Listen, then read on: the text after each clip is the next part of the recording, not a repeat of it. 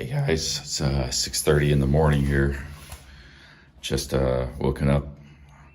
I started some streams in my hotel, but I never. Something a little different. But we might do a marathon. Oh man, look at that moon. Beautiful moon.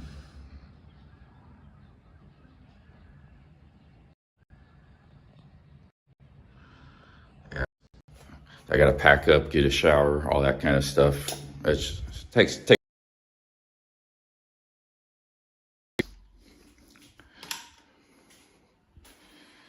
Yeah, I gotta get out of Surin, man, because I just been here too long, and I had reasons to stay here. The Cambodia visa run, dentist.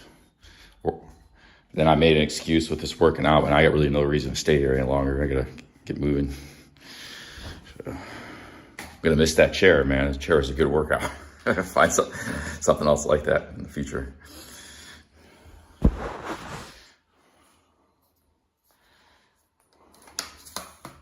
But yeah, I got to get back to streaming. I haven't been streaming enough. Kind of slacking off too much. Not too hard at the end of the day. You just got to turn the camera on and talk, walk around, do stuff. You just got to do it, you know. Got inspired by Ice Poseidon and Kelly Cowdell. They're doing 12 hours every single day now. I mean, I used to do that, but not in a while. I haven't done much of that one recently. Tripod set up here. All right, guys, I gotta get a shower. Actually, I gotta turn the power on.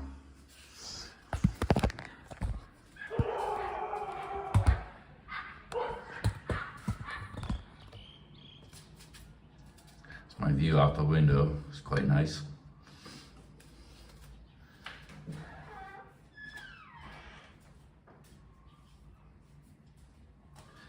Show you my bathroom. This shower is the best shower that I've had in Thailand ever. It's hot water and it's really nice. It's shorts dry in there. Hey, Cardo.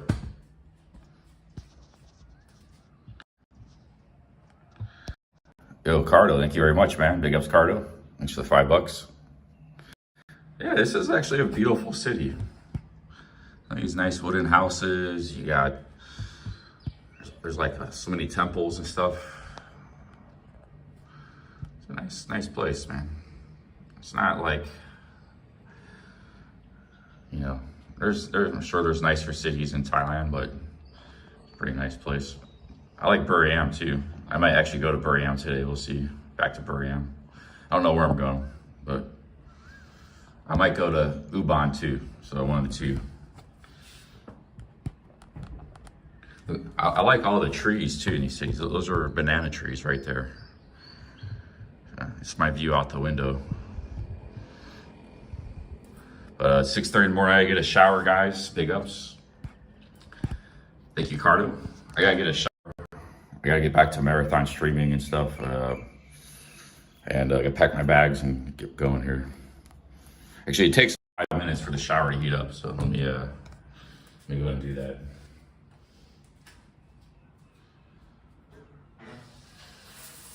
And somebody must have complained because the shower was like really hot, but it wasn't like scalding hot or anything. But it was very hot. But somebody must have complained. They must have turned down the hot water tank. It's still like warm, but it's not as hot as it was. Like, people would learn how to work the shower, man. It's like it's too hot. You turn the cold up, man.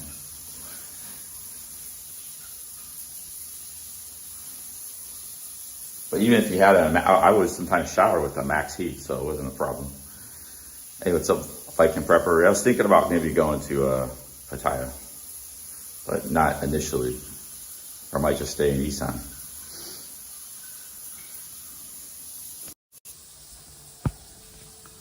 There's a full moon. Look at that moon, man. Still see it. I'm gonna take a shower. I'm just gonna leave my camera pointed out the window. You're not gonna see me taking a shower. You might hear me taking a shower, but not see me.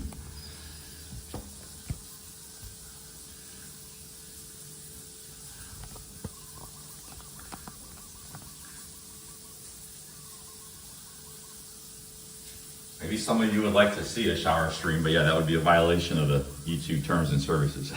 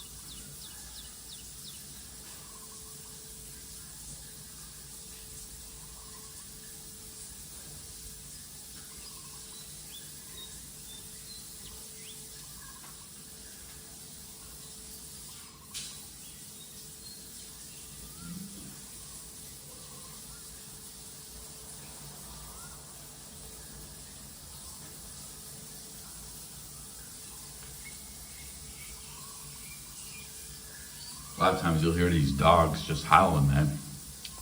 Actually, right before I started the stream, the dogs were going off. So I'd like for you guys to hear that before I close this, leave this room.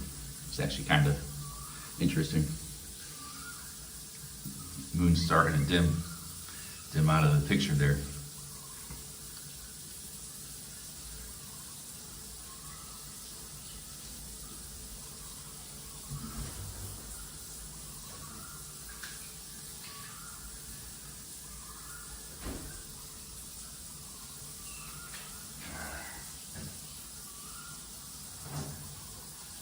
I'm going to do one last chairlift before I leave. Actually, I might do that now.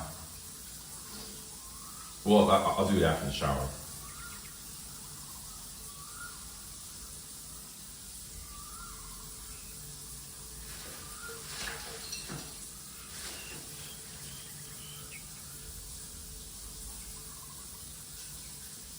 We need like a carton of this ice cream. Sherbet. Been eating a carton of this every day. 800 grams of sugar. Sherbet is mostly like glucose and sugar ice cream. It's not a lot of, there's no dairy or anything in it. But I've been eating like a carton of this every night. It's probably because I'm working out, man. I want the calories, you know. But, you know, sugar is, well, if I work out, it's only gonna be 5-10 minutes. Just a quick little workout. Then I'm gonna go travel, go outside, get some coffee and catch a train. But, you know, if you got like a sore throat, you're getting sick, sherbet's actually a good thing to eat. Yeah, the doctors actually recommend it if you get like your tonsils removed and stuff. They say you could eat sherbet. Yeah, it's like, you can't see the moon anymore. It's amazing how fast it disappeared.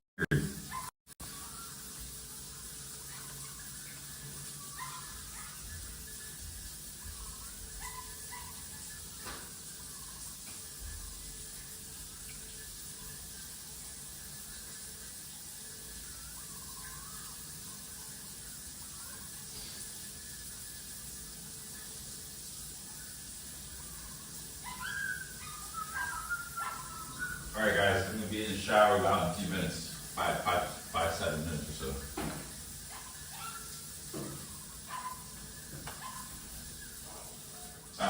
shower's still cold, man. Sometimes it takes a long time to heat up. I hate taking a cold shower because it's actually a little bit chilly. So you wait a little longer, I guess.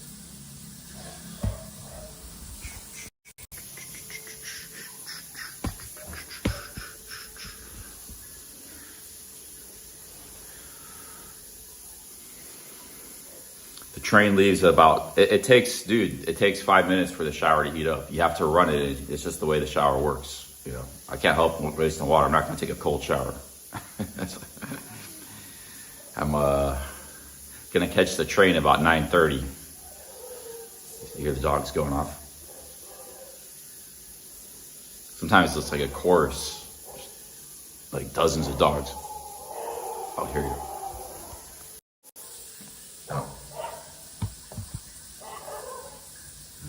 Sometimes they don't get going though.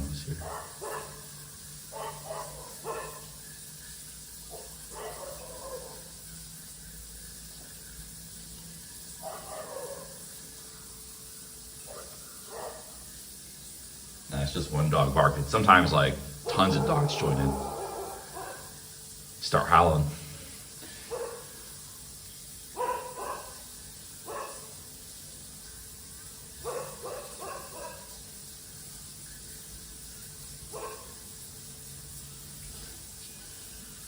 Yeah, it takes a while. Actually, I didn't know this place. I didn't think this place had hot water. My first day here is it takes a while sometimes for the hot water to charge up. But once it's going, it's good. It doesn't mess up. Shit, it still ain't that bad, dude. Still ain't hot. This took him a while before. Wait a little while, I guess.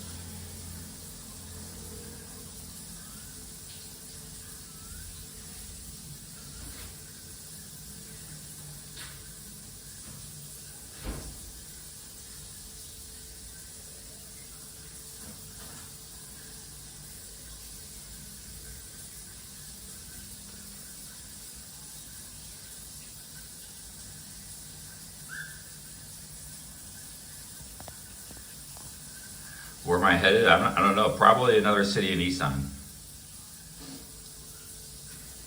But I'll be with you guys in a minute. I was hoping to just get a quick shower, but I can't.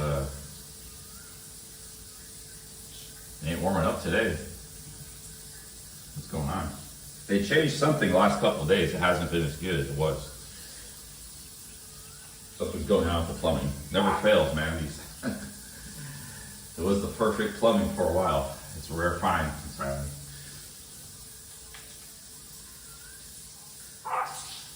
Yeah, I don't know, man. I might have to skip the shower and get one later because that looks like it's not heating up at all today. First time I've done that.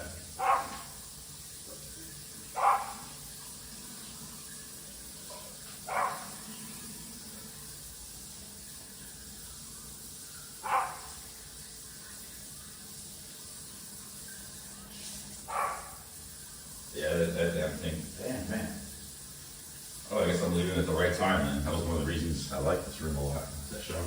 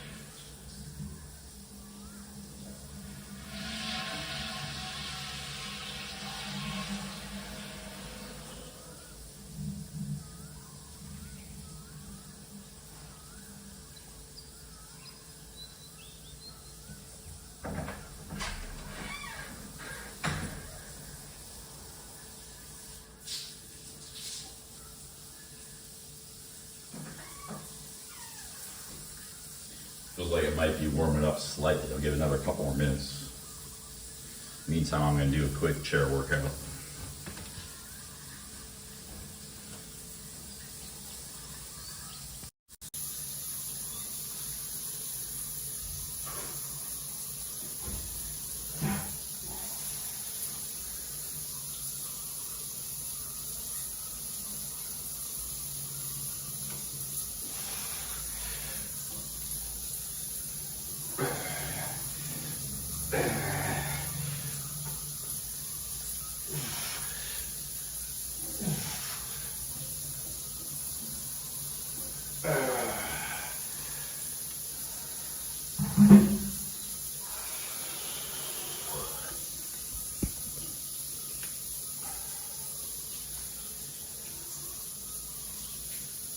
Yeah, they heated up today. Wow, that's weird. All right, first time that happened.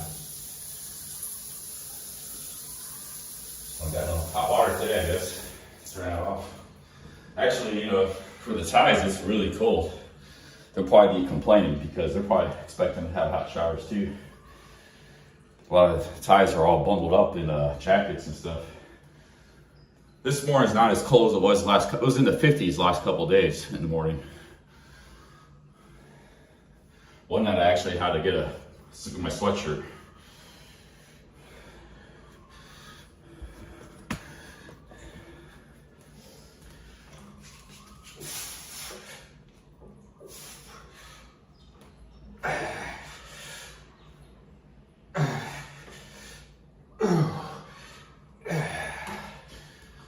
I'm not going to do too much working out for one. I haven't had a coffee or anything yet.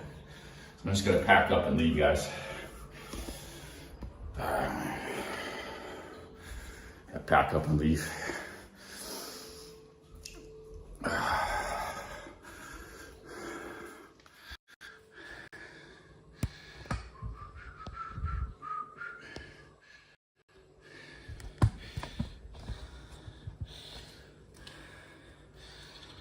I'm gonna put a shirt on right now.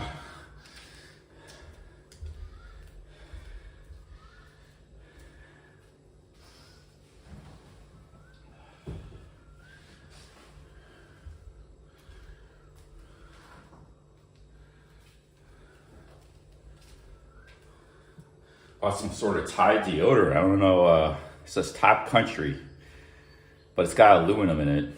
I don't know, it's cheap though. My other deodorant ran out. I got to try this.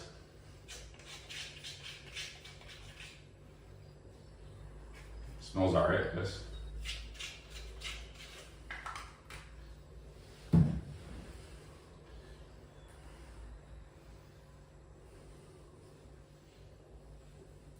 I don't like the smell of it.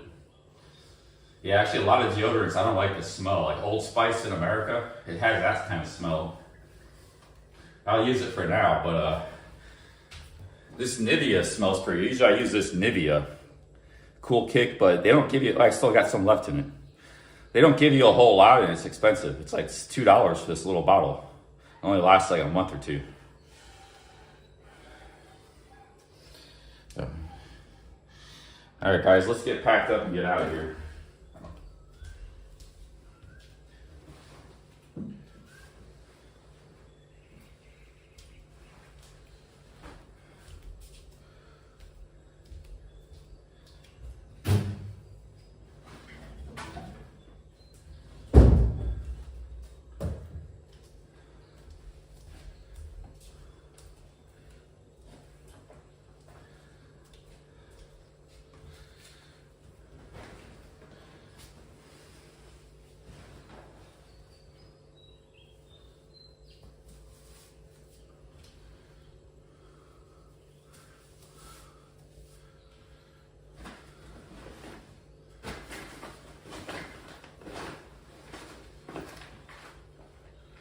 I still got the power bank Nigel bought me. I might have to be using that because I got an issue with the battery charging. Something's going on. I don't know if it's the power bank or the phone. It's one of the two. Here's my Indian rupees. Still got a bunch of Indian rupees. 500 Indian rupees per. I don't think I'm going to India right now. I'll just keep those for when I do go back sometime.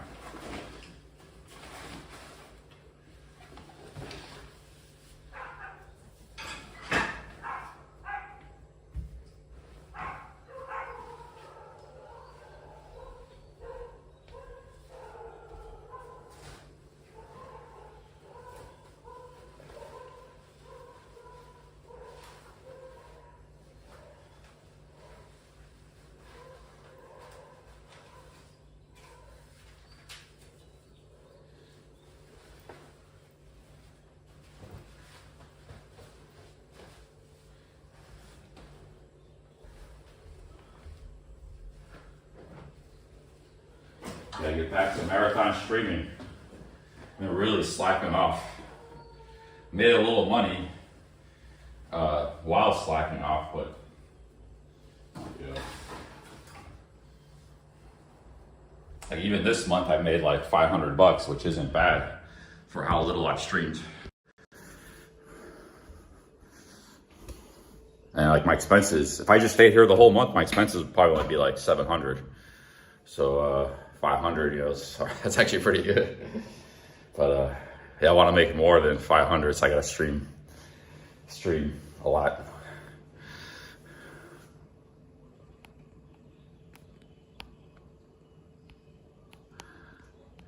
Well, I might stay in Isan initially. Where would you like me to go, Yukio Neo? Because I know some people are just seem like they're never happy wherever I'm at.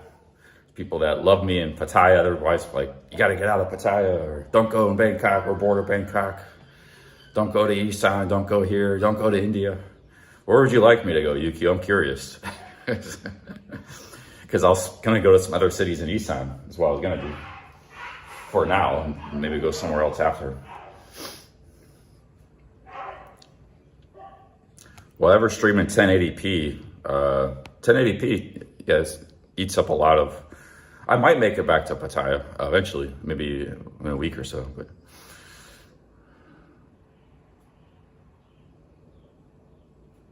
you'd like me to go see Pattaya? Okay, yeah. Well, I was just curious because, like, I know, like, when I'm in Pattaya, people are like, "Oh man, don't go there." It's like, so you're Pattaya. You like to see Pattaya? Yeah, I wouldn't mind going back to Pattaya myself, but I might not make it there right off the bat. Might make a few stops first.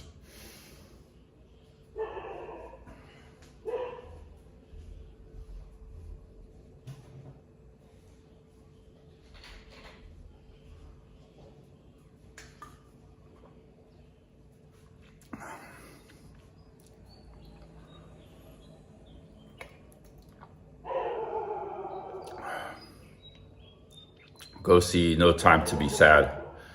Tat Panam. Isn't he in Nong Khai?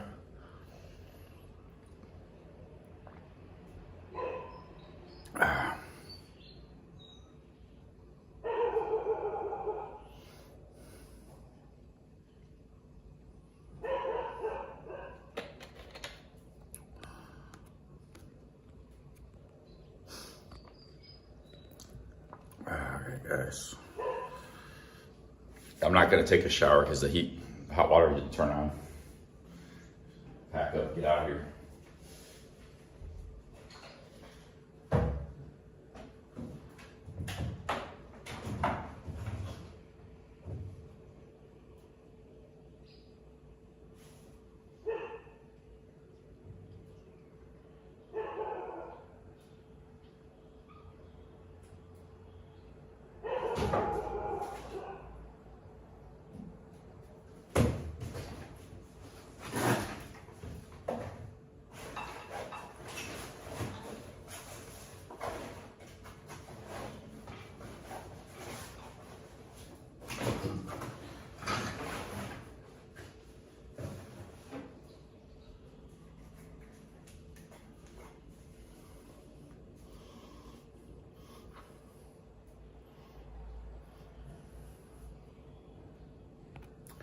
Small Time says, no point going to Pattaya unless you're there to party. Yeah, you have a point there.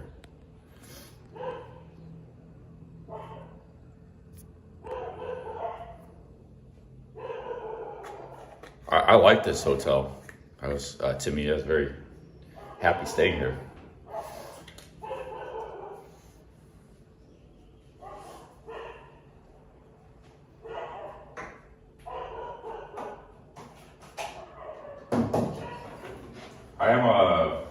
I do need to change the scenery. I'm kind of really bored of Surin. I massively need to change the scenery. Yo, Yukio with the 2 British pounds. Thank you, man. Thank you, Yukio. Thank you, man. Yeah, I'm thinking about going back to Pattaya. Yeah, I might. We'll see. Not today, but in the near future, possibly, yeah. Yeah, big ups, Yukio.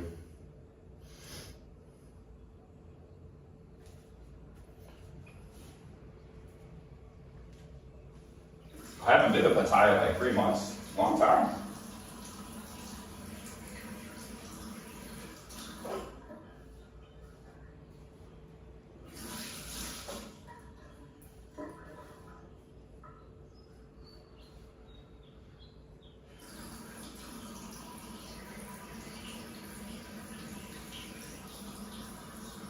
Shit, I got sherbet on my shirt. So I just told you guys I was eating those cartons of sherbet. A little bit dripped down on my shirt, man. I need this shirt. I could wash it right now in the sink, but just wash it with a towel. Yeah, I was eating sherbet. Some of it dripped down. I had a whole carton, so a little bit dripped down.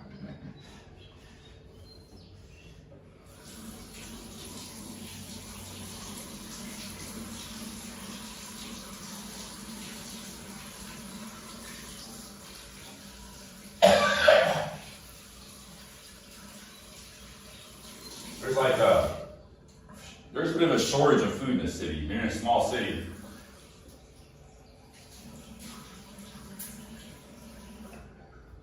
When you're in a small city with almost no tourists, the locals, they mostly just cook for themselves. So you end up not having a lot of food options.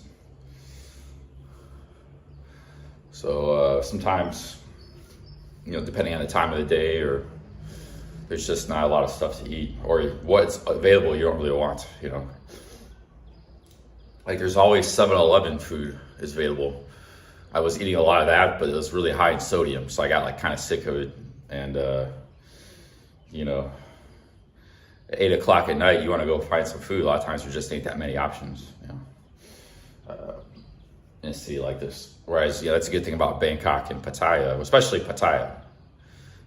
Pattaya more so than Bangkok. You got a lot of different stuff to eat, Like, just look at all the different stuff on Soy Bukaw between the street food, the markets, the foreigner food, the malls. I mean, there's a lot of stuff to eat there in a very little space, Now, they don't always have the best food in Pattaya, especially the best Thai food, but there is a lot of stuff available.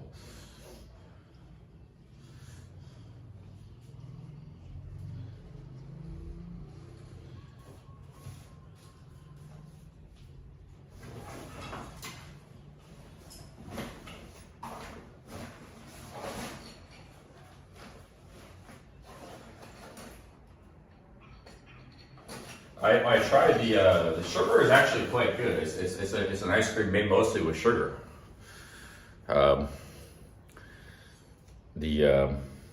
It's mostly made with sugar.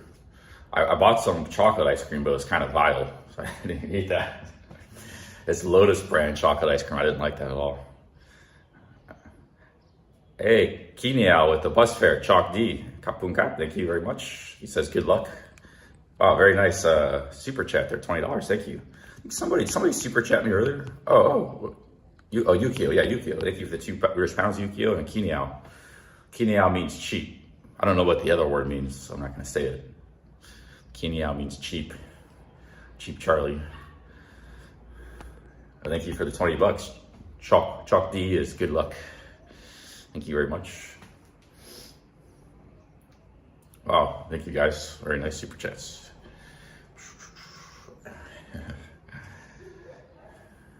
Yeah, sometimes because I get kind of hungry at night, and I had the option last night to go get a rice and like a pad krapao type dish, but that's pretty high in sodium too. It's already pre-made for like 25 baht. 75 cents. Like, you know, I'm just gonna get this sherbet, 700-800 calories of sugar. And actually, I feel really good when I do that. Sometimes I eat fruit or like ice cream for dinner, high sugar ice cream. But earlier in the afternoon for lunch, I had a cow moo, which is like pork, red pork with rice, greens, and an egg. So I had proper food or solid food, you know, throughout the day. But eating like a high sugary meal in the evening at night is actually not bad all the time. Breakfast is gonna be probably Snickers and coffee right now. If I ever get myself out of this hotel room.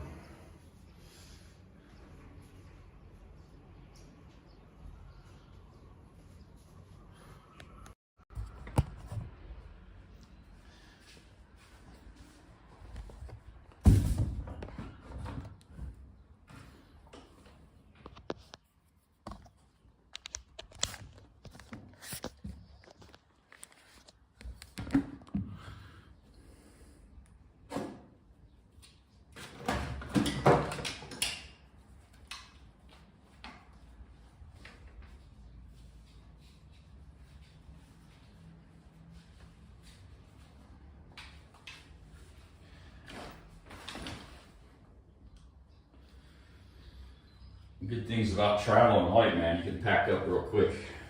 Just got really few things to pack.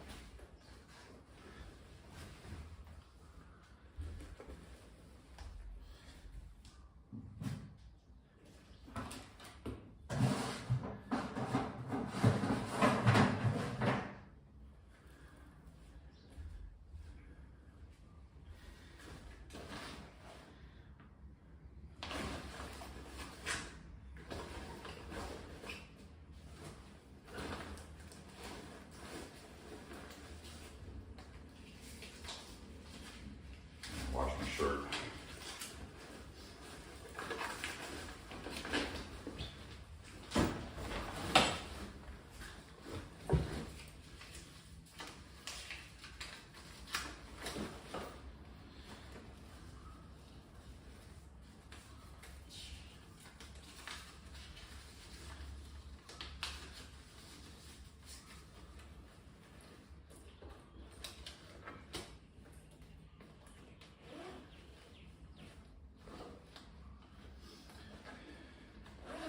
You know, the people are really nice out in these Thai cities and East Side and stuff. Very lovely people, but sometimes I do miss being around some other foreigners too. I like being around other foreigners. I like a mix actually, you know, because I don't want to be 100% around foreigners. Like a Phuket type. Phuket is kind of like that. Patong is like that. It's just a foreign enclave, you know. And I also like being around Thai people, so I like being around both. The problem is like some places are one or the other, but Thai actually is like a mix. It's you know, it's a good mix. That's why one of the reasons I like the place. And some of Bangkok is a mix too.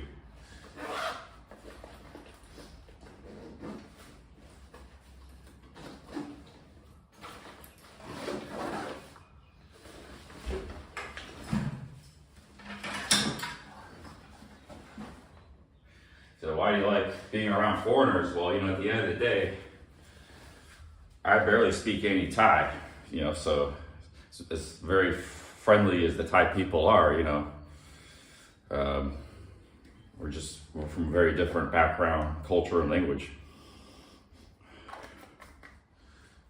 But yeah, people have been very lovely here, very nice in Isan.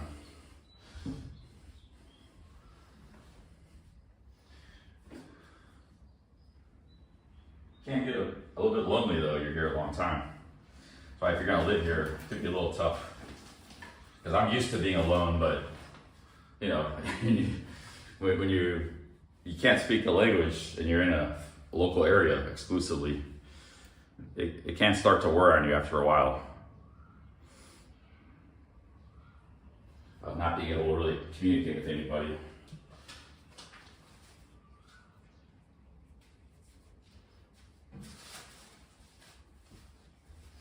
That's why a lot of the foreigners and expats, they live clustered up with each other in Hua Hin, Chiang Mai, Pattaya.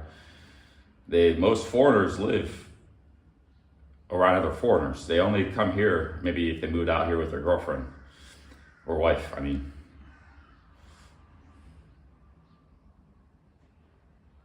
But guys, I think I'm all packed up, so that was easy. Yeah, nothing to pack.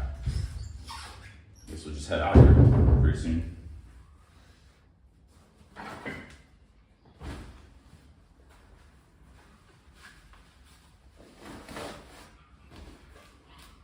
I think I might take this shirt off anyways, because it must be getting warmer today.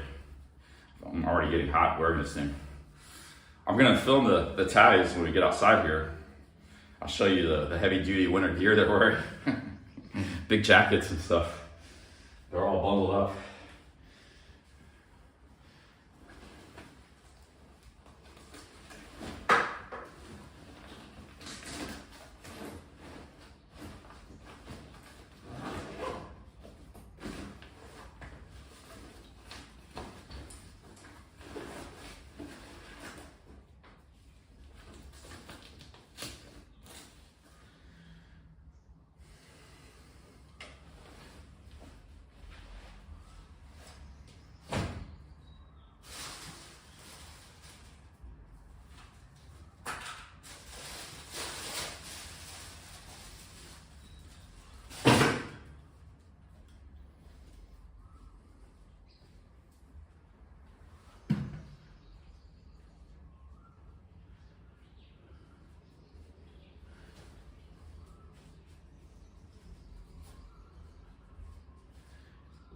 I invented another chair exercise. I want to show it to you guys real quick. It's called the chair get up. So let me remember how I did this.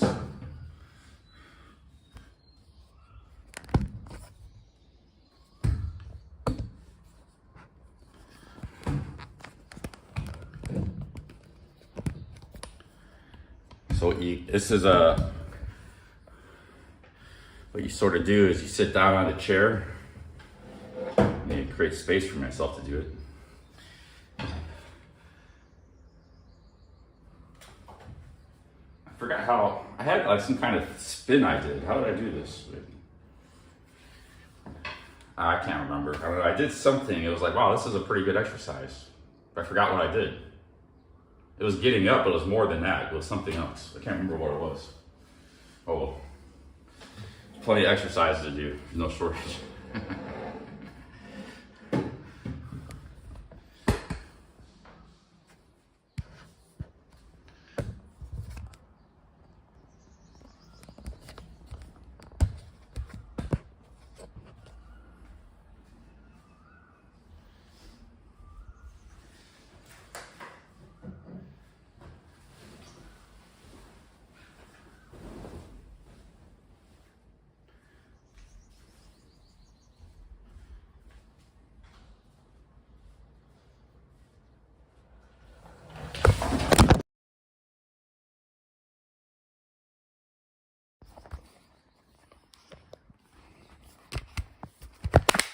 Tripod fell over.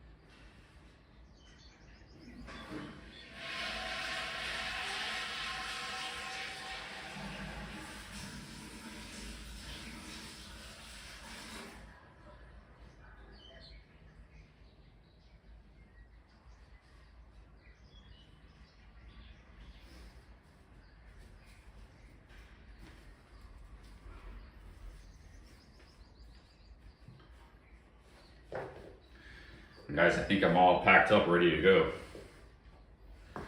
So no reason to stick around here any longer.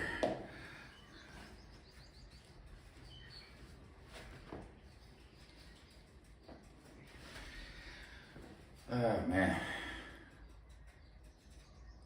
Yeah, there's slow travel and then there's too slow travel. I've been on way too slow travel side of the game.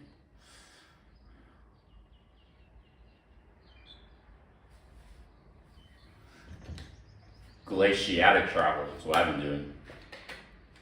Moving at a glacier's pace.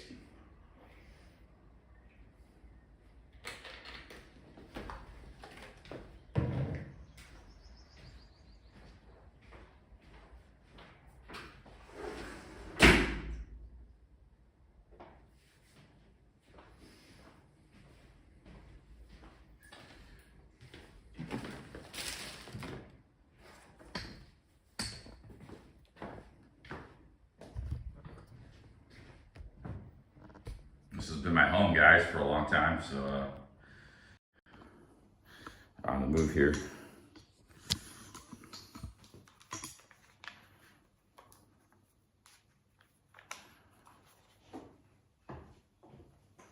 Oh man. Put my power bank back in the thing here.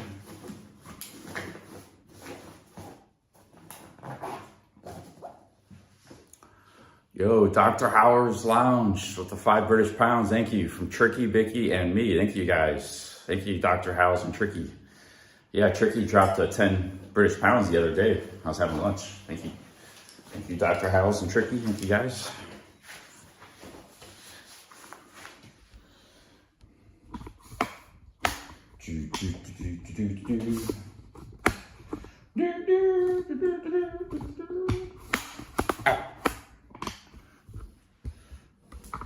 You Dr. How's Lounge.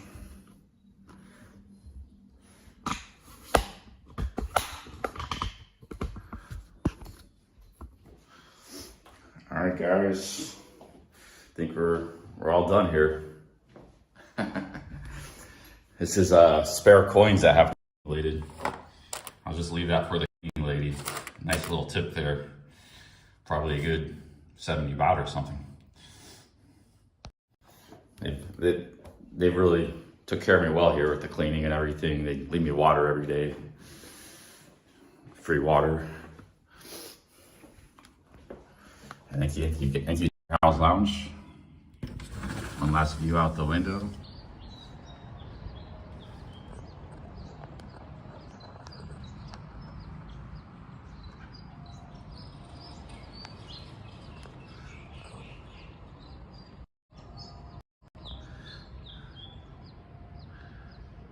All right, guys, let's go. Let's go.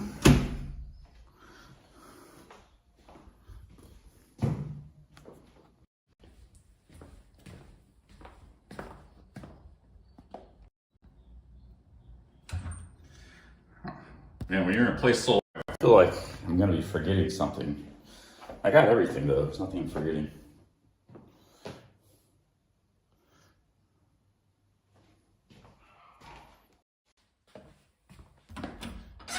All right, guys, let's get out of here.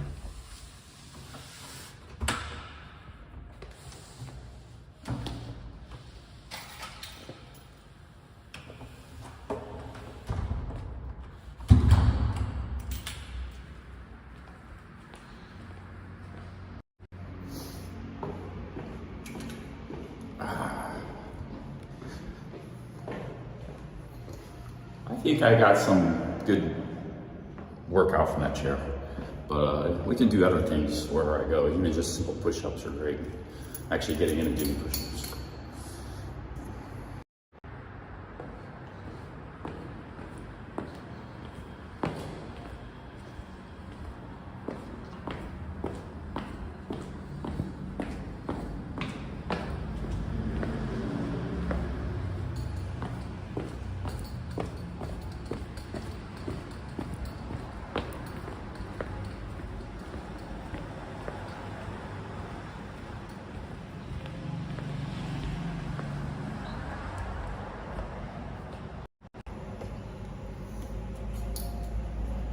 See if the guy's gone.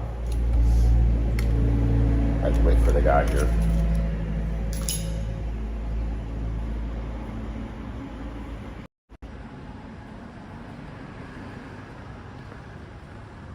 Might be at the bathroom or something.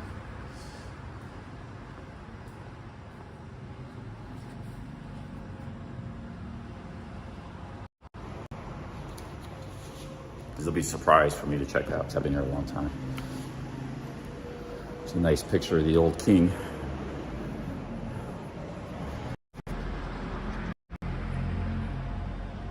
That was the king that passed away in 2016. Very beloved king. He was king for about 60 years, I think.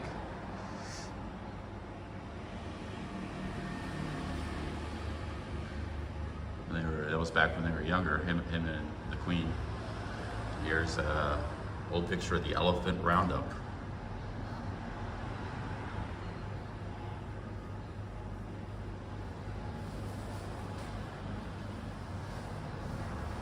This province is famous for the elephants.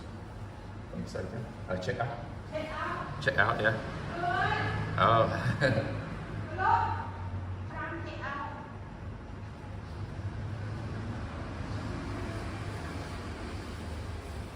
Cap on cap. Bye bye. Hello, check out.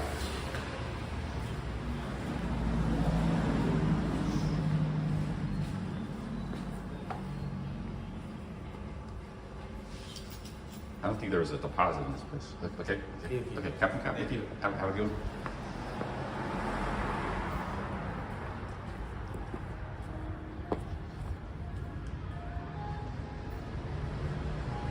Yeah, there was no deposit. A lot of hotels ask for deposits, but yeah, this one didn't.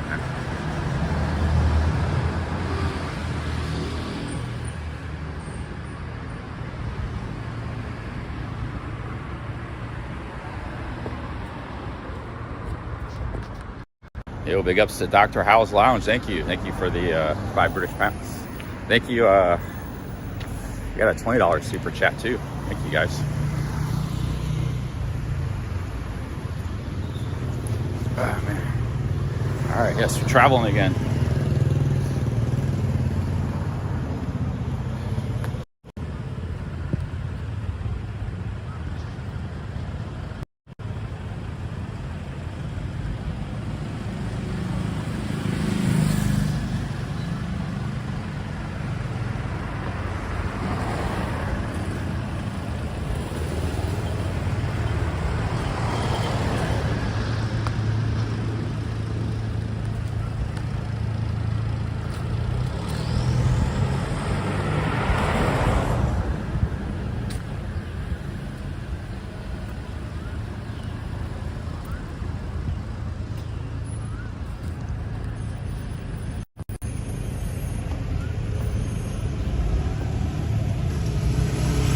always have a traffic jam here this time of the day.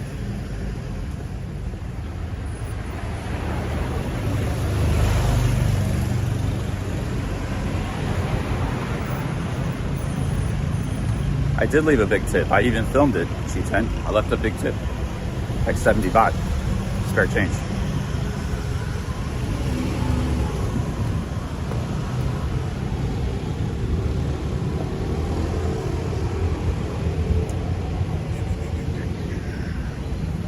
One reason I showed it is because I had a huge amount of change that accumulated over the time I was there.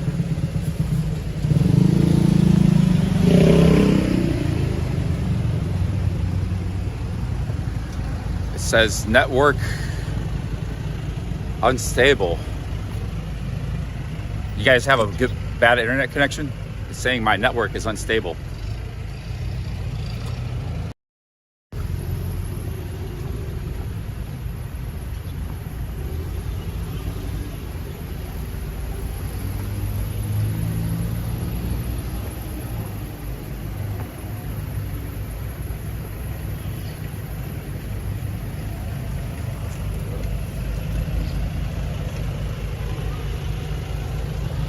Okay, it was saying my end it was bad.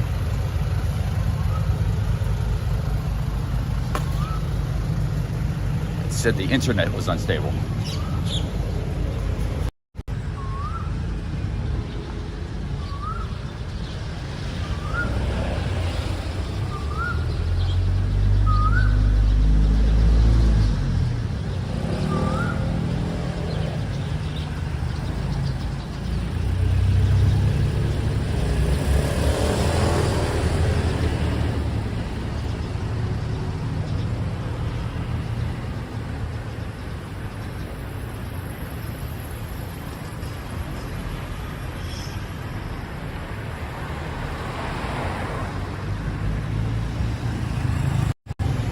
They have buses that go to Pattaya from here direct.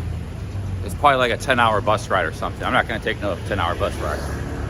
I'll stop at if I do go to Pattaya, I'll stop at a few places in between, break the trip up, because I enjoy the places I stop at. You know, it's not like that's a waste of time for me. Some people may not enjoy those places, bypass them all, but I like stopping in the small towns in between.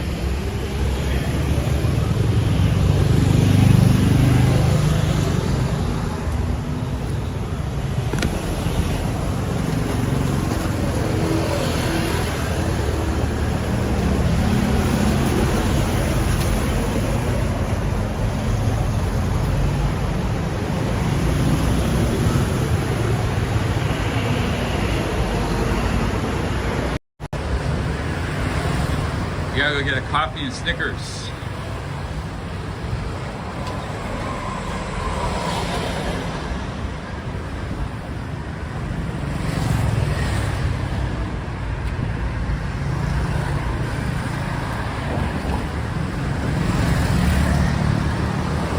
see everybody's got big jackets on. I'm the only guy in a t-shirt.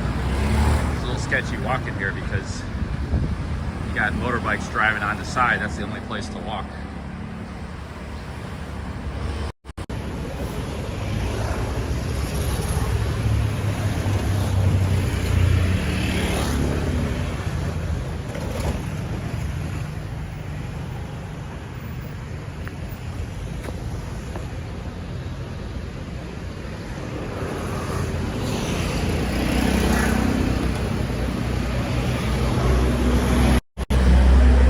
Year-old coffee shop. Coffee house, 100 years old.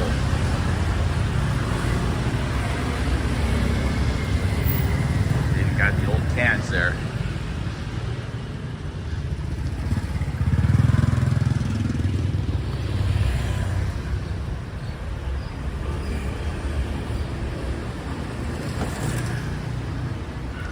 Oh, what's up, Maximus? Where am I headed to? It's either going to be east or west by train.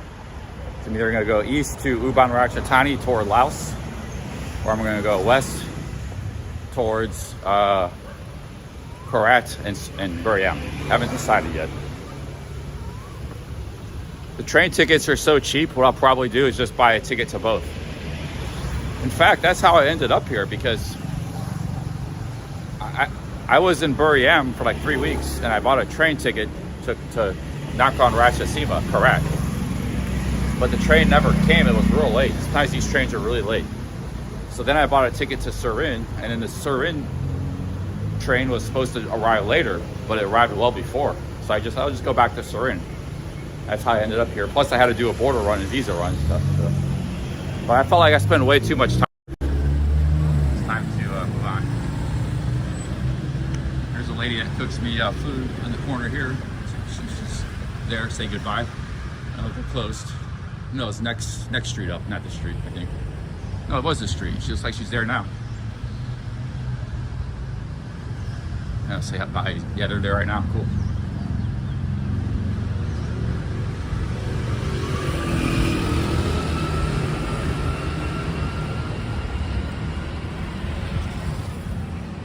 Hey, Swaddy Cap. Oh, good morning. Good morning. I by Road 5. Sotani Road 5. Okay, bye-bye. Bye-bye. Yeah, they cooked me a lot of Somtam there. Somtam County out. They were just getting going, so they probably didn't have stuff prepared. I was gonna maybe get some food, but there's an English teacher riding by, ferrying. They got some English teachers that live in this town, because I see him. That guy looked definitely like an English teacher. He was an English teacher because they have a huge medical and education establishment in the city. It's a center of that stuff.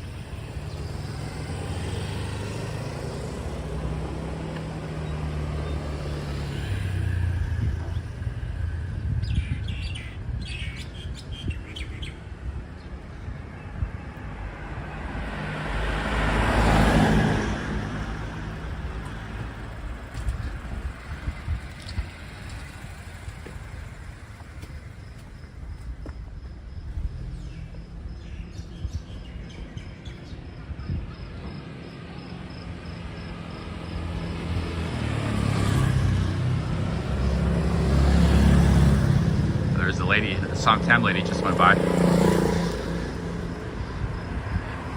Husband probably tell her, or son or husband, probably son. She's pretty old.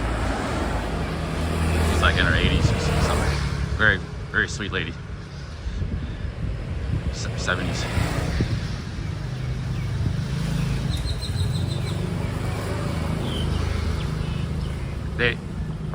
They did a TikTok short with me. I was making Somtam. They filmed me making Somtam for a TikTok short. So somewhere on my TikTok making Thai food.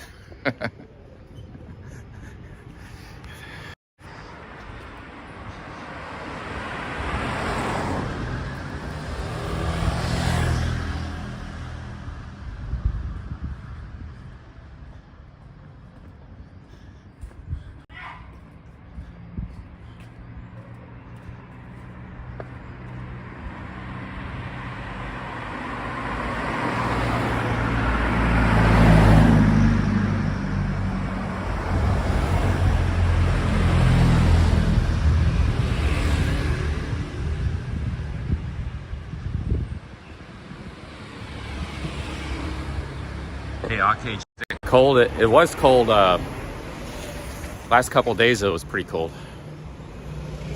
It's a little bit cold now. It's not too bad. For me, I got t-shirts and shorts, so it doesn't bother me too much. But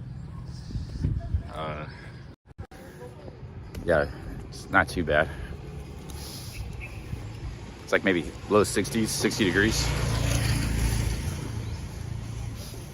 It will get to 80 in daytime. It's just early morning. It's in the low 60s.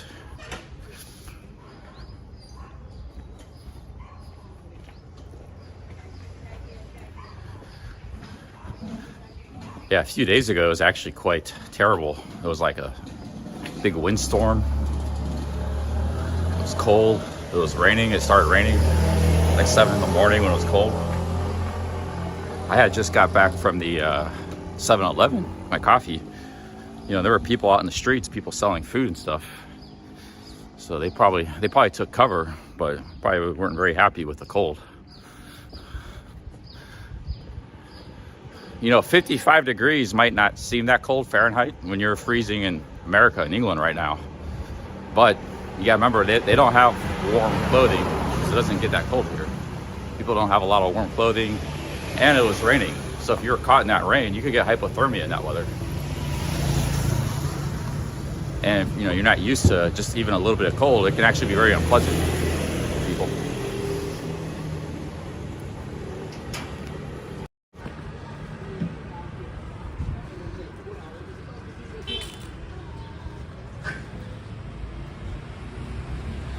You see, look, they're big jackets. Everybody's got a big jacket. Winter hats. And it's only 60 degrees right now. It's not really. I'm in t-shirts and shorts.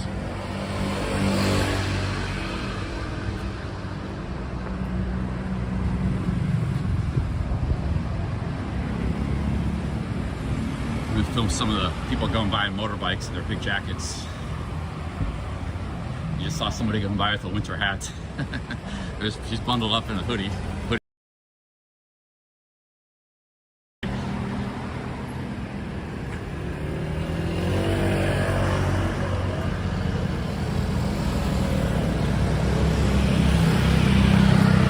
it's not that cold right now.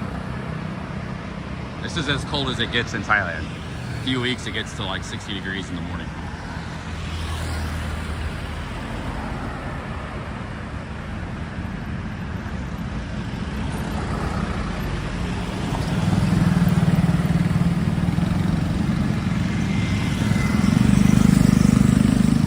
Everybody's got winter jackets though. Guess they got them in their closet, used once a year.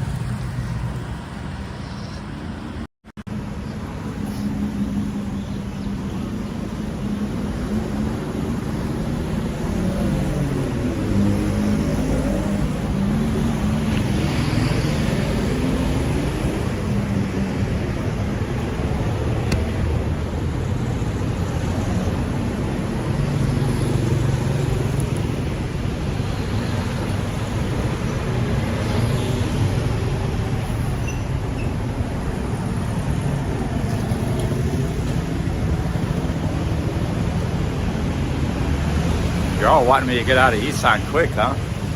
You want me to get a flight?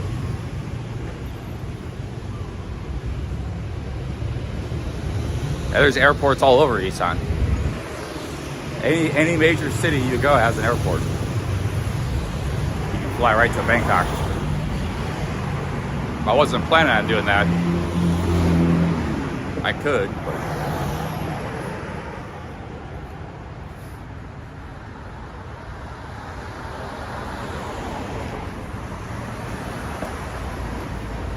you guys are really missing Pattaya, huh? 2 months in Isan is like, man, I gotta get this guy back in the middle of the action. I sort of feel the same way, to tell you the truth. Is Isan underdeveloped compared to the rest of Thailand? What I see, it's. I mean, it is statistically. I'm sure it probably is, but I see a lot of prosperity here. It's not too bad. Infrastructure is pretty good. You know, the roads are good. A lot of nice homes and cars everywhere. Businesses. So yeah, I guess it is supposed to be a little bit poor. Probably out in the country, but it gets a little more rustic. This is actually in a city, so I've mostly just been in the city. I did do a couple trips out in the country, so I saw a bit of it.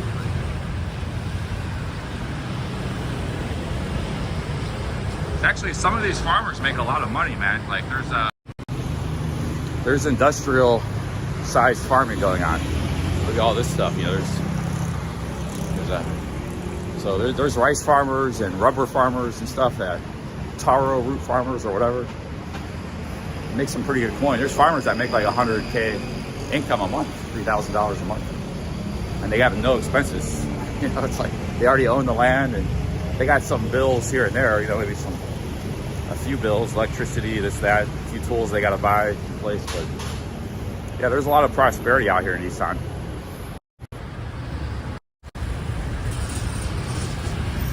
I haven't seen that much poverty here in the city. But actually, yesterday I had 3 young guys, maybe in their 30s, late 20s or 30s. They might have been in their 40s. They might have been my age. They were like smoking cigarettes, kind of hanging outside the temple. They asked me for some money. They were kind of like rough looking. They might have been semi-homeless going to stay in the temple. That was like the first time, one of the few times I've seen something like that. I gave them 40 baht, like $1.30. They asked me for some money. But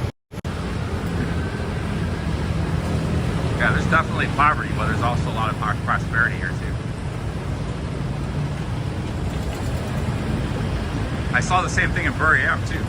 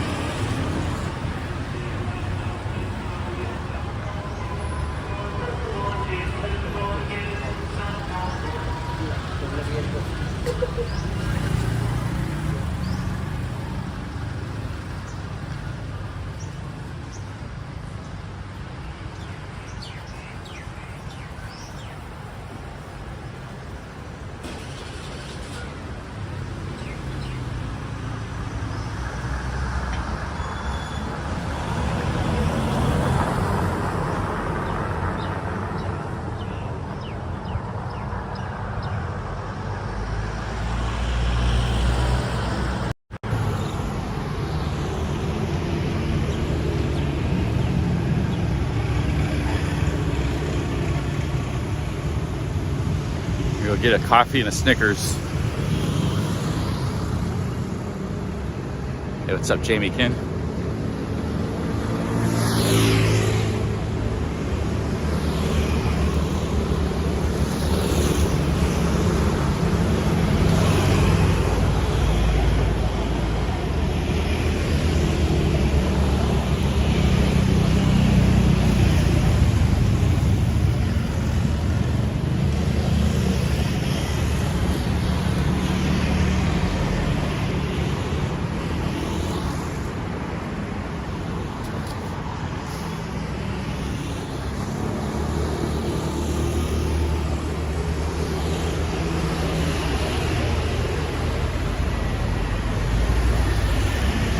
You guys really miss Pattaya. Yeah, I might go back there.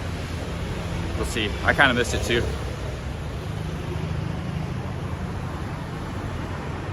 It's almost been 3 months since I've been there.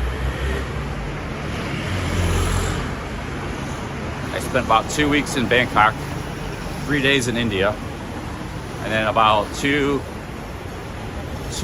months and 1 week in Isan. So almost 3 months.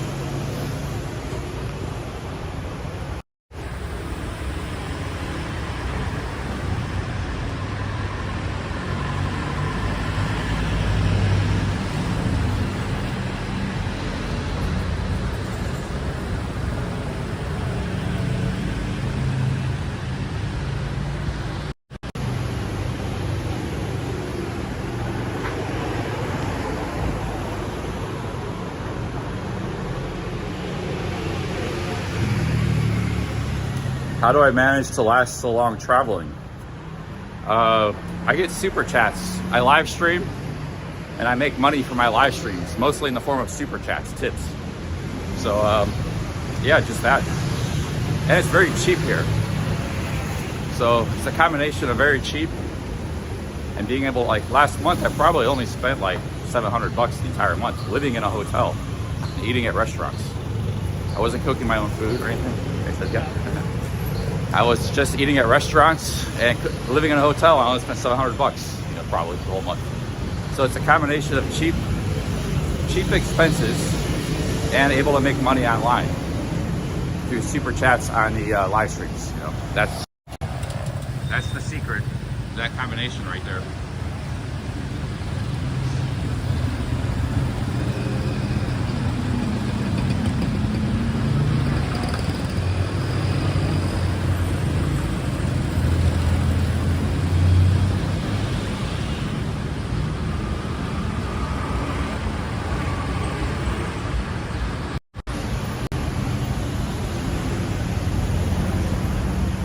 I'm very fortunate, I'm very fortunate that I have a channel I can make money off of, like this. There's people with similar sized channels and they live stream, they don't get much super chats. So for some reason, we have a very generous audience on this channel that likes to super chat, tip 5, 10, 20 bucks, sometimes $100, and that basically pays all my expenses. So I don't ask for it, but people just like to do it from time to time. Like today, we've already made, I don't know, 25, well, we got a $20 super chat and like a lot of 5s and 2s and stuff. We probably made like 30 bucks already a day. And they're just getting started 1 hour in the stream. I do have a pretty large live stream audience. I know like 170 in the chat doesn't look like a lot, but people come and go all the time. You're streaming all day. It's actually a lot of people watch these streams. Thousands tune in every day. So it's not a bad gig. You're not gonna make bank a lot of money probably, but you make a little bit. You get to travel, live a free lifestyle. Would I stay and see him reap? I was thinking about it. If I were to go to Cambodia, yeah. But I didn't go to Cambodia. Sorry, now? No. Morning. Now mine? Now mine? ไม่น่าจะหนาวนะแต่ไม่แข็งข้าง เพราะไม่หนาวหนาวนิดหน่อย Okay. I asked them, they're all cold. Are you guys cold? And they pointed at me, you're not cold, you're wearing a t-shirt and shorts. Now it means cold.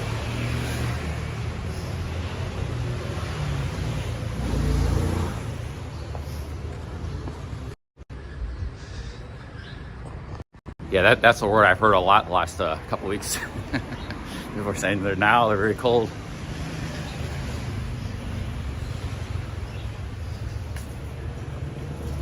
Yeah, Siem Reap, the Cambodian border is only an hour from here. It's very close, hour and a half. So, and then from there you can go to Siem Reap. It's about 2 hours from the Cambodian border. I've never been to Siem Reap.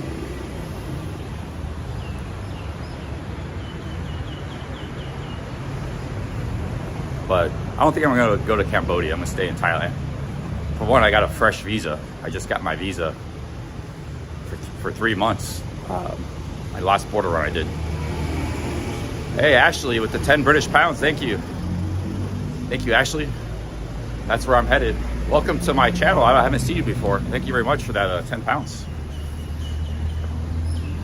Yeah, I'm headed to get a bite to eat and a coffee.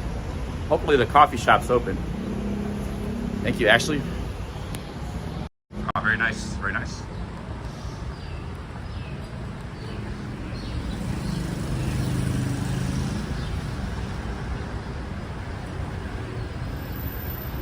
There's a CD here.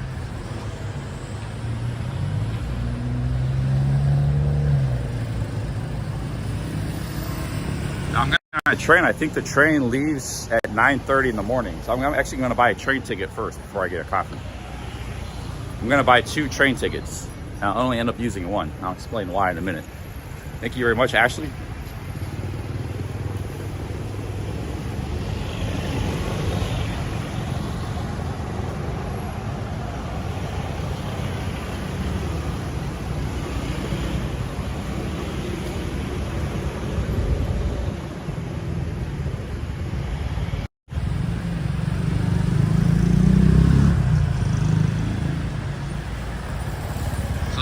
Train tickets are only like $1 or like 75 cents. They're so cheap, and they arrive at the same time. There's a train going east and a train going west, and they arrive at about the same time. So I just buy a ticket to both directions, and whichever one shows up first, I take. So it's like a little game. I leave it to the chance of fate. Am I going east or am I going west? Whichever one shows up first will determine that. But the ticket's so cheap, it's no problem losing that money, 75 cents, literally like 75 cents. There's the elephants. This province is famous for its elephants. Every November, they actually have an elephant festival we attended. It was an awesome experience. And all the elephants, they assemble right here, right in the square. And there's the train station. Let's go buy our train tickets.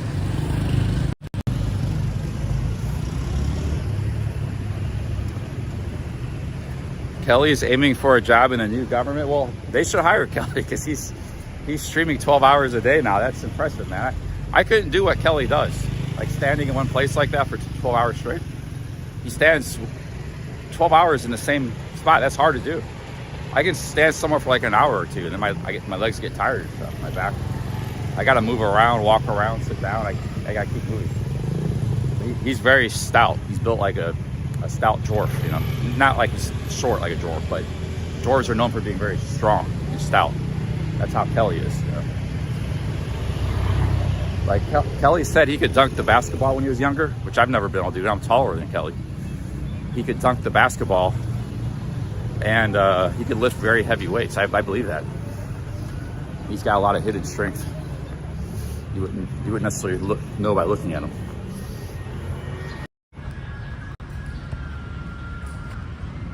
Because I've actually seen guys like Kelly who are kind of built like him, who could dunk the basketball. They're like 5'10", and all of a sudden they're just zooming across the court and dunking the ball, man.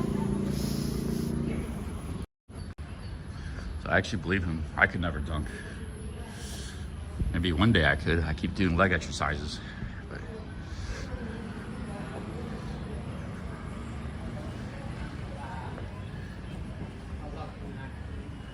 a lot of ruins in the city, or in this area. Ancient Khmer ruins. It was part of the Khmer Empire. It's a very old area here. 1,000 years ago.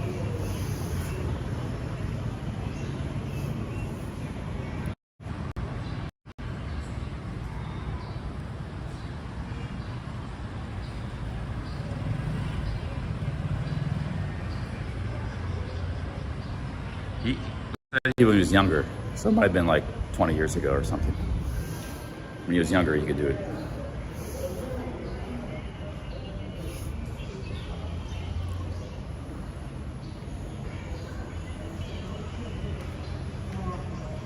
But so yeah, like actually a guy like that, I'm saying the government should hire him because he would be, if he can do that for 12 hours live streaming, he can do whatever office work the government needs. You know? He lives in DC. But they don't hire guys like me and Kelly. They want you to have a college degree and stuff. You have to be part of the club, or work in government or military or before. You can't just be a guy off the street and get a job with the government most of the time, I don't think.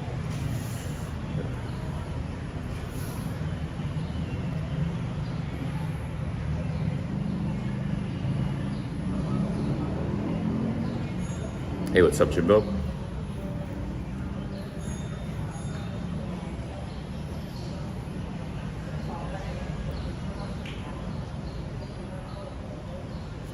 Kelly's been alone.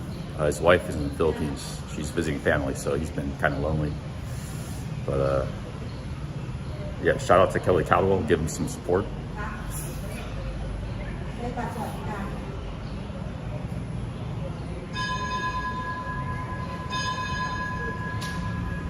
The train's coming right now.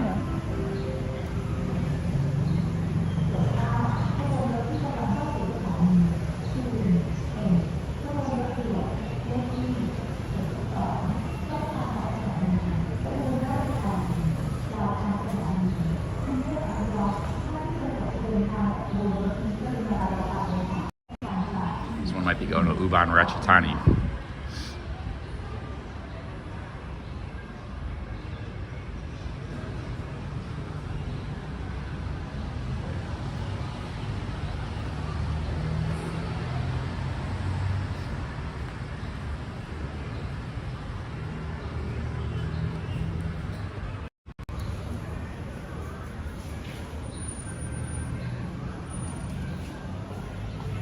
Sorry, Cap. You have by Ubon Ratchathani? 9? 9:15? Oh, 9:10. Okay. Okay. How much? 31 baht. 31 baht, guys. We're gonna go to Ubon Ratchathani.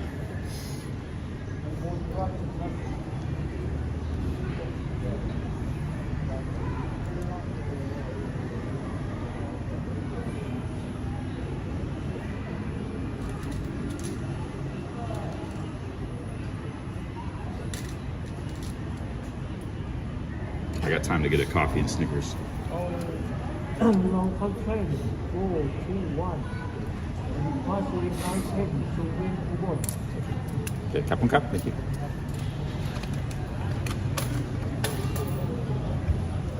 Okay, we got our train ticket. It's like 80 cents.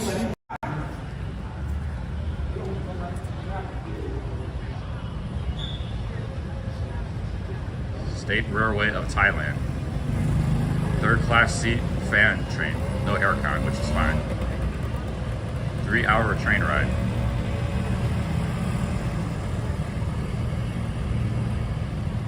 Yeah, you can see the price right there, 31 baht. Like 85 cents.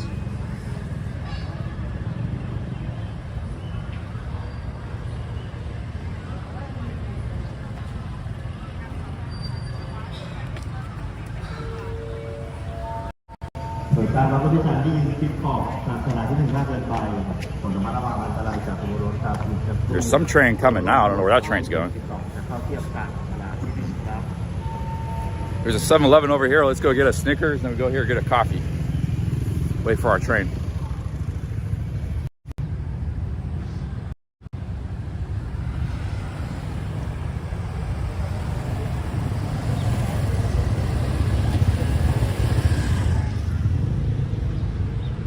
Beautiful morning here, guys. You got the sun. Nice cool weather, 65 degrees. Can't beat it. Beautiful morning today. We got up nice and early, 6 o'clock. Turned on the stream and boom, we're live.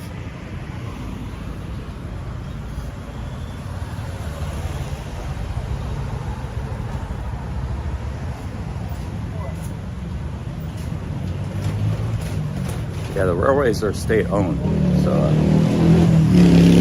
state-owned railways.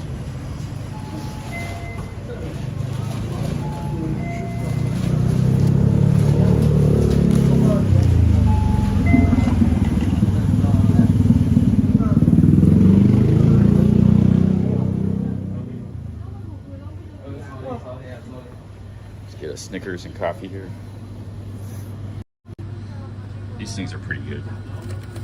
It's like a Japanese bun with beans inside.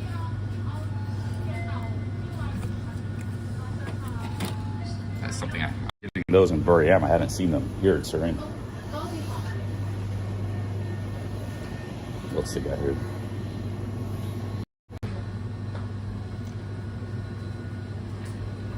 Toffee cake. That looks pretty good. It's very lightweight. And I see it's too lightweight, so it's probably not very good. A good cake is like dense.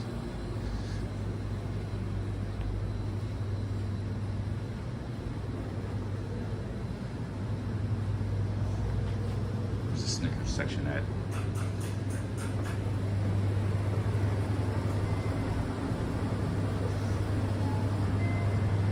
So I've been eating a lot of this stuff.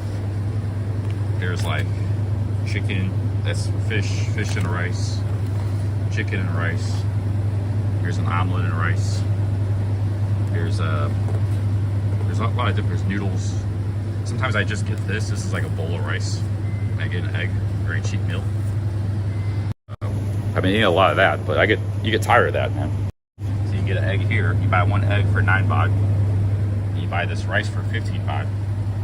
You got a meal for 60 cents. So that's a lot of times what I eat. Okay, here's the Snickers. Oh, sold out. They got a special 2 for 1. But they're sold out right now. As they have Snickers up front. Oh yeah. Perfect. 2 Snickers for 1. Oh, they're small Snickers though.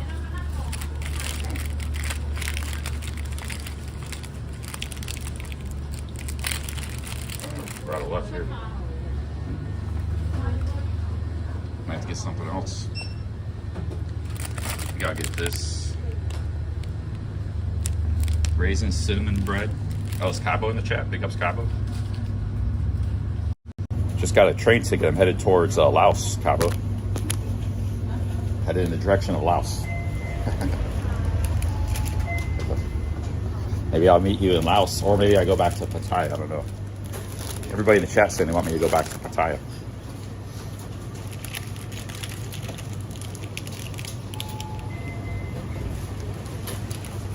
Okay, so we got a pastry and a Snickers.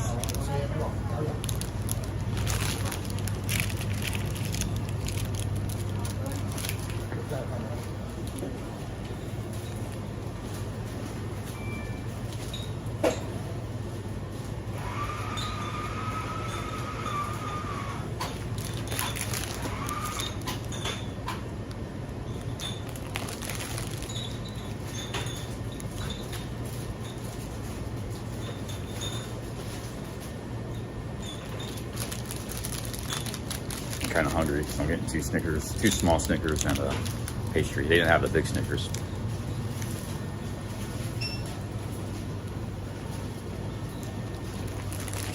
Sorry.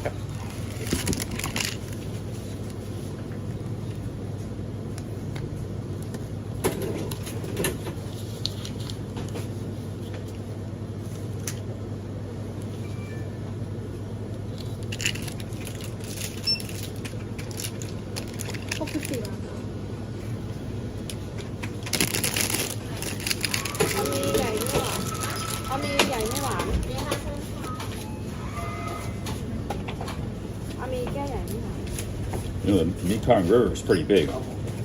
The section of Laos I'm going to be near is nowhere near Vientiane. That's by Udon Thani.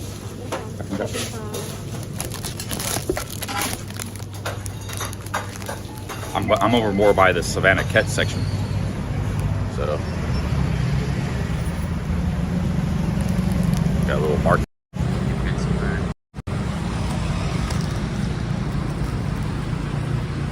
What are they selling over here? It's like some grilled meats.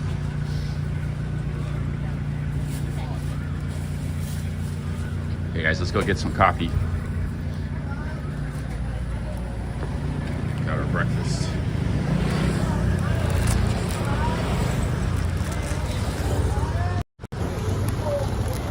I'm headed to Ubon Ratchathani. I just bought a train ticket 5 minutes ago. Headed east towards Laos. But I might actually get off at Sea Saket. I have the choice whether I go to Ubon or get off at Sea Saket.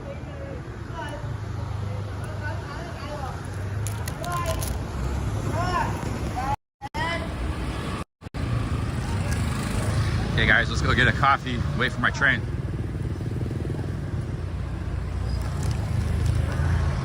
I've never been to Ubon.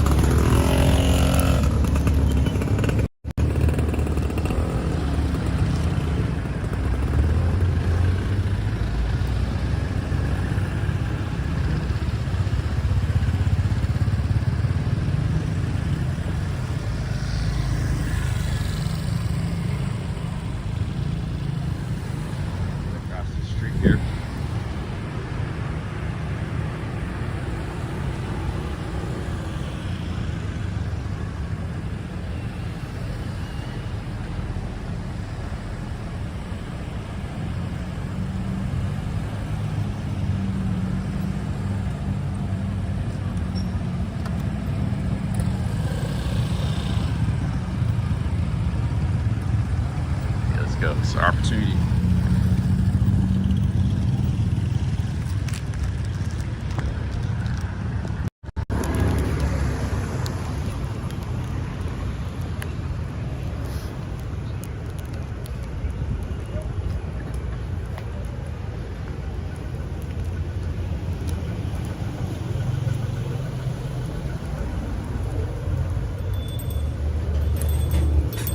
Sorry, Cap.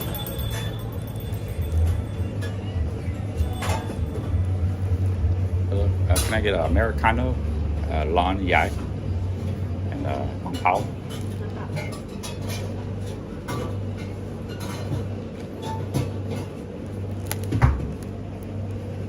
Actually, Rolo, I just bought one ticket, so I don't want to go to Karat. I want to go to Uban.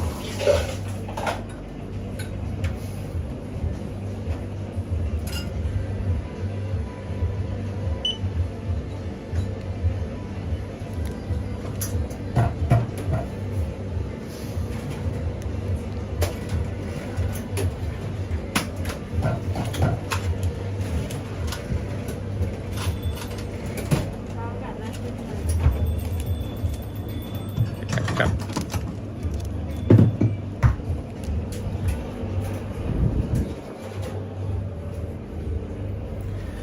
Ah, man. My legs are still sore from that workout a few days ago I did.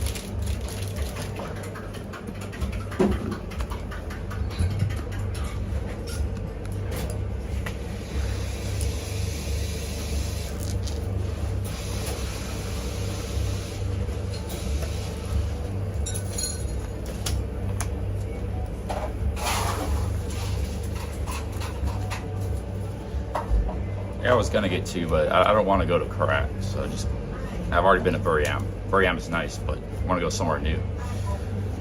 So hopefully the train just arrives on time, you know. Sometimes it doesn't, sometimes it does.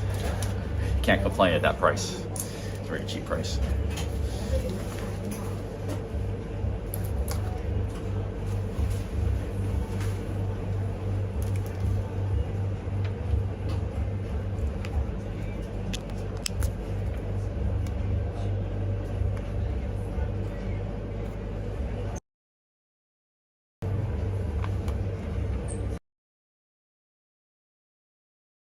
Doesn't arrive. Buriram. See what happens.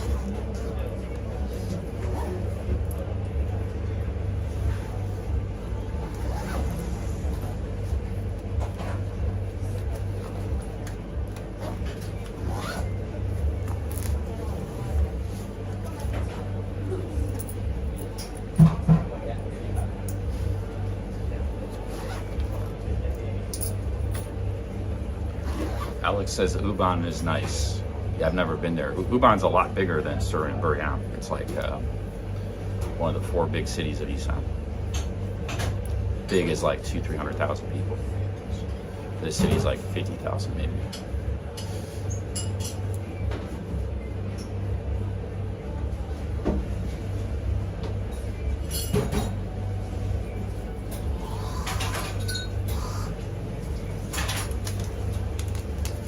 Sit outside, stuff up.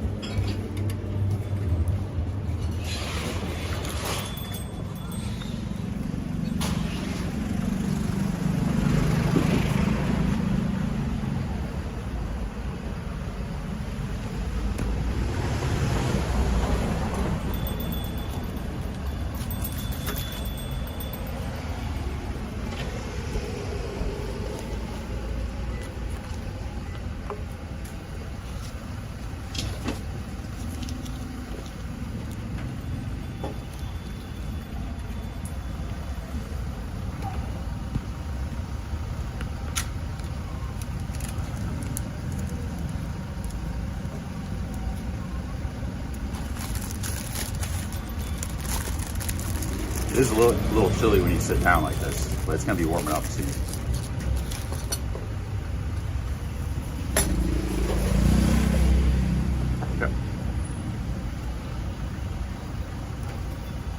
anyways, guys, thank you very much for stopping by.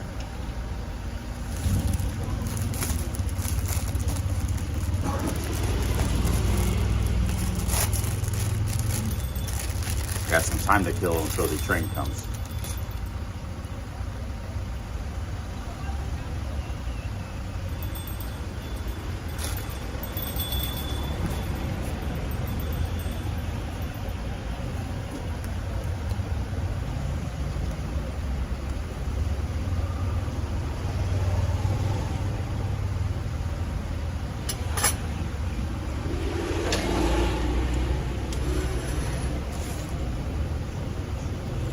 Yeah, Vietnam could be good. Like I could still go to Vietnam if I went to Cambodia first, got my visa in Cambodia for Vietnam, and then I could cross over into Vietnam or fly from Phnom Penh to Saigon. That's probably what I would do. I would just fly. I would get my visa, Phnom Penh, over the counter, get a paper visa, not an electronic visa for Vietnam. It'll be like a 3-month visa, and then I could go to Vietnam. But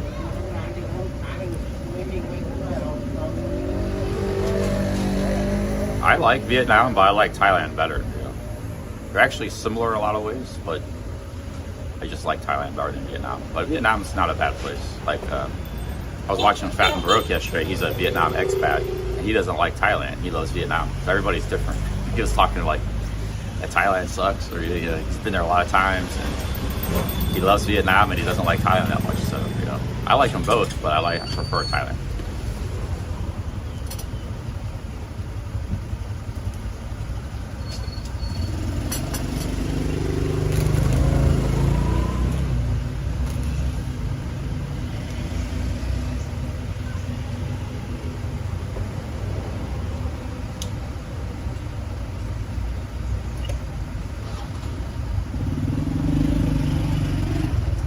I got about 2.5 months on my visa.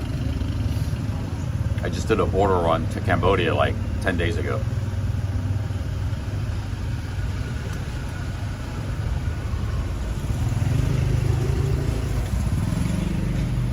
Yeah, he's been married for 4 years. Man, does that guy have some haters, man. Because I was in his chat and saying, hey man, we should, because he was talking about maybe going to, he doesn't know much about me. He's heard of me before. I was like, hey, we should, he was talking about going to Japan to meet up with Ice Poseidon and stuff. To try to build up his channel. I was like, hey, yeah, maybe I should go with you, man. We go together. You know, we can leech off each other, then maybe we can get in with these guys too. Sam Pepper and Suspenders and Ice Poseidon and all those big streamers in Japan right now. And he said, like, he's heard of me. He said people have been talking about me for 5 years in his chat, which I didn't know about that. Because people bring his name, but he doesn't know much about me. He said the only thing he's seen from me is when Sam Pepper ran away from me. That's the only thing, because he follows the IP2 guys. So he saw when Sam ran away from me in London. But then you just got these people in the chat that hate him so much. They heard of me before, but they didn't want me to stream with Fat and Broke. They were like, because they want to keep Fat and Broke down. They don't want him to succeed.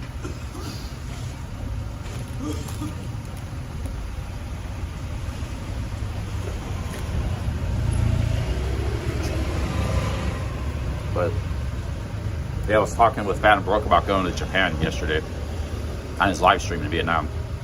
But I don't think I want to go to Japan, man.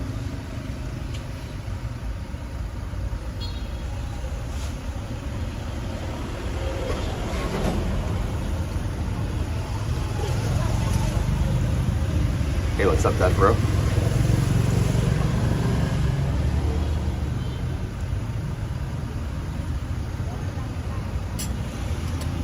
I can see why he has haters, because I don't think he's done anything wrong, but when he gets a few beers and he starts he goes in on the haters, man. He starts calling them incels and all this stuff, and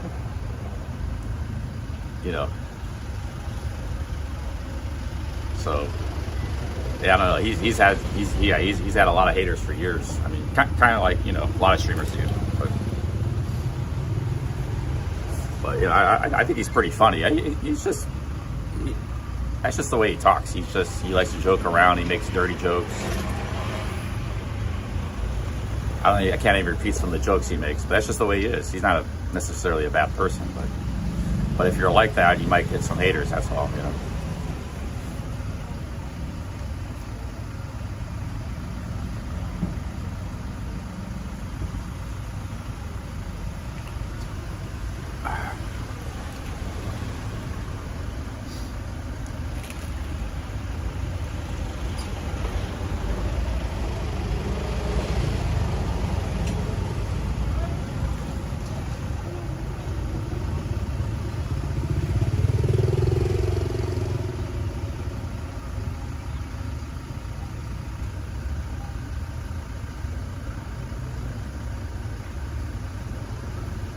I've already met, like, Sam Pepper knows who I am. Spenders knows who I am. So I met him twice in Pattaya.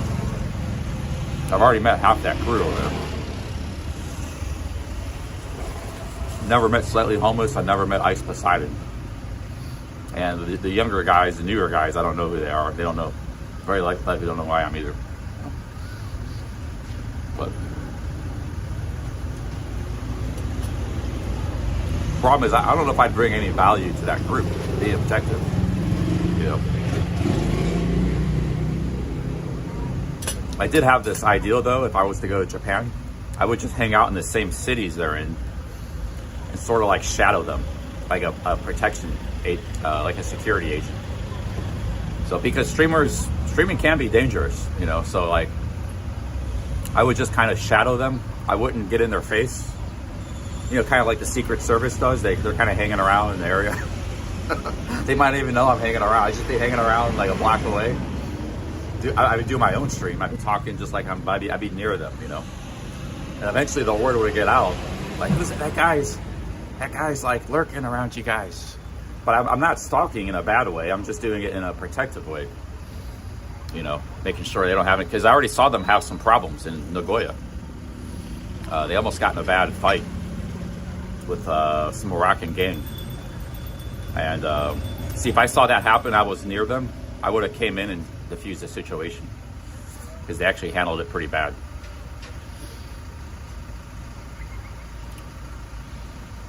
So I would hang out as a security sort of assistance. And then if they wanted me to join them, I would, but I wouldn't force it upon them. But they would probably be aware of my presence. Either they see me, or they would. It would actually be funny too, for there to be content for them. Like, this guy's just hanging around. There's that guy again in the distance, you know. So that's what I was thinking about doing.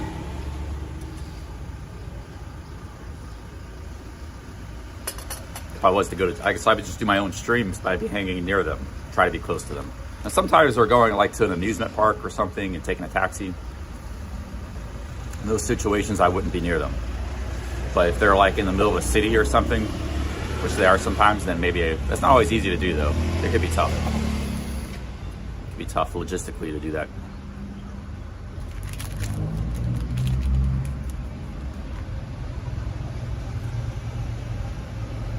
Yeah, that situation with the Moroccan guys could have got ugly. And it was starting to get ugly. They handled it very bad. Like, they were inviting conflict, you know. I'm not saying the Moroccan guy wasn't a nice guy, but, you know, there's ways of dealing with that situation. Like, first of all, Ice sort of provoked Ice when he saw his camera. He didn't like it. And he told the camera, stop filming, you know, go away, delete it. Ice should have walked away right then. It would have been no problem. But he stayed there and hovered around the guy with his camera. He wouldn't stop filming. And then he started arguing with the guy. If you got a belligerent person, or a drunk, or just somebody that's not nice, you don't argue with them, you just walk away. He was arguing, and the guy got mad. He grabbed his phone, and almost got in a fight. Ice came back with the police. It was just, you know, that was completely unnecessary, man. And I think, well, the whole situation was funny, but that kind of situation can get you hurt. You can get stabbed, shanked or something, you know. It's like, there's people that don't play around in this world, you know. I know there are in Japan. You know, Nagoya is actually Nagoya is a Yakuza city.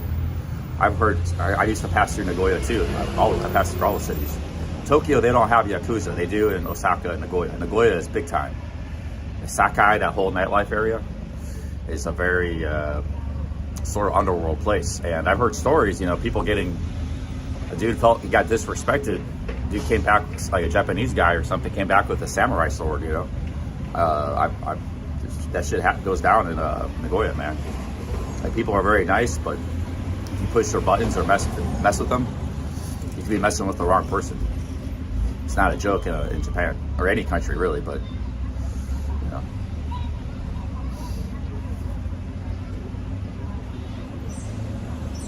And they're alive too. They knew his channel, so if they were actually like criminals, they could target him, you know. But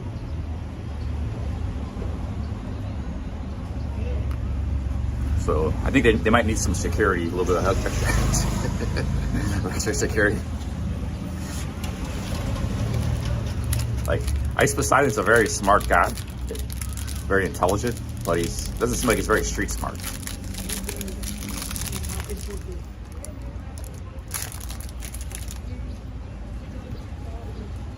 Or he just doesn't care. He does it for content. He doesn't care about the risks. Maybe he knows it's risky and dangerous what he's doing, but he doesn't care. He wants to make money so bad and entertain people.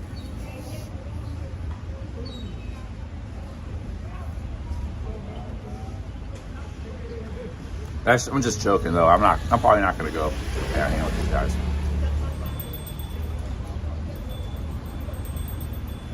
Suspended seems pretty street smart. So does Sam Pepper. So those guys will keep the group safe.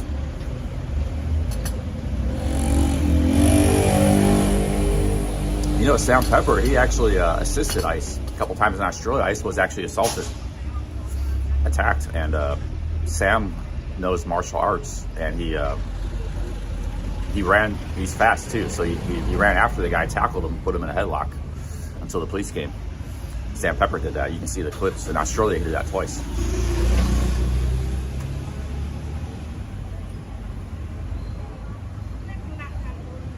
He was sticking up for Ice Poseidon, protecting him.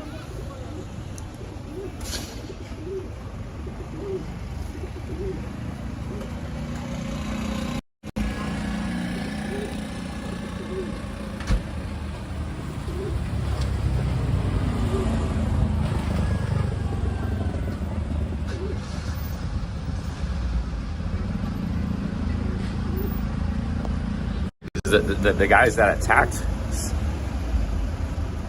attacked Ice Poseidon, the one guy was like real fat. He couldn't run away. He was trying to run, but he was too slow. Sam easily caught him. The other guy looked a little more fit, like it wasn't as overweight. He was kind of tall too, but Sam easily caught him and manhandled him, you know. So he might have been like better shape, but he wasn't in good shape necessarily. You could be like here's the times with me. I'm getting in good shape now, but 5 years ago, I was kind of like that other guy that Sam tackled. I wasn't in good shape back then.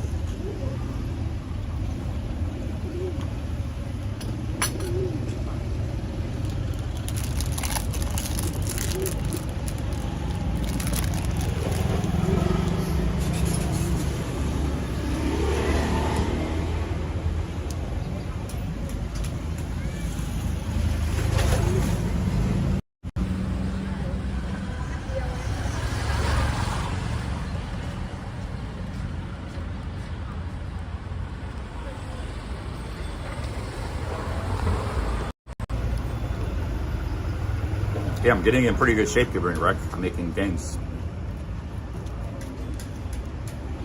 I can do like 35 push-ups now, maybe even 40. 2 years ago, I could do about 15 push-ups.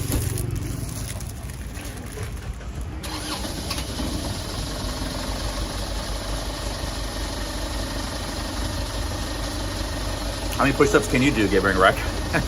You're talking shit all the time.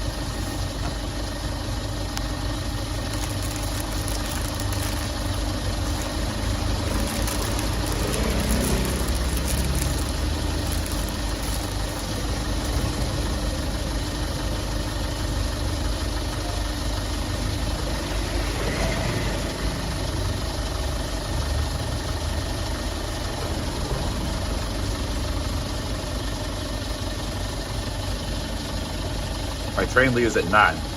Kind of cold sitting here, but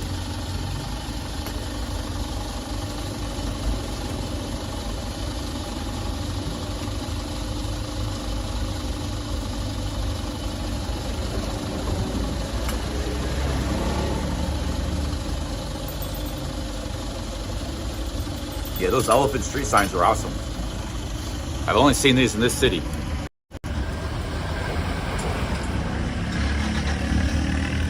You might be able to find one, sell it on eBay or something, keep it as a souvenir. You have to try to contact the city or try to find, I don't know if it'd be easy to find.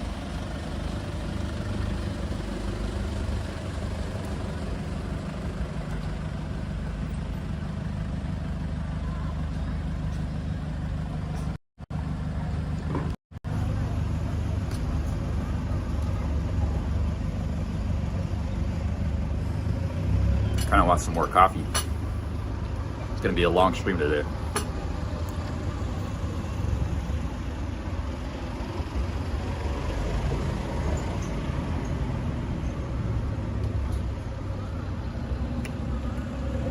Pull-ups I'm still pretty weak. I can only probably do 2 or 3 of those.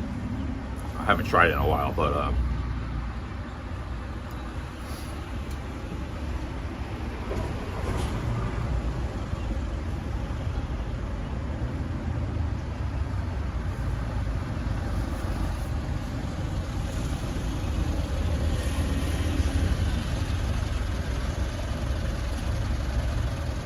yeah, that's why Sam Pepper is tough. I kind of have the same combination Sam has now because I've always been very fast and agile, so I'm very fast. Now I'm getting strong too, so I got strength, some strength and speed. That's a tough combination to deal with somebody, you know, because that person has the option of running away from you or after you, depending on the situation. And the person's got strength too. Like that's why Sam is tough because he's not like a big guy, but he's fast. He's agile and you know, he's wiry, strong. He's stronger than he looks, probably.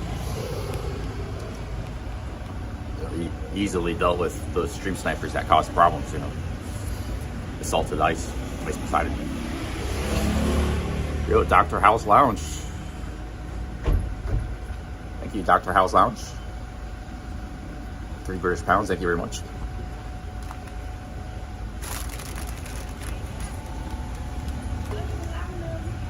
I got scoliosis too. I didn't know Sam had scoliosis. So, yeah, you can have, yeah, we got a lot in common, me and Sam. I got scoliosis too, yeah. I didn't know Sam had scoliosis.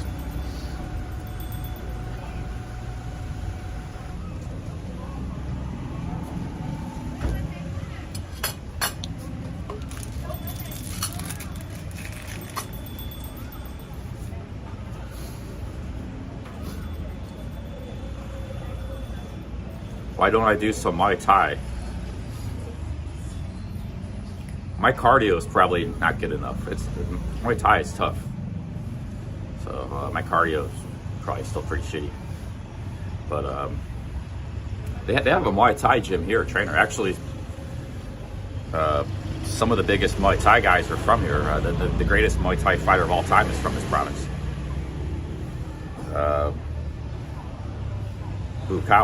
Bukau Bumacek. He's from here. He's about my age now. He's 43 or something, but he dominated the last 20 years. I think he's retired now. This isn't a bad place to train Muay Thai. There's a big tradition here.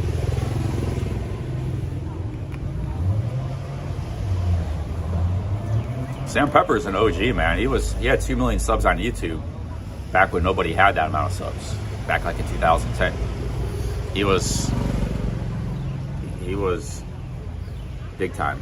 YouTube was a much smaller place back then. He's transitioned to being a live streamer, but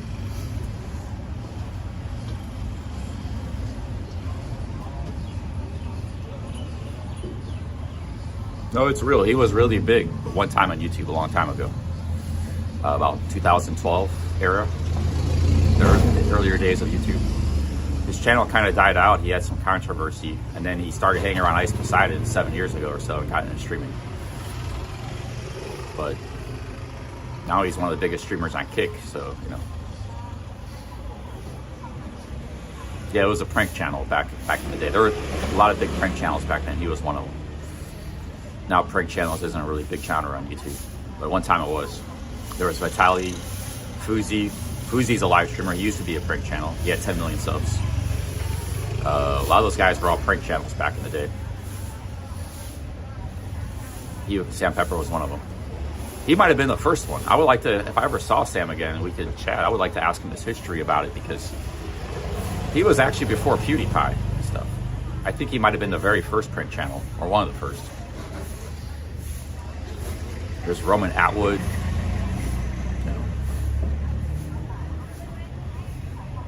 Those are the guys that kind of helped build YouTube, because they said they were some of the biggest channels back then, before guys like Mr. Beast existed and stuff, you know. This was, you're talking 14 years ago, 12 years ago. And they all got like 5, 10, 2 million subs. But that whole prank genre died out. So it was kind of big at one time, and I don't know what happened to it.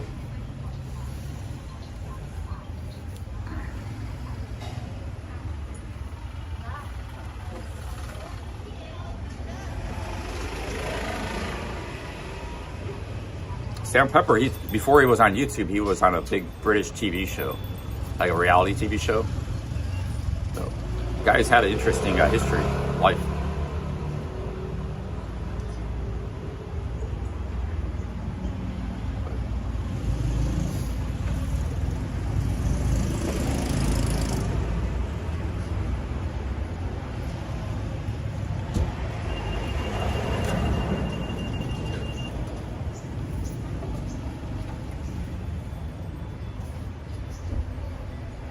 See what time it is here.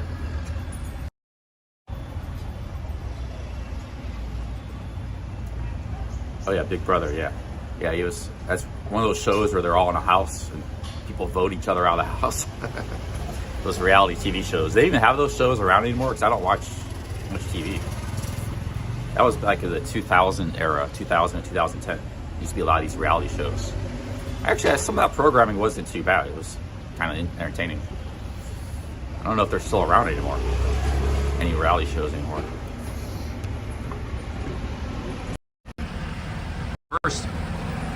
The first reality show was actually on MTV. It was called Real World. I used to watch that as a teenager. Real World was sort of like a streamer house. It was like 5 younger people in their 20s, maybe early 30s. They were living in a house somewhere by the beach in California. And it was just, it was like a streamer house, basically. But it was actually good. MTV invented the whole reality. That was like in 1995, 94, a long time ago. They invented that reality TV show type genre. Then everybody copied them. The original Real World. Anybody remember that show? They also had Beavis and Butthead. Well, they did these like Real World in different cities and stuff, but the original Real World was good.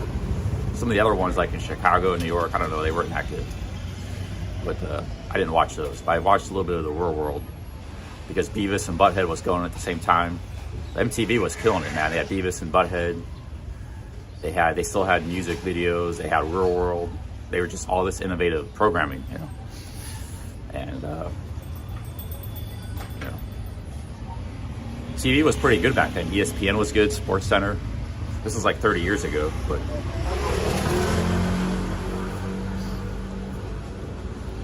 there was good sitcoms like Seinfeld. Like mid 90s was like pretty good TV. And then it all went to shit. It's like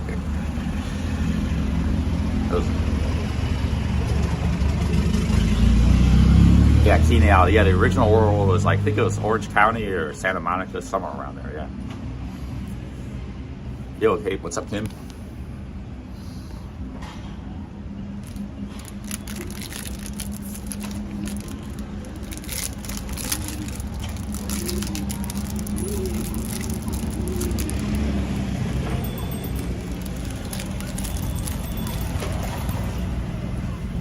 I never watched Buffy the Vampire Slayer. I remember that being popular, though. The star of the show was, I forgot her name. She was hot. Yeah, she was very attractive. But I never watched that show. Yeah, X-Files was around too. I didn't really get into X-Files that much.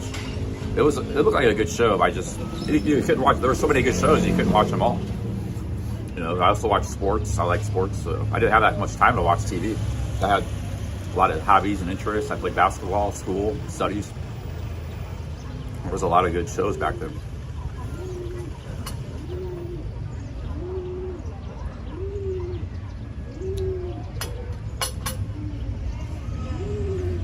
Yeah, 90210 was not a bad show. I remember that when it started.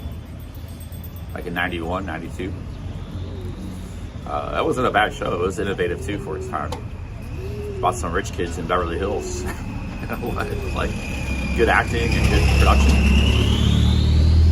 Yeah, TV was at its peak in the 90s. Literally mid-90s. Music was good too. There was a lot of good music. You know, hip-hop was invented. There was good rap. There was... it was a good time in America. Early mid-90s.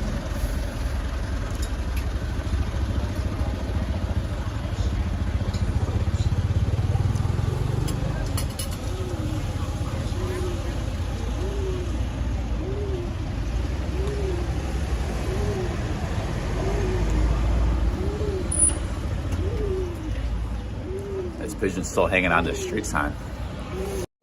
Like that. Street sign. Good. Yeah, but like people didn't care about politics that much back then, you know? Like I remember when Bill Clinton was elected, I saw it in the newspaper. Like, it wasn't a big deal, you know? People didn't really talk about it or think about it much back then in the 90s. Pop culture was a lot bigger. People didn't really care about politics. So I mean, there were people that cared about it, but it wasn't as predominant. I never watched Melrose Place. That was like a copy. Melrose Place was like more adults because the cast in 90210 were like high school teenagers. It was one of these kind of high school dramas. Although the actual stars were in their 20s. Luke Perry and all those guys, they were like 25, but they played, you know, they played high school students. But Melrose Place was actually people in their 20s. I never watched that show. I did watch a little 90210, I can't lie, when I was a kid. I think everybody did, you know, a lot of people did. It was a very popular show at one point. Yeah, there was Star Trek.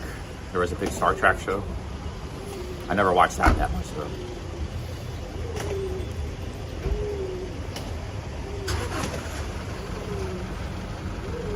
I never watched Friends either. Like,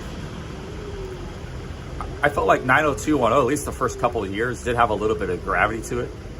Whereas Friends was just like a fluffy sitcom. I never got into Friends. Seinfeld was great. I like Seinfeld. It was just like great, you know, what's what they call that? Like sarcastic comedy. They had good situations. The characters were funny. It was different too, you know. There weren't a lot of sitcoms like Seinfeld at that time. But I didn't like Friends. But 90210 was more dramatic, a little bit melodramatic.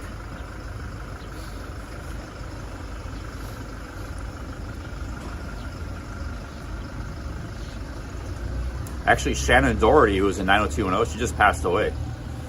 So man, time flies. She was in her early 50s.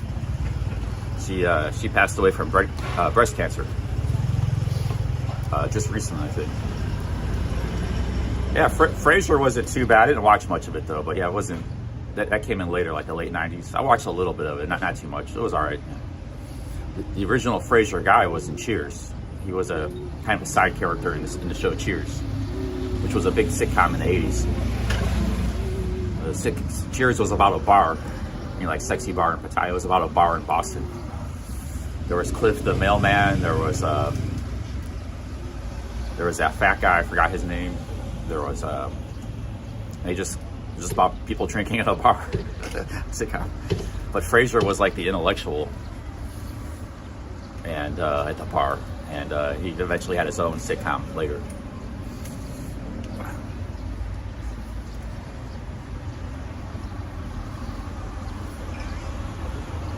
Yeah, they don't make TV shows like that. Norm, that's right, Norm. Yeah, 2.5 Men was a good sitcom. It was all right. Charlie Sheen. That was like the last sitcom in America, 2.5 Men. It was like 15 years ago.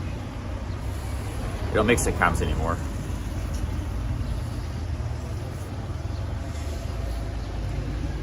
You know, when I was growing up as a kid, that was all we had on TV. It was just like sitcoms. It was like game shows and soap operas in the daytime, which you wouldn't see when because you were at school. And then in the evening, there were sitcoms.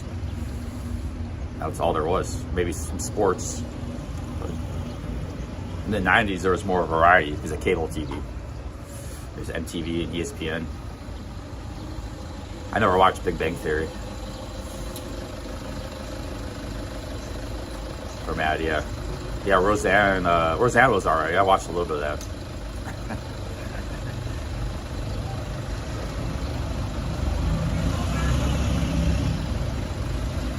Love Connection. I don't know. There was some stuff.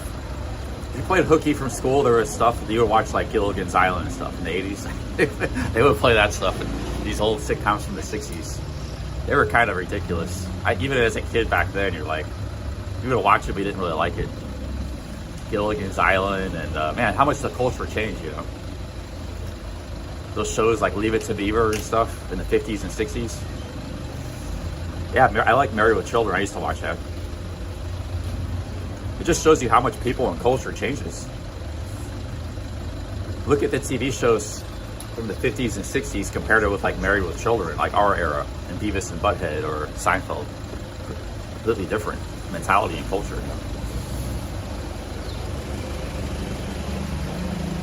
70s was like a transition. Stuff was getting a little bit different in the 70s. 70s was kind of weird though. I didn't really like any of the shows from the 70s. There was a lot of cop shows, things like that. Yeah. Well, South Park or Simpsons. Those were sitcoms too. They were just cartoons. But it just shows you the humor. Like, there's a lot of dark, a lot of South Park is pretty vile, you know, although it's on cable TV. And then even the Simpsons can be pretty dark humor and stuff, you know. So there was none of that stuff in the 60s and 50s and 70s.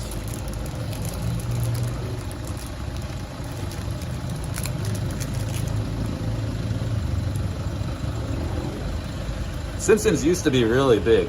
Yeah, I haven't watched it. I didn't watch it that much even when it was big, but I watched a little bit here and there. It was actually a pretty good show, but I just didn't. Like I said, there was just too many shows. But it was very big in the 90s, Simpsons. I don't know if it's even still going or not, but it was a very popular show. Simpsons was. Yeah, on my way to Ubon.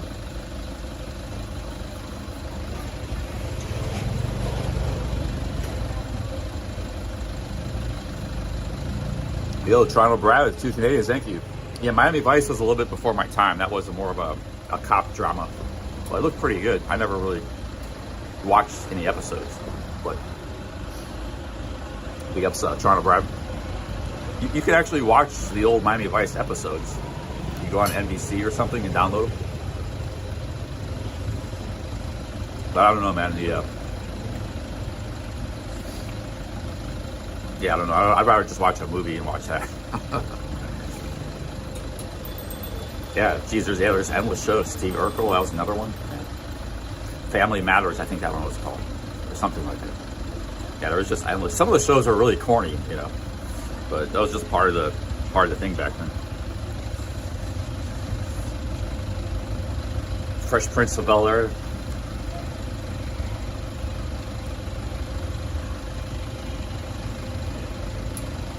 Like Fresh Prince was targeted more of a sort of a younger audience, but it wasn't a bad show. It was all right. It wasn't bad. Now Saved by the Bell, that was a little bit too adolescent. Because even when I was a kid, I was like, well, this is too childish for me. It's like,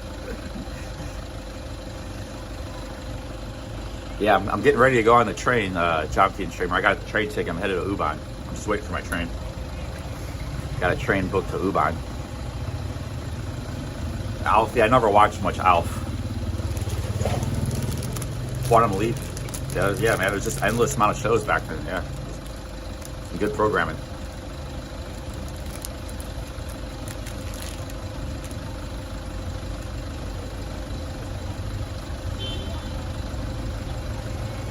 No, I wasn't a big Saved by the Bell fan when I was a kid. That was a popular show though among the kids. But I was more Married with Children fan. I like that sarcastic, dark humor better. Even as a young child. You know. I was like 10 years old. You know.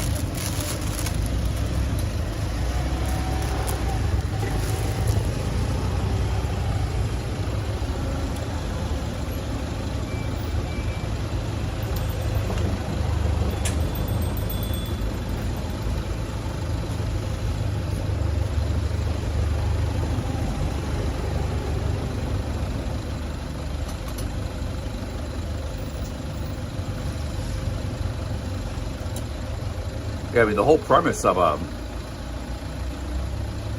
Married with Children was this guy who sold shoes, like a blue-collar grunt, had a family, you know, a teenage wife and son, or not wife, daughter and son, and his wife.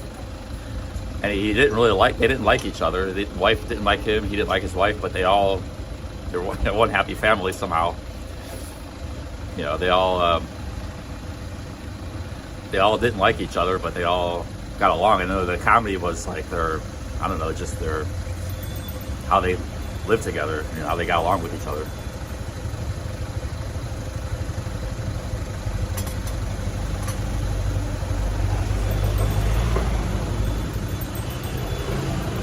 Yeah, I never watched the Drew Carey show because the Drew Carey was like late 90s, early 2000s. It was set in Cleveland.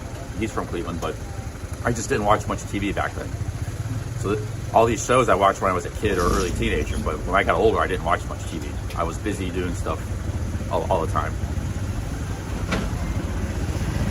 I would listen to more music than I would watch TV. So when Drew Carey was big, I just wasn't watching TV that much. Sometimes I didn't even have a TV. When I lived in Washington, D.C. when I was 18, when the Drew Carey show was probably pretty big, I didn't even have a TV in my room. So I couldn't even watch TV if I wanted to. This was before the internet and stuff too, so, you know, no TV, no computer, no internet. But I was busy. I had a job. I was starting a business. I was always doing stuff. I had friends. I had a social life, you know.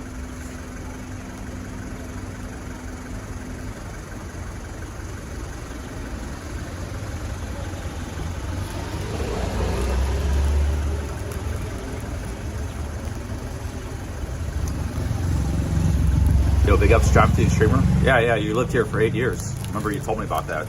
Yeah, I met you with JJ, Drop Team Streamer. I remember you. We're leaving Surin now. We're leaving Surin.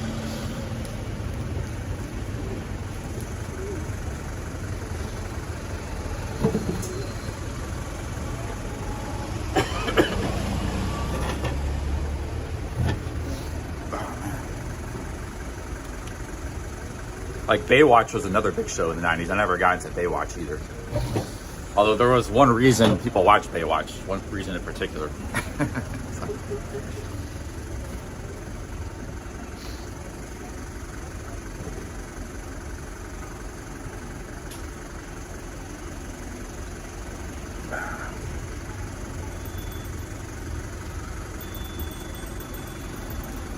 Well guys, we're getting on the train to Ubon soon.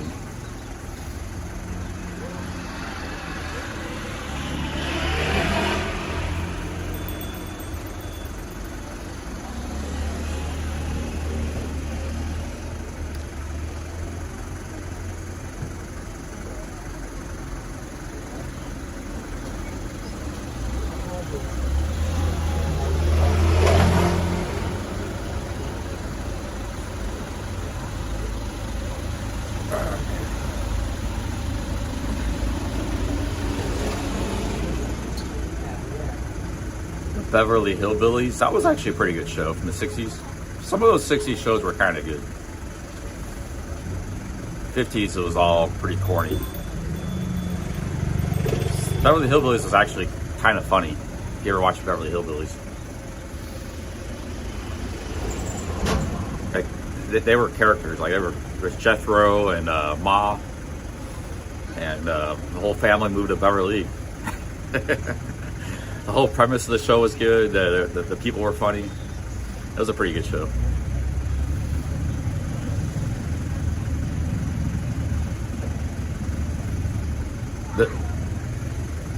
Who is Jethro's sister, the daughter? She was a stunner. There's Ma and Pa. Who else was in that show? Yeah, Ellie Mae. Yeah. Yeah, those were shows we'd watch, like, played hooky from school, because that was all that was playing. I never watched the Addams Family much. There were actually some good shows in the 60s, like Twilight Zone was a great show. It wasn't a comedy. It wasn't a sitcom comedy, but it was just a sci-fi show.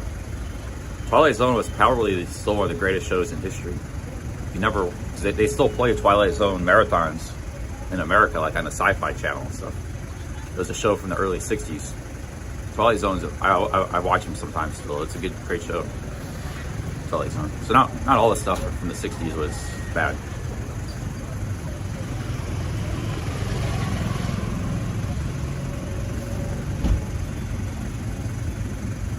Any fans of the Twilight Zone in the chat? And Star Trek, the original Star Trek from the 60s was pretty good too. Like that was really, both of those shows were very innovative.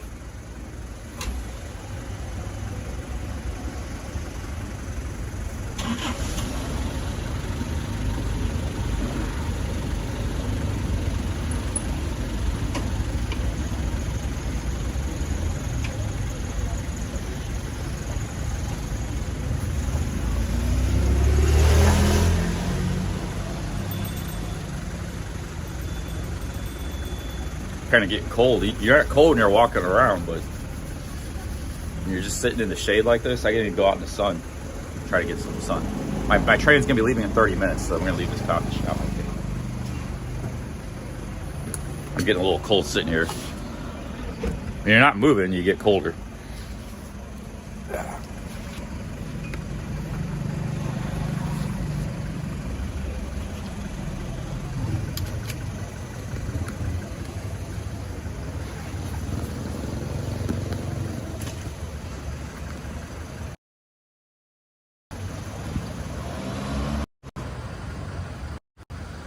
Yeah, man, I mean, sci-fi, nor am I really into horror stuff, like horror flicks and stuff. Neither, but sci-fi was just, Twilight Zone was legendary because some of the shows were a little more on the scary side, some of them were more on the sci-fi. It was a mix, but it was just but they did it in a way, it wasn't like, you know, it was just really well written and well acted, and they're black and white TV shows. It wasn't a lot of special effects or anything like that. They were just great production and great writing and stuff, you know.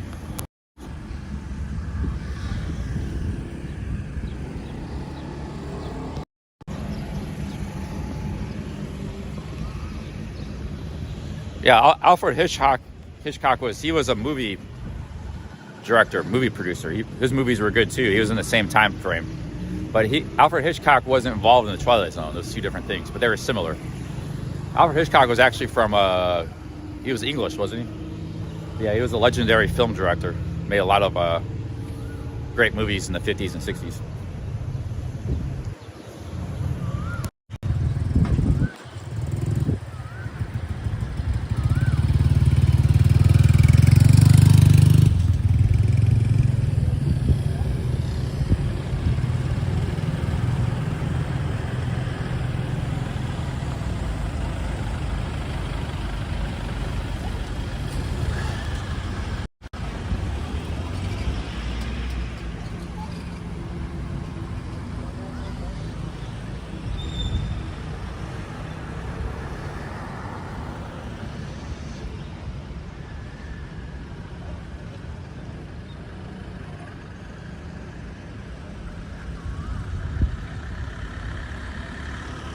Jonathan, did you live in Surin? If you're still there in the chat, you might not be, but did you live in the Surin city or out in the country?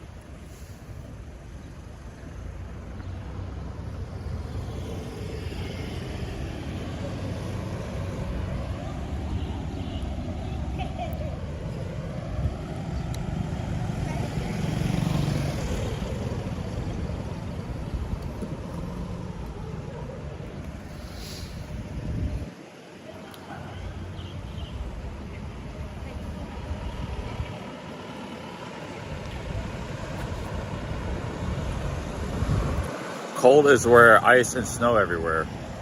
Yeah, but when it's, I'm from a cold place. I know, sorry boss, you're from Sweden. I'm from a cold place too. But you're not wearing t-shirts and shorts and stuff. I wasn't real cold, but I was starting to get a little bit cold. Like, you're not wearing t-shirts and shorts sitting outside in the snow. You jump in your car, or turn the heat on real quick. Yeah, Psycho. That was that Alfred Hitchcock? The Bates Motel.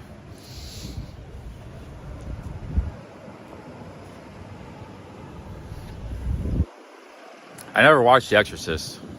Yeah, that's getting a little, The Exorcist kind of thing is getting a little more kind of crazy, dark, scary movies. I know there was a lot of that in the 80s. I never watched any of those kind of movies.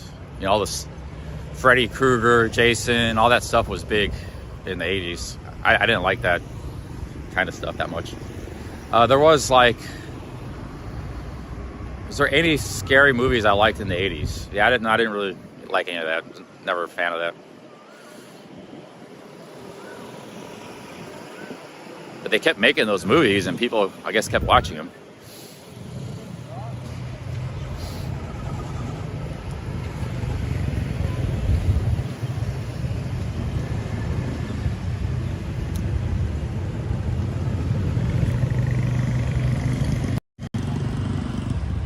Oh, yeah, 28 Days. Some of those zombie movies they were making like 15 years ago, those were pretty good.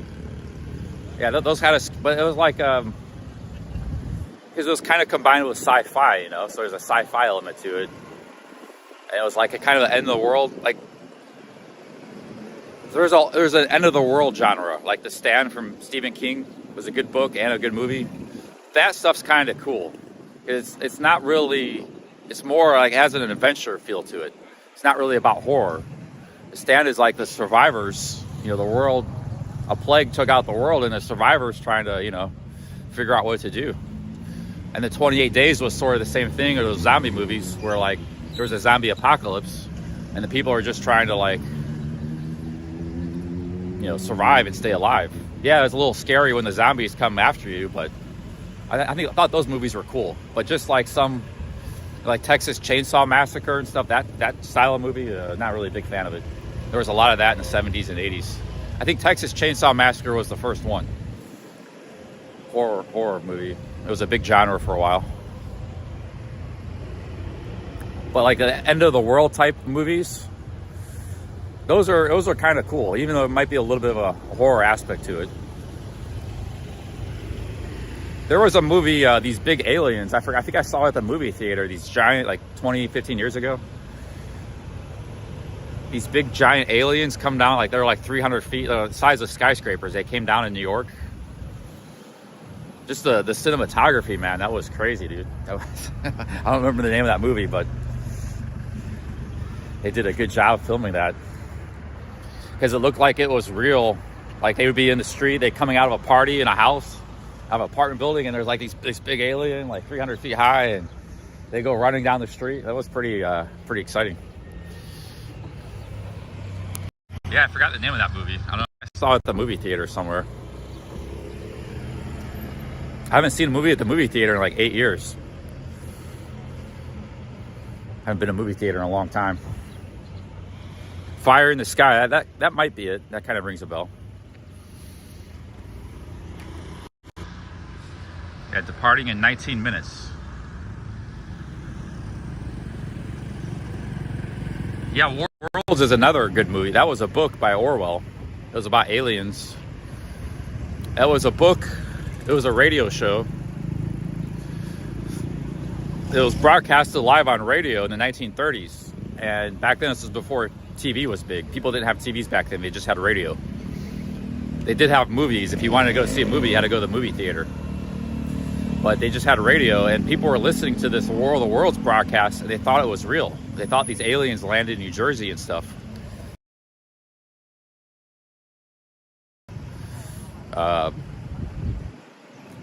But they actually had tell people emergency broadcast. This is just a radio program. You know, it's just a radio show for your entertainment, because people weren't accustomed to that sort of entertainment back then. But yeah, War of the Worlds was good.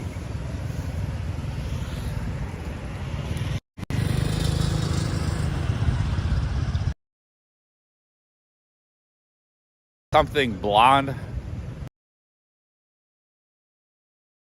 wasn't very good. It's a pretty bad movie.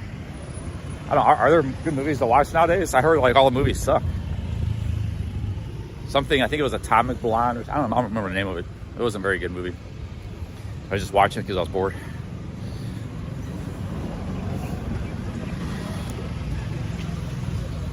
This is the Surin tradition. I think that was the movie I seen. It was like 2017.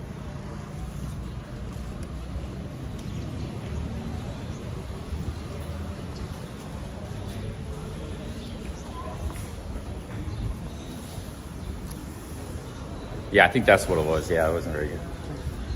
It was like a lot of action, fighting and stuff. It's like fight scenes.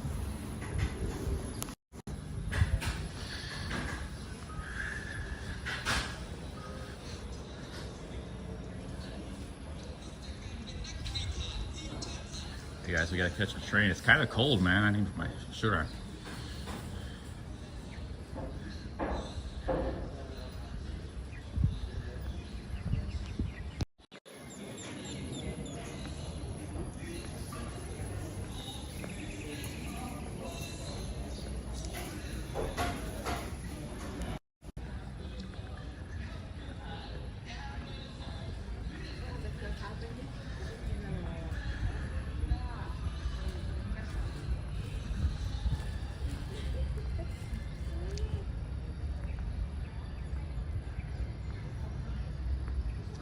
Okay guys, here's the trains.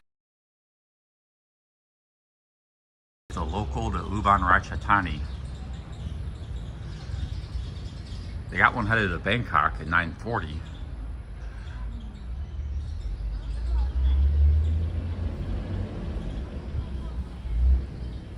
Hey, what's up, M?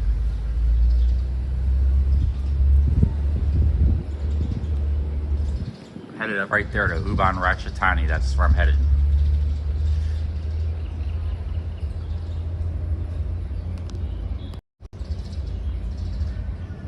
Got a dog hanging out here in the station.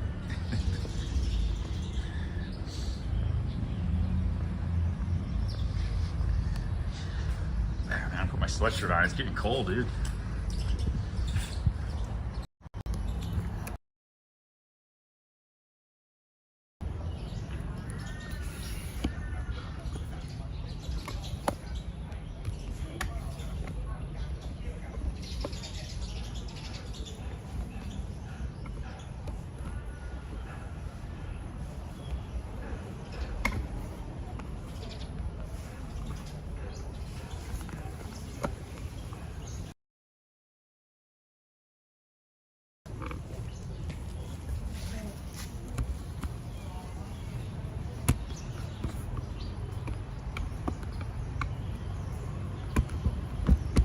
Hey guys, I'm not good with this tripod yet. Just trying to set my tripod up. There we go. Here's another dog.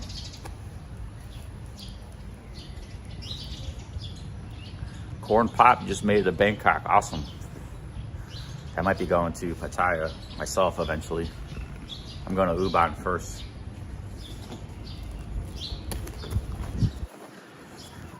Yeah, we got M in the chat. Big ups to M. You had an imposter yesterday.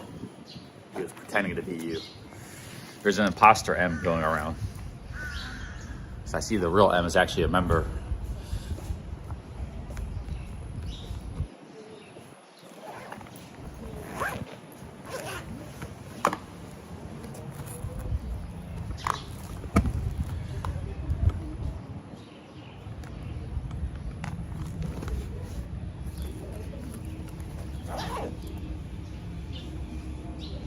Yeah, I could make him a mod. I saw he's a mod on Kelly's channel. Yeah, man, it's cold, dude. It wasn't cold earlier. It's getting cold.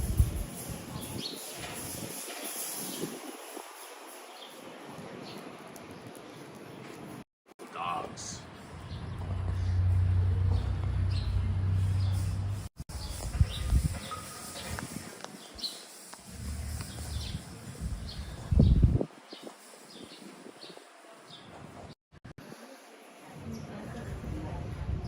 I got some sherbet on my shirt. I meant to clean it this morning. I didn't think I would need this shirt. It would be warm enough. Boom, M with the $5. Yeah, I would like to meet Steady Eddie. If I go back to Pattaya, if we run into each other, that'd be awesome. Yeah, maybe we'd probably run into each other at some point.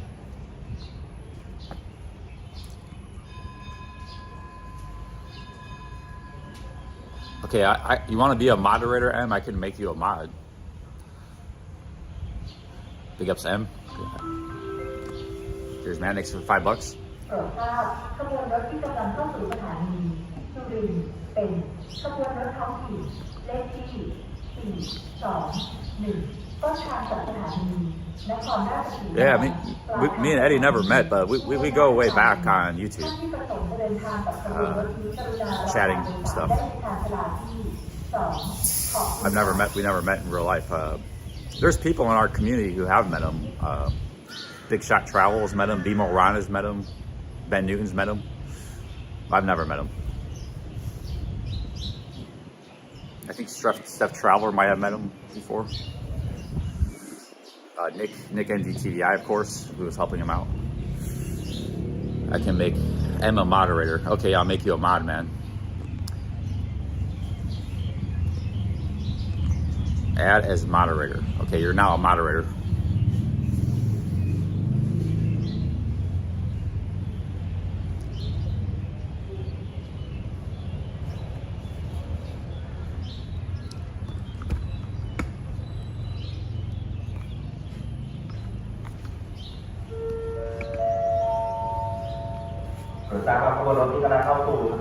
Yeah, train might be here early.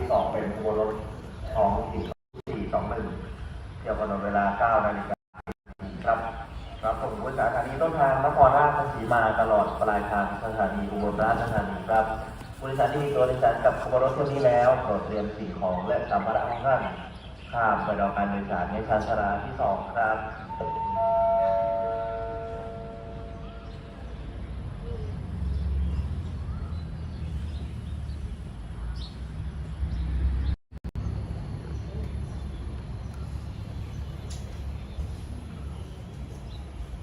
It's a cold there in Pattaya too. I mean, it's not real cold, but it's like 60s, windy. If you're just sitting down outside in shorts and t-shirt, you can get a little chilly.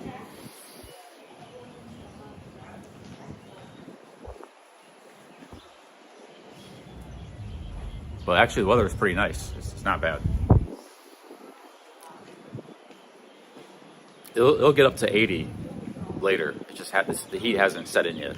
It's still morning time.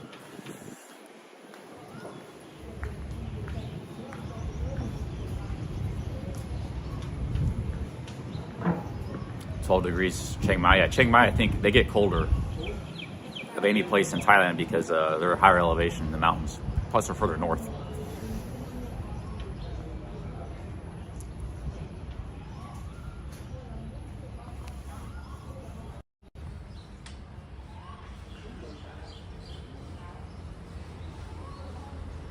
Street dogs. These street dogs are cool.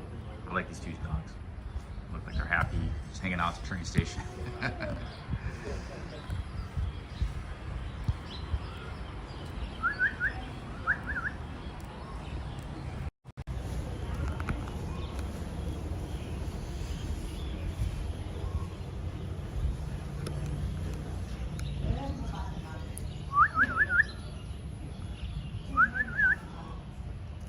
think they might be a couple. There's a female dog and a male dog. Like there might be a couple.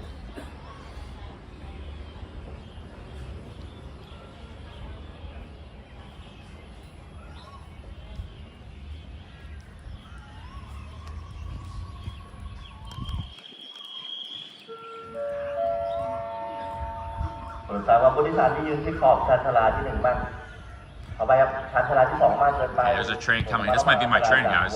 It's going east. Yep, it's my train.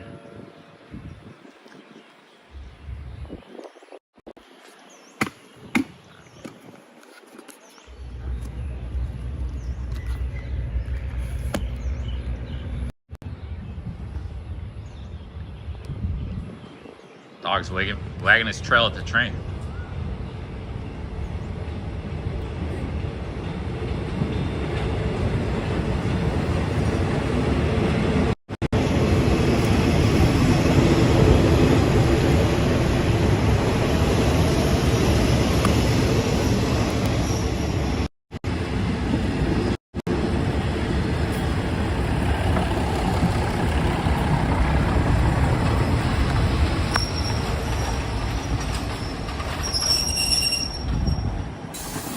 I love these trains.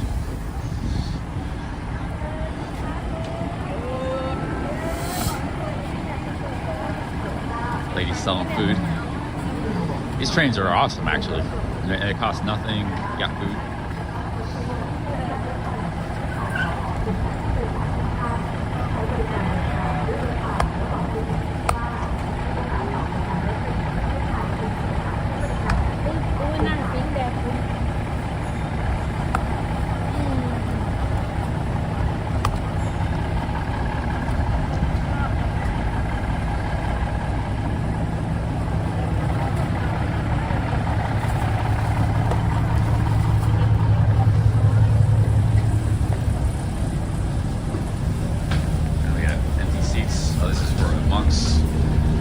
Disabled and senior citizen. It's like the trains. It's like that. Like the train's about empty here. Perfect seat right here. Awesome seat right here.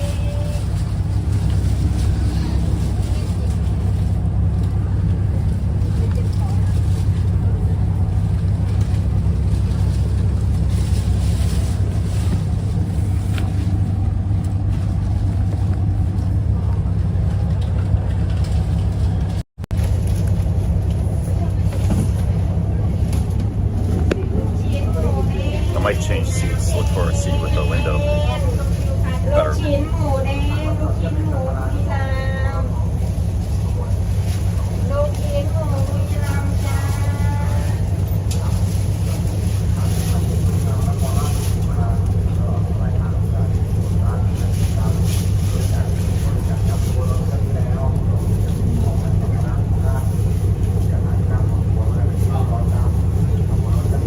Use the bathroom. I should have used the bathroom here at the train station. I forgot. I don't know if these are that bad, but I can wait. They have bathrooms on the train too.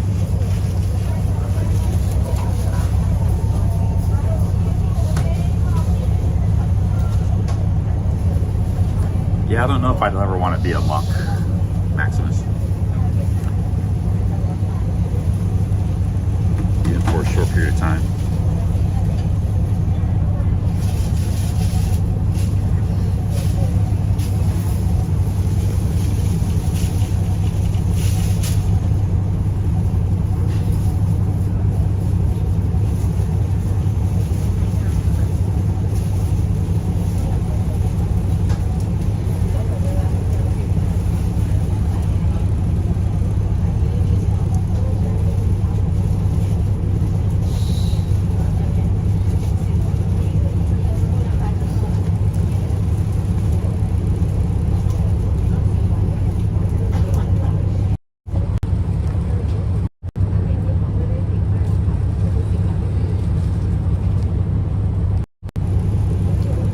How's it going in Pat's 336? Yeah, I'm thinking about heading back there, man.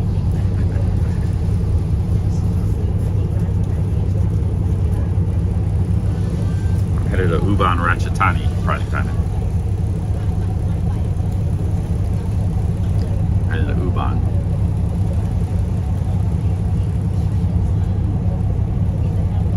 It's a 3-hour train ride though, so I might get off in Seasacket and then break the trip up. I don't know if I want to stream 3 hours straight on a train.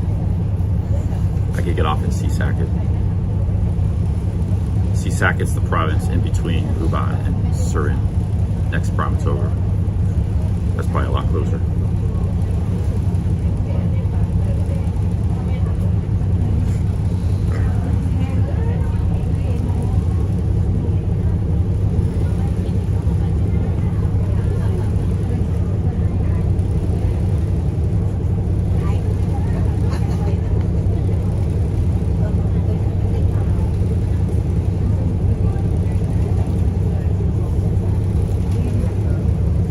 Says you'd rather be traveling. Well, it can be more expensive to travel because you gotta stay in hotels and eat at restaurants all the time. If you're staying in a room, you can cook your own food and get a cheaper deal than staying in hotels. Depends on your financial situation, but as a streamer though, you might be able to make more money when you're traveling. You used to do some pretty good travel streams on these trains and stuff. No reason you couldn't do that again.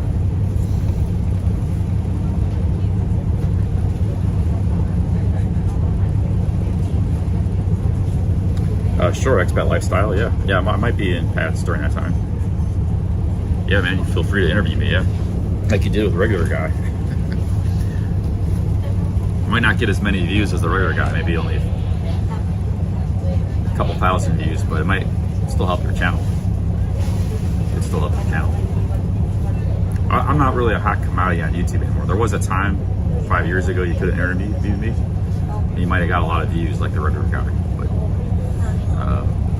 people in the Philippines genre don't really know about me and that much, and my star is sort of set on YouTube.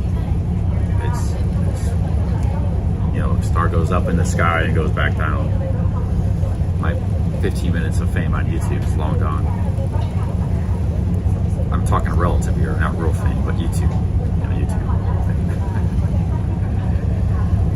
Yeah, that's cool, yeah. I want you to get a lot of views, I want you to get views. Yeah, man, I'd love to do that, yeah.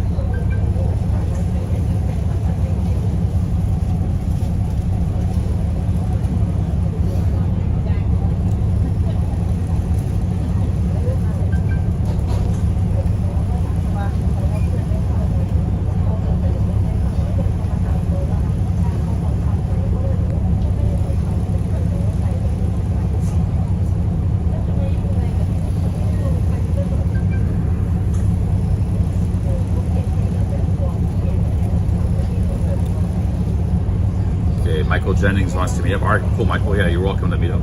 I haven't had a stream sniper in a long time.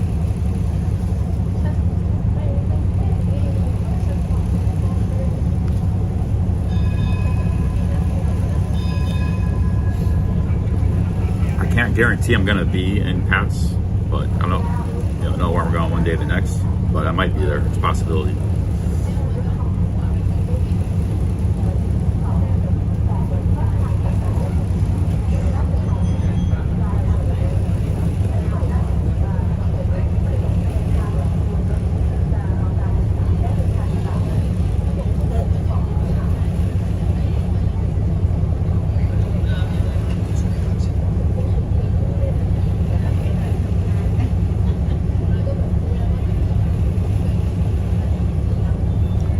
To Ubon, then I might get off in Seasacket.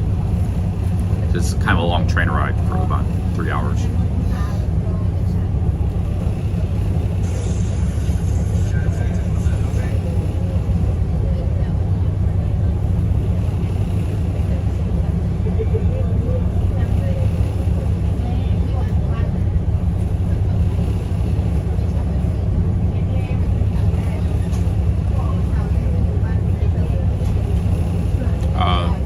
The opposite direction of Pats. I may get to Pats eventually. I said that already, but right now I'm headed east, away from Pats. This is Ubon Ratchathani. It's nowhere near Pats, guys.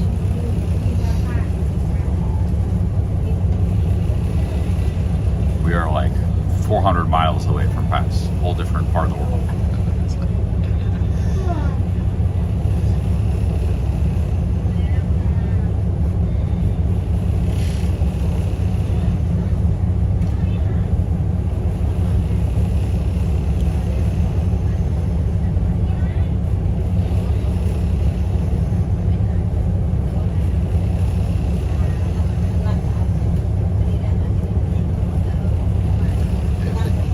wanted to get back to Pat's quickly, what I could do is fly from Ubon, take the plane to Bangkok. It's like a $40 plane flight, one way. And from Bangkok, I take a bus or taxi to Pattaya. That is an option. Consider. But I might just go to Laos or Cambodia. I don't know, man. I don't know what I'm doing. I might just keep going east on traveling.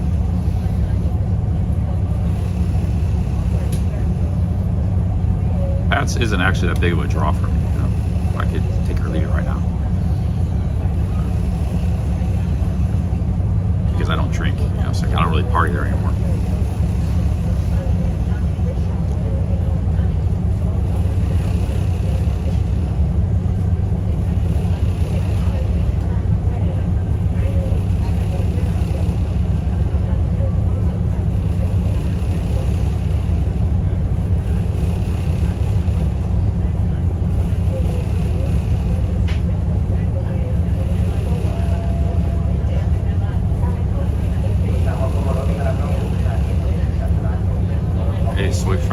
Thanks for the 2 Aussies.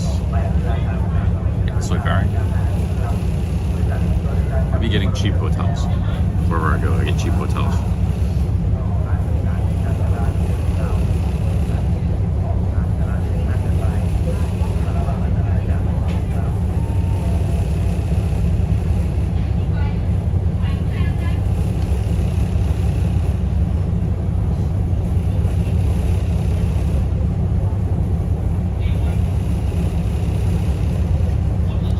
Nirvana, he's headed to Kanchanaburi. I saw him live yesterday. And I think he's headed back to Bangkok, and he doesn't know where after that. I wouldn't mind going to Kanchanaburi. I've been there a couple times, a long time ago. But a lot of places to see in Thailand.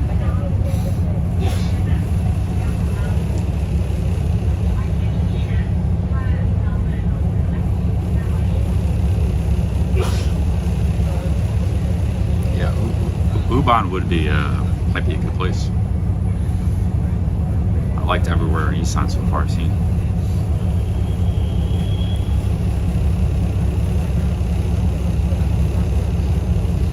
The next province we're headed to see Saket.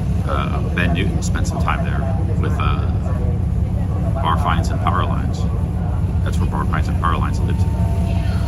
That's like a lot of history in the genre that province, see Saket.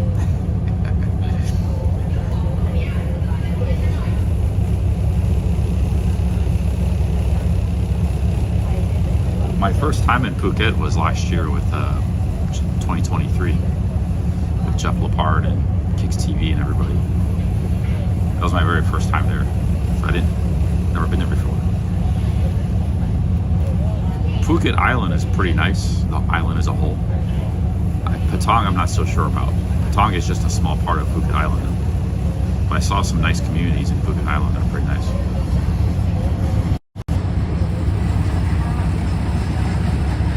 That train is headed to Bangkok.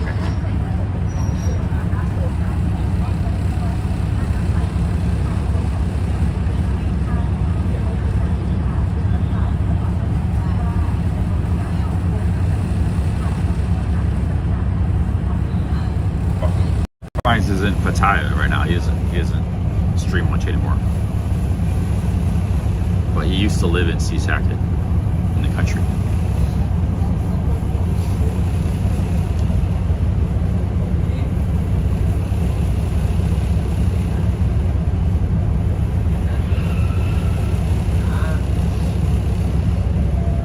Quite possibly Keating. Yeah, a lot of these cities have a lot of universities and stuff. Buriam did, Surin did.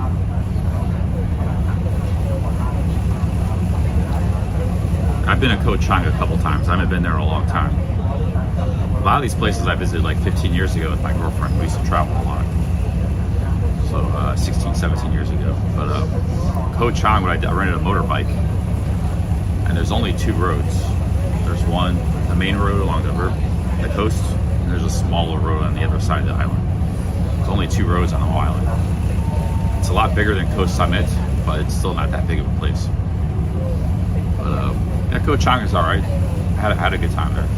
if I was with friends and a girlfriend. So I don't know if I'd like going there alone.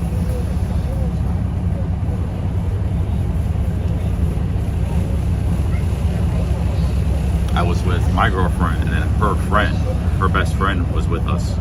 She had a boyfriend from Switzerland.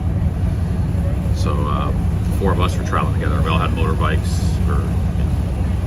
Had a good time together.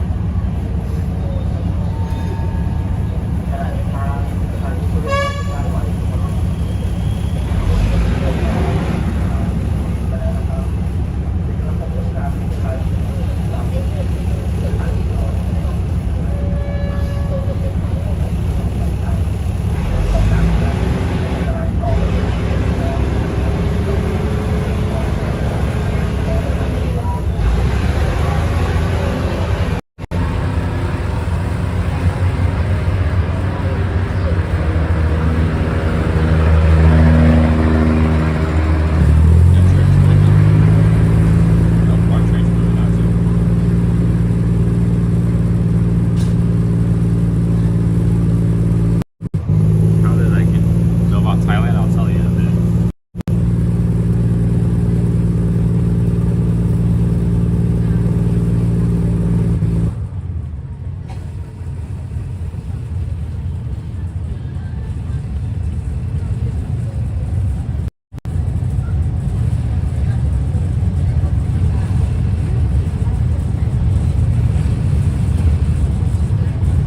Ben's in. He's here in the chat. The name of his channel is Taya336.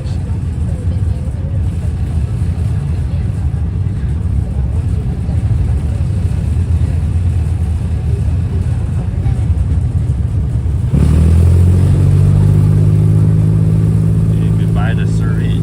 Leaving Surin. See second next stop.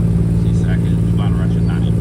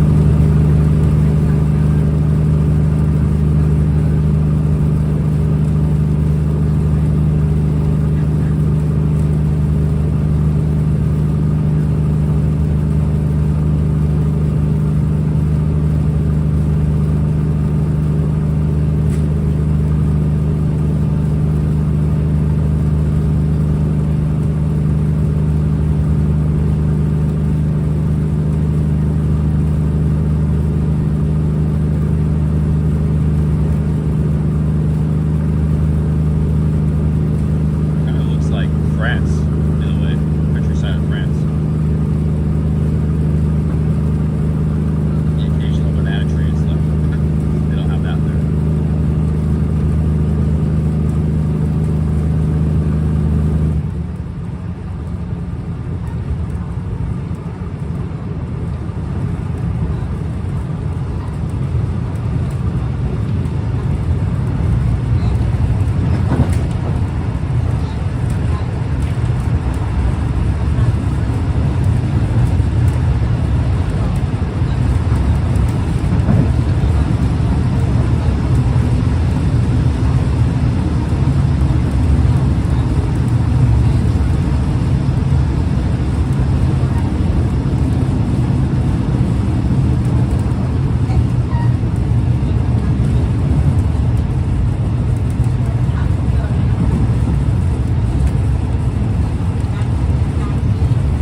Hey, what's up, Says Dog?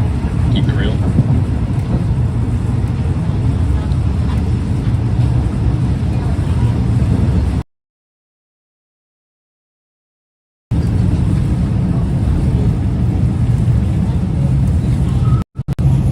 Hey, Sweet Ferry, thanks for the 2 Aussies. You want to book me a flight to Bangkok?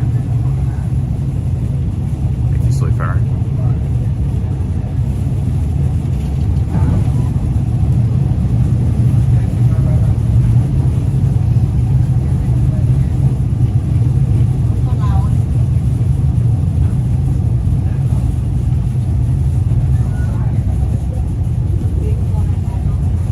I think it was Sweet Ferry. I don't know, man. I'm not sure. I might not make it to today. See what happens. Maybe I get to Uba. I want to stay for a while. See what's like, you know.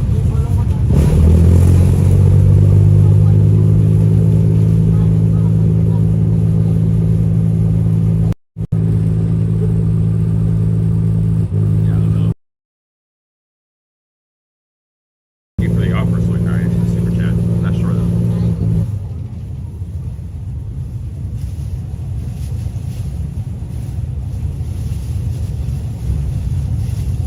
Thank you, man. Yeah, Sweet Family's been offering me free hotel rooms. Say he'll book a hotel for me, book a flight.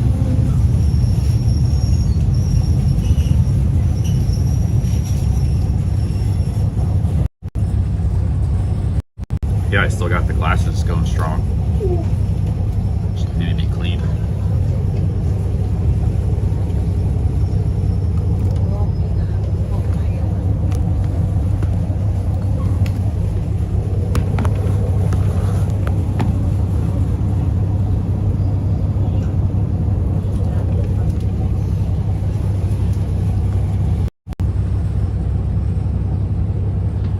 Little train stop here.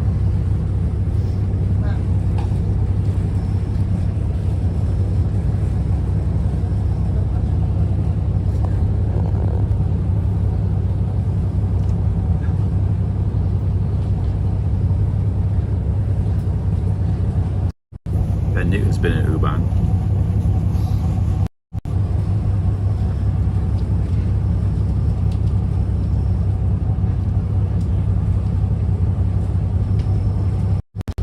Ben, what was your favorite city? What was your favorite place in Isan? Because you spent a lot of time here before. What's your favorite city in Isan? Is it Ubon?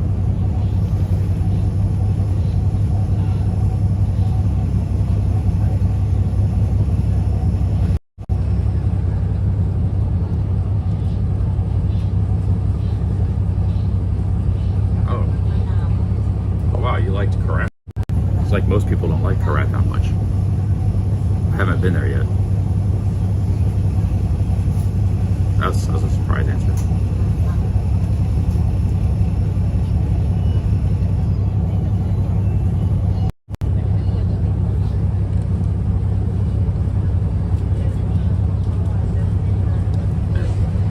A nice part of Karat.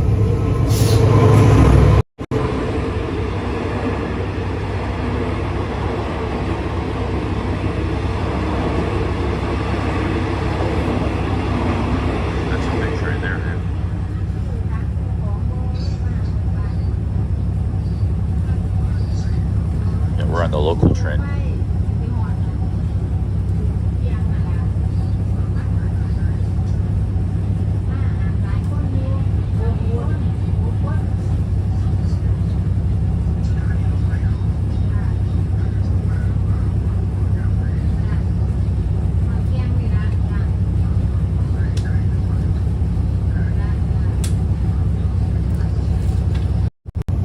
wanted to go to Pimai.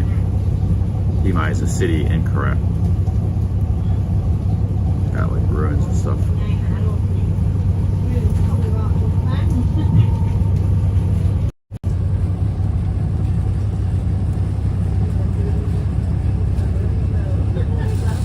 Yeah, respect to Ben. He's been everywhere, man. Live streaming too.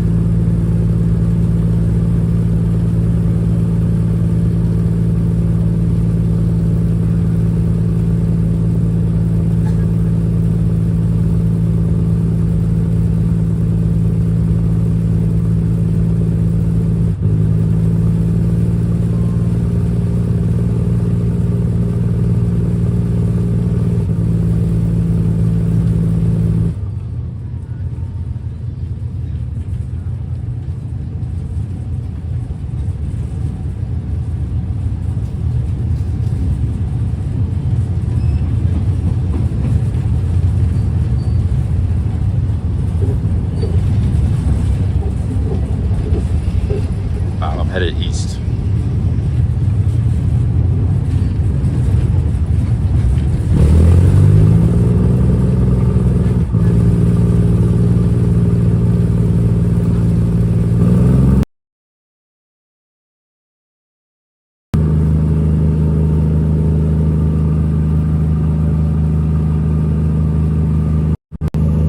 And I want to see Sakin City. Is it worth stopping there, or should I just skip it?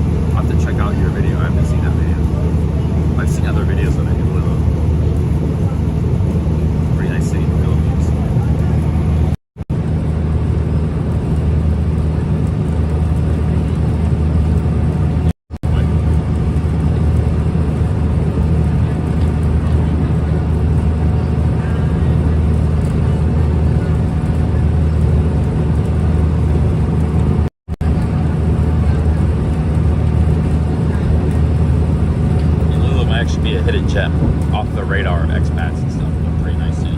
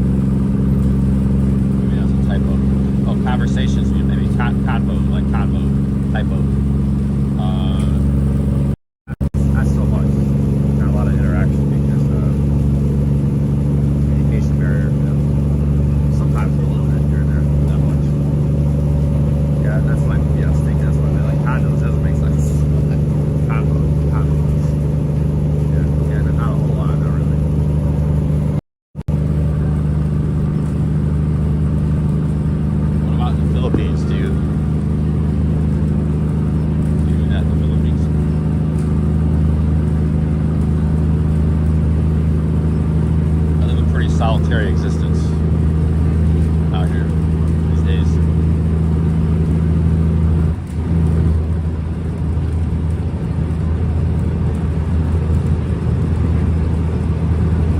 Damn, that's cheap, Kazu. $170. Norway to Bangkok, nice.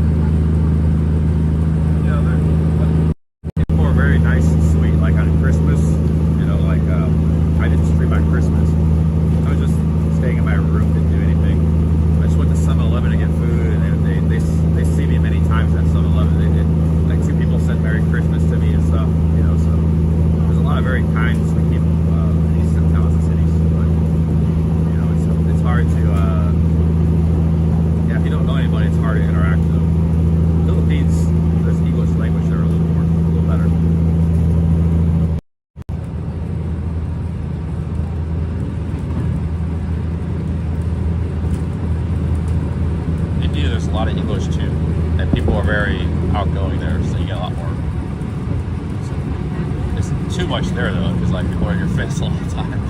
Sometimes you want to be left alone, you know. Nobody bother you just because you're a foreigner.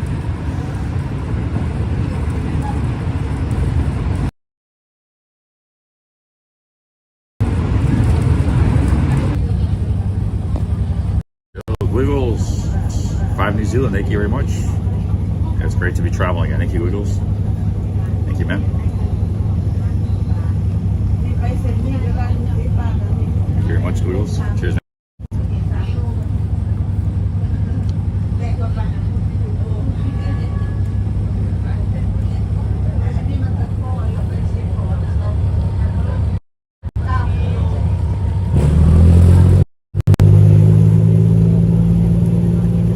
India would be content, man, if I could handle it. I could ride the third-class trains. Be good content. Cheap, but I have to be able to stream too.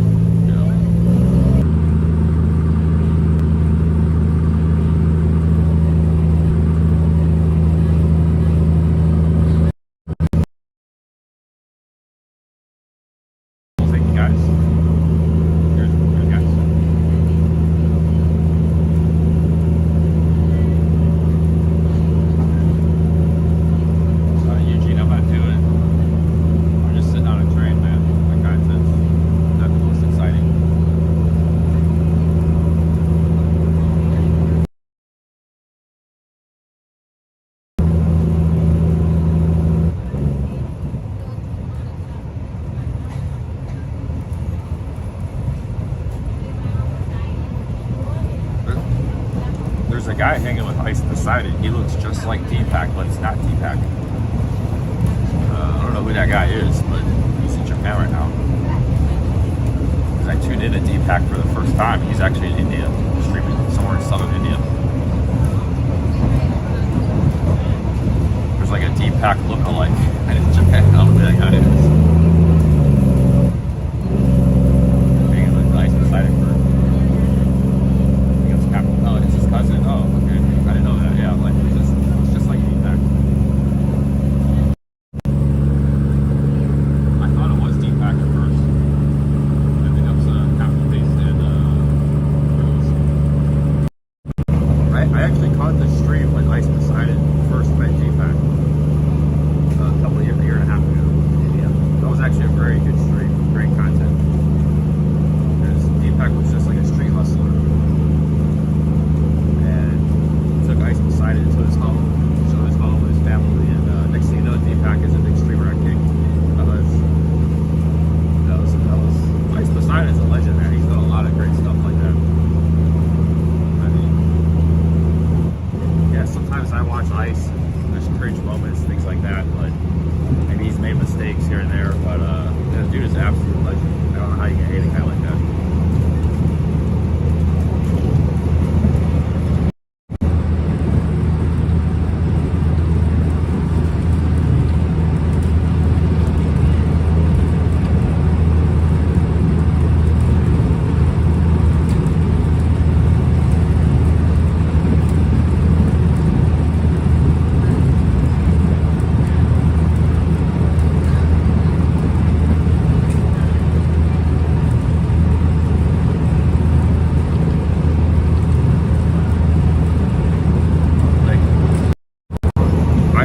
When I watch them sometimes to be a little bit kind of like upper class city, a little bit bourgeois, a little bit sheltered.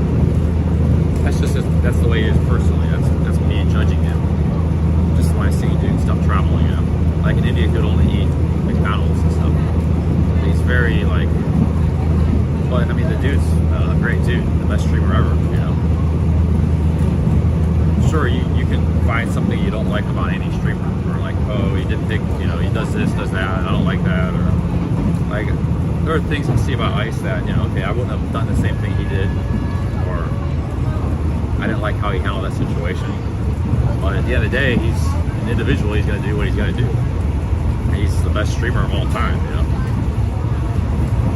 Just things like that, introducing Deepak to the streamer world. Just the guy in India, he was a midget, working on the street, hustling, street hustler. And dude's like a million, probably not a millionaire, but maybe 100,000-aire. And Ice did that for him, And it was a great stream too. But like, this dude is doing something in the world. Yeah, he's making a lot of money for it, which he deserves to make, but he's making an impact on the world, in his own small way. Actually, kind of a big way, really.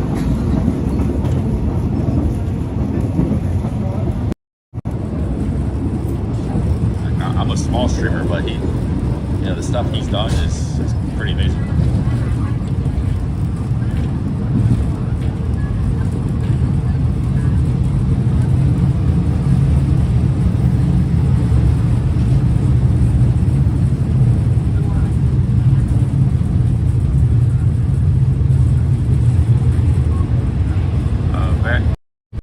I didn't see exactly where they met, but I caught the stream after that. They were hanging out and getting to know each other.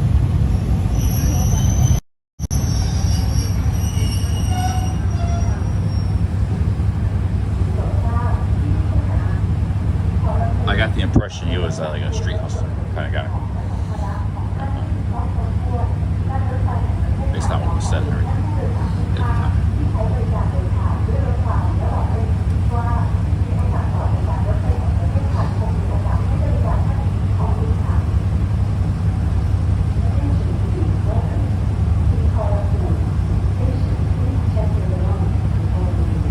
GHB, I'm on.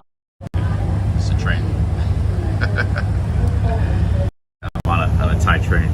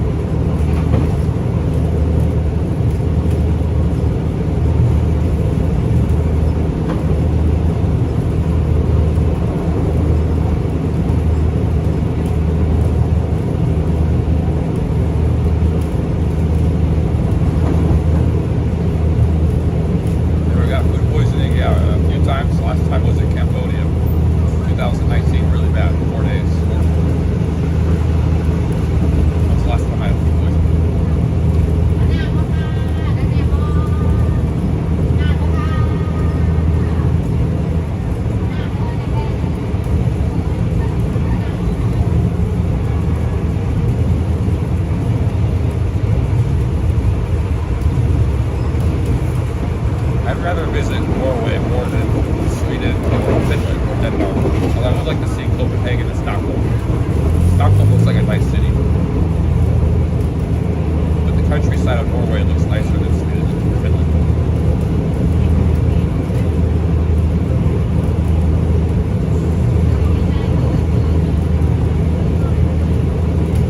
Hey, what's up, Greg? Thanks, man.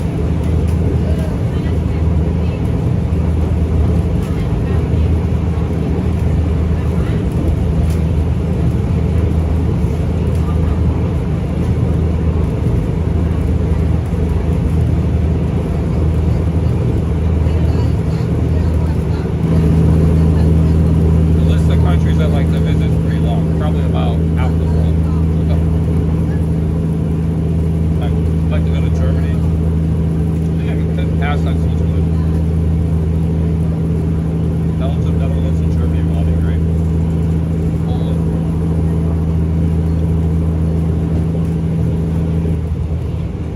Italy. I've been there a couple times. I wouldn't mind going back, but I can take or leave it.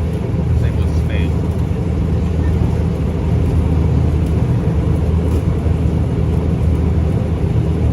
But those countries are all expensive now. Most of Europe are very expensive.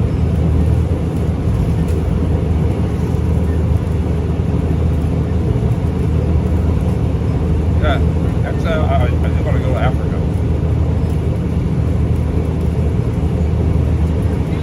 North Africa, Morocco, Egypt, and then South Africa, Southern Africa. Maybe Nigeria, would be good. Uganda, Kenya, Senegal, Ghana.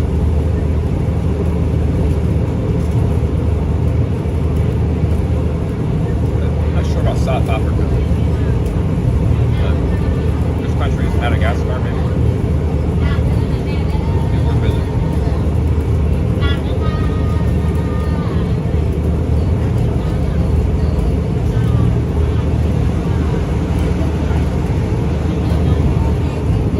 Yeah, Aaron, I'll turn the camera on a bit. I'm just trying to finish eating here.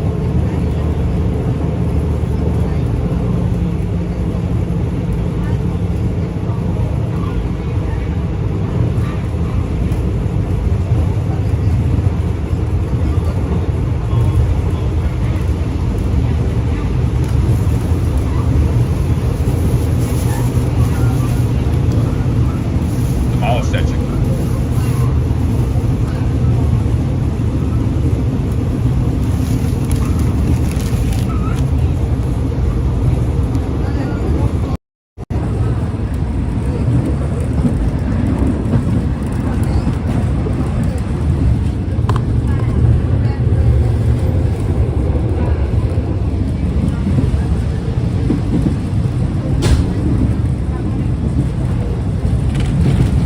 Let me get these jacket here. Gotta get close now.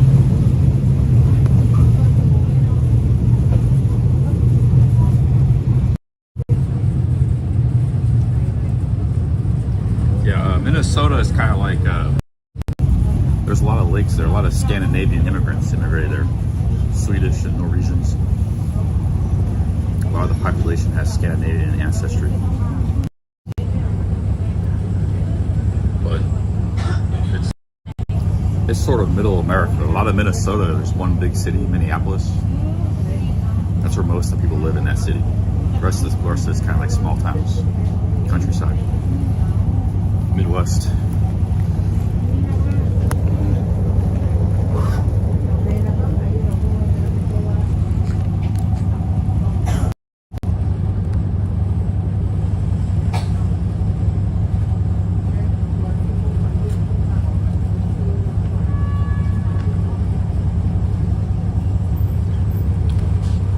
Minnesota is known for sort of being kind of hard left, radical politics.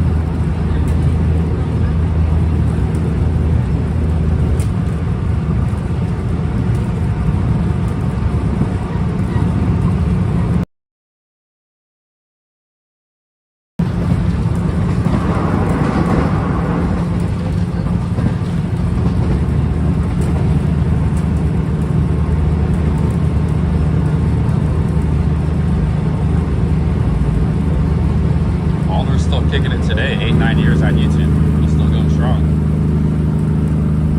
Still doing travel videos.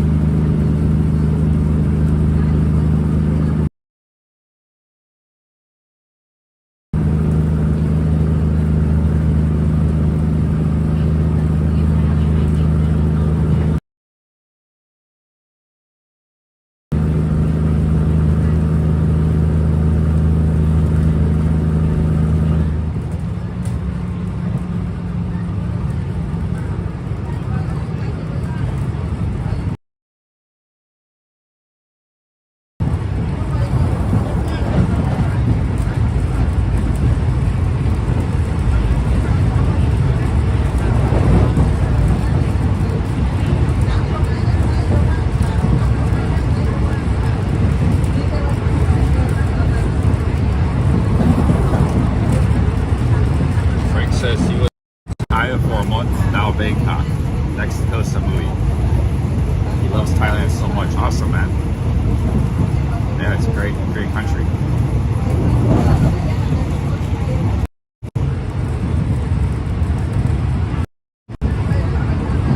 Yeah, I love it here. I got no complaints about Thailand.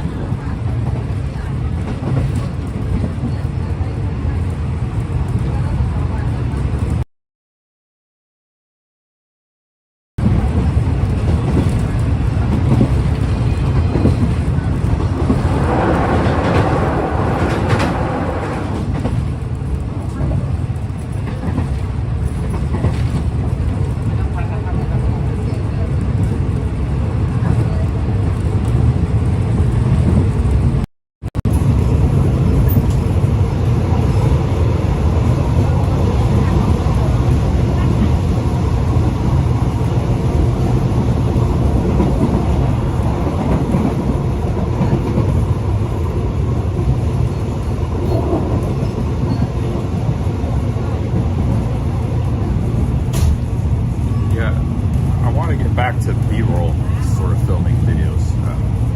Yeah, you know, Balder and Bald Banker are both great vloggers. But my style is more like photography, B-roll type travel videos. Someday I want to do that again.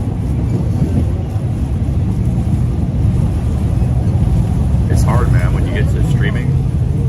It just changes your... it's hard to make videos once you get caught up in streaming. I've seen it happen to many people, not just me. So it's something that once you start streaming, you don't want to make videos anymore. It's weird. I think you can only do one or the other, you know. You can't really try to do both. I don't know anybody that's done both successfully. Hey, what's up, Jonathan North? We're all in the country here now.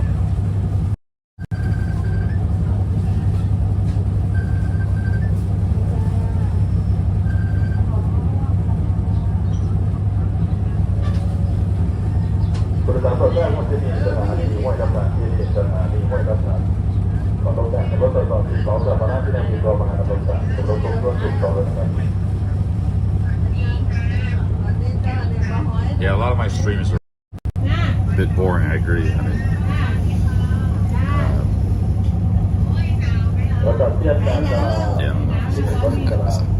yeah, kind of boring streams. We still got people tuning in. We get some super chats. Do all right. That's kind of why I don't want to stream snipe ice pep or ice sided, because I might not bring much to the table. Hey, Jonathan North headed east. Let me go back to Pattaya, hang out with Jonathan North and do his combo and Sexy Bar, Sean in Wonderland, crossing around. Getting focus there. It's not getting focus. There we go.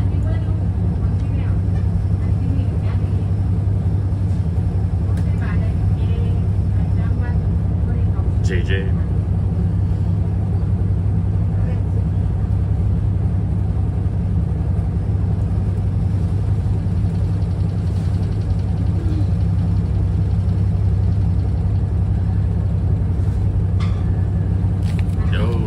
Ferry. 20 Aussies, thank you. Soy Ferry. ผมว่ามันรู้ก็คืออยู่ในเมืองไทยมือเดียวเลยมือเดียว You're a big old Soy Ferry, thank you, man.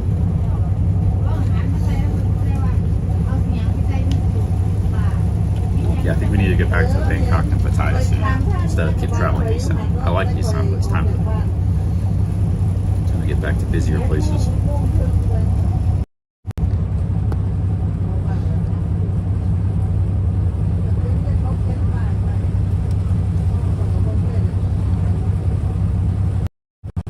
I'm a moderator on Sexy Bar. I've been a moderator for 5 years. I don't know why you got blocked. You get blocked on that channel, you probably won't ever get off that fan list.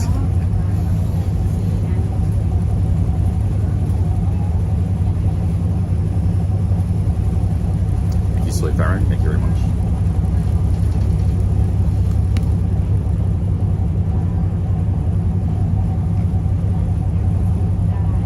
You know, I'd like to have about 10, 15 grand in my name. Then I could go about traveling and making videos again. I just don't feel confident doing that with a little bit.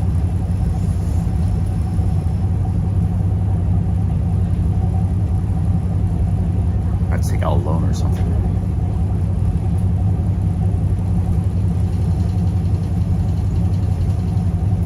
It's kind of sketchy taking out a loan though, because I may never be able to pay that back. I just have to get a job maybe in America for 6 months. Save all my money. A little bit of streaming on the side. Big ups Sleep Aaron.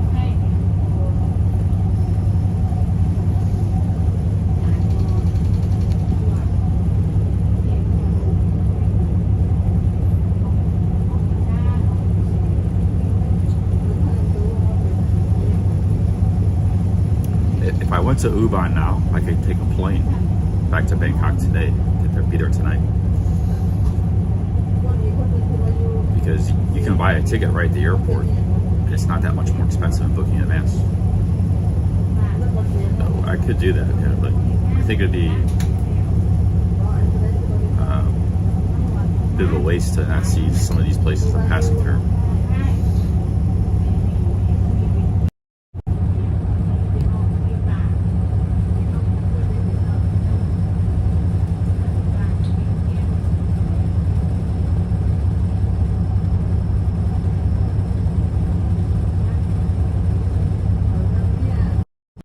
I really want to go back to Pattaya. You know? I kind of miss Pattaya now. Like I just want to go somewhere familiar, do some streaming, have some fun, you know. Pattaya would be cool right now. I would like to go back there.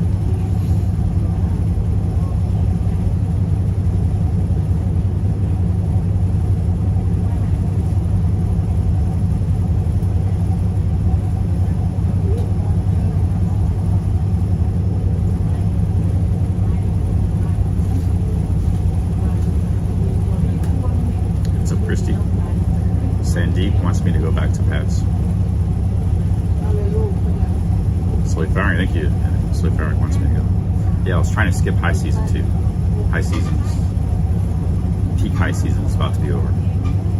It'll still be high season for a while, but not peak high season.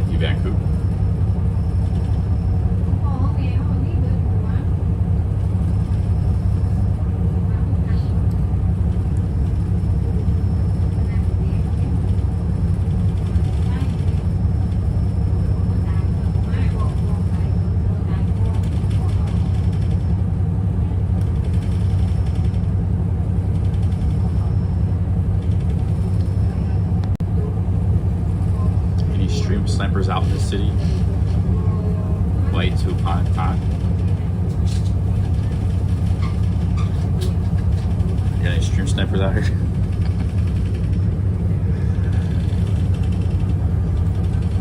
It's not even a town here, it's just a farm.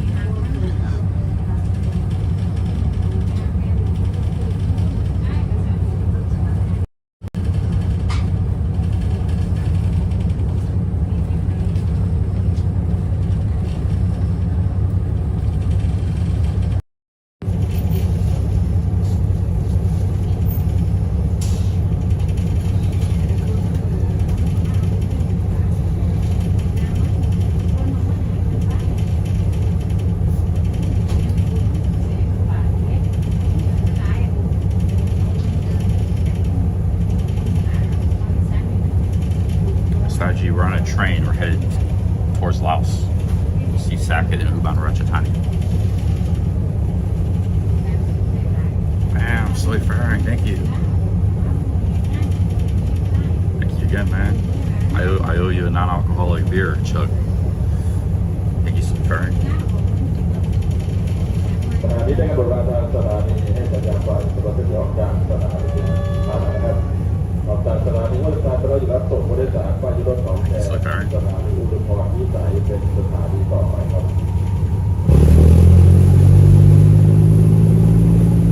Got $30 from Bangkok to Ubon. I can get a taxi right to Patsy there tonight. Keep the stream going the whole way. The plane would have to close the stream. I could have my seat broke. And I'm gonna miss Ubon though. Not gonna get to see Ubon.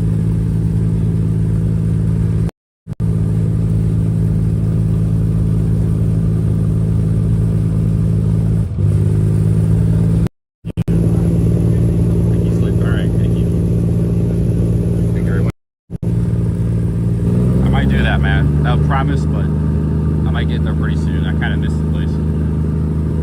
Not gonna lie. That's a feisty cow there running around.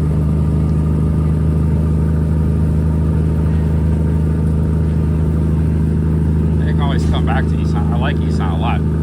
Come back here. What's up, Jay White?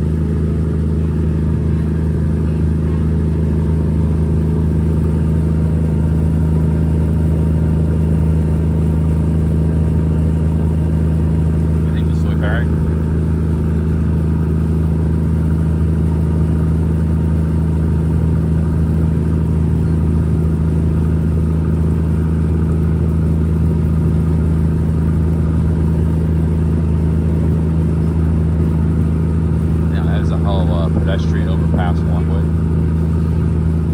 Middle of nowhere. Big factory there.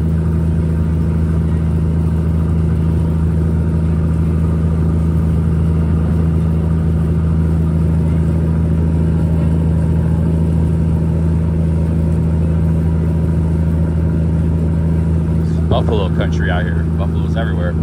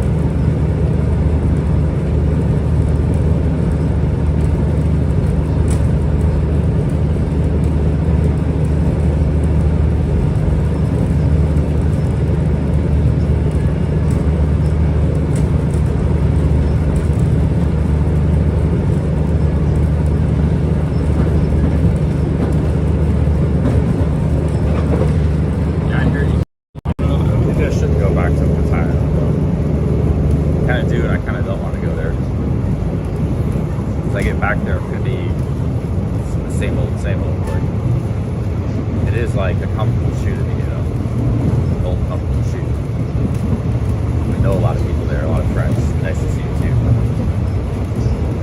But, I don't know, man. I don't know. Just kind of see what happens.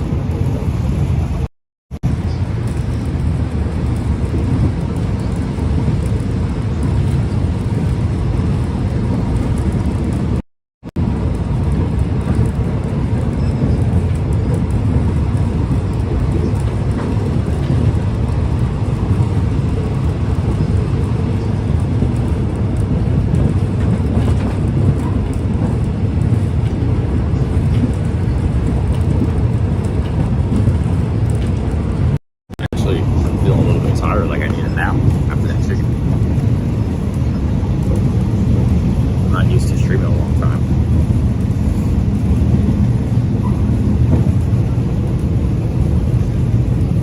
I need to get the stream going. There we go.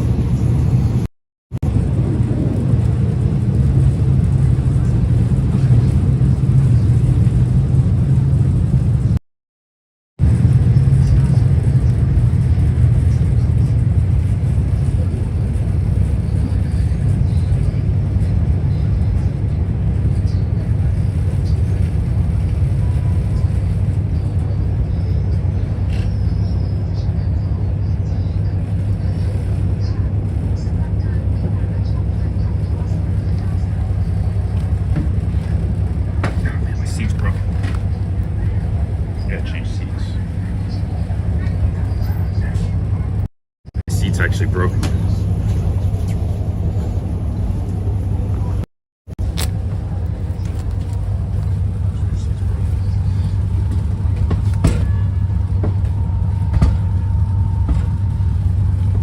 It's completely broken.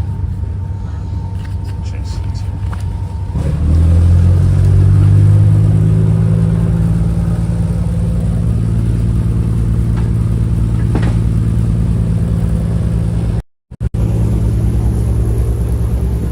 Okay, so I found it. Thank you very much.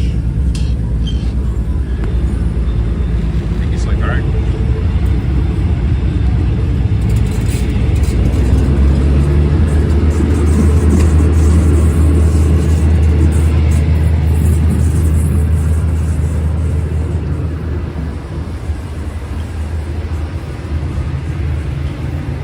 Trains, man. There's a bathroom right here. I can use the bathroom.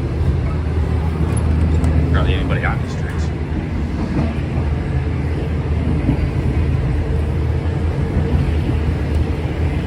Go, Slick. All right, thank you, man.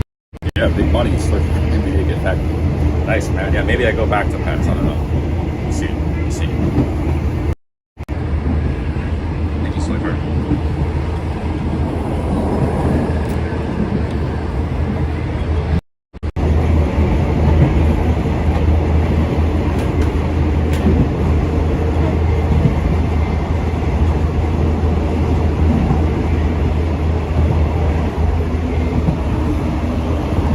Guys, I need to use the bathroom. Back in a minute.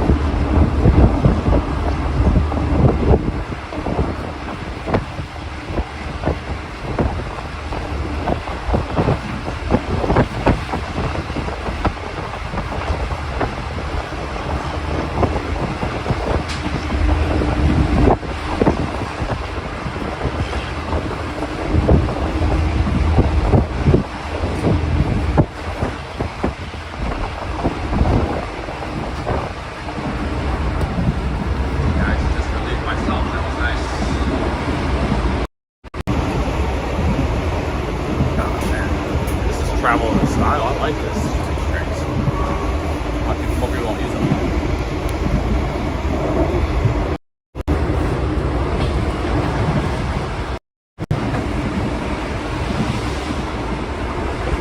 Yeah, they can soy firing, man, like 100 Aussies. Now that's a lot of them. They got soy firing.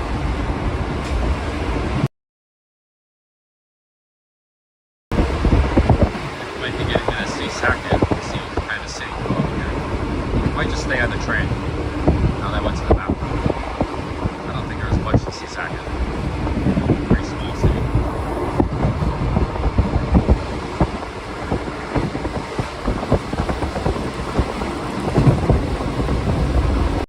I want to go.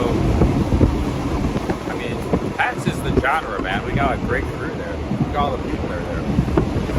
You know, they got Nice Sweetie there, Charlo Man in Thailand, Chris Cabo, Mark Pop Mataya, Nick NDTVI, I mean, Ben Newton, Brooke Perry. List is endless. That's the genre of the time. Everything else is a side trip. Take car. Now I'm a big part of that. Myself. We got new people like Darren John. I'd like to meet him. Yeah, that's where all the action is. We got beautiful women everywhere in Pattaya. That's the place to be. Yeah, I agree. But it's fun to travel, see other places.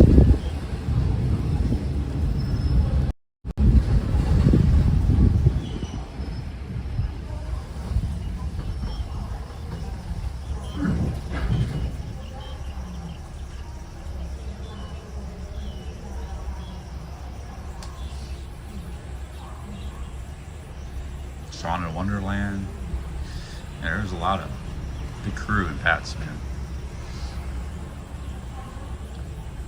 Sexy bar.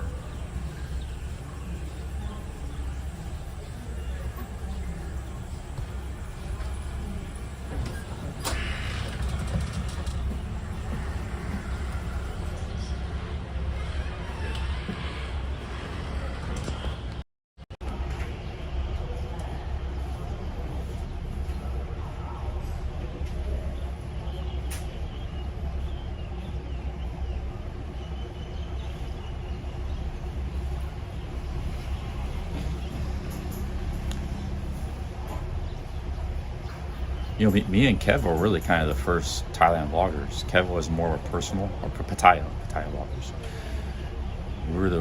Kev was the more personal vlogger. Then I was really one of the first Pattaya guys, period. You know, like, before that, there were people that would pass through. Like Bangkok 102, he was mostly in Bangkok. He would just do Pats as a side trip occasionally. So, you know, I was really one of the first guys. Me and Kev were the first Pattaya vloggers, really. That were there, living there, you know.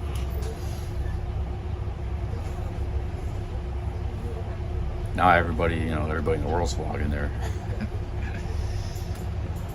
Yeah, I take some credit for that. Retired Chief JC never lived in. He lived in Pattaya briefly, a long time ago. But he was vlogging. Mostly, he was in Cham and other places. He was a Thailand vlogger, not a Pats vlogger. Retired Chief JC. It was Soy Farron. Thank you again, Soy Farron. Oh, well, maybe we'll see. I might spend a day or two here. I think I'm gonna go back soon. Thank you, Soy Farron.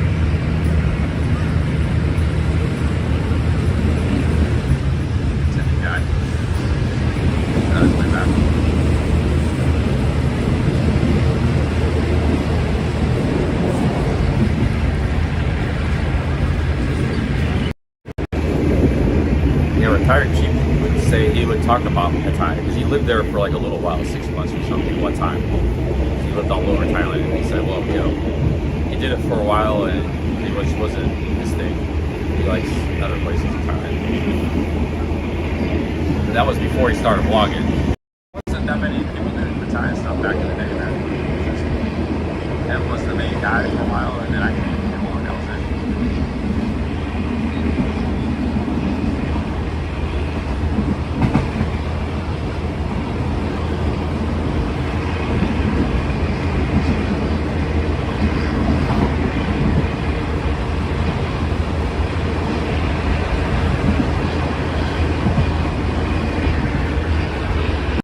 I have a beef with, I'll have a beef with anybody. Who do I got a beef with since inviting me, why so serious? I saw JC once in Udon Thani. I didn't meet him though, but I just saw him. Pretty sure it was him.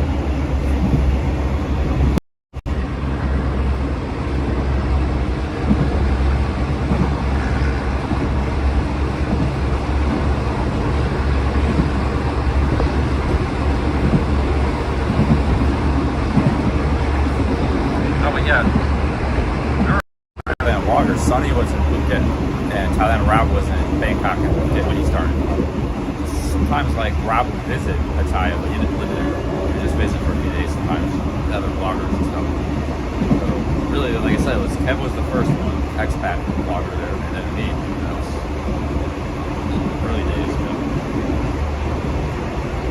There were other Thailand vloggers, but they were in other cities. Sonny was in Phuket. That's where he lived, had a business, and so is Rob. Rob get too.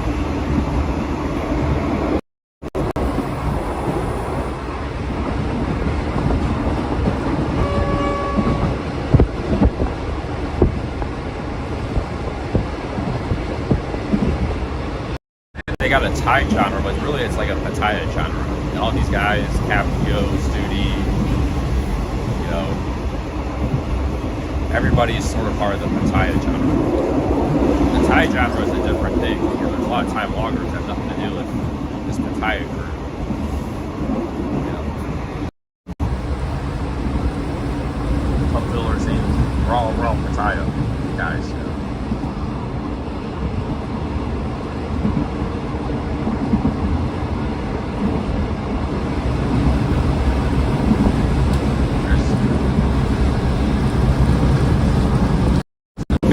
There's a lot of us, you know.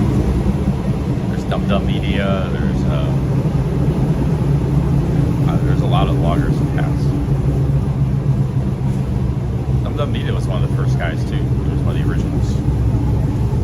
I don't think he was vlogging though when I started. He kind of started about the same time I did. Or around there. Dum Media.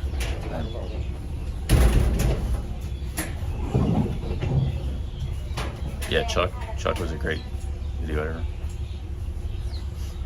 I'll pick up Soy Farron. Thanks for the super chats, man.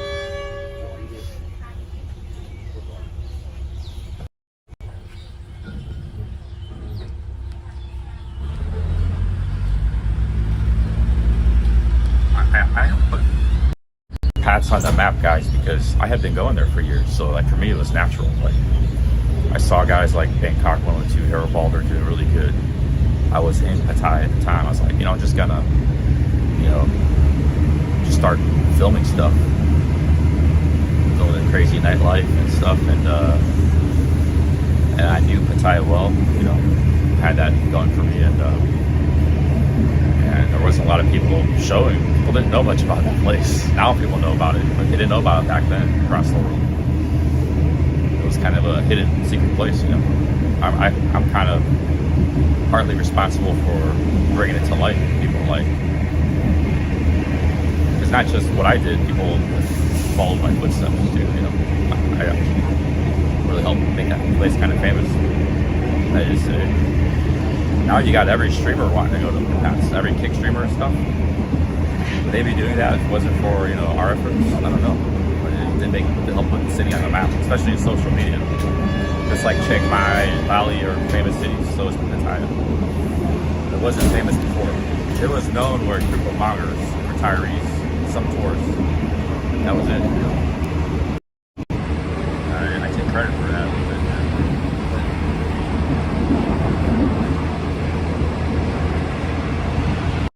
Talking nonsense, but I don't know. I like to think I helped Pattaya. Someday Pattaya will be a big metropolis. I helped it back in the early days. Yo, Soy Farah, thanks again, man. Thank you.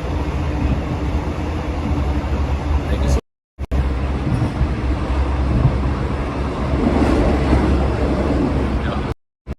Ice Poseidon was in Pats.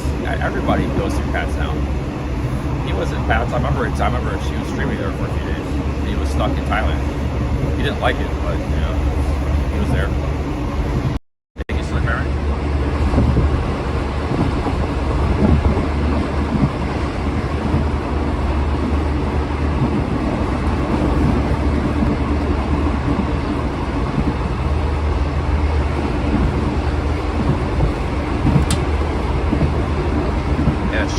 Sean helps. Sean is a big part of the channel.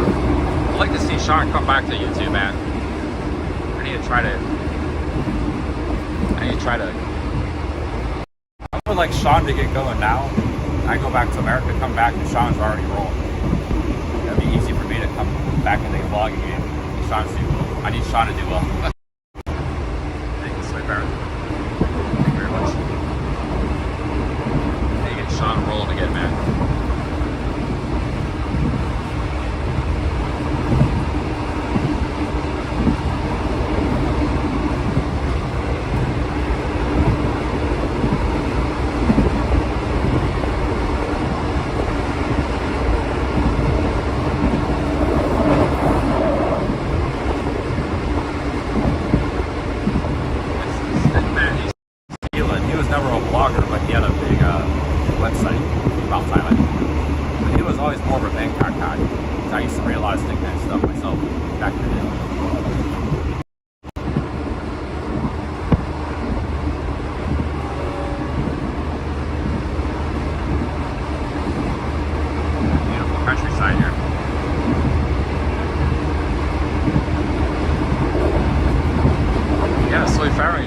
Are you in Pattaya? Yeah, we can meet up, no problem, man.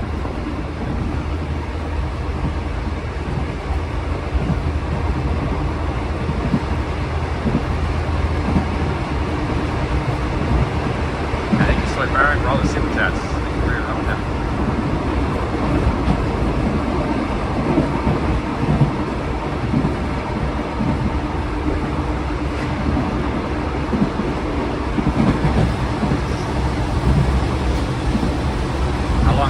Pattaya for us, like Baron.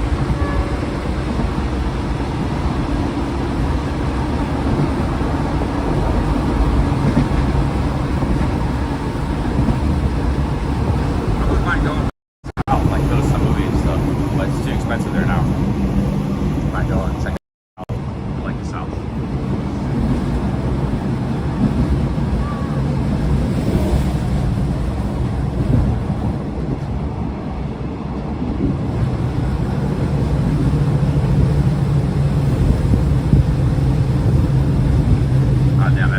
Yeah, maybe I have to fly tomorrow then. I'm not paying $100.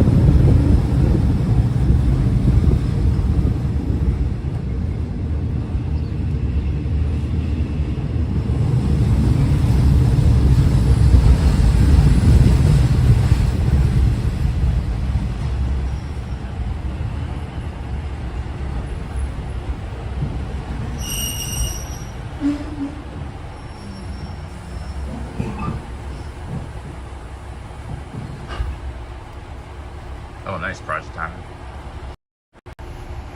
Yeah, big ups to Sean King, blogging at Dead Horse.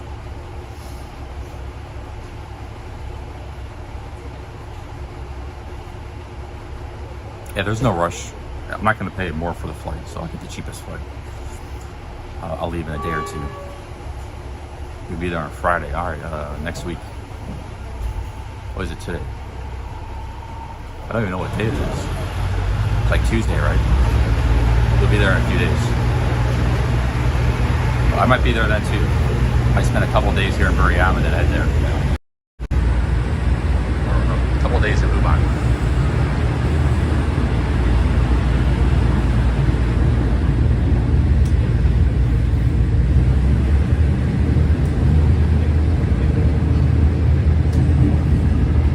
Yeah, the train's going pretty slow.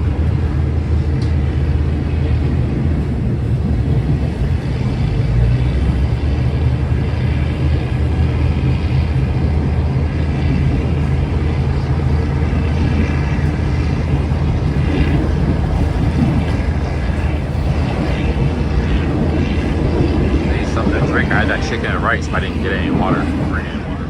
I need some chicken and rice.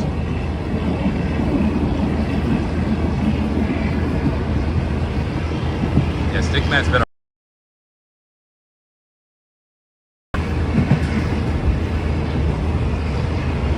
He speaks Thai. He's been married to a Thai. I think he's divorced now, but that guy's a real expat OG.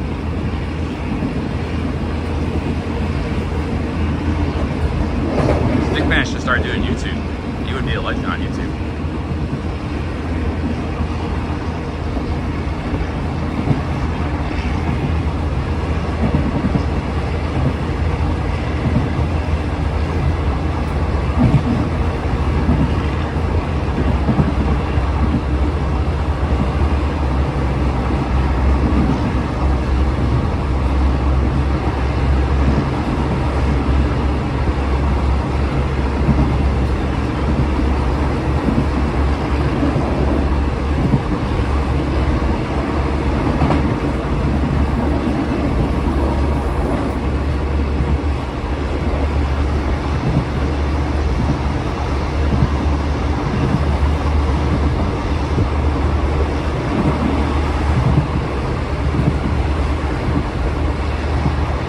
Sunny's for a month, awesome.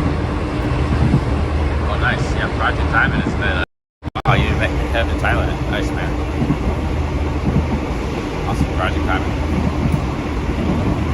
There was a guy who he met me when I was incognito. He met every vlogger. He met me back in 2018. I forgot his name, but he had a thing. He wanted to meet every vlogger, and he was so happy to meet me because like nobody knew who I was. What he did is he saw Sean, he knew Sean, and then it was at Tree Town. This is when Tree Town was just getting going. Now I was in the area, and then Sean said, yeah, Charlie's coming, he'll be here in a minute. And then he met me through Sean. So he made a video with me too. He kept me off the camera though, because I didn't want to be on camera at that time. I wanted to be incognito. But yeah, he said he met every vlogger, Jeff Carter, Kevin Thailand, Thailand Rao, everybody.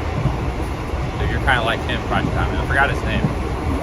Great Apes or something. Great Ape Traveler. I forgot his name. He's from Australia.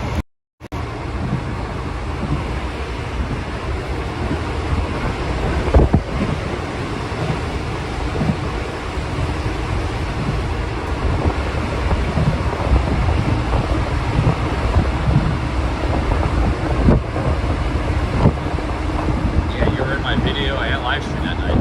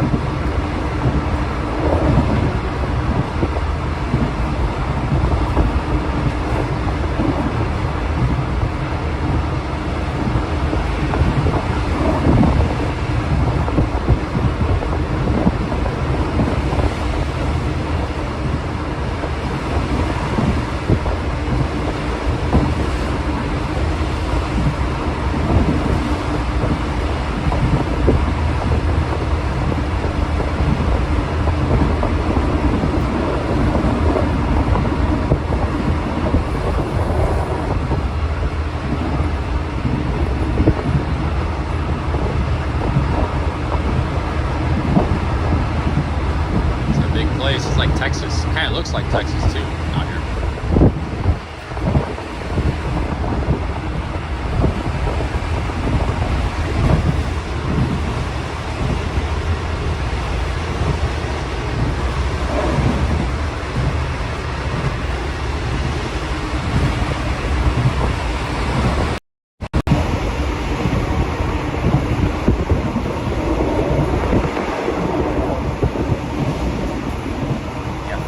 ex-girlfriends and they all have children. How many exes do I have? I only have one of 40s. I have others that were less shorter sort of relationships. I only have one significant relationship out here in Thailand.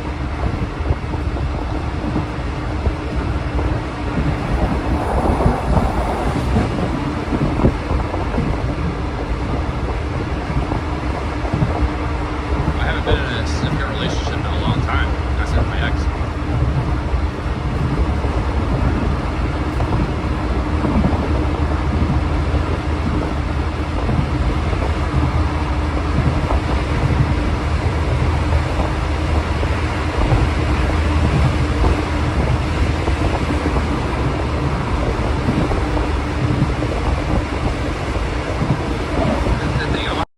Hard to find a girlfriend, guys. Like, when I was in Surin, there was a lot of very pretty ladies, and they were all hitting on me at 7-Eleven and coffee shops, this, that. And I could ask any of them on a date, give them my phone number, you know. Now, some of them already have boyfriends, some might not be interested. But, you know, you could be one if you want to. And, like, it's hard for me to have a girlfriend right now, bro. I'm transient, just not a boyfriend material, that's all.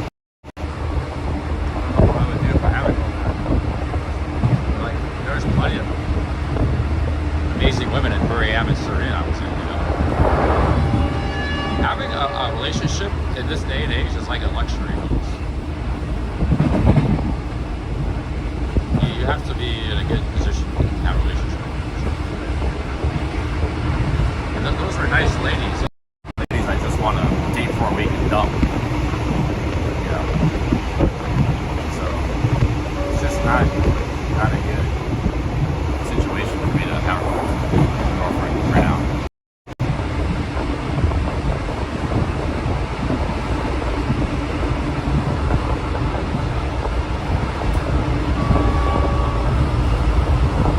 You know, more just a longer one night stand. Because that's just more honest. It's more honest.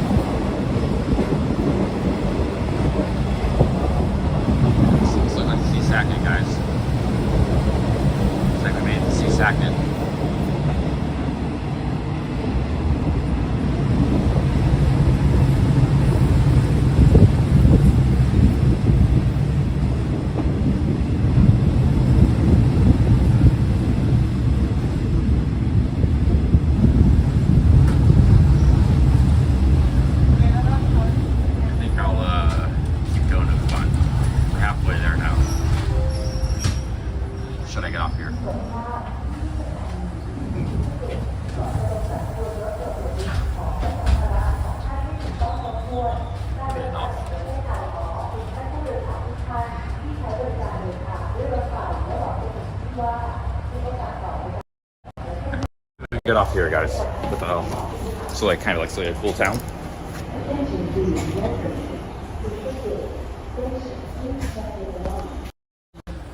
Let's go see Second.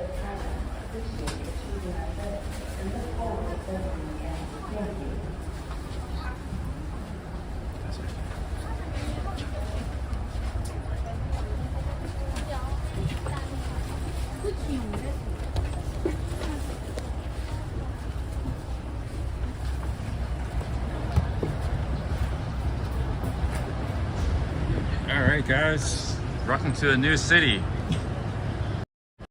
We're in the town of Saket.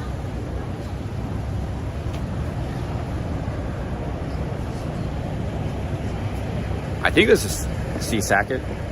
I need Saket, Shemai? I need Saket? Okay, make sure I'm on the right town here. Kapun Kap? Sadi Kap. Melu, walk walk around, have some coffee. You can go with me. We can explain everywhere. Oh yeah. Yeah. Yeah, but the museum Buddha. Oh, okay. How much you charge me? 1 hour, 2 hour allowed. Is it cyclo? Yeah. How much 2 hour around? 2 hour. Yeah. 150 baht. 150. Yeah. Okay. I think maybe food first. Maybe Okay, I come okay, back. okay. Kun shu right. Yeah, yeah. Kun shu right. Yeah. Udom. Udam? Yeah. Oh, okay. Pom shu Billy. Where Billy. you come from?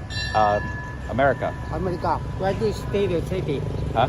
Where you stay the city? I don't know. I don't know. No, where you stay the city in America? Oh, America. Name Ohio. Oh, Ohio. Yeah, you know? Very big city. Yeah. But I go walk around and have some. I go have a coffee or something first, iced coffee. Again? I by again Eat cafe. food, eat food.ได้ครับ Maybe I come back later. Yeah. Oh. Have you got another super chat? Soy firing. Thank you. The train just left. You want me to upload a YouTube short? Yeah, I could do that. Chugging a Heineken Zero? Sure, man. Yeah, I can do that. Yeah, thank you, Soy Firing. Thank you very much. The train left. So we're here in Seasacket, guys.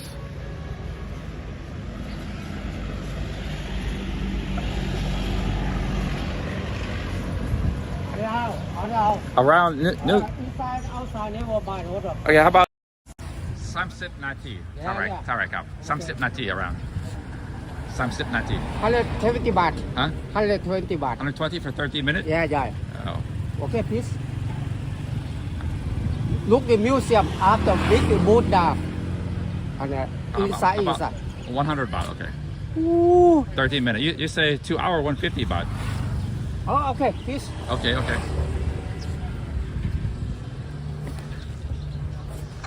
Yeah, I just want to go 30 minutes. Give this guy some business.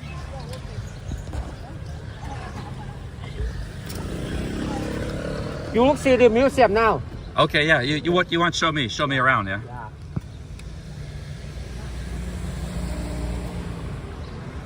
Yo, thank you, Soy Firing. Yeah, I could do a short. Find a Heineken Zero first. It's not easy to find.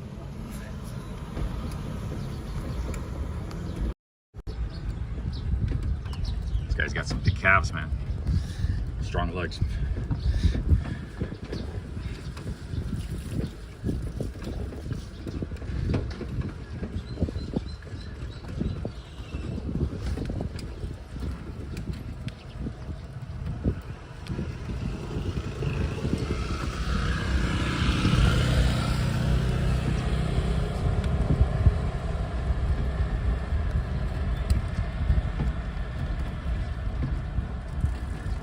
Take me to the museum right now.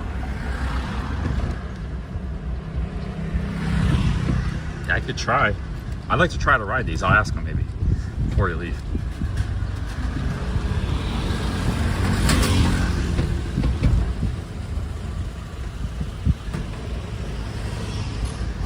There's a market here.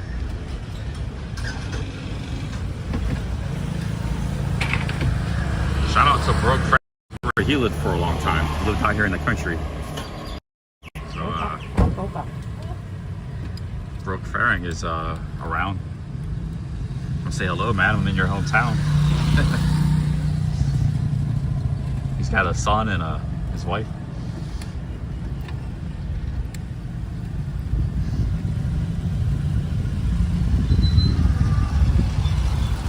It looks like a quiet town here.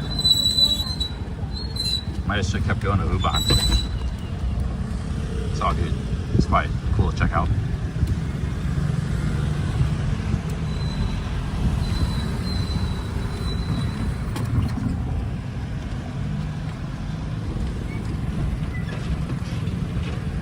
There'll probably be another train too. Like around 3, I think there's another train. So we could spend a few hours here, check the town out. This guy's helping us see stuff. And then maybe we catch another train, get a coffee, and get back on the train. That's an option too.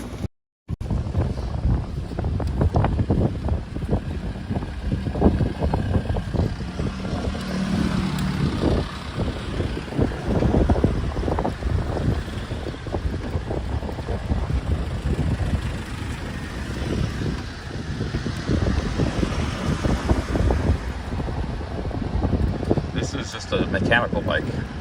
It's a carriage, bike carriage.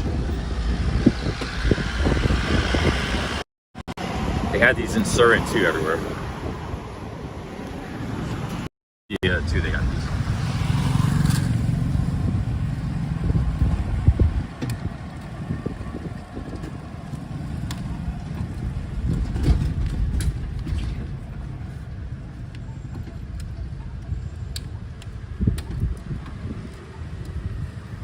Okay, looks like we arrived here.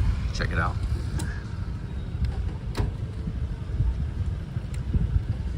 It's like a big temple. Oh, cool.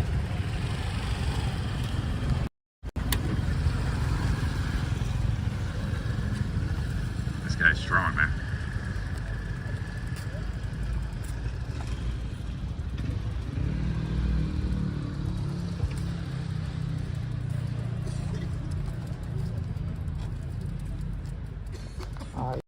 See that because the winter course, you know. Oh, close.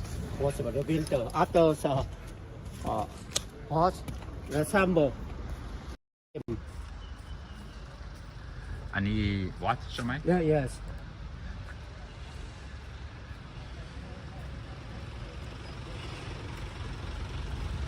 My friend, they asked about, they want to see the Okay, bike. okay. I need sun lore. Sure, right? Sun lore? Yes. Sun lore. Oh, yeah, That's cool. good. Cool, yeah. That's cool. You Nice. see inside. Have the many the picture.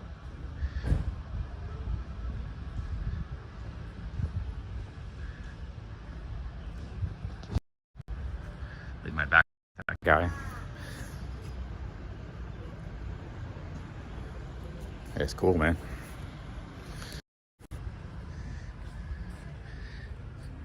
This. Yes, cool. Ramajana in Hindu, the Ramajana in Hindu in India. Hindu, Yeah, India, from Hindu, India. Hindu. This is a Hindu temple, India temple. Take my shoes off.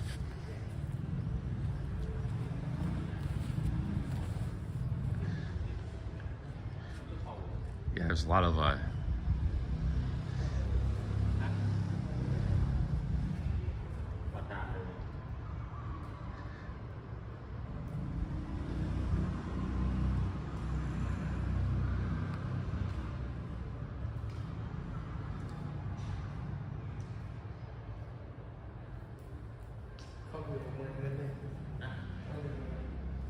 that's amazing. Very cool. Like they got big murals too. All these big murals.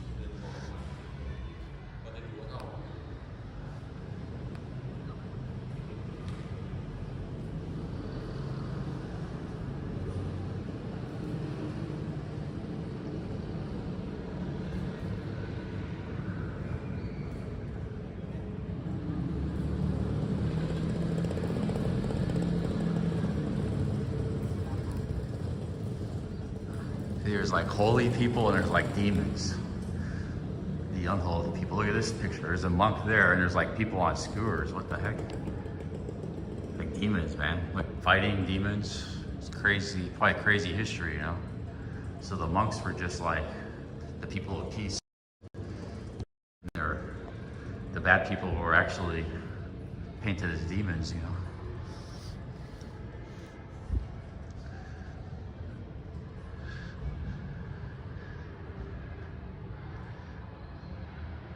Cool murals, and it's kind of showing all this. So see, at one time this place was probably a place of war and fighting and bloodshed, and you go in here, all the murals are peaceful.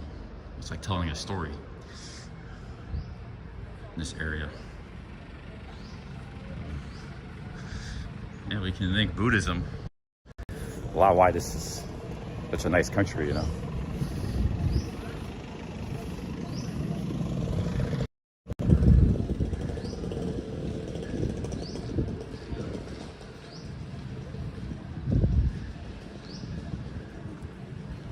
I mean, that's humankind, man. You know, we have terrible history. You have to make an effort to be good, you know. Naturally, just be neutral. And evil can thrive in neutrality, you know. Nobody. And to be good, you have to make an effort and stick your neck out. Most of us are just neutral. We're not. Only takes a few evil people to screw everything up.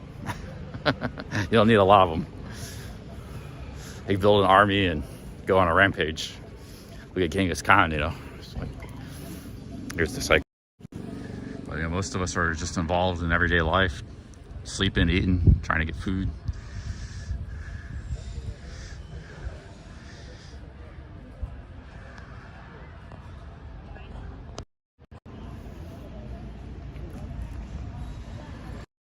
I mean, I've been kind of neutral my whole life.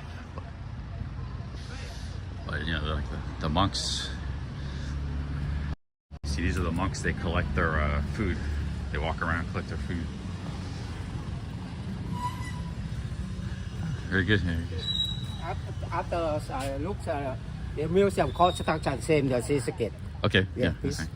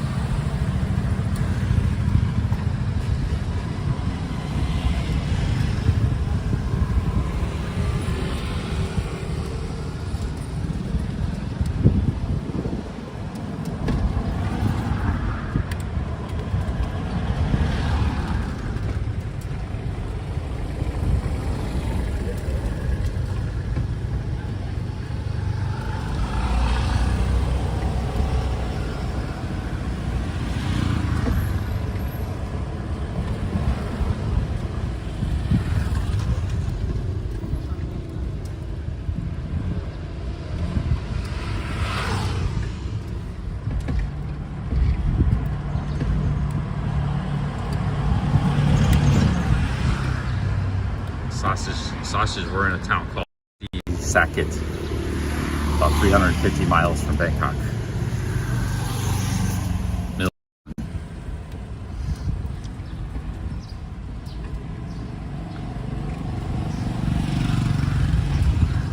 Not Lopburi. Lopburi is very far. Lopburi is closer to Bangkok. We're in the middle of Isan. Uban Ratchathani.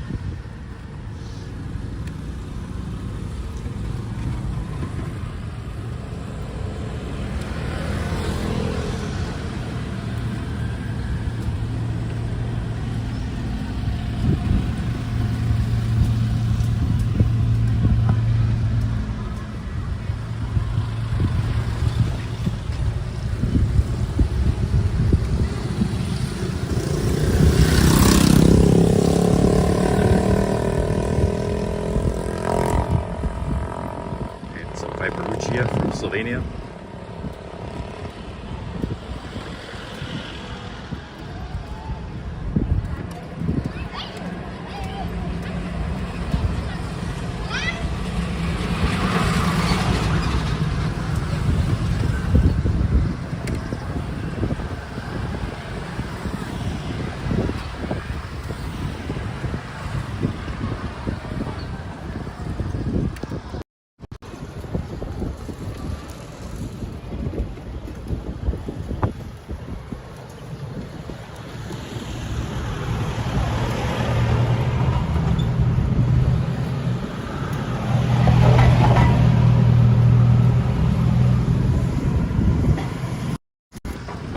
Yeah, there's probably a night market bound to be. I think about every city's got a night market, one or two of them.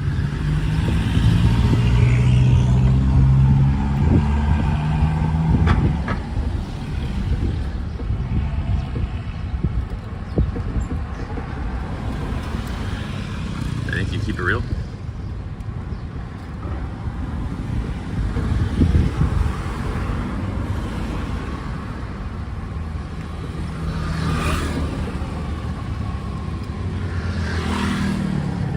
Museum here.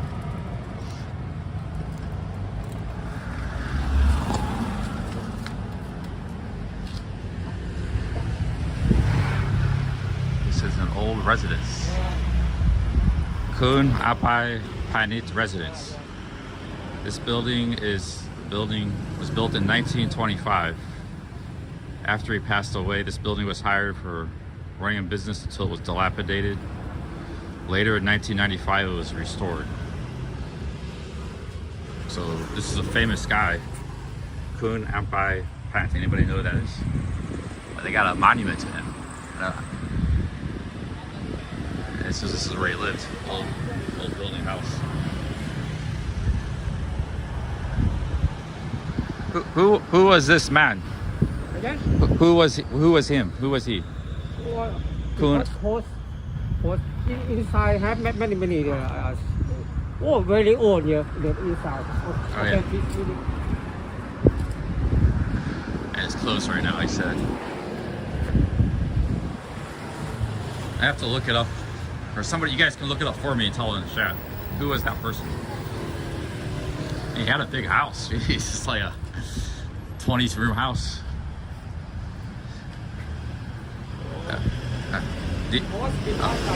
Open Monday and Oh, close Friday. today. Oh, okay. The mark. Anybody look this guy up for? Because I can't do it. I only got one phone. It's museum. Okay, so they would tell you, yeah, it's closed right now today, guys. But let me show you guys the name again. Somebody can look this up on Google. His name is Kun Ampai Panit.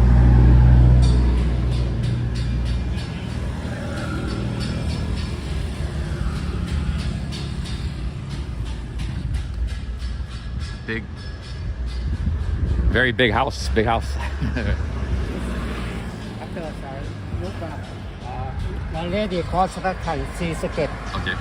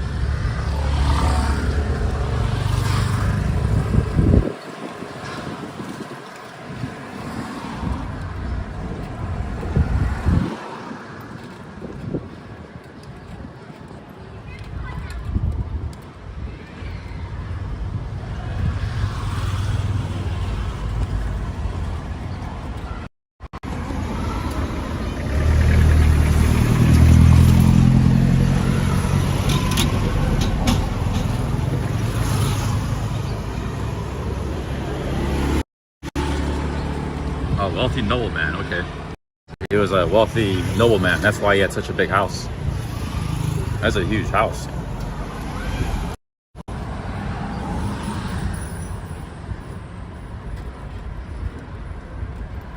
Yo, what up, Jimbo?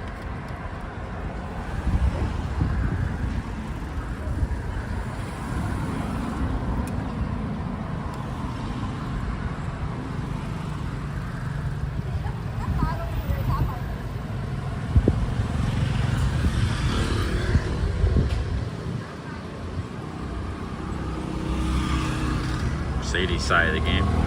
Nice car.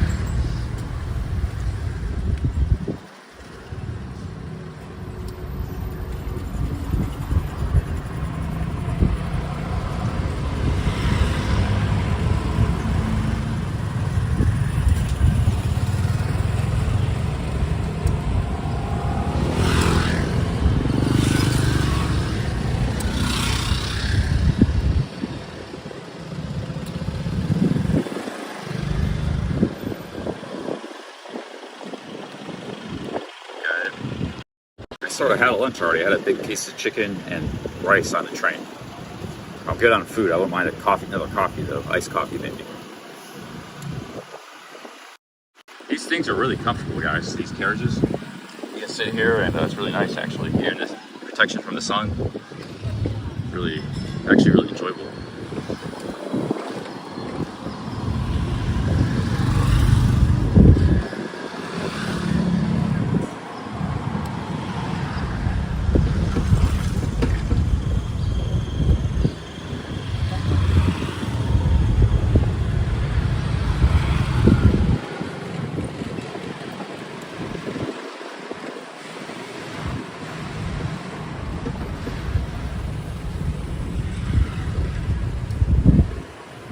Yeah, maybe I'll ask him, yeah. He might not want me to, though, but I'll ask maybe. He'll hold the camera.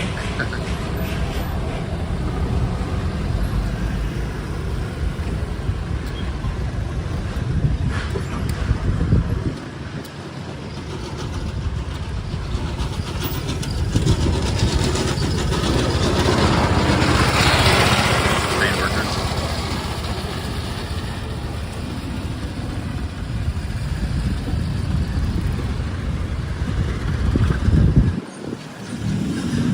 Another Mercedes. That's a different one. Same design.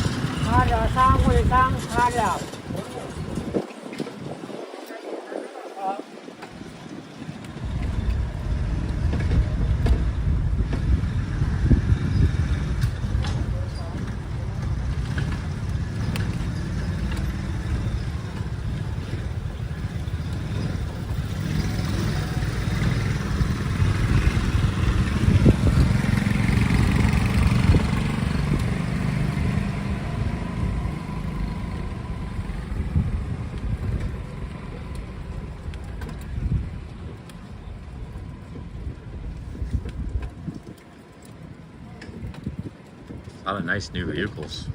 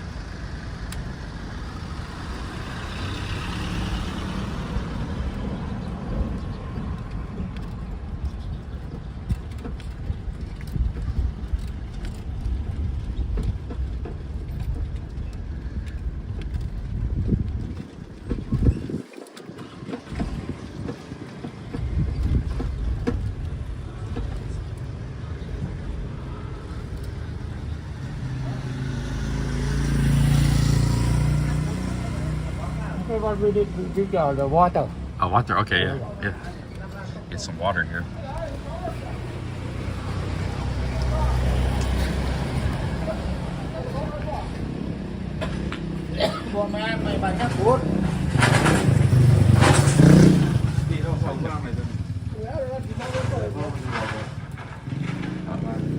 Oh, okay. Yeah. Water.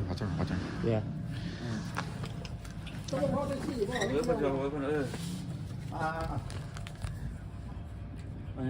Drink, Yes. please. This one. Yeah. Oh, whiskey. Oh, whiskey. Yeah. It looks like some strong whiskey there. Rồi, cắt đi. Leo, they got Leo. Yeah. Nice, man. Really old.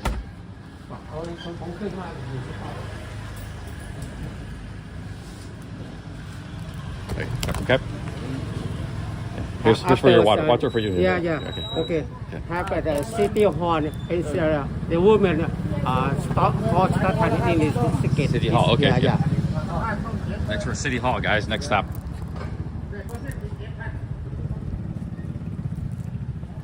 Next stop, City Hall. Oh, sorry. Please.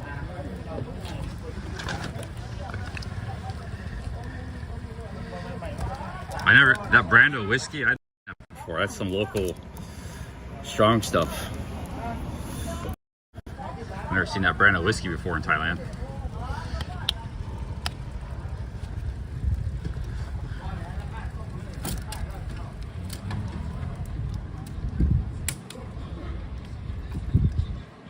Cheers, guys.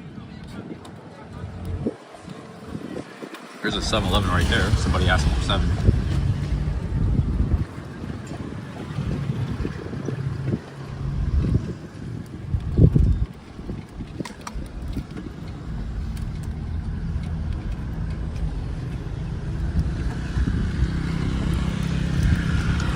Jay-Z, I didn't catch it, man. It's a really interesting looking bottle design.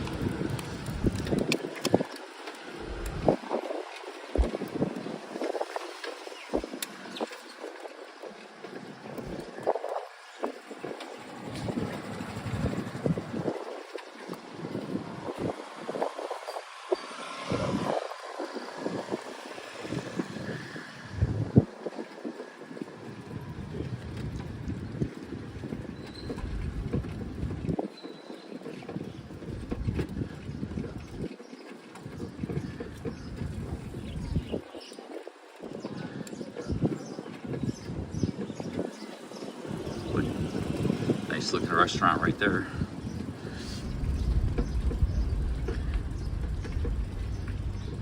Already called start in Seascape. Oh, okay. This is the city monument. Yeah.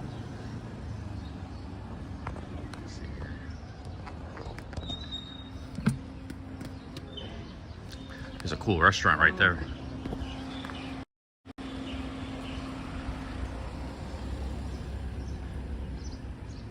This is the city monument, the Seascape. We're in the, a lot of these cities, we're in the province of Seascape, and then there's also there's the same with Surin, same with Buriram. So we're in the city of Seascape in the province of Seascape. Currently where we're at right now. We got horses, elephants. Very cool. They must have a lot of horses here. So you don't see horses. Surin, you had the elephants, but you don't have these horses. So they must have a lot of horses in this province.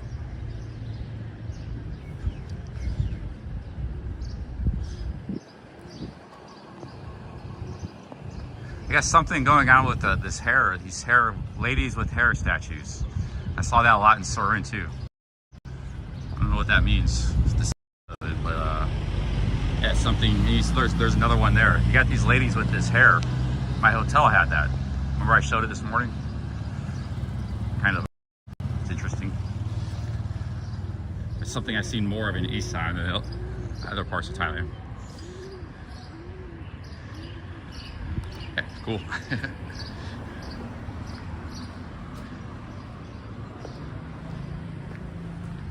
Great tour here. I like these tours. I've done this before in other cities.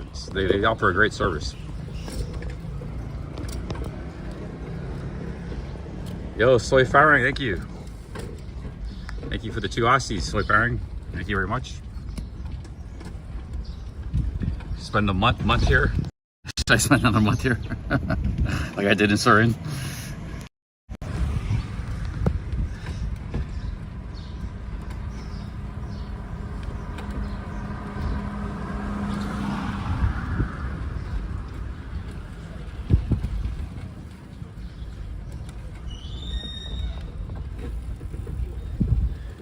It's very quiet. Surin actually could be a little bit busy. There's traffic a little bit.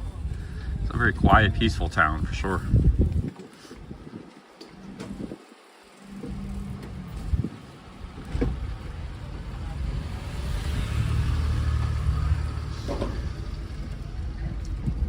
I'm kind of glad to leave Surin. I spent a lot of time there. But I had a few reasons to be there. It wasn't by chance. But I was just needed to change the scenery, that's all. It was a bad place.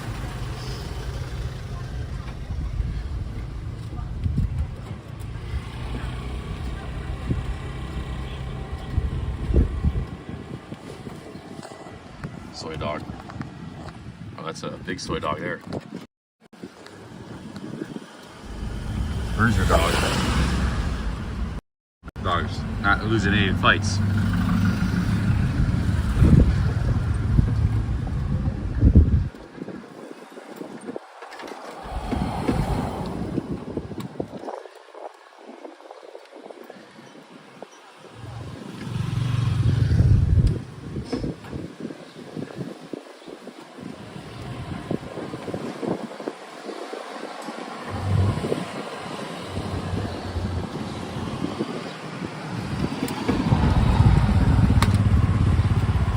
Yeah, Ben knows all these places. He spent weeks in some of these cities all over Southeast Asia for 5 years. Following in the footsteps of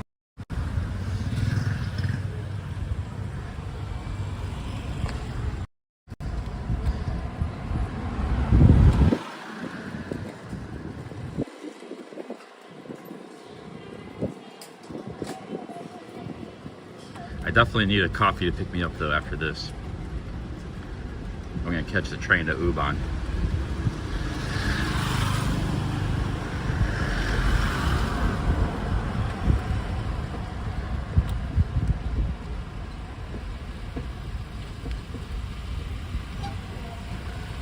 Ready to fall asleep. Tired from the I don't know why I'm so tired. Probably from the food. Protein will make you tired like that. Eggs, chicken. If I don't eat a lot of it on stream. Sugar keeps you going.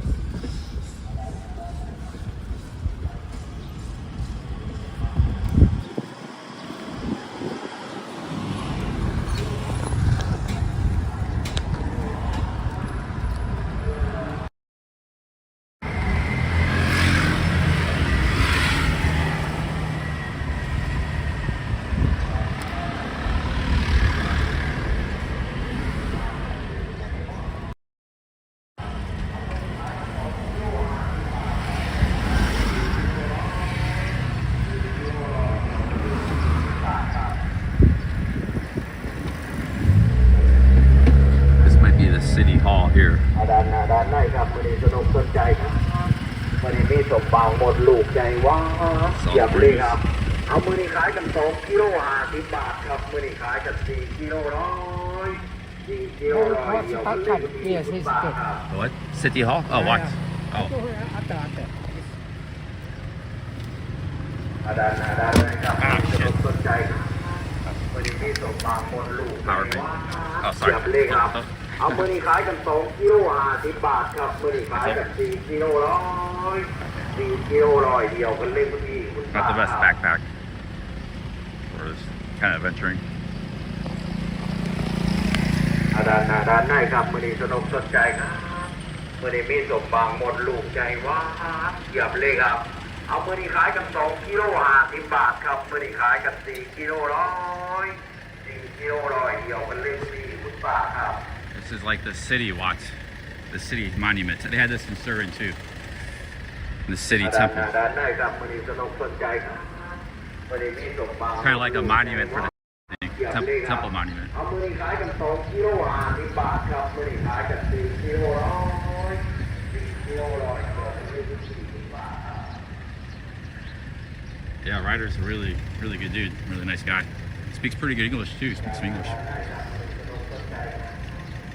Pretty cool. They must have elephants in Seasakit too.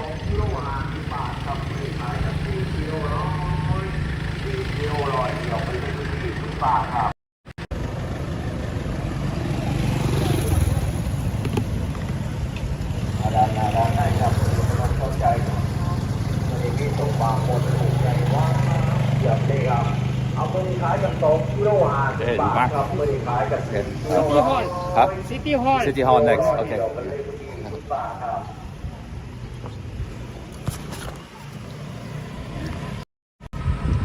ด้านหน้ามือนี้สนุกสนใจครับมือนี้มีสมบางหมดลูกใหญ่ว่าเหยียบเลยครับเอามือนี้ขายกัน2กิโล50 บาทครับมือนี้ขายกัน4กิโล100 4กิโล100เดียวมันเลยดีคุณป้าครับ A resort is in Pitsanalok, very far from here. Another part of the country. I've been there a couple times. Not in this trip.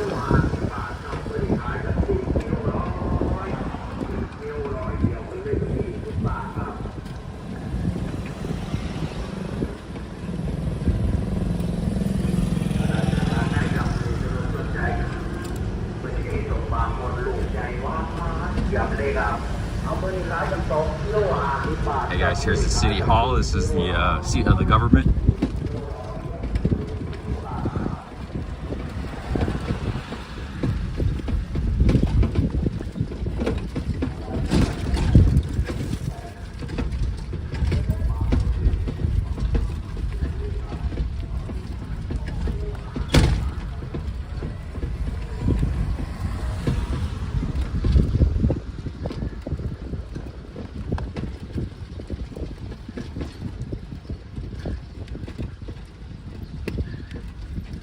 They got a bigger city hall than Pat's. Pat's very much of a city hall there.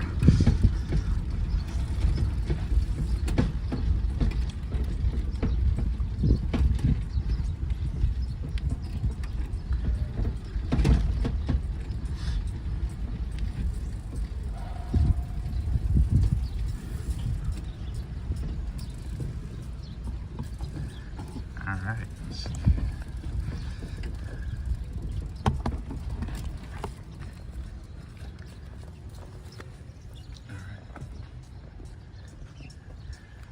Definitely a much bigger city hall than Pat's.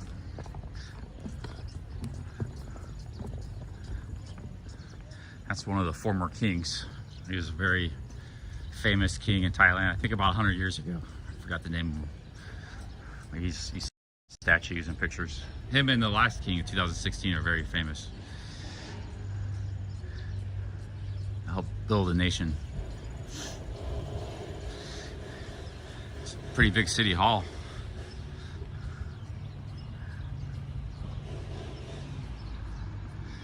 Hey guys, Tom Brook-Farring lived here for like 6 months, man. He was here in the pandemic a long time.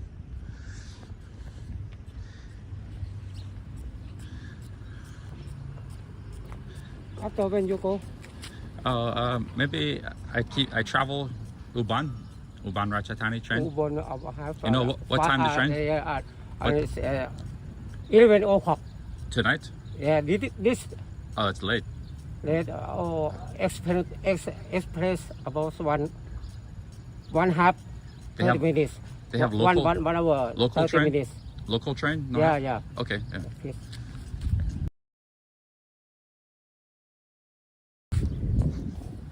My friend, they want to see, can I try, right? Yeah, yes. Okay, yeah, maybe we hold the camera.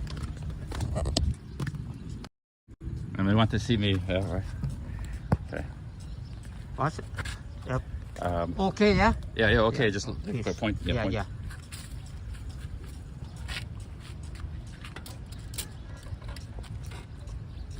Okay. Yeah. Yes. Yep.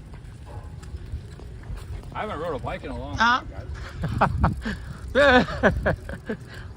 Oi! Oh, oi! I didn't know the brakes. Yeah. Okay, cap. Thank you. Yeah. I didn't know how to hit the brakes, man. Back, carries out of control. Back foot. Yeah. Back Huh? foot. Oh, Back okay. foot. Yeah. Oh, right there's the. Oh, it's a brake foot there. Yeah. Okay. Yeah. I ran into the curb. All right. Awesome. Yeah. Thank you. Cool. I rode a Sambler in my life once now. Bucket list completed.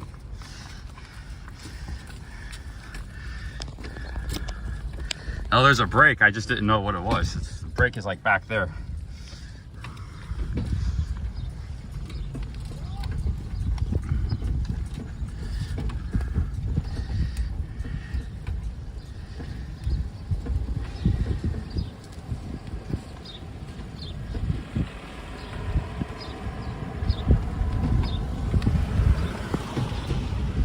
I haven't rode a bike in a long time. I like bikes. I don't actually even have a bike to ride. But the thing about it is like, you know, bike riding's not real popular these days anywhere in the world, really. Or people like to ride cars or motorbikes. I just ride a motorbike. I'm in Thailand, not a bike.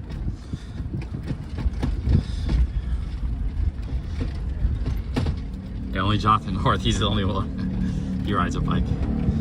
Hey, they got a barber shop. Maybe we'll get a haircut.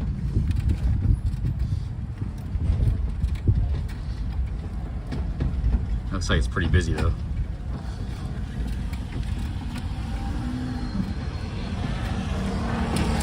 I like to go to empty barber shops, so I don't want to wait around for 30 minutes at the barber.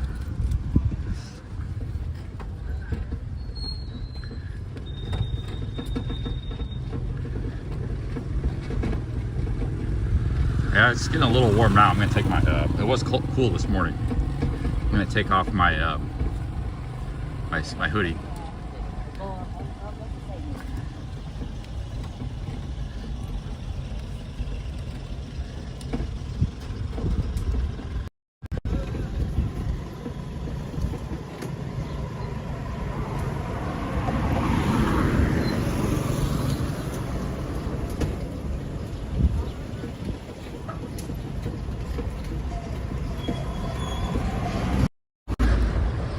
Yeah, these things actually go pretty fast, man. I was like, I'll losing control of it because with the carriage, it actually got momentum. You know, so I was like starting to go pretty fast.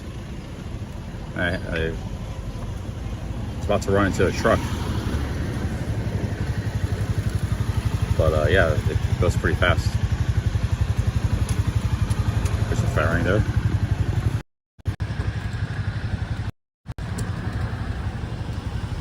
Fairing spotted.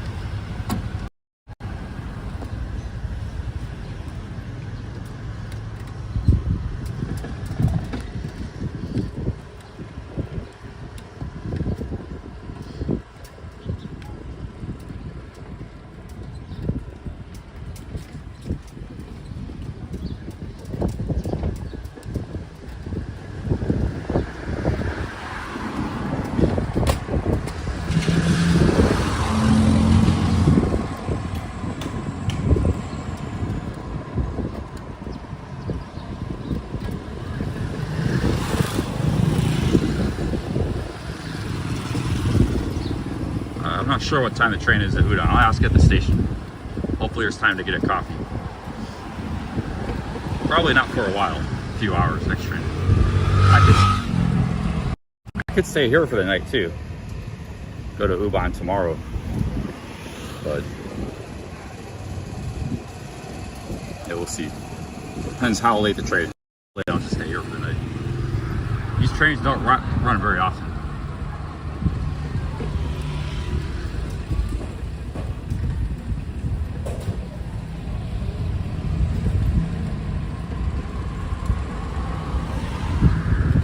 There's another barber shop. Nail and hair. They do manicures.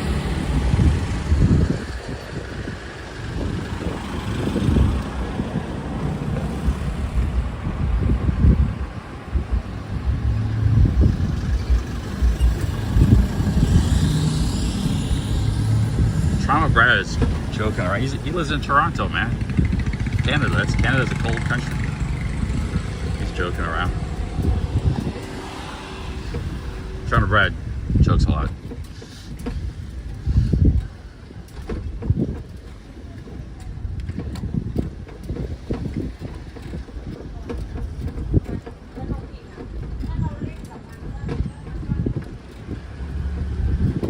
You go back train station?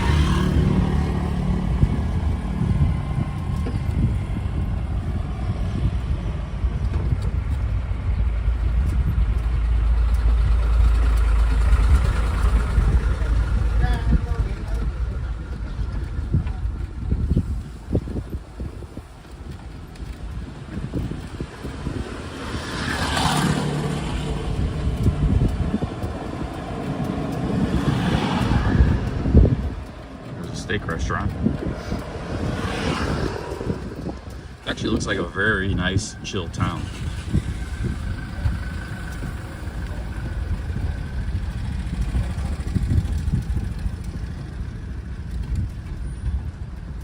More so than Surin. Man, I'm not fall asleep, guys.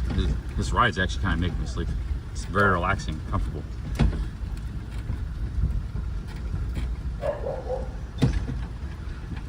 Looks like this might be the train station.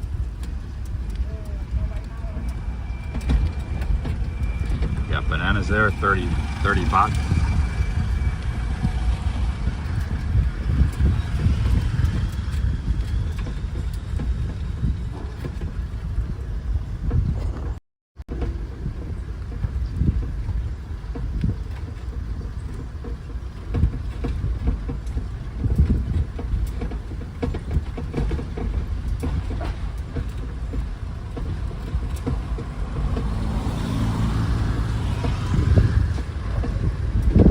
Jimbo, thank you. Yeah, I usually, a lot of times I'm in an unknown town. I have like a tuk-tuk or one of these. I had this in Surin too. The guy drove me around. Did it in Ayutthaya, did it in Nakhon, no, Pitsanalok. You can find a guy who'll drive you around. Actually, one time, me and my ex-girlfriend, we hired like a bot bus for the entire day. He took us out into the countryside, showed us all sorts of stuff. And it was only like, at that time, it was like 600 baht. But we took him, we had dinner, we had some shrimp, the prawns at a nice restaurant. I think that was in, where was that? Somewhere out west.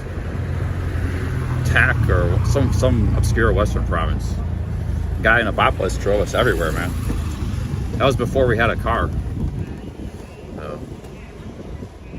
I don't think it was Kanchanaburi. I remember where it was at, what province it was. Yeah, so it's actually like, if you want to explore these cities, and because you might not know where to go, they'll take you around and show you. And like I said, you can get a car or a bot bus, taxi, and they'll go out in the countryside or a tuk-tuk and show you stuff too. Yeah, that guy was driving us around all day, man, all over the place. For not a lot of money, 20 bucks. Yeah, the one with the dragon tattoo on the back. She messaged me on YouTube a couple months ago. The lady with the dragon tattoo.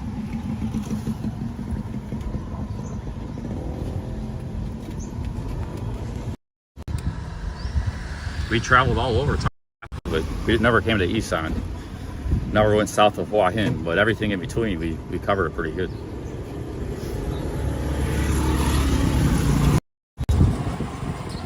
Yeah, I have pictures. I showed them before on Livestream.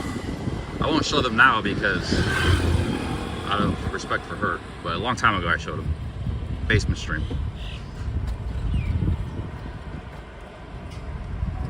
Yeah, because she might be married or something, so you don't know what she's doing in life.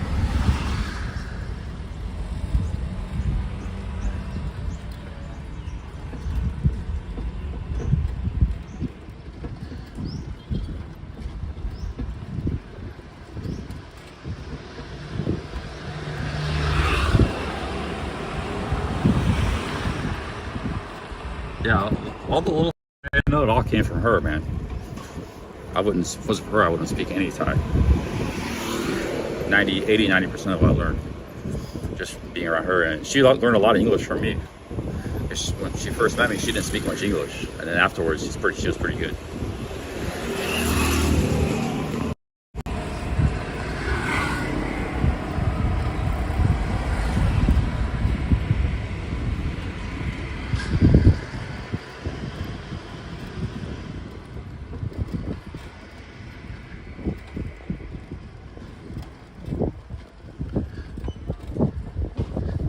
Yeah, this is the hometown of mom in Brook Ferring.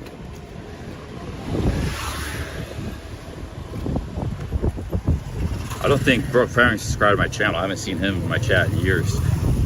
Like,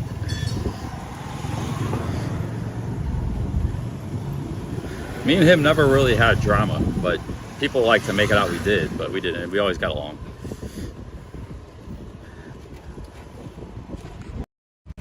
There was just that one incident with the phone. A couple small things like that. But we were the big streamers back in the day, man. We were both. He was big too at one time.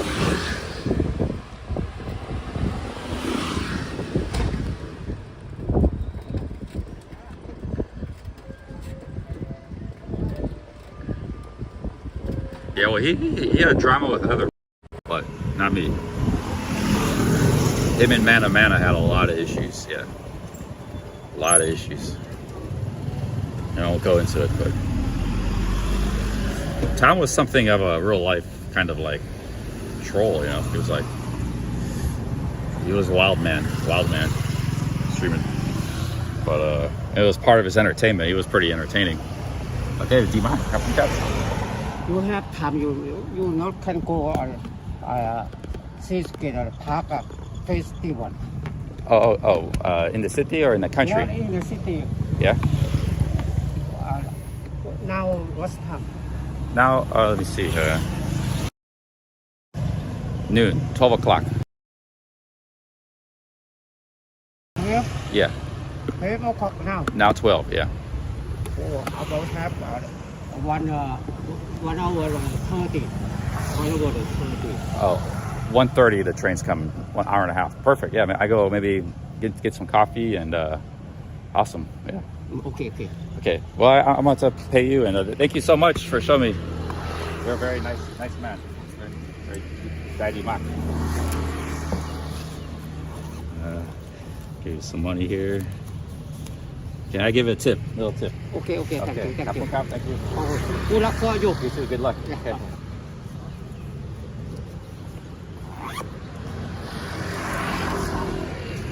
Oh, you got my watch. Okay. Okay, bye-bye. Okay. Back at the train station. Let me go buy a ticket.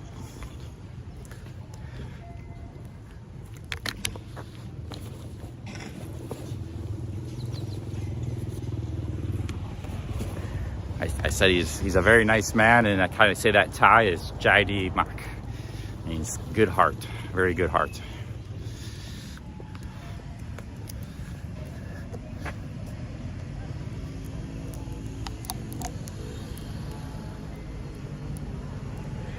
I gave him a tip. I gave him 160 baht. We negotiated 100. I gave him 160. I'm sure very happy with that. My friend, you have you go to good point beside the horse. Have many the Paris, you know, many the Paris in Cambodia style, Thai style, and Laos style. Oh, have a palace. Yeah. Oh. In Utupan beside from here, not far, about 30 22 kilometers. 20 kilometers? Yeah. What's the name of it? Utupan Pisai. What is it? Utupan Pisai. You have Utupan time. Pisai. You have pen. We can analyze with you. Yeah, I'll look it up on my phone. I can find it. Okay. 22 kilometers Yeah. west? Yeah. West? Okay. Okay, I'll check it out. Utupan Pisai. Yeah. Okay, thank you so much. So he said it's about 22 kilometers of something really awesome to see. A style of Laos, Cambodia, and Thai, everything. Big, giant temple palace.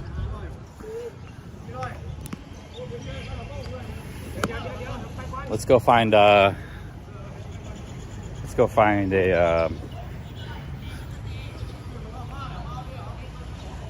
go buy a train ticket to Ubon, I think. We'll get a coffee after that.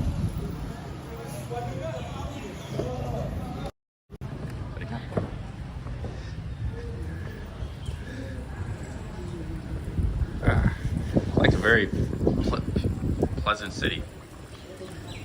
But I think, yeah, I'll probably keep moving on instead of spending the night here.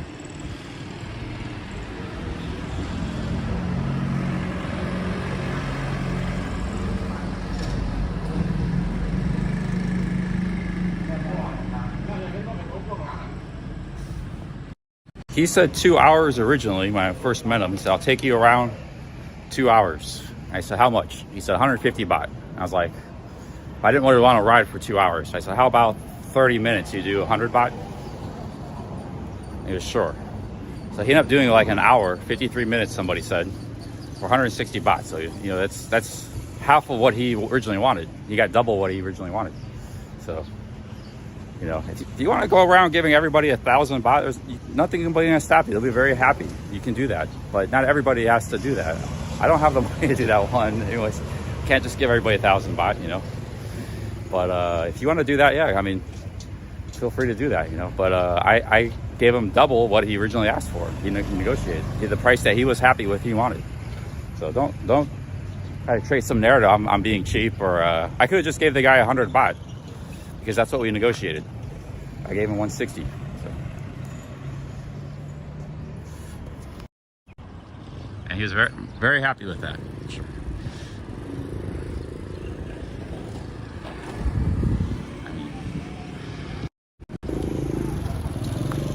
You know, I want to say something too about Isan. I've been here 2 months. Nobody's tried to hustle me or scam me or do anything. Everybody's been like straight up, you know, nobody's trying to overcharge me like 40 baht extra for fruit or something, double, you know.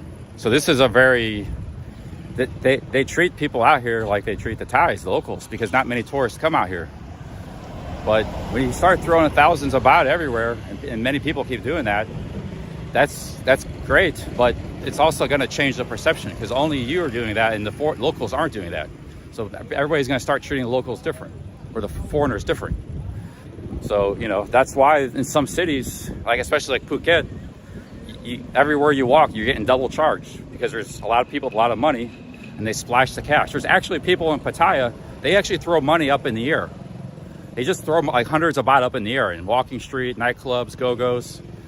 So people that work in those towns, you know, they just think we're all rich and we don't care about money. But when you come out to like normal cities, it's just normal life and they're just doing normal business. And they don't expect more out of you. They're not trying to rip you off or overcharge you. I'm not saying everybody, you know, mostly when I'm in Pattaya, nobody's really trying to rip me off either. But there is a bit of that going on, you know. A little bit, it's more, you know, a little bit of that in Phuket, a little bit in Bangkok with the tuk-tuks. But I'm just saying, man, like, you're just a human being like everybody else out here. You're not obligated just because you're a foreigner to overpay for everything.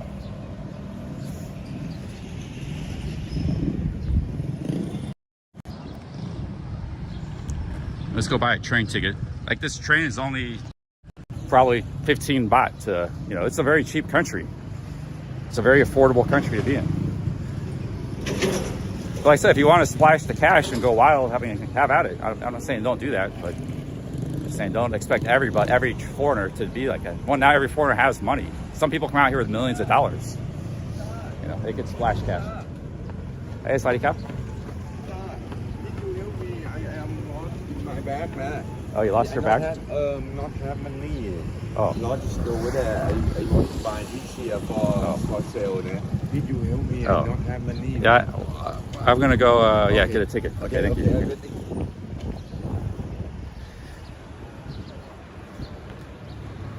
You're riding the train? Everything, yeah. Oh, okay. You this here, buy for me, nah? Huh? I want to buy this here 30 baht. 50 baht. Oh. I need 30 baht.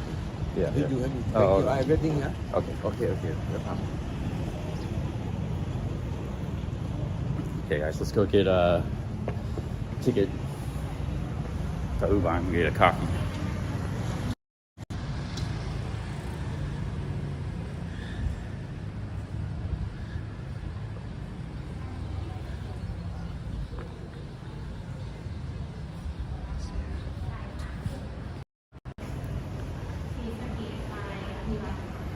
The bus is at 1:30.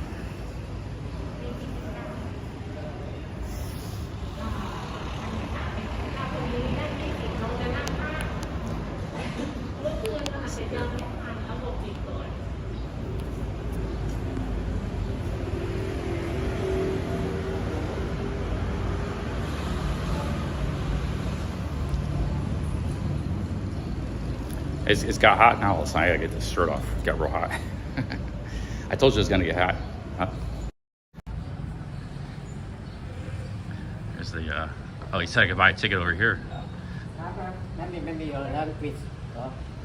It is Laos, Laos, Cambodia, Surin, many. Oh. Okay. You look see.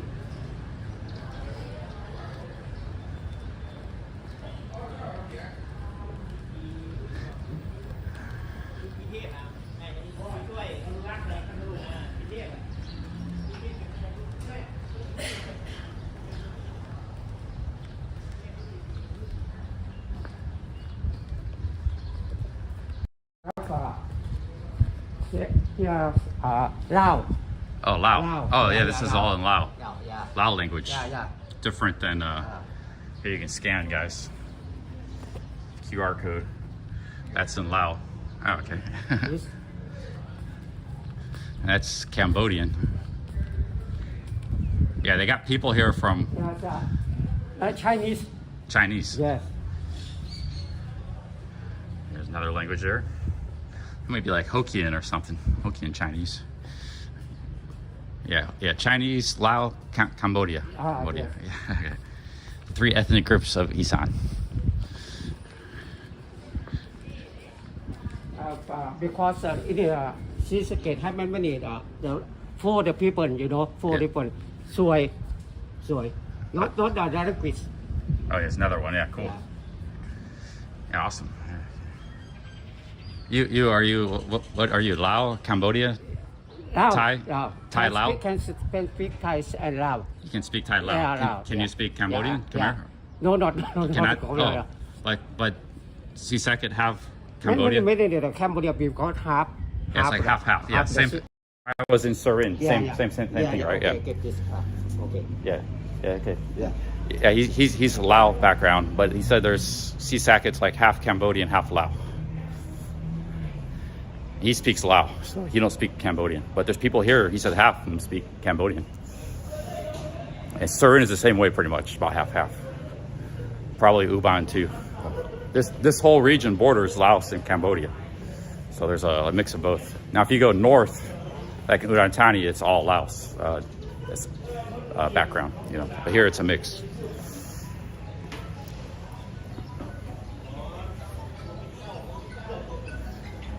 Okay, let's get a train ticket here.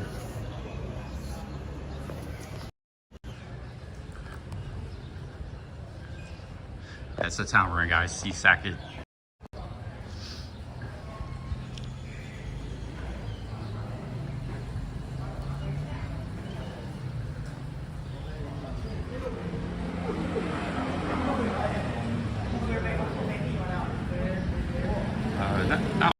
On keep it real. Yeah, some of it is there is also Cambodian in these provinces.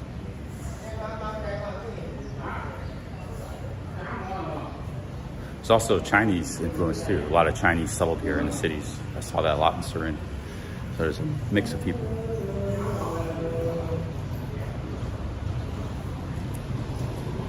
Yeah, it looks like the train about an hour from now, guys. Oh, it's a special express. Look at that. Straight from Bangkok.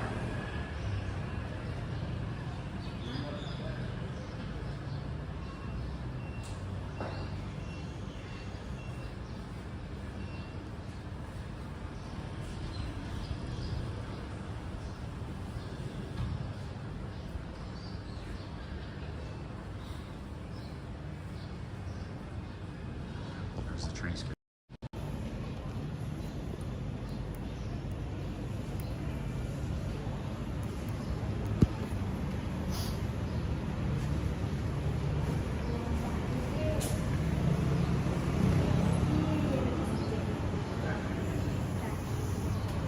Oh man, I gotta get some coffee and sugar.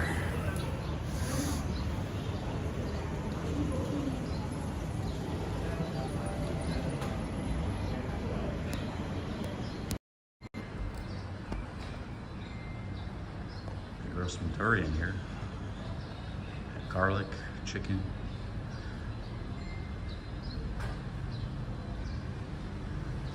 Some of the local specialties.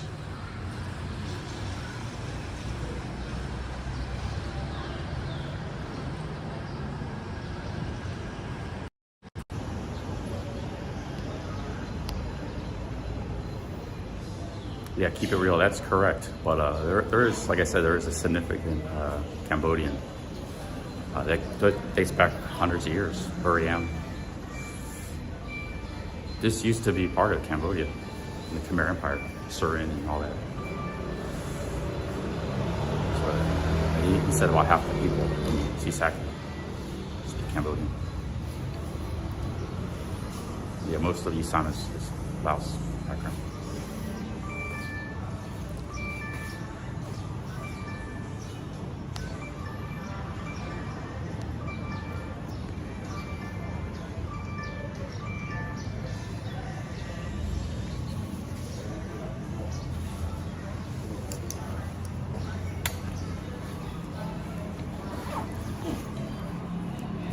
But everybody here is just because they speak a lot. Everybody here speaks Thai, you know, 100%. They learn in school. I'm gonna take this shirt off, man. I'm burning up.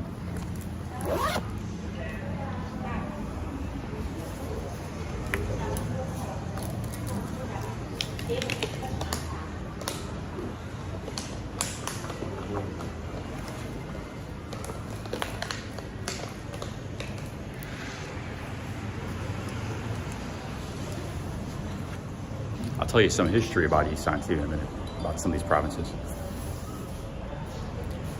Once I get my train ticket.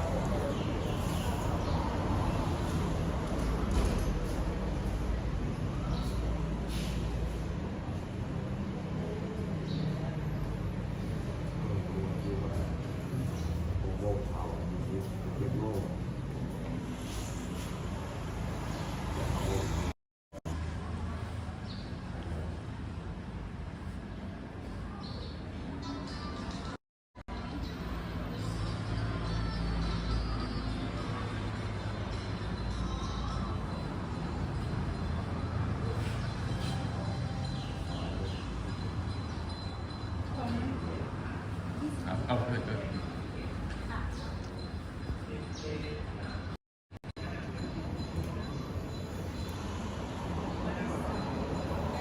Lady was letting me go first. Very nice. There you go ahead. She was in line before me.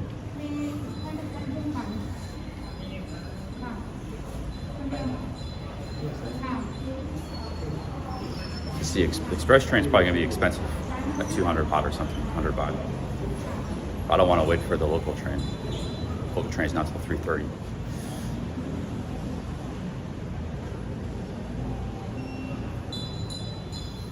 We'll just pay the express train price.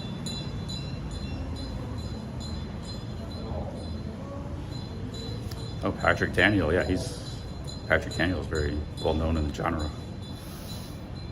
he was from Germany, right? He's the guy that bought his chair for Club Fillers Inc. Patrick Daniel. He was a big super chatter for everybody back a long time ago, but he kind of disappeared from the genre. Nobody's seen him. He sent me a few big super chats back in the day. So maybe 5 years ago or so. What do you got? By Huban? By Huban? 1 p.m. Okay. 50 baht. 50 baht? Okay. Your passport. Oh, passport. Okay. Yeah.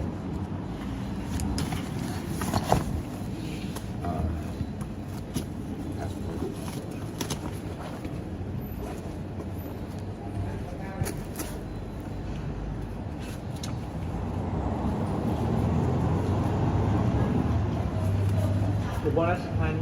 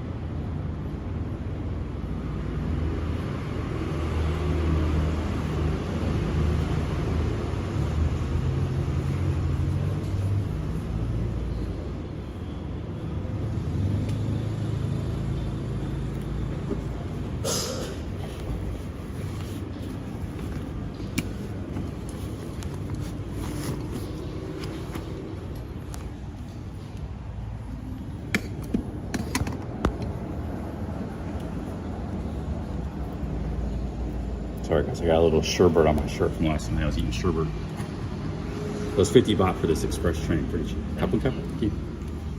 Got my train ticket here. Oh, man. Let's get an iced coffee. Train comes pretty soon, won't have to wait very long. I'm gonna take this thing shirt off, this blasted shirt. Oh, man. Ah, shit, dude.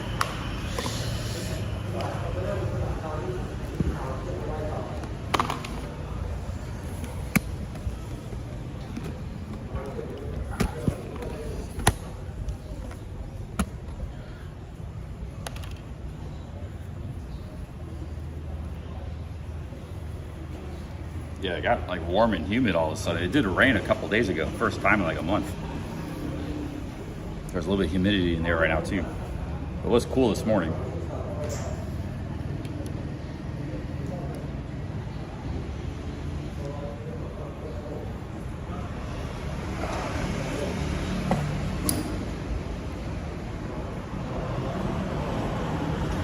So we're headed to Special Express to Ubon.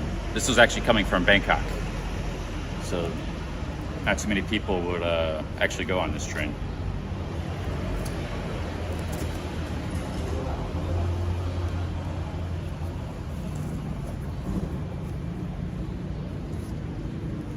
Here's my real name, by the way, if anybody cares to know. Shannon Medlock.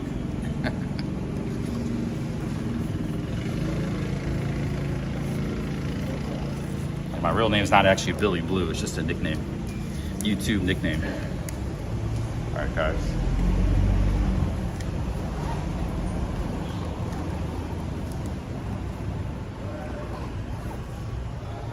Passport away.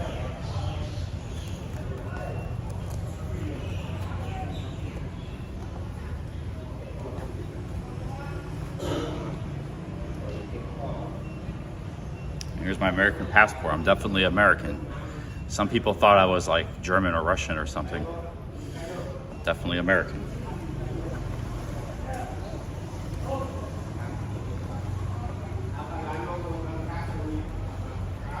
Wow, this is only a 40-minute train ride, so we're not too far.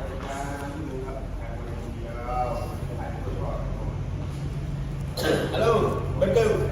Yes sir. Yes sir, yes sir. Yes sir. Yes sir. Oh, my YouTube. Thích chưa? Hả? Đam mê. อ้ยแย่อันนี้คือตามเพจนะ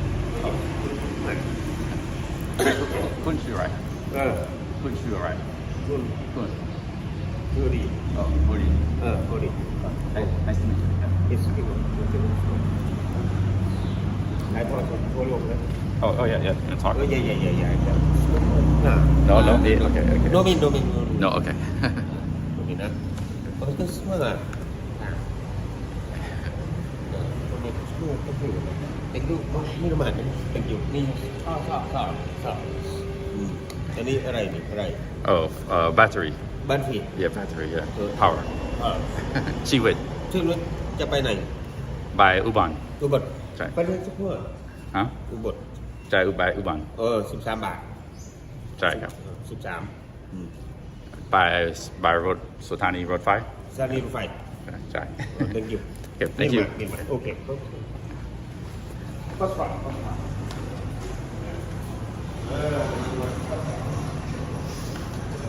Yeah, I get iced coffee, guys. Check.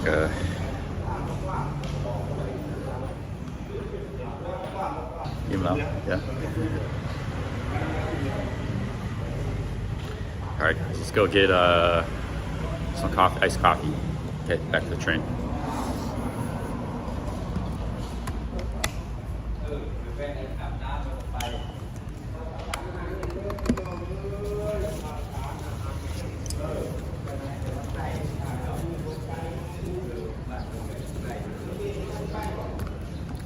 You know, one place I'd like to go, I've never been, is Phetchabun.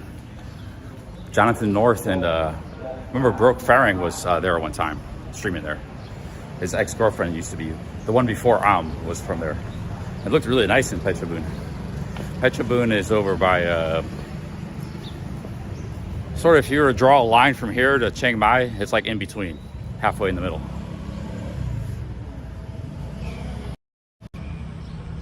So, yeah, Phetchabun looks pretty cool.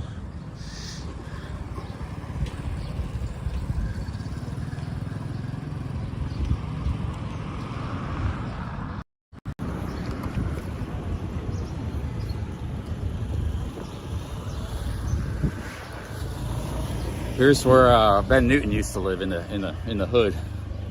Let me show you guys the tenement. See there, that's where that was his old fan right there. He lived up in there somewhere. 2,000 baht a month. One of those places there. Okay, take us to Ben.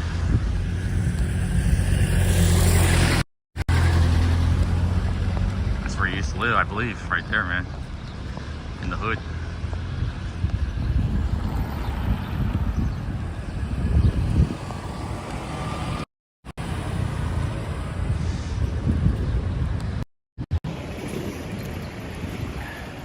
Yeah, well, I saw it on Livestreams. Tom did some really good streams from there. He was out in like different, he was with his ex-girlfriend, so she knew everywhere to go. It looked really nice in Phetchabun. Phetchabun is sort of on the border with central Thailand and Isan. So I think it's actually not considered part of Isan. The next province, Chayapum, is considered part of Isan, but not, I don't think Phetchabun is. But it's pretty far from here, so I won't be going there anytime soon, I don't think. I'm gonna keep some places to go to in the future.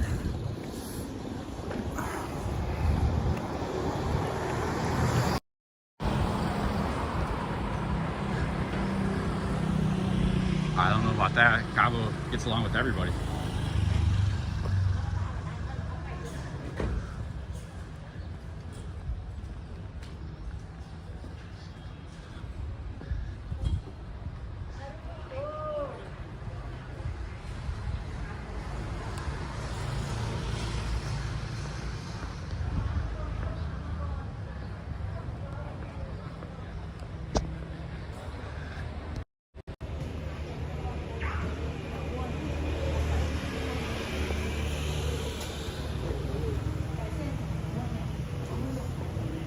Yeah, Ben's a survivor, man. He's a warrior. He's like, he reminds me of FBI guy, you know.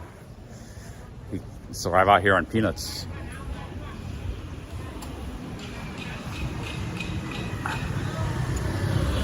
Like I've done that for a couple months here or there, but I haven't had to do that for a prolonged period of time, for years. I did that when I was starting my channel because I was pretty broke, but I snapped out of it pretty quick and I started doing good. Hey, hello, how are you? Here's a nice temple there. Yeah, he's a survivor.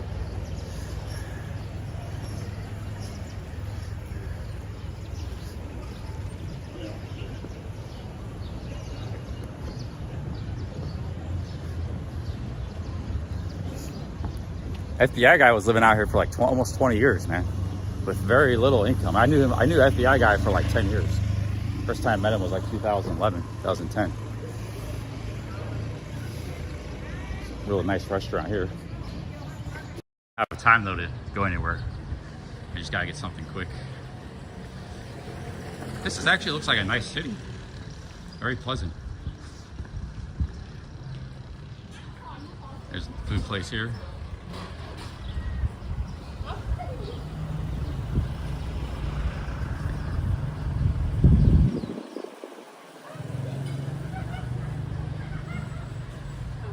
Another nice restaurant. And I kind of want to stay in this town. See a lot of nice stuff here. Nice, very nice restaurant there. This is the city square. That's what the guy showed me earlier.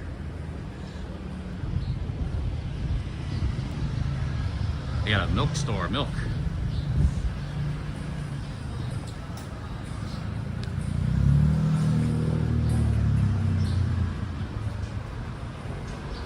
Milk and toast. That's the thing.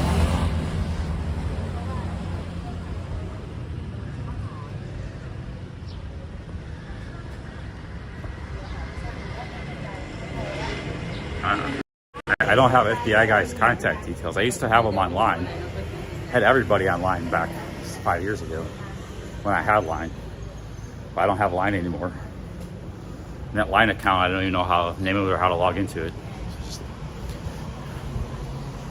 I just didn't bother opening a new line until I lost that. So that was on my very first phone. I had that Line account. It was the iPhone SE, the original iPhone SE from 2016. I bought that phone in 2018. Drunk and I destroyed the phone. I was in Mexico and I didn't have Line anymore after that. So.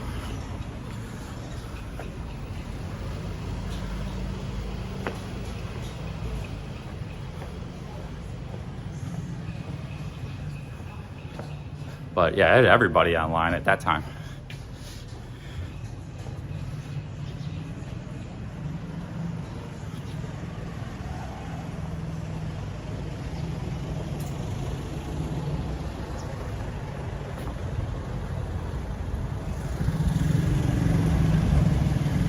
Let's go get iced coffee. I got 7-Eleven here. We're at the train station.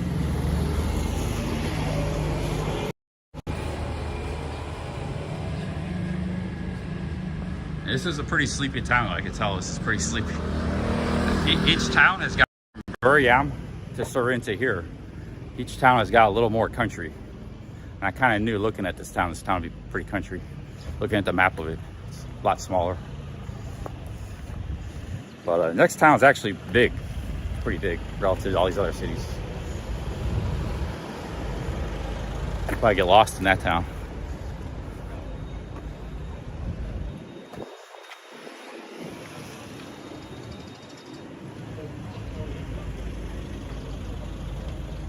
FBI guy didn't disappear. Nobody's disappeared. Only Chuck Wow left. FBI guy was around for a long time, and he was actually making YouTube videos and stuff during the pandemic.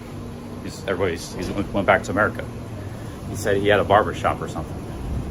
Like, why would you even write that stuff, Bangkok? Why do you like you're implying I'm, like my friends disappear for some reason? People I know, it's just stupid. Like, why would you even write that comment, dude? FBI guy went back to America, and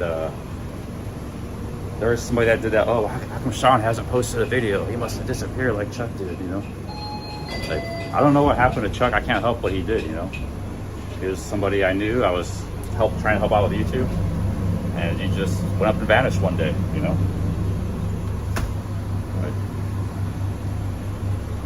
Hasn't happened to anybody else. Get iced coffee, I think. Oh, they don't have coffee here, I don't know.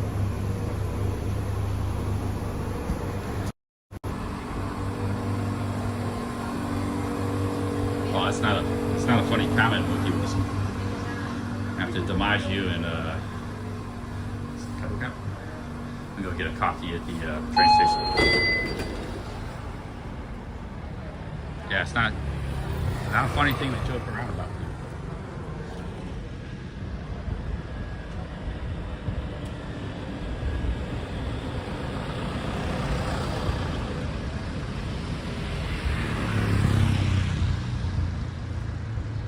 Okay, let's go get some iced coffee.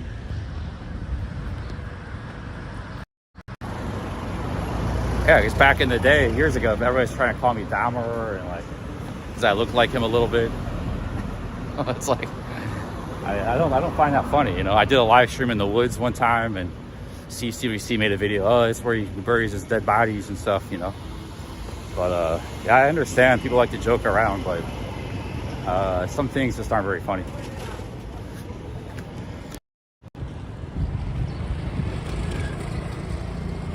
Yeah, he used to call me Dahmer because I had glasses that were kind of like his, which when I bought them at the time, I didn't realize it. So you don't hear that too much anymore. People don't call me that, but years ago when I started streaming, they called me that a lot.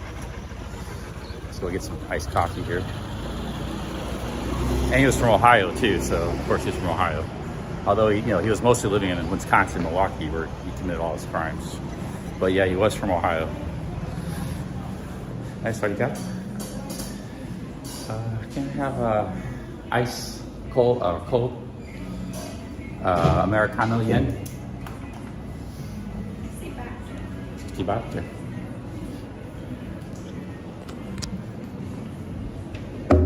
Nice. I got some here.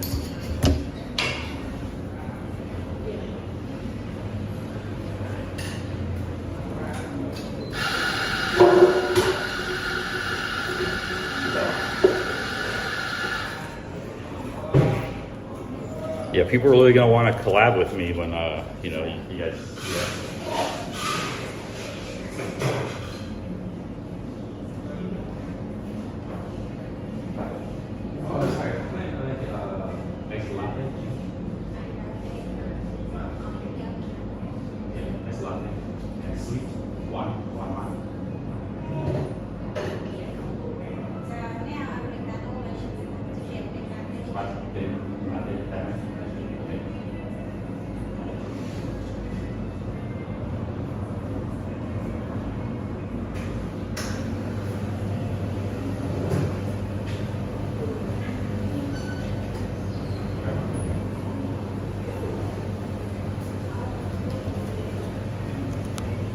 Got a charger here. Train's coming soon.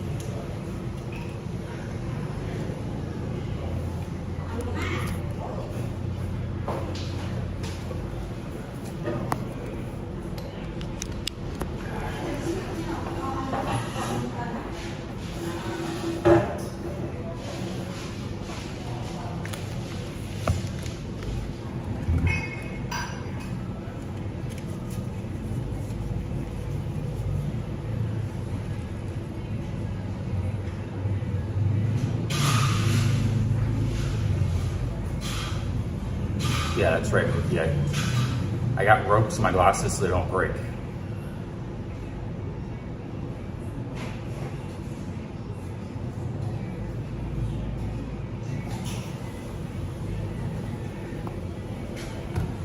Yeah, okay, a skeleton was found in Pattaya. That's actually a common thing.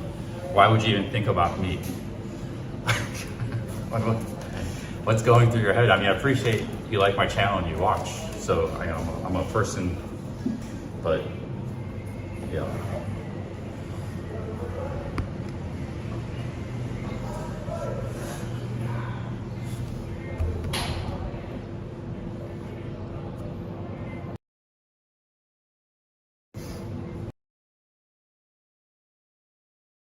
Seasake. We got an ice cream. Got a train ticket here. Catching the train soon.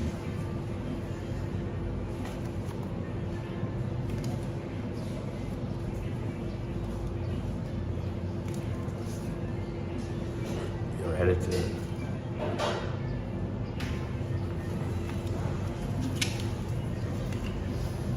to Ubon Ratchathani.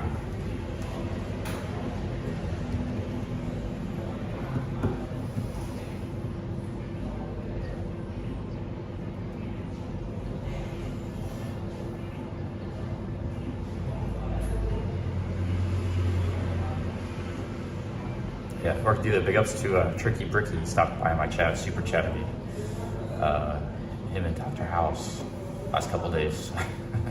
Shout out to Tricky Vicky. He's a live streamer too, guys. Check out his channel.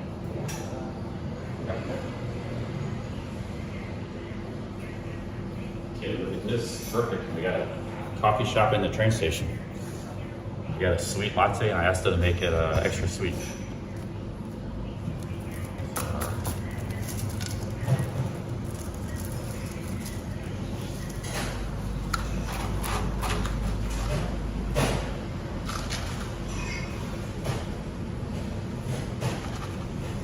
I think I need it sweeter, make some more sugar.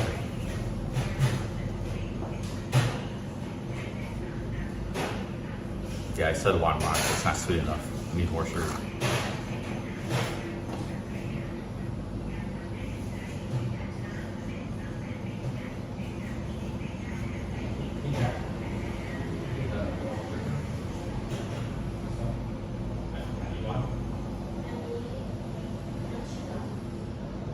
Sweet. Oh, yeah.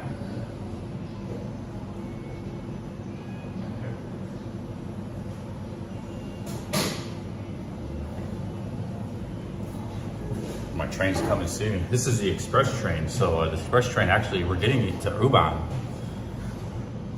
No, we're getting there at 2 o'clock. I would have got there at 12 had I stayed on the last train. But no rush. I got to see a little bit of Sisake, learn a little bit about this place. Stay the night, but still got to see a little bit of it.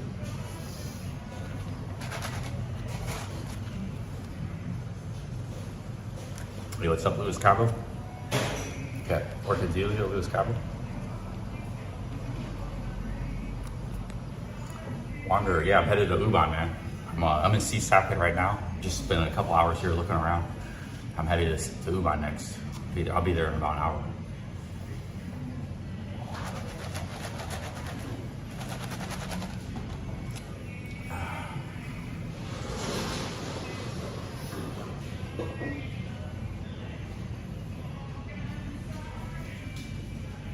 Yeah, a lot of heavy hitters.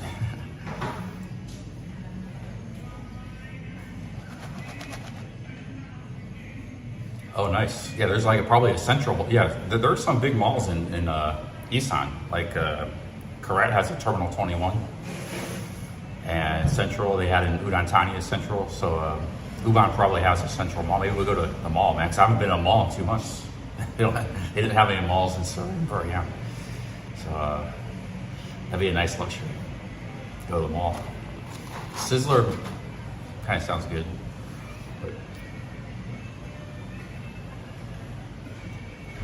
I don't know. I'm not really a big Sizzler fan. The salad bar is pretty decent, but that's all there really is, the salad bar, you know.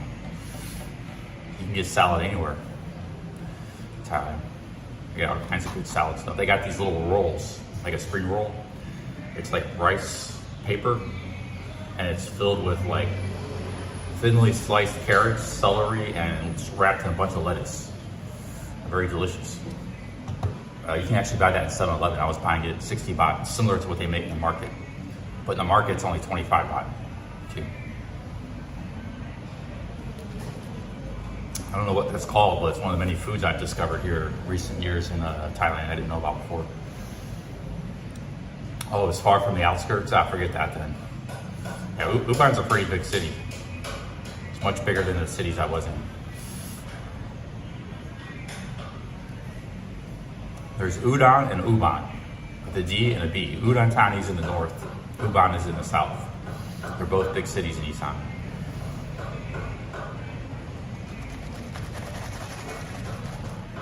Don't worry, if I get back to Pattaya, there'll be plenty of mall streams. It's gonna be getting hot again soon anyways. Like right now it's actually kind of hot today.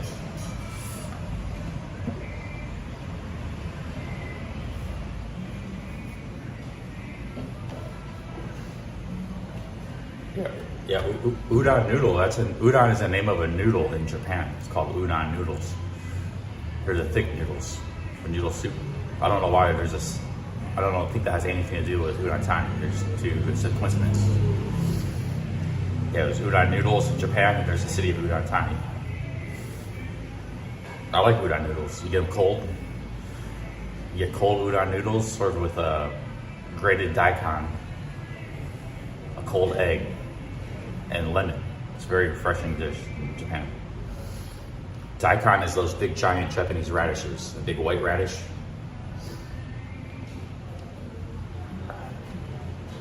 And they use it in a lot of different foods.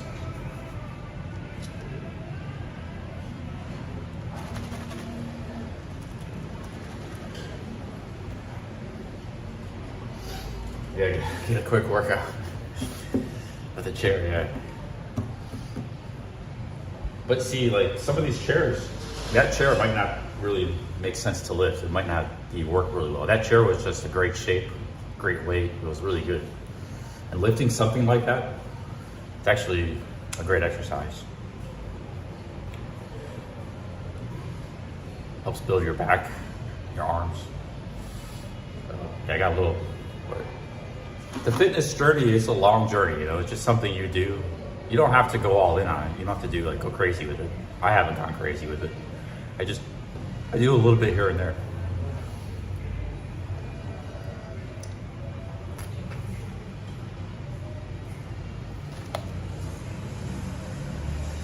I need this coffee.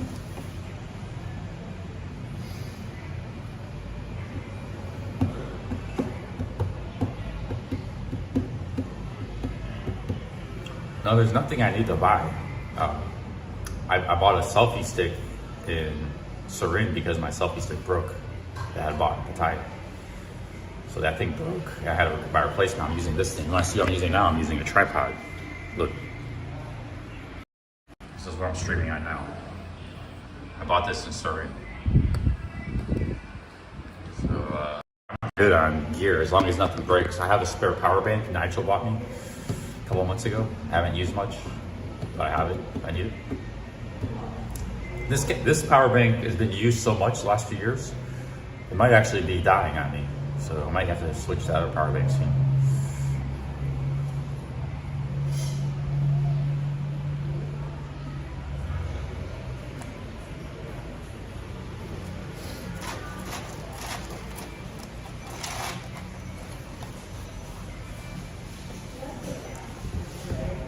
Yeah, it's kind of big, but sometimes in some situations it can be awkward. Like there's no perfect selfie stick because there's times where you need something instead of something on the ground. I've already done that a few times today, where you want that size. And there's other times where you don't want that size. But it's a pretty big selfie stick, yeah. This you can actually use for cameras, too.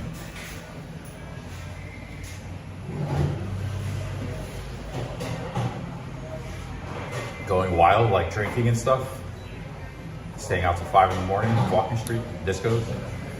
Yeah, I had a lot of fun doing that. Good times, good days, maybe good content, but kind of chose a different path in life. But yeah, it's definitely tempting to go back to that sometimes, especially on here, you know.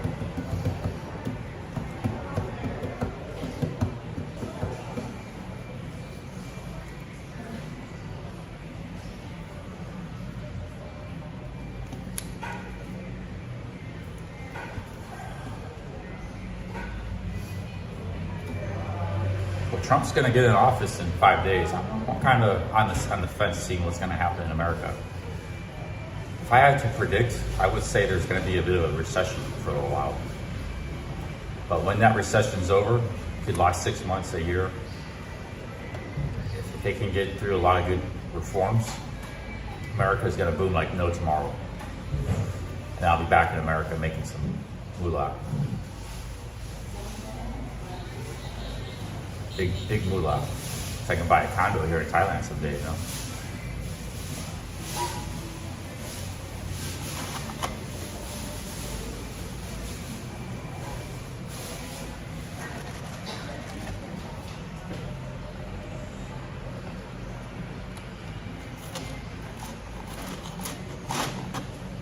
I mean, just imagine we got Greenland. They opened up the Canadian-Alberta pipeline that Biden shut down first day in office. They opened up all the drilling in Alaska and America. We're the world's biggest energy producer, twice the size of Saudi Arabia. Lower taxes, just the economy booming like no tomorrow, man. We'll be like actually like Saudi Arabia, but on American scale. Canada will be wanting us to join us. They'll be like, man, we want to, let's just merge countries, you know. I hope that happens, because the economy right now is very broken.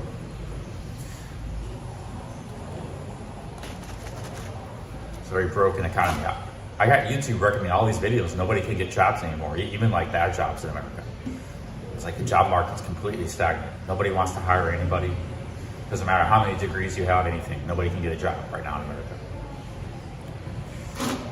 So things are pretty, and then the house pricing doubled in the last 6 years. There's people, TEDx, making talks about it. This is stuff I was predicting 25 years ago. The zoning codes, now people are finally waking up. The housing and the zoning codes and everything, I was aware of this 25 years ago, writing essays about it. Now the world's finally, America is finally waking up to it. There was a guy in TEDx with 6 million views on YouTube, and he was talking about the zoning codes and the housing and housing permits. Nobody can build housing. That's why housing's so expensive. All the boomers are blocking housing building, you know, so young people can't buy houses. I was talking about this 25 years ago. I'm glad America's finally waking up. Yeah, I was working for a think tank. I was telling them, you guys should take more interest in these housing and zoning code local issues. They didn't give a shit about it, libertarian. All they care about is taxes and, you know, regulatory. But now the chickens are finally come home to roost. Nobody can afford a house anymore. Nobody can get a job. The cost of living is too high. So there's a lot of work to be done in America to fix the system.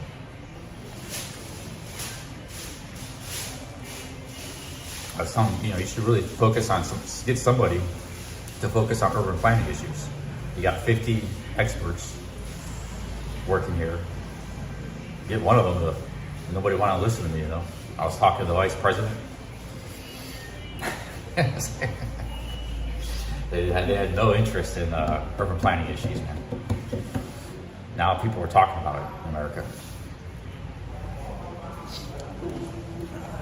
The same problem in Canada. Canada actually is worse in a lot of cities, Vancouver and stuff. They're talking about it in Canada too.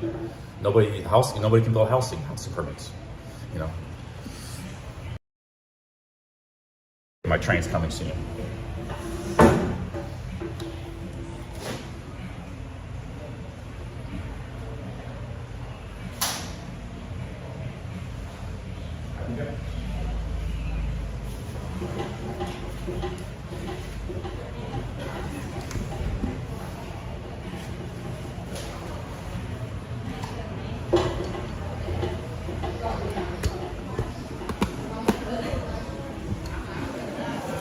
I wanted to get back in that Washington, D.C. world. I have a friend, he was my roommate. He respects me too. He respects me back. He's gotten big. I contact him. He could probably get me a job doing something in D.C. The problem is, I know it's so expensive there, you know. I probably only make like $30,000 a year. And that's like all my money would go to rent. Better off just sticking with YouTube. Okay, the train's coming soon, guys. Yeah, I actually know a big shot. He was my roommate because I was 18, 19. He was like 23. You know, but he definitely remembers me. He had a lot of respect for me at that time. He said one of the nicest things to me when I was 18. He said, we were at like a party with a lot of big wigs and stuff. And he said, that guy pointing at me, he's going to be a millionaire when he's 25. And we were all broke back then. I was broke, he was broke. So he had a lot of respect for me. And he's well connected now in DC. I could contact him. But, you know, that was a long time ago. Probably better just to let it slide and move on with my life. But now, you know, there's opportunities for guys like me because the libertarian types, the small government types, were in the ascendance, you know. Everybody's listening to us now, you know, hiring us, make America great again, you know.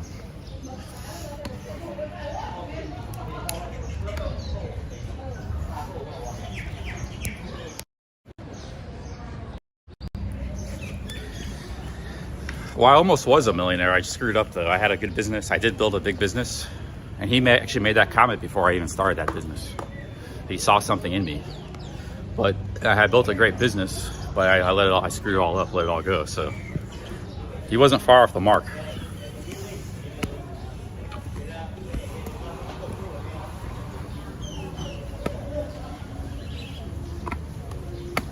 Anyways, sorry about that, guys. I get a little sidetracked sometimes in the past.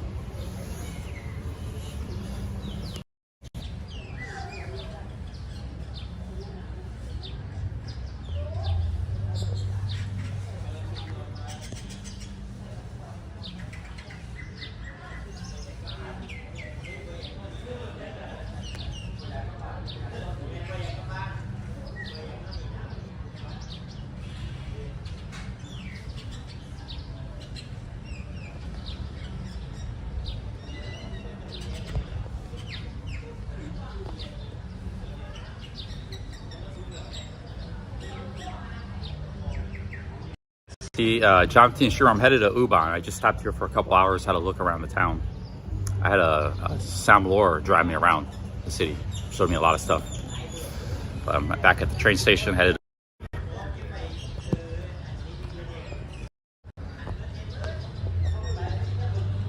Purple Aki, I have no idea, man.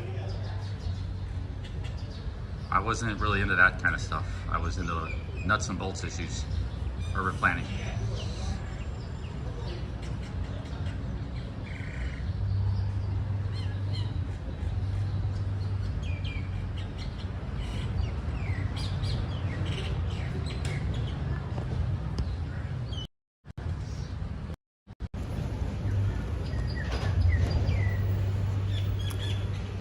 John T. Streamer says Ubon is a big city but boring. We'll go check it out. I might people want me to go back to Pattaya, so I might be going, but I might take the plane to Pattaya soon. But I've liked everywhere I've been so far, you know. I like Isan a lot.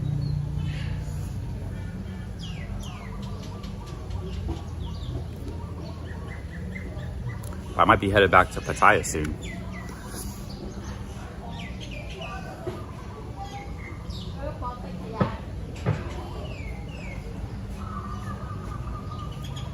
I'm not sure if I want to go back to them. I'm really 50-50. I kind of want to go back there. I kind of don't.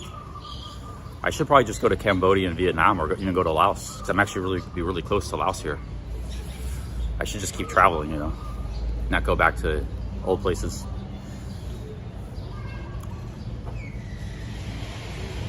So I'm not sure.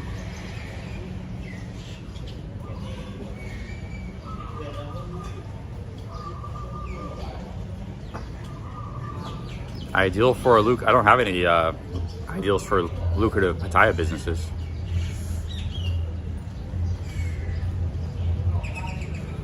The only thing I can do in Pattaya, in Thailand in general, is YouTube. So I open a business here. I'm not going to be an English teacher. I don't have money. So the only thing I can really do is YouTube here. But YouTube is good. YouTube has been very good at me, both streaming and videos. So. Hey, what's up, SR? You don't need to stay in Pattaya forever. All the heavy hitters are in town right now. But I just had a guy, he super chatted me 100 Aussies. I don't know him that well, Soy Faring. He's headed, he wants to meet me in Pattaya. But I don't think he was super chatting me on condition that I go there. But I was kind of talking like I wanted to go there. But if I don't go there, I hope he doesn't get upset. And I'm kind of like on the fence if I want to go there or not, you know. The thing is, when you get to Pattaya, you're kind of stuck there. There's nowhere else to go but Bangkok or Rayong. But here I could go to Cambodia, I could go to Laos, I could go to other parts of Isan. So I have a lot more options here. I go back to Pattaya, it's like I go there for a couple weeks, then I gotta fly out of the country or something.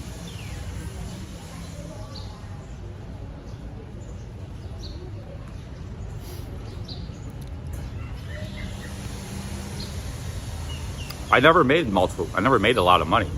When I had a big business, I was only making like 15,000 a year. But I had a big business, the potential to get a lot more. So a business is all about potential. There's people that Amazon lost money for years before they ever made money. I wasn't ever gonna be at Amazon. I'm just using an example of business is about building a solid business, which I did. I just wasn't making a lot of money yet. It would have happened later if I stuck with it. If I had built a very solid business. But at the time I wasn't making much money. I was making like 15,000 a year. That was kind of the reason why I left, because I'm not really making a lot of money. It's like, you know, I won 9,000 one day in poker. Almost what I made for the entire year, you know, just one poker tournament. So I got kind of hooked on that, you know. But that was a bit of a mirage because, you know, yeah, you have some big wins, but you have losses too. Balances out. I still was making more money in poker than I was as a Magic card dealer. But like I said, if I had stuck with the dealing, Magic card would have got a lot bigger. I probably would have been a millionaire by 30.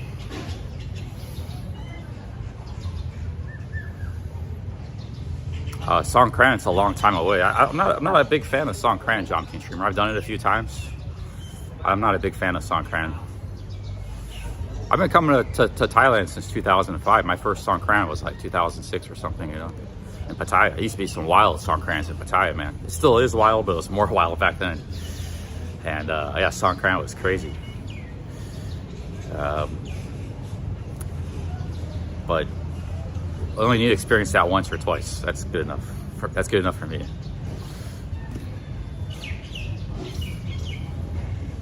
That's a long ways away though. Songkran's middle of April.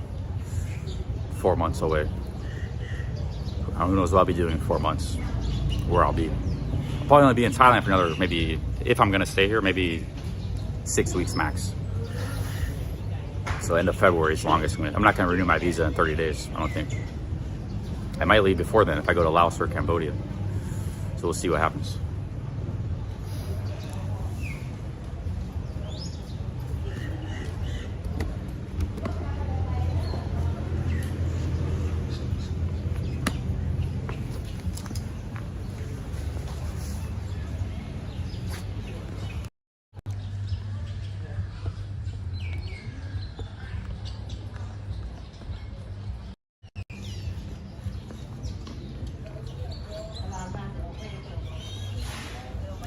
Kind of prefer to sit on the ground rather than on the bench.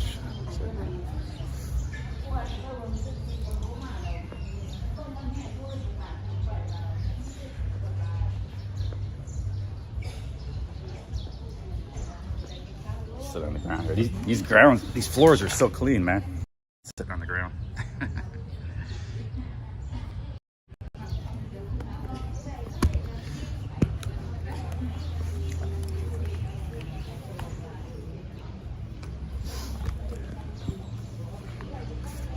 Yeah, I mean, clean this train station is.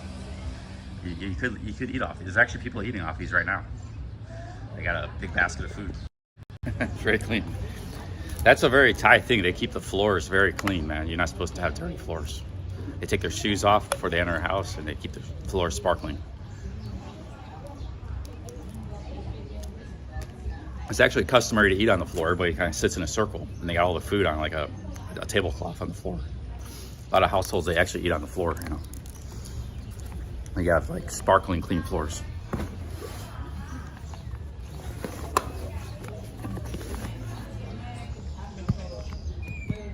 Yeah, that's true. It's common throughout Asia, but I think the Thais, Japan too, that's very true.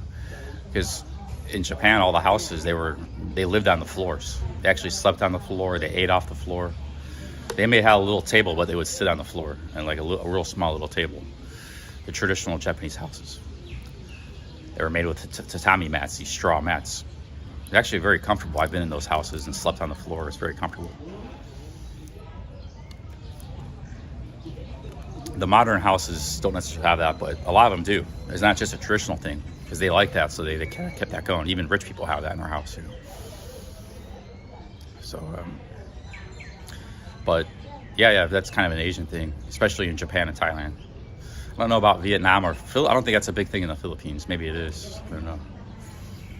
But I've always sort of been a little bit of a slob, which I'm not proud about.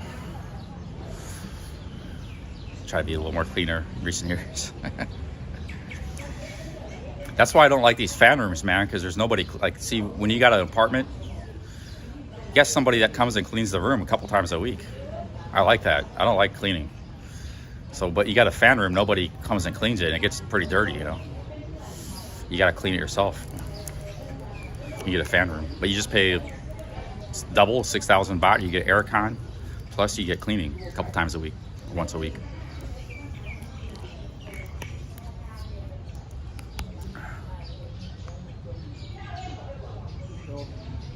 No, they'll put the food on like a mat of some sort.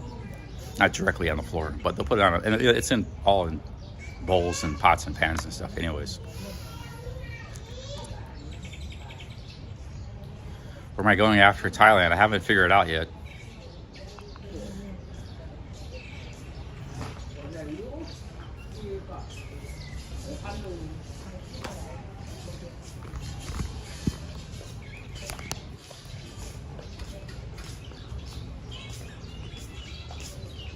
Yeah, Jonathan Streamer, we were talking about this earlier. I said there was a lot of very lovely women in Surin. I said lots of them.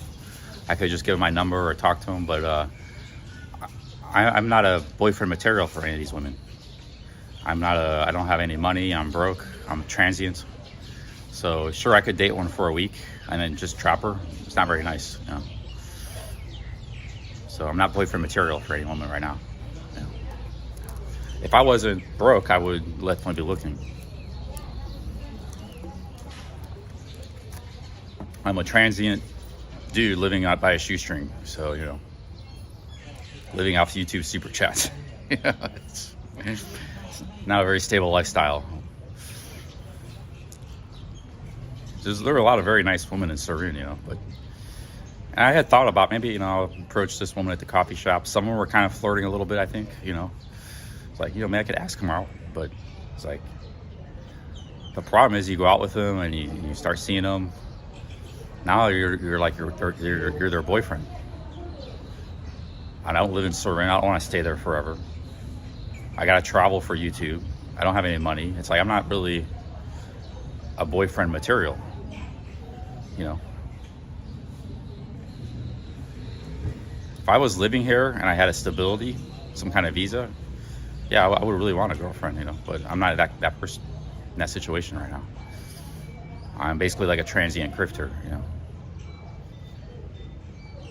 Now, Pats is not a bad city for a guy like me because you can just have fun and you're not expected to be serious there. You can be if you want to, but you don't have to be. But in a normal Thai city, it's more conservative culture, you know.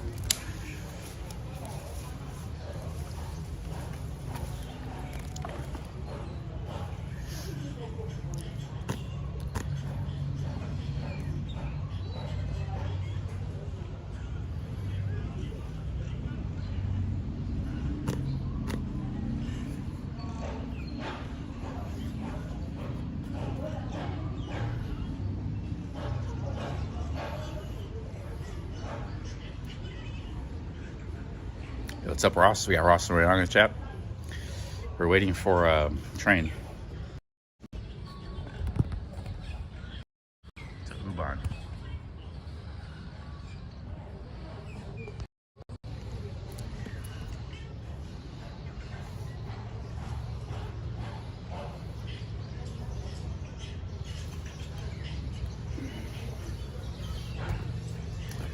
That was when I did the wife search thing, Gibbering Rec. That was 6 years ago when I was doing well with vlogging. I had a big channel. I was making like a lot of money every month. So I was actually in a good situation though.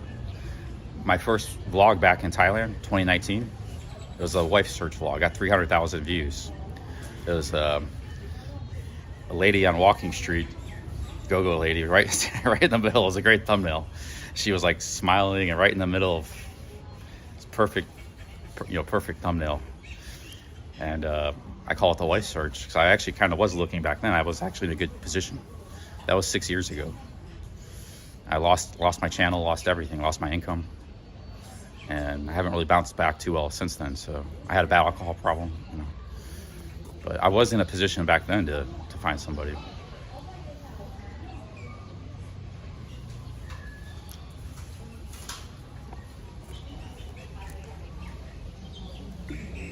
If my channel hadn't got to monetize, I would probably have a lot of money in the bank and be doing really good right now. But I never bounced back from my channel getting demonetized. And then when I was about to bounce back, I was in Colombia, 2020. The pandemic hit. So I got hit bad luck twice. Because I was actually rolling in Colombia, doing pretty good.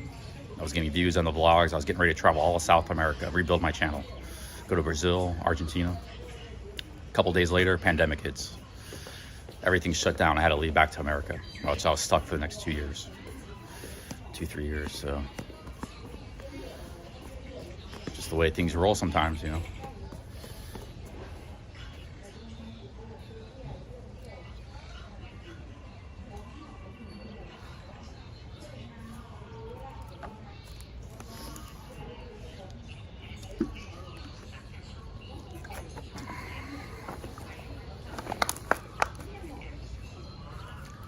And thank you, Thai Cycle.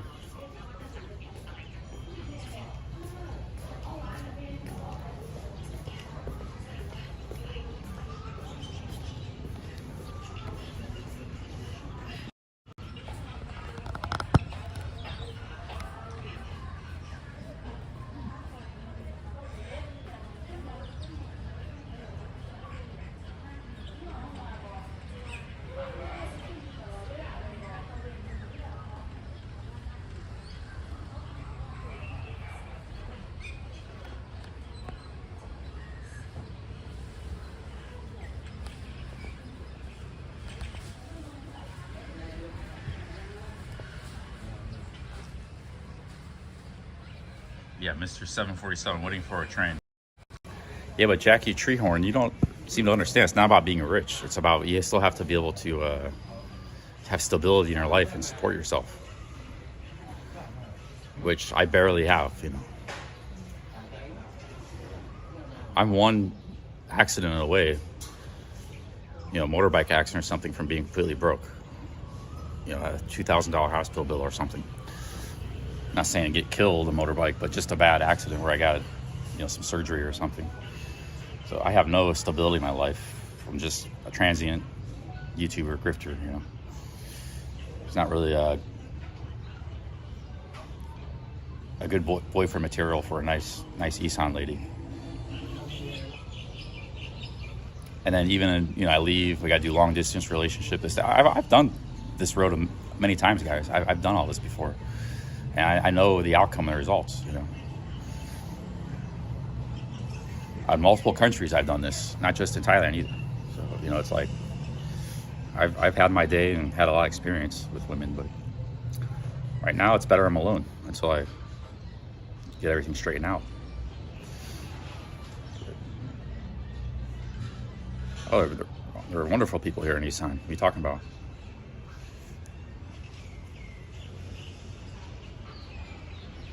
I did see Sean Gibbering Rec.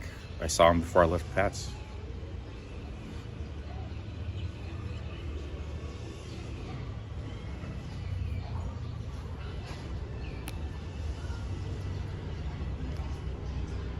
No, I've never done anything gay when I was drunk. What are you talking about?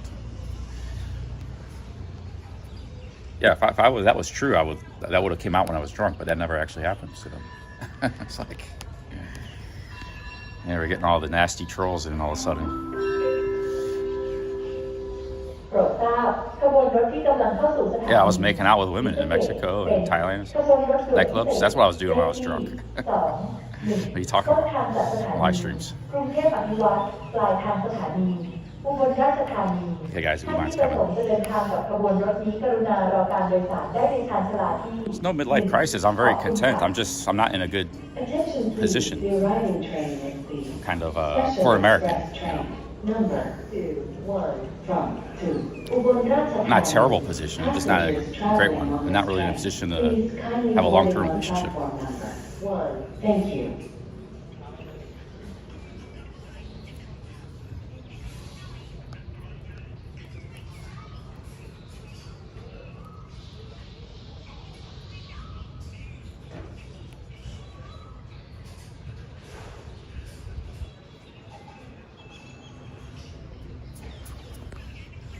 Okay, the train's coming.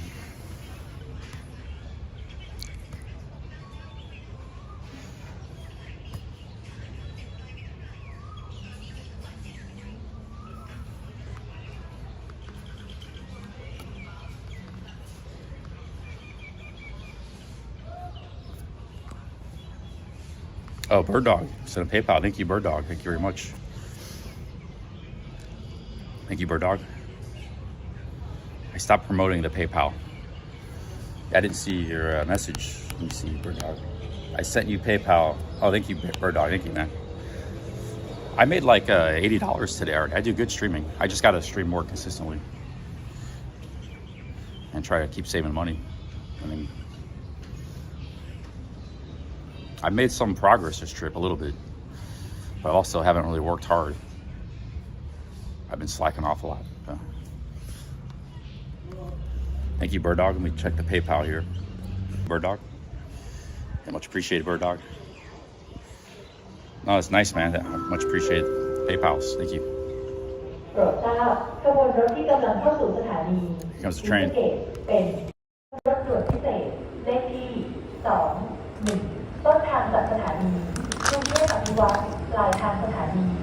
Bird Dog, thank you, man. This is the express train. This is pretty cheap, 50 baht.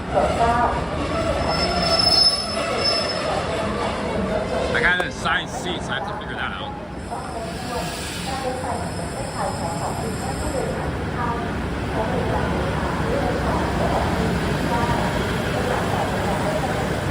Hope I lose my ticket.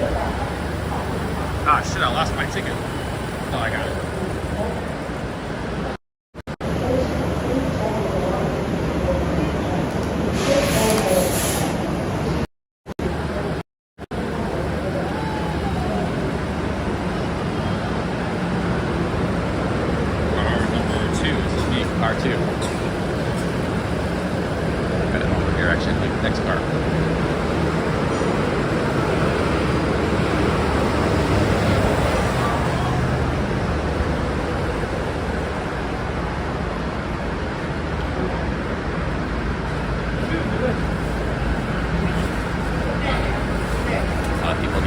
I like people coming from Bangkok.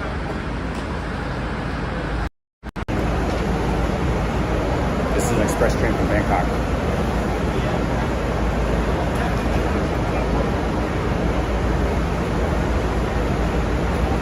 Yeah, Bird Dog super chatted me 100 for the super chatted me 100 for my India trip.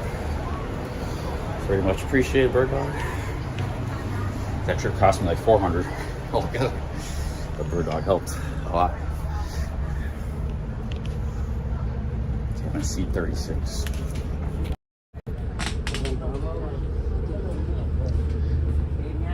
There's my seat right here, 36. Nice seat, right up front. Somebody left the water. It's a short train ride, guys, only 40 minutes.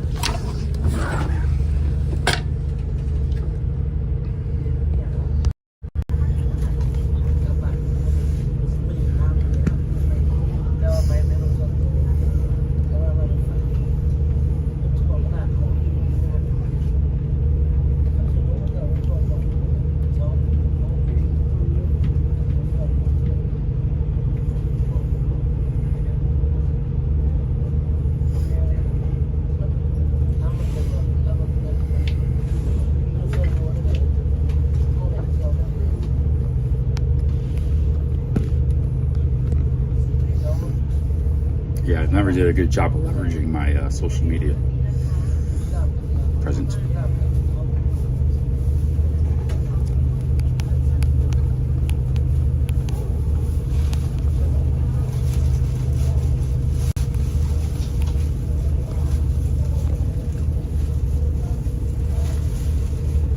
Amtrak Chicago, yeah, maybe.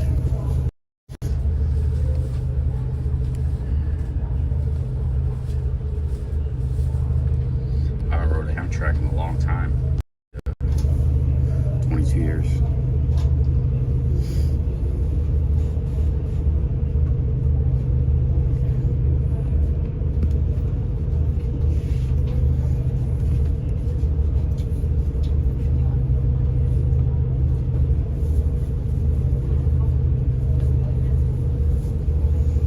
I don't really mind the situation I'm in, guys.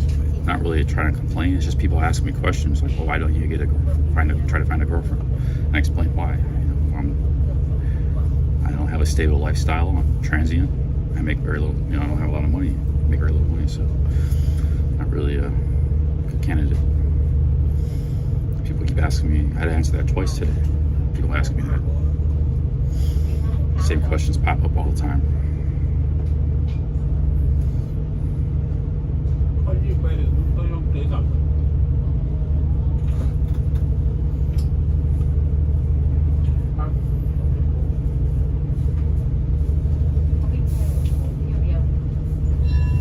Actually, a good girlfriend for me would be like a Western lady who's a traveler in social media.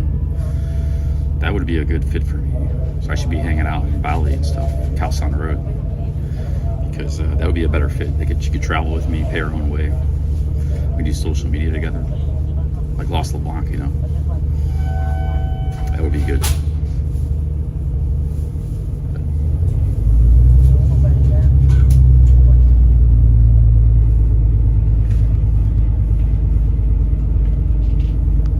Oh, I earned money absolutely for Hasbro.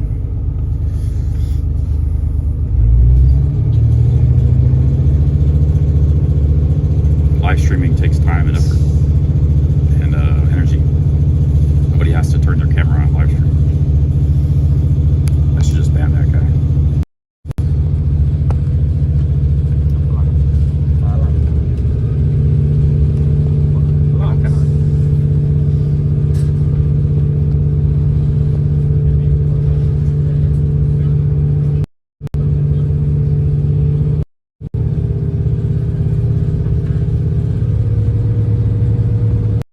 Frasbo guy, he rings a bell. He's been around a long time, so I just type him out.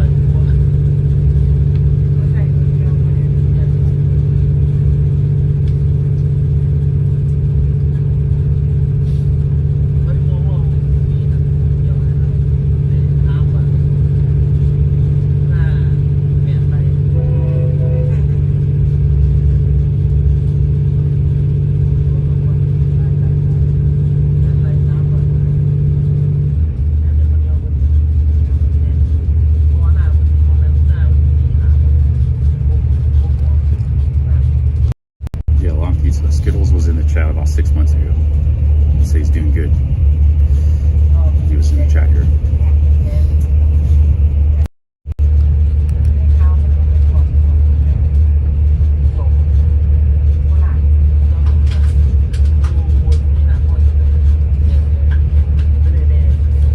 I don't know who that is. Painful. Never heard.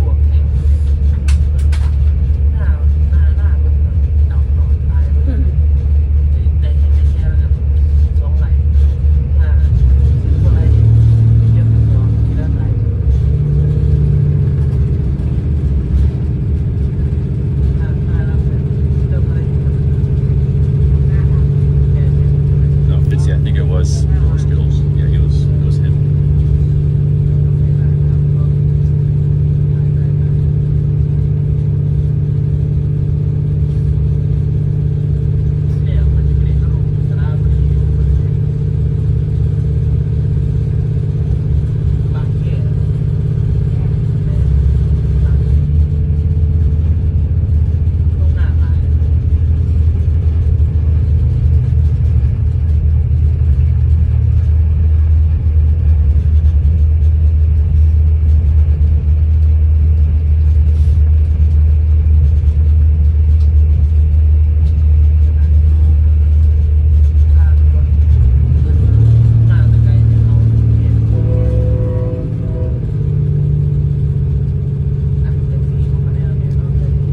I think it'd be better if I was to meet a social media. I could bring her in. Like at first I'd meet her first. She's already traveled, backpacker or something. Then I'd bring her into social media. You know, somebody who's already on social media. Problem is they get too many admirers, and it's just probably not going to work out. Like Just Kev has thousands of male admirers. You know? So all these. So I have to get to know her first and then bring her in, you know. Get to know, be with her first.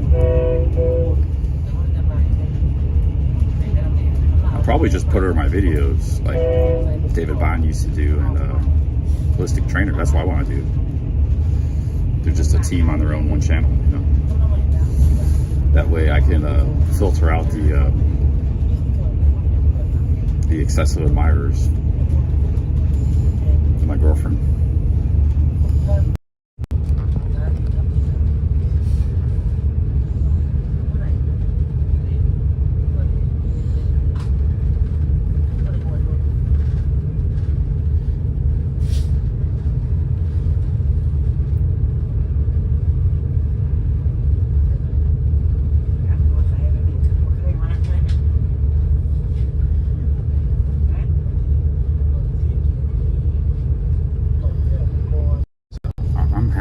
Content being alone, man. It's like you guys are always putting that on me. I'm okay being alone.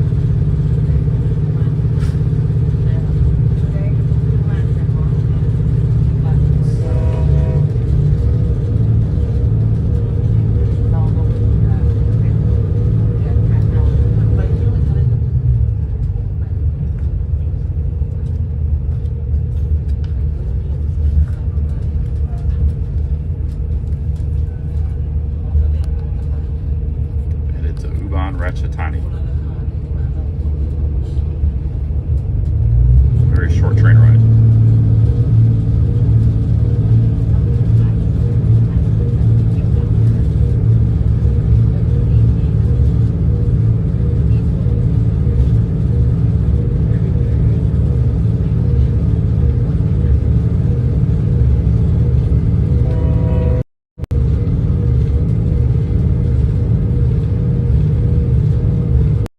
It's good vibes. I'm gonna try to stay quiet for the rest of this trip.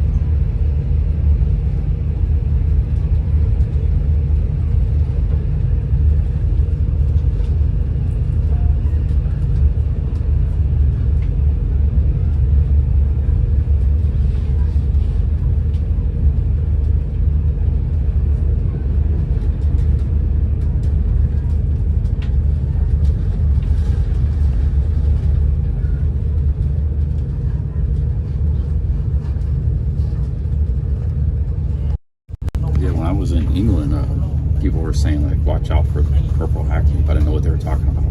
I thought they were talking about some troll or something. One of the streams tonight. So that completely flew by my head.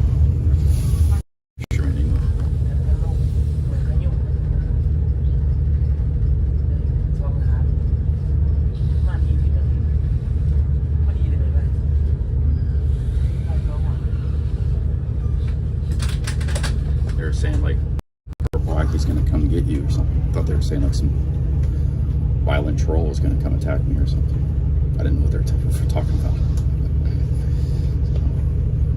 Apparently it's some famous first person, first people.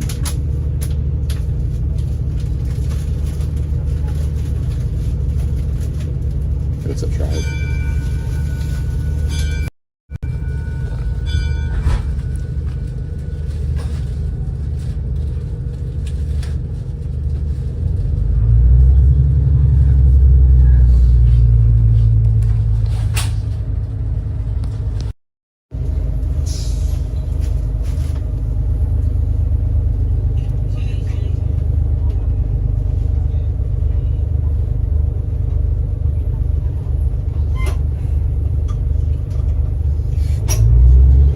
Marathon streams, guys.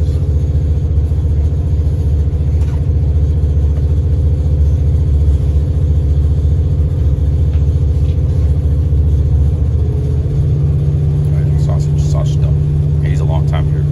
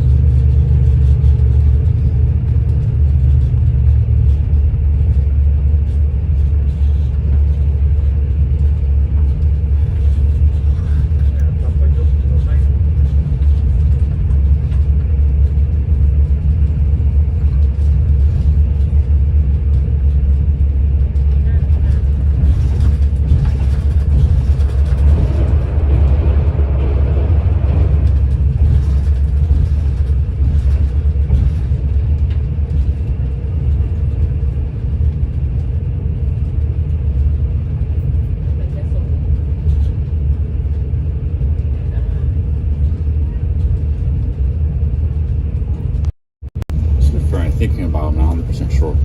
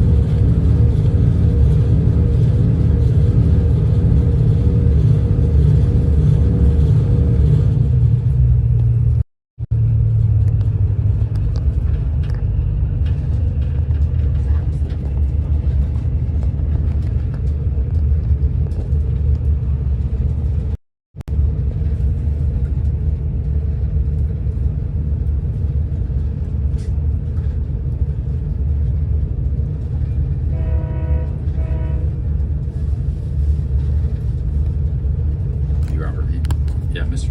47, not much, man. Just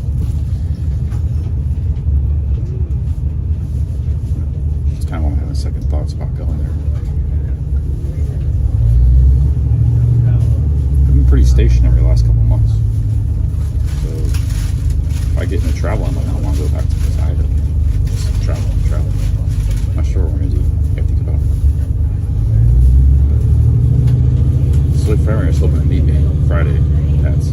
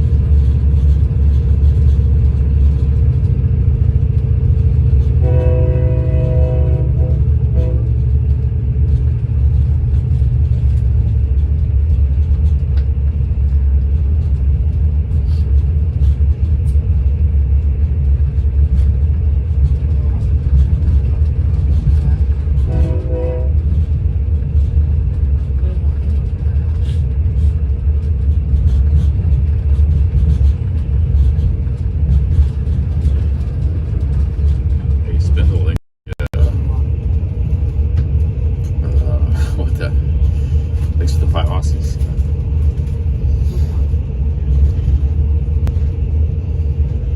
Free mental health. Thank you, Spindle. Thank you very much. I don't think there's anybody in the genre that has mental health issues. People like to say we do, but I think we're all pretty well centered. Thank you, Spindle.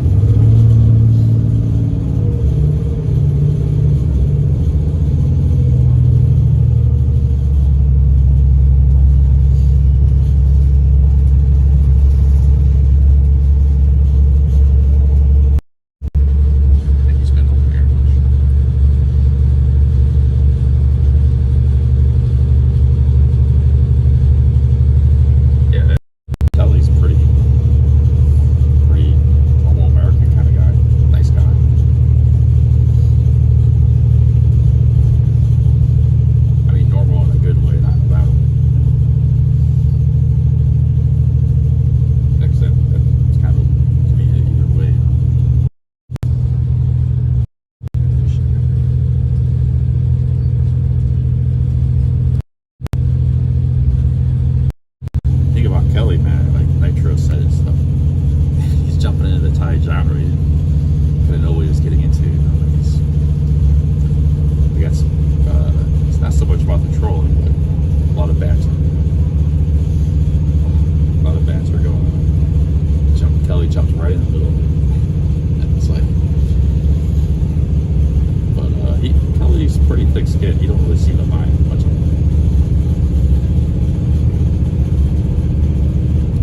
He's got a good head on his shoulders. He's doing fine.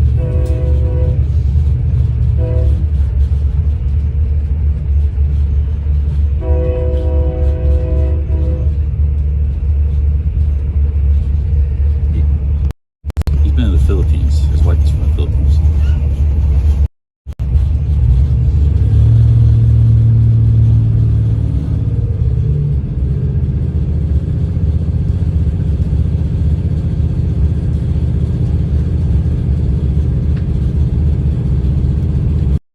That's the amazing thing about Mad Max is like, yes, he doesn't have nothing to do with Thailand, yet people watch him in this genre.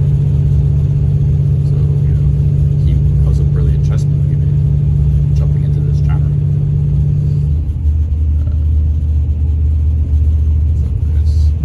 So it's helped him. He hasn't succeeded at YouTube yet, but he's doing okay. He said he was only getting like 6 in the chat before he jumps into Thai genre, so he's doing much better than he used to.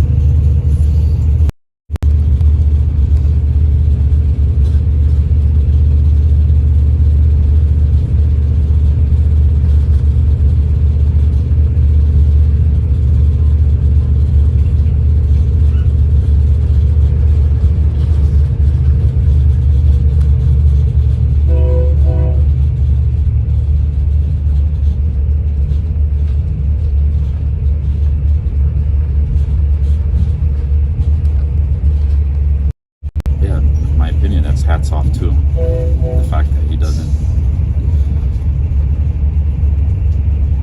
have anything to do with Thailand, yet he's managed to tap into this community. That's actually pretty amazing. Yeah, hats off to him.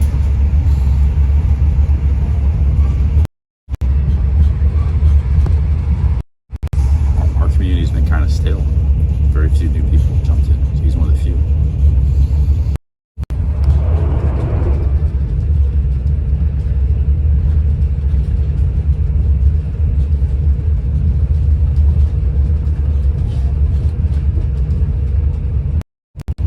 I've had beers with both in the past. I've had beers with both.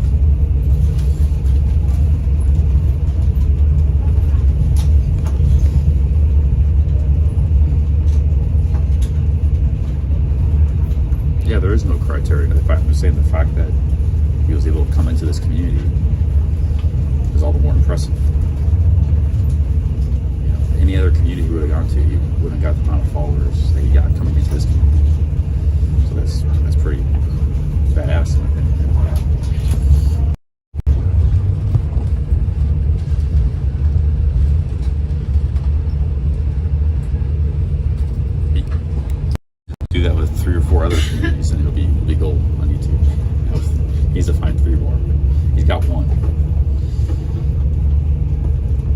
Thailand, I don't know, 93 or 4.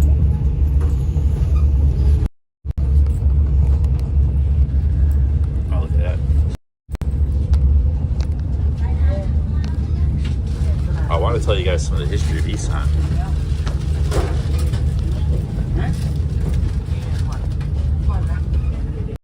I'll tell you that when we get off the train. This might be Uban.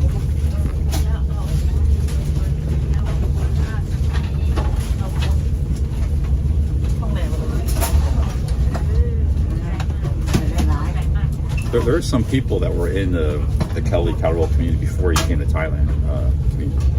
Because I've actually gotten some new viewers from his community, you know, from Nitro Freaks. But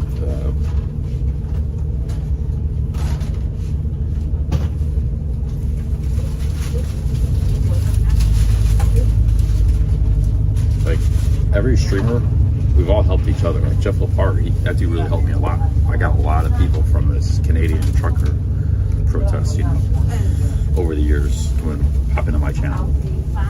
I had nothing to do with the Canadian trucker protests. I'm not Canadian, you know.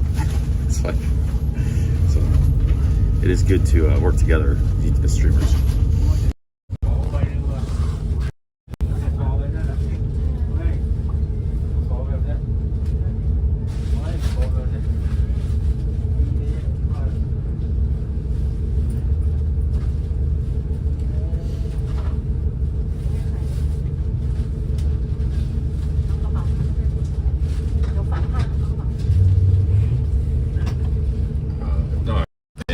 Jeff Lepar getting started.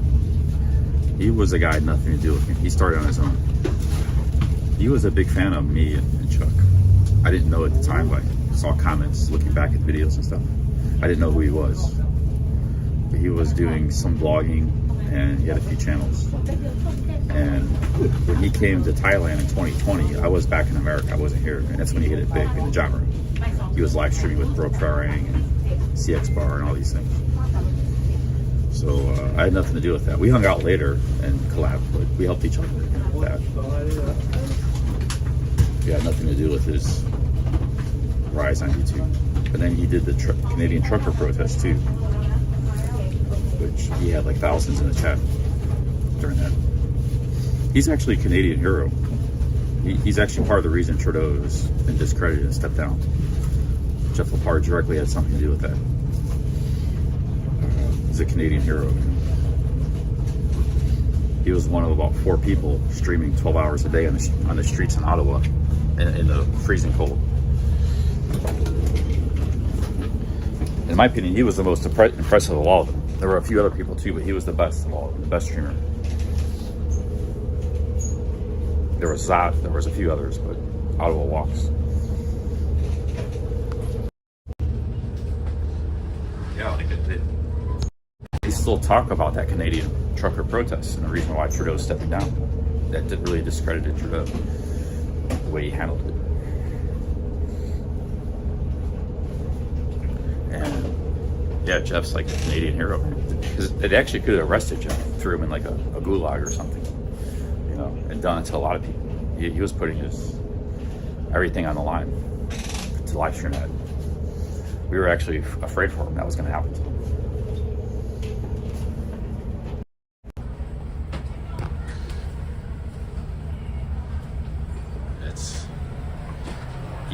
And then he's in Thailand trouble in 6ix9ine, so you know it's like we have a great community. It's a small community compared to Ice Poseidon's, but it's a hell of a community, man, we got here.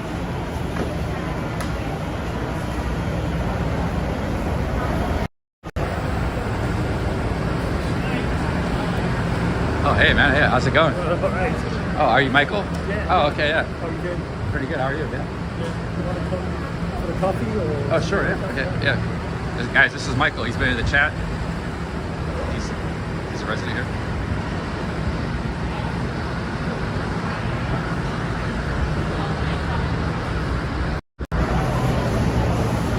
Michael's been in the chat, so he lives in Uban. He wanted to meet.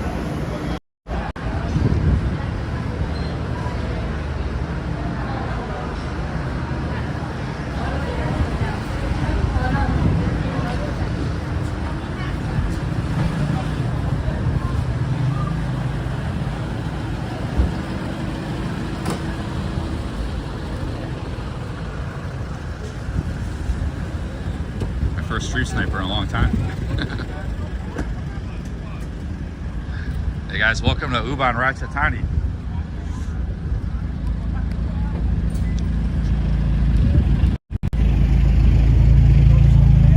Sure, yeah. You live in this town, huh? Yeah, I've lived here for 14 years. You know? 40 years? Holy cow, he's lived here 40 years. 14. Oh, 14. I'll sit in the front with you.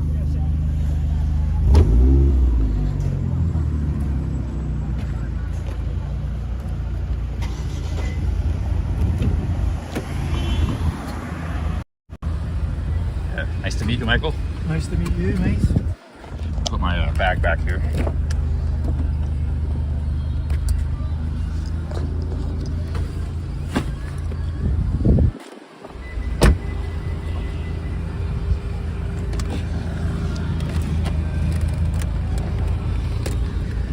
Hope I don't have any odor.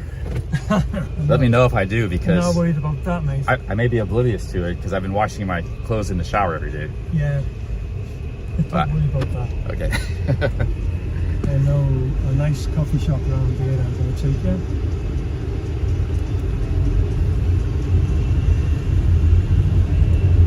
I guess he's an expat here in Ubon. As they're saying about the forest, there's a lot of trees here.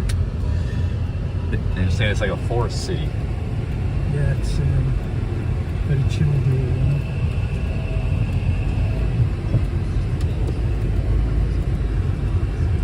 And you're welcome to stay at the house tonight, you know. There's no problem, I've got plenty of room. Wow, thank you.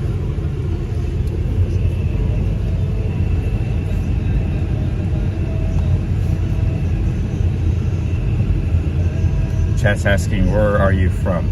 I'm guessing, let me guess, England. Liverpool. Liverpool. He's from Liverpool.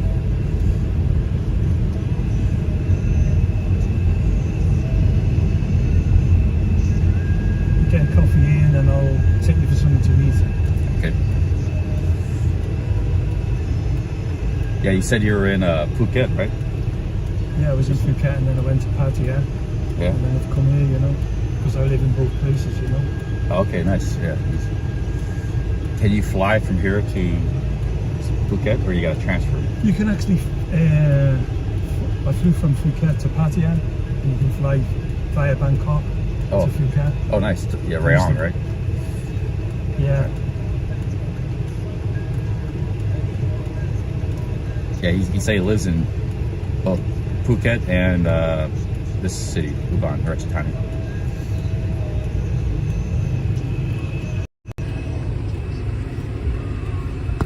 So we're going to head to Pattaya? I'm good about it, but it's kind of like half of me wants to go to new places, keep traveling. The other half, I kind of want to go back to Bangkok and Pattaya. So and a lot of my chat wants that. So I'm not sure.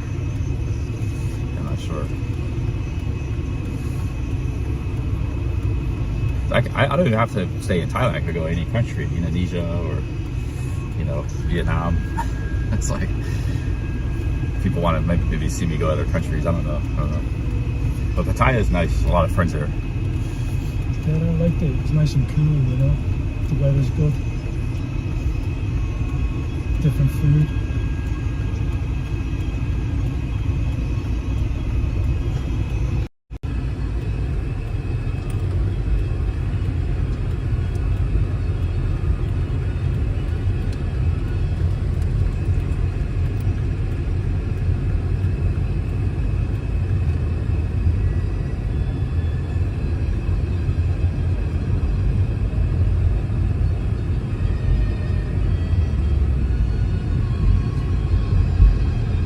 Place has got a textile museum, you know, for all the silks. Oh, nice. For the royal family. They make all the silk for the royal family, yeah. Oh, wow. Yeah, they had something like that in Surin. I don't know if it was associated with the royal family, but they made silk. But I didn't see it. There's a village that they make a lot of silk. Yeah, these people have been doing it for a long time, you know. I was going to tell them, I was reading some of the history of Thailand. A lot of these places like Surin, Buriram, back in the 19th century, there's like a deficit of population. Nobody lived out here. And the Thais actually went to Laos to bring people they were trying to move people from Laos over into these provinces because they were empty. You know, like they were just actually empty in the 19th century. And There's not much industry here, but there's like rice, there's rubber, you know. There's a boom in the rubber. the what? You know, rubber plantations. Rubber, yeah. A lot of rice, a lot of rubber. Yeah. But yeah, a lot of East Han guys was just like completely empty, or very small pockets of population. And a lot of people from Laos, which was more populated, the right bank of the Mekong, moved and settled into these different provinces in the 19th century. So also some Chinese immigrants moved here too at that time in the cities. And here we are today, you know. Yeah, so you can probably have a walk around tomorrow or whatever you want to do, you know.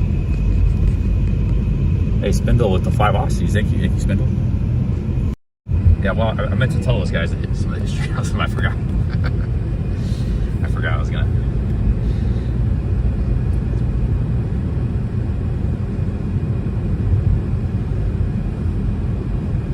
Is he a Liverpool or Everton fan?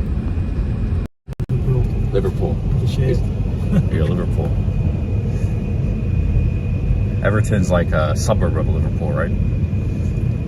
Yeah, they're the second team in Liverpool, you know. The second most famous team.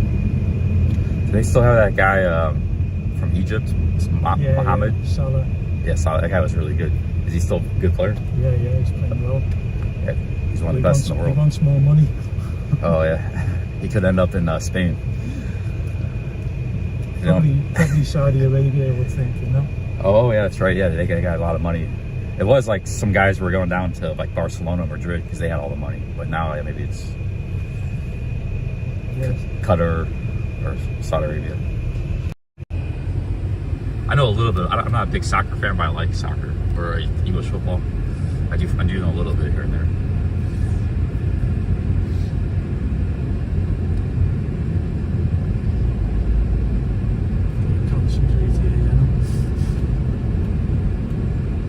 Yeah, Liverpool is one of the major teams of Europe.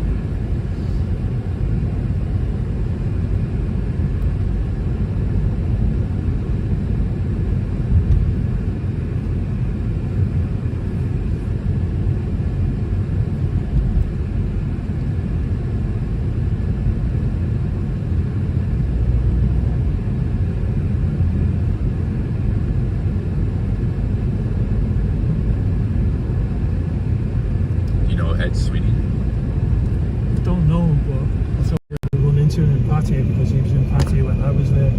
Yeah, he's from Liverpool too, I think. He lives on the south coast now.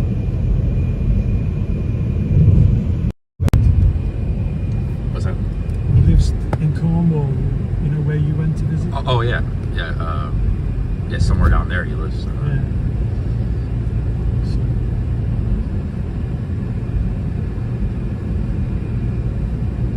been watching you for years, you know. Oh, nice. He's been watching for years. You like my videos better or live streams? Live streams. He prefers the live streams. Yeah, some people like my videos, some people prefer my live streams. See, Sacket's 56 kilometers. That's where we just came from.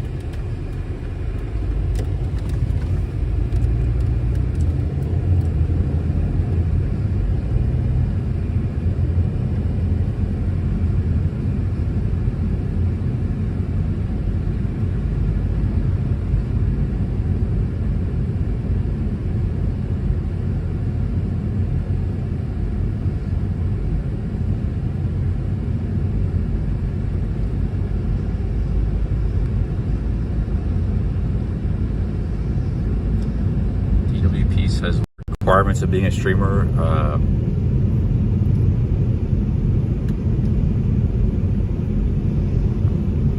I think that's true. That's true for a lot of people in our genre. Most of us are pretty broke. But in other genres, Ice Poseidon, those guys aren't broke. Those guys are doing well. All the guys on YouTube are broke. Oh, look at this shop! Holy cow!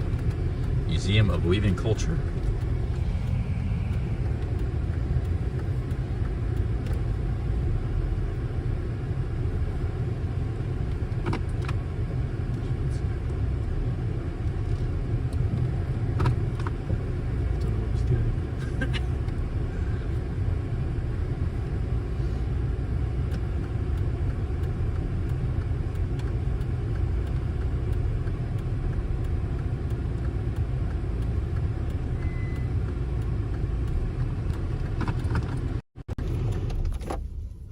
Okay.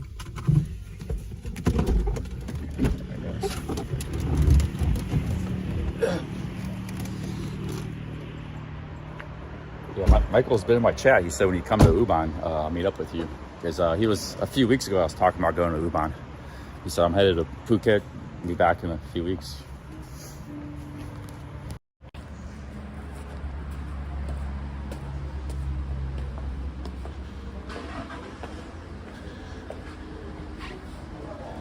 That's a nice place. Thank you.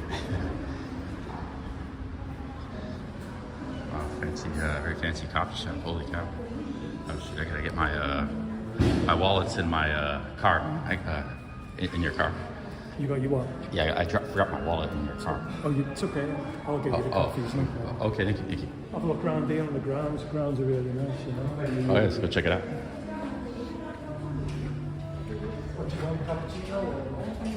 Oh yeah, that sounds good. Yeah. Let's check it out. Wow, look at this. Look at this.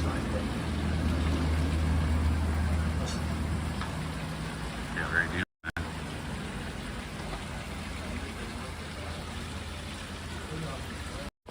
Actually, I might get a mocha, iced mocha. That's a cool place.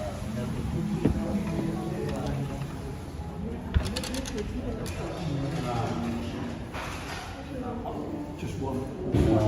Yeah. And I'll take Nampao. Okay. I'll take Nampao and cappuccino. Actually, yeah, I'm going to change to, let me see what they got here. Let me get the hot mocha. Mocha. Okay, hot mocha. Yeah, this. Mocha's got a little bit of chocolate in it. Ow. He said. No, just You said you've been here 14 or 40 years? 14 years. 14. Oh, I said okay. It's like 40. That's, you don't mean too many people been here 40 years. 14 somewhere. What do you think of this place? Huh? What do you think of this place? Sorry. What do you think of this place? Oh yeah, it's beautiful, amazing. Probably one of the. Walk over there, it's a textile museum. So have a walk over, right? Okay. Yeah. Come around the textile museum, come back and coffees and Yeah, this would give Bangkok's best coffee shops a run for their money.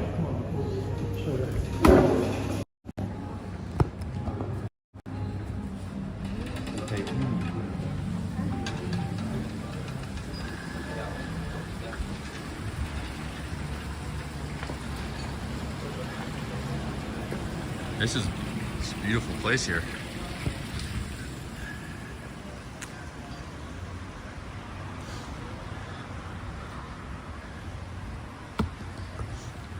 Look at this. Wow, this is really nice.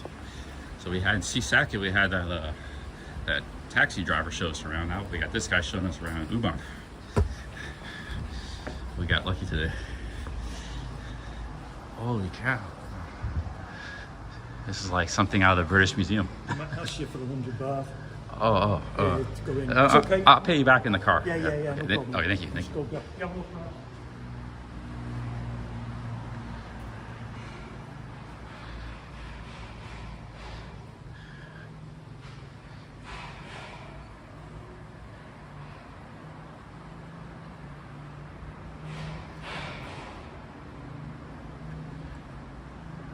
ask for 100 baht. I want to give this guy. This is amazing. Wow, they make the queen's outfit.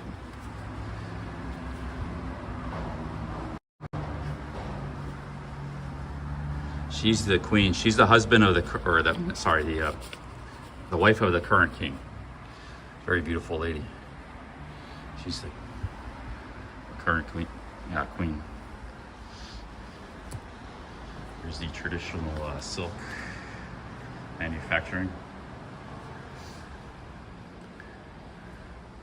They have this in Surin too, but this is for the like the royal family. So they make silk.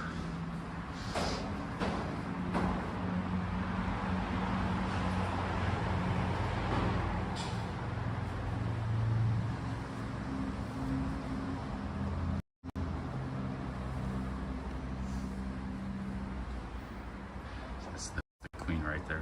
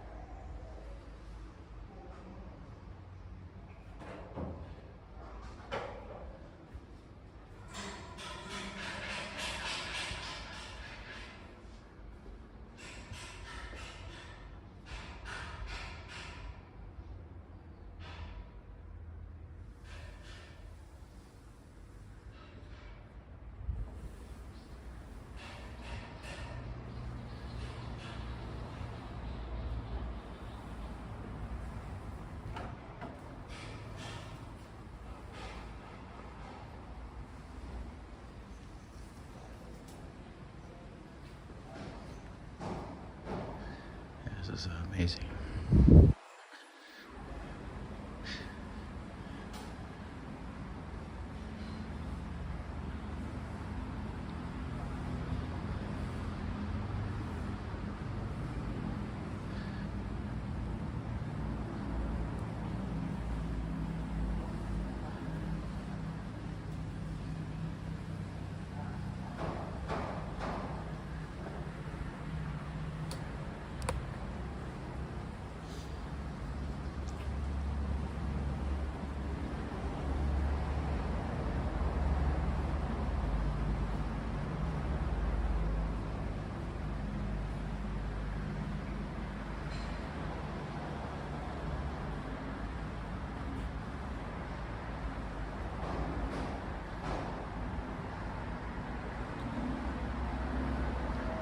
Miss Kampu, Street Side National Artist.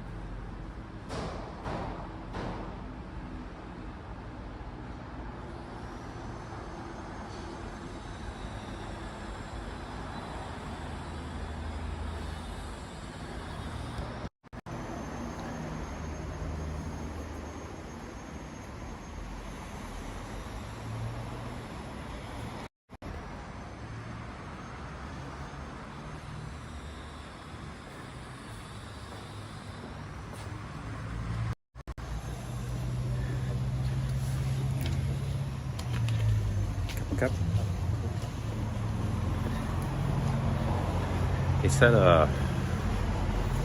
you can hear them. They're making textiles in the background. You hear the noise. There's a workshop back there.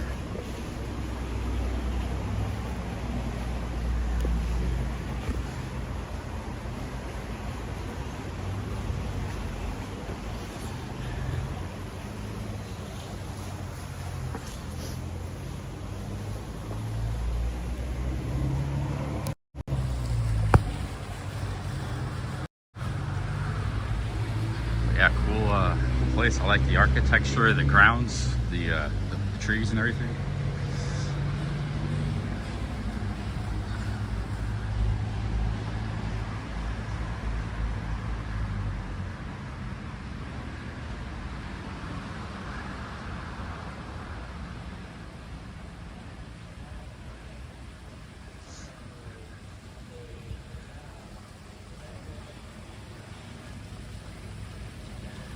Look at these lotus pads.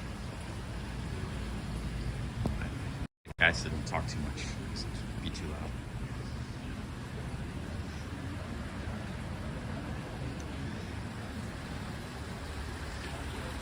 Beautiful place.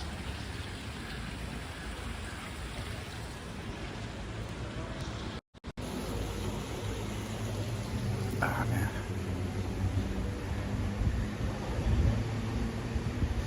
Yeah, I trust this guy. But if he was a troll, man, I got my passport, everything. I got no money. I'd be stuck in Udon with no money, no passport. If he was trying to troll me. Hopefully, it'd be a troll that would leave and then come back and hey, here's your stuff. But yeah, I'm pretty trusting of people, guys. Saw you guys making some comments. So yeah, he's been watching me for years. He's but I'm saying yeah, I got all my everything in my backpack. Everything left in his car, which I'm not too worried about it.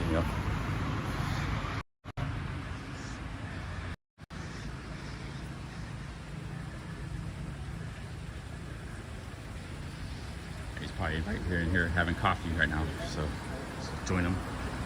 Join in having coffee. And check some more of the stuff out though. I love these fountains and stuff.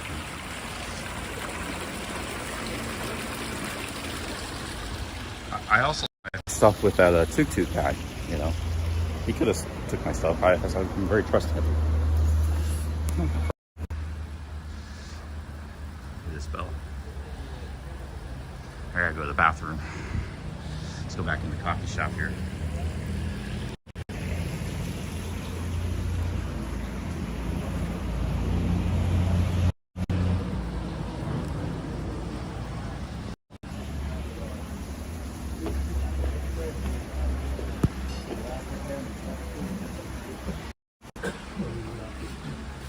Smells some good food here. It's cool. Beautiful architecture and stuff. Yeah, it's amazing. Did you see the bell over there? Yeah, I saw the big bell. Yeah. They were saying, joking with me in chat, he's gonna run off with all your stuff, passport and everything in the car. I was like, I don't think so. I don't think so.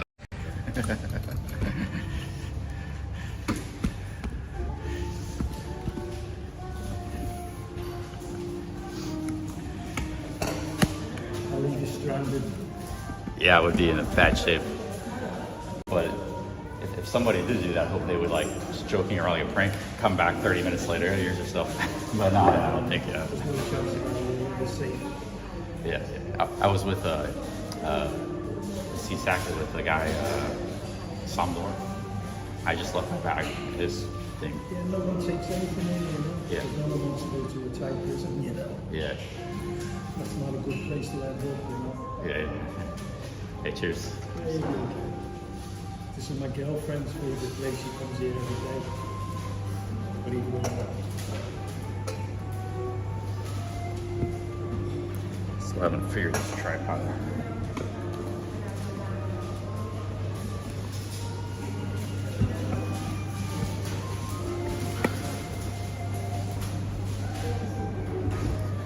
Your girlfriend from here.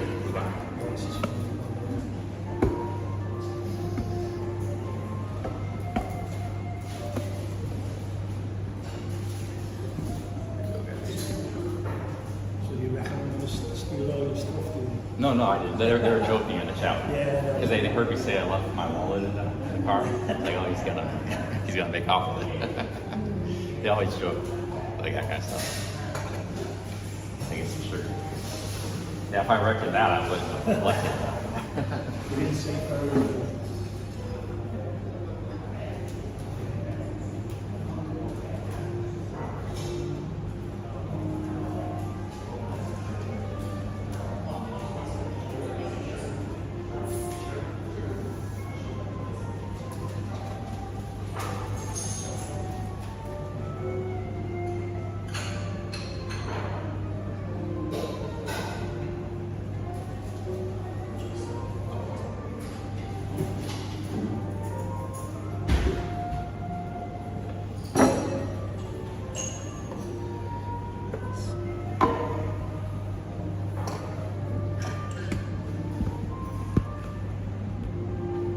Oh yeah, Heineken Zero. I have to make a short for Swick Firing.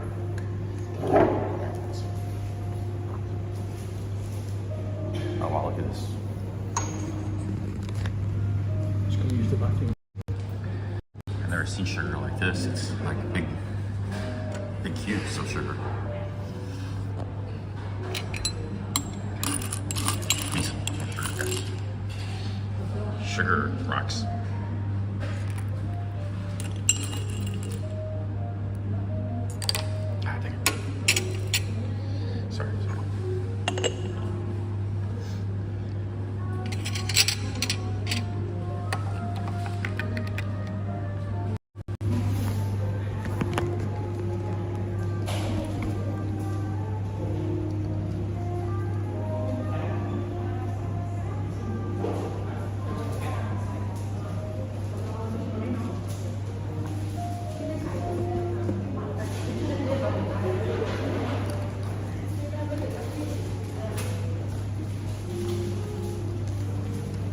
Takes a little while for the sugar to melt, those cubes.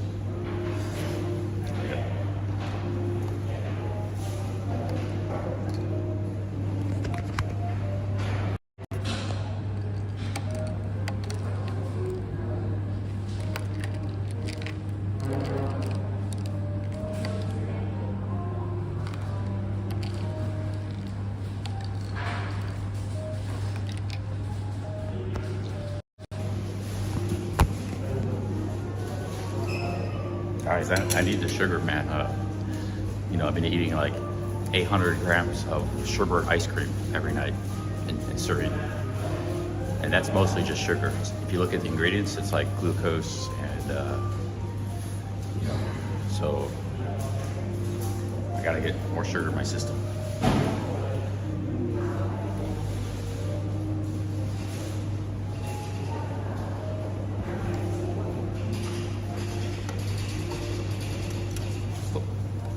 Can't taste the sugar.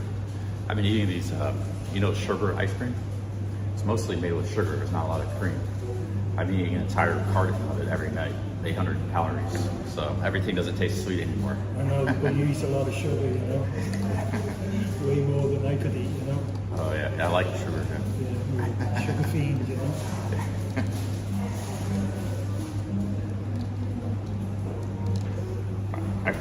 I thought it was unhealthy, I wouldn't eat so much of it. I don't think it's so bad for you. I think it's bad in conjunction with a certain diet. You eat a lot of like fast food. Yeah, you'll get away with it when saturated you're fats. younger, but when you get older, you know, there's more chance of getting diabetes and stuff like that, you know. Yeah, maybe I mean, everyone ends up with diabetes anyway, but you don't want to bring it on before you need to, you know. Yeah, it's, I don't know, it's, yeah. Because a lot of the vegans, they say it's like, it's healthy, you know. It's like a food. It's the, like, if you eat it with like... People say a lot of things, don't they? Yeah. I'll get a blood test done. See if I get to book the time. You go to Pattaya, You could probably do that here if you have to book that time. yeah, you can get everything here. Yeah, big city here. You don't have to get that Pattaya.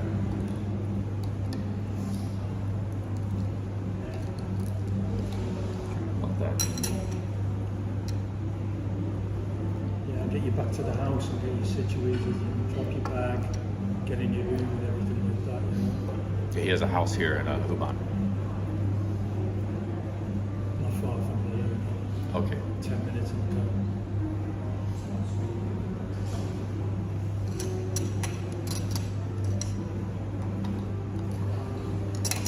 And then you can make your mind up what you want to do, you know, work or whatever. You know. You're on the outskirts? Yeah, I'm on the ring road here, you know. Oh, okay, yeah. Yeah, so You're a I'm planning to little stay far from here the for center. a couple of days. Some people have been really lobbying me to get back to Pattaya. Like, I got one guy, he super chatted me 100 Aussies. It's like, I'm gonna be there Friday, you gotta get there, buy a flight, you know. Yeah, So, just come back from Pattaya now. yeah. Yeah, it's good. I might head there in a couple of days. Pretty soon. Check out this town first. Yeah, there's more here than what you think, you know. I was impressed with both Buriram and Surin. I liked them both, you know. But I'm kind of a traveler that's easy to please. Like everywhere I go. Yeah, you just fit in with whatever's happening. Yeah. Just like me. I mean, that's many people would take a vacation to Detroit, Michigan, or I was gonna go to some Rust Belt towns in England. I didn't end up going to, like Sheffield. I kept saying to you, go to Liverpool, remember? I kept messaging you, go Liverpool, go Liverpool. Liverpool's an interesting city. Well, Liverpool, yeah, that's probably a nice city. You know, I was gonna go maybe to like Bolton or or Leeds or some, you know, I didn't end up going to those places, but I was thinking about it. Yeah, you have to go north next time. Yeah, North England, yeah. Yeah, more friendly people. Oh yeah. Yeah. Yeah, in London, London's a nice city, but it's every big city. People don't really interact much. Everybody's in business, busy. But I've met Londoners. Like when I was in Cornwall, I had this couple help me out. I was hiking. I got stuck out in the middle of nowhere. I was knocking on a couple doors, and this really nice London couple helped me. They called me a hotel down the street. They came pick me up, and so they're nice people in London. But when you're there, you don't really talk The to city people are not so good, but the people outside, you know, Oh yeah. on the coast and all that, there'll be different type of people, you know.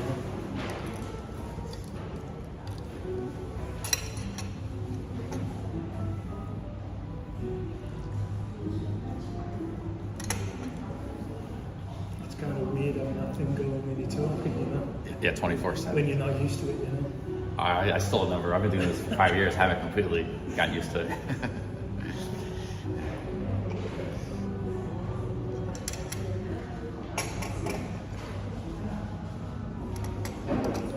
You haven't taken it easy last month or so. Yeah, I'm not streaming that you've much. been taking it easy.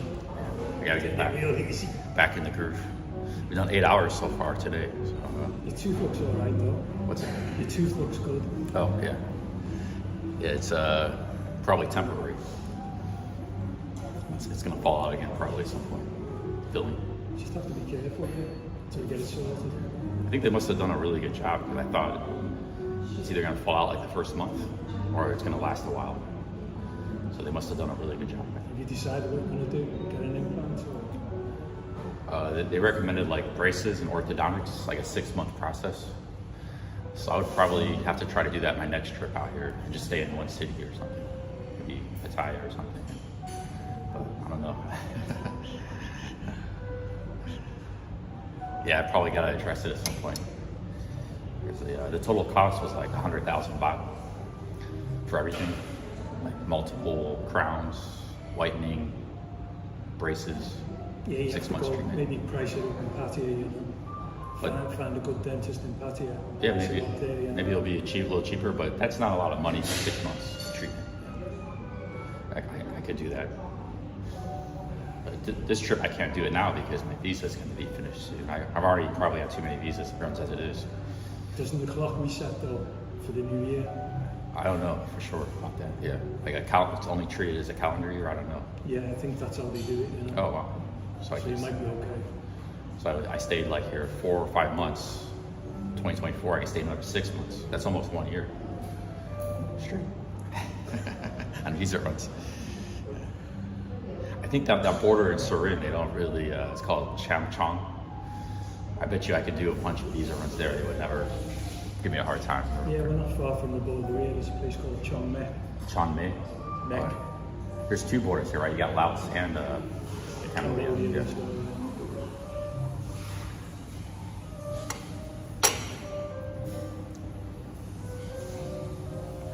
was looking on the map on the Cambodian side. When you cross the border in Surin, you're close to Siem Reap. But crossing over here, it's like there's nothing over there in Cambodia, northeast Cambodia. I've never been to Siem Reap, you know. I want to go. Oh. I believe it's good. Have you been to this border crossing? Or Yeah, but I don't do that because I've got the retirement extension, You know, so I don't have to leave the country or anything Oh, yeah. like that, half of Cambodia is just straight up nothing, just jungle and stuff. Well, like I said to you, you could get that visa, the 5-year visa. Oh, yeah, you have to pay like $800, I heard. Yeah, you have to just pay the agents and they'll get it for you. That's what my mate done, Yeah, maybe next year or something. I kind of like traveling and going doing different stuff. I don't think it'll be there next year. I think they'll change it. Oh, yeah? Yeah, because people are paying a lot of money, aren't they, for those high-priced visas, that cost millions of dollars. Yeah. So it's easy just to pay an agent and they're losing money. Well, those elite visas? Yeah, the elite visas. Yeah. What I think happened was they weren't making enough money. Like, they get a few customers, but not getting as many as they hoped for. So they made that's why they made that, because like, okay, we'll make something a little easier, a lot cheaper. Maybe we'll get a lot more. Yeah, and then they're going to lose customers. More customers off the elite, aren't they? There are no ways to do the elite. Why pay $1 million or 2 million baht when you can pay just show? But how many people do you think got the elite visa? Probably not that many, maybe hundreds, maybe 1,000, 5 years. Well, a lot of people say they've got the elite. Oh yeah, just like there's a lot of SAS commandos running around. That's it,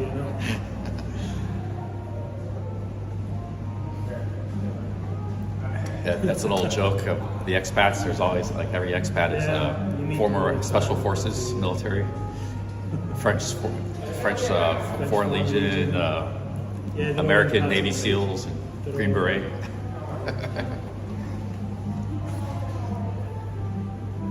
Okay, you ready? Yeah. Hold this down here real quick. Actually, I gotta use the map. Yeah. Oh yeah, I just got some of those sugar granules.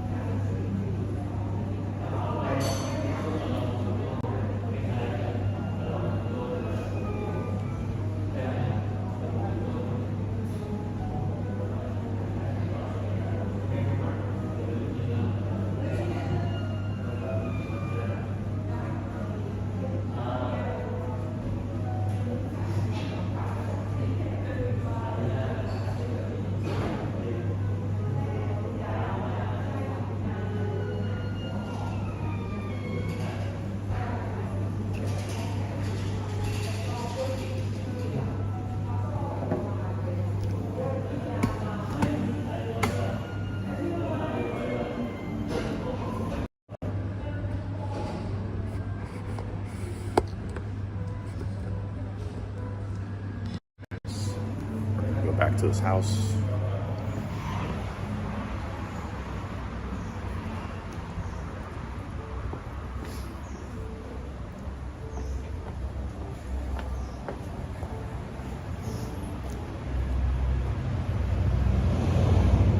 Hey Michael, I might we visit your house. I might stay in the middle of the city, maybe later tonight. Yeah, it's up to you. I can Walk around, explore. Yeah, I can take you to a hotel. It's like $500 a night if you don't want to stay here. You know? Okay, yeah. I'd like to visit your house and see it if it's okay. not a problem. Yeah, Yeah, no like, problem. We'll show you now.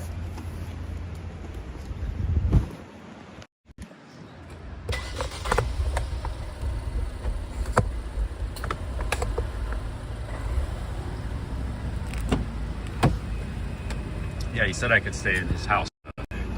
Spare bedroom.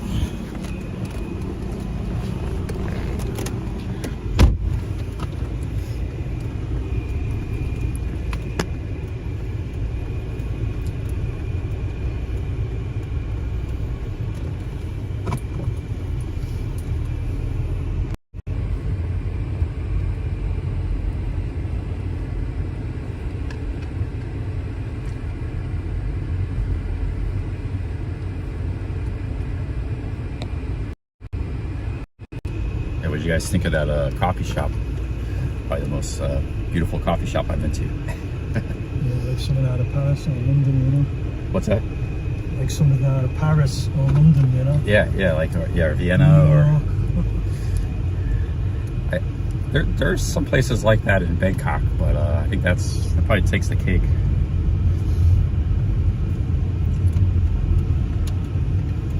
Pattaya doesn't really have any nice coffee shops. Everything's kind of, there's Amazons and that's about it. So. I used to have coffee at this Friendship supermarket across the street. There was this Thai Chinese family. They just had this little place. It was for coffee, and I was going there for years. Just a real little tiny coffee shop, and it was 40 baht for coffee. But I think they went out of business. They closed down. So.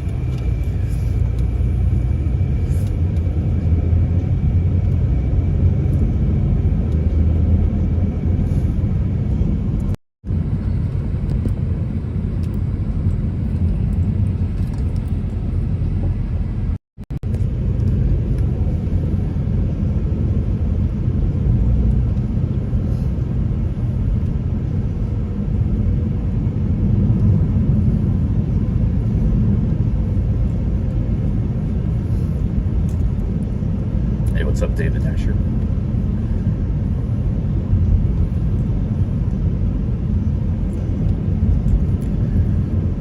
I'm gonna keep the camera on me so I don't dox this guy's house location. Yeah, that's good. Yeah.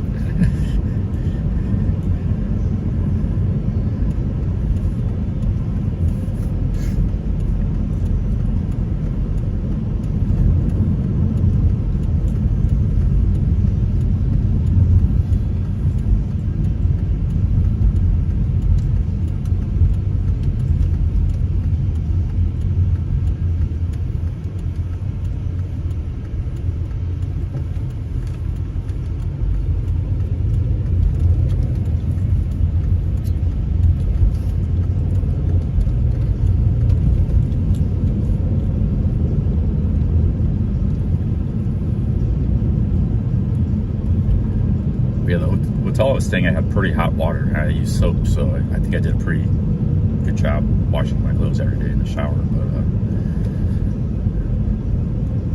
But they have laundromats I can go to, but the problem is I only have like 2 shirts, 2 of everything. I have to wear one thing, so I'm only washing half of what I have when I go to the laundromat.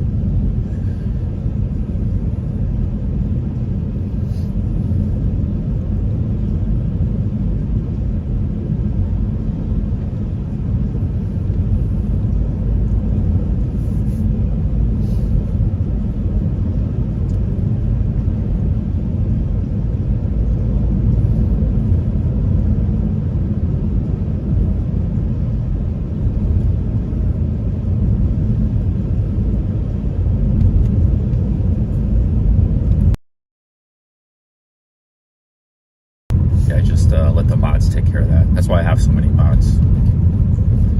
Get to the bottom of this paying attention too much to the chat.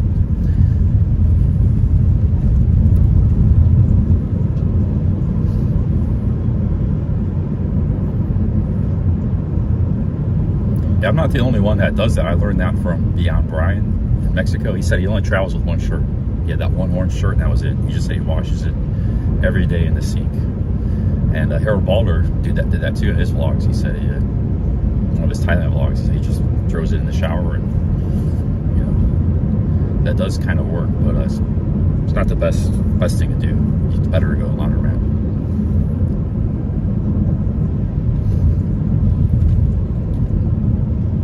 I'm in Ubon Ratchathani. I was in Surin this morning. I took a train. I was in Sisaket for 2 hours, and I came here. This is sort of the end of the line. We're 400 miles from Bangkok. So after this, it's either Laos or Cambodia. There's nowhere else to go. You could go north. Have you ever gone north up the Mekong? Yeah, I've drove all over Thailand, you know.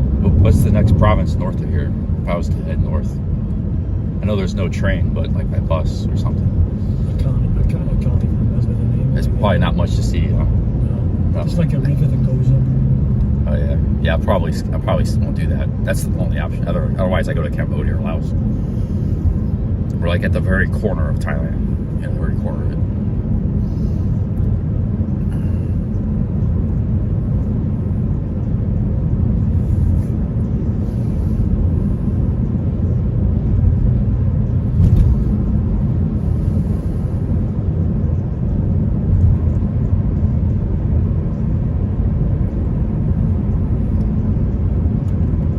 Burma's to the west, we're to the east. We're in the far eastern corner of Thailand.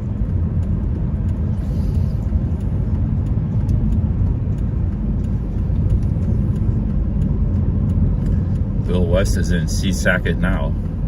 Yeah, I was just in Sisaket this afternoon.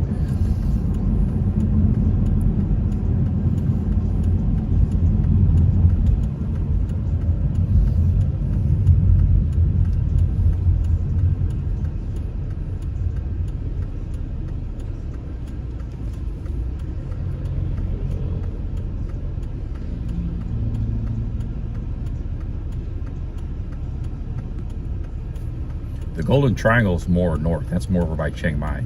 That's considered to be Laos, Burma, and Thailand. Like Chiang Rai in the northwest Thailand. We're in northeast Thailand.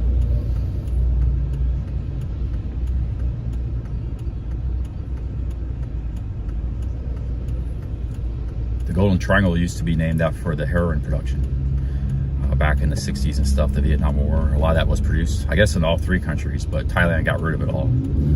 But it remained in Burma and Laos.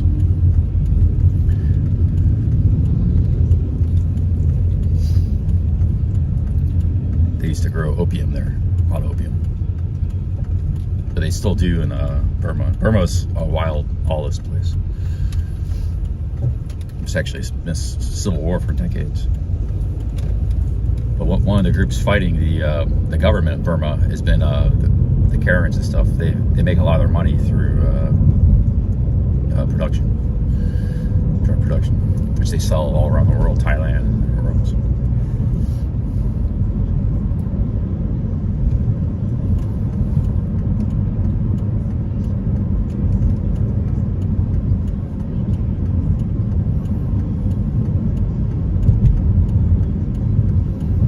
I think Burma, they should just let them be an independent country, and they could join a community of nations.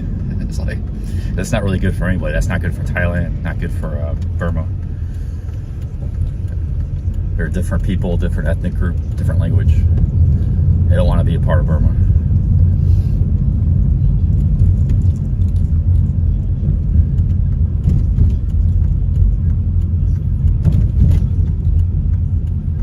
I remember that was a problem 20 years ago. I read the paper. There's always reports of stuff going on up there. Nothing's changed. It's gotten worse. Oh wow, beautiful place.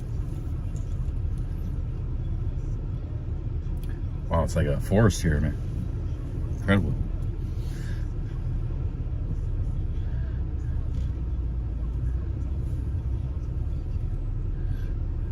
I had a feeling you had a nice house. I just had that sense. It's not my house. Don't worry about that. It's my girlfriend's. Oh wow!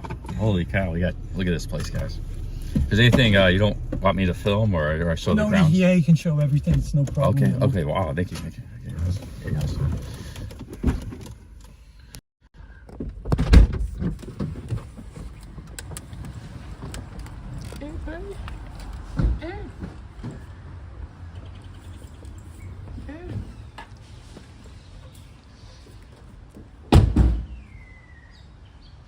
Yeah, I'll show you the pool. Look at this place. Holy cow! This is all the front yard here. Yeah, it goes back and comes in there. Okay, you've got your rooms all set up there, you know.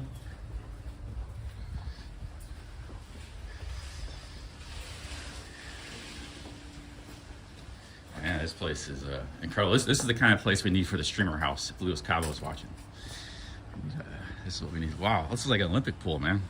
Yeah, it's a lap pool, you know. Especially built for laps. Holy cow, dude! This is like a Roman villa. You know my friend Sean? Have you seen him? Sean in Wonderland. Yeah. He loves swimming laps, like long. This is perfect for him. He would love this pool. It's like, are you a swimmer? Or? Yeah, it's too cold to swim at the moment, but usually I swim every day, you know. Damn, dude, this is a villa here. Beautiful. This is what we need for the streamer house, guys. This is getting. We need to make the streamer house happen. Motivation.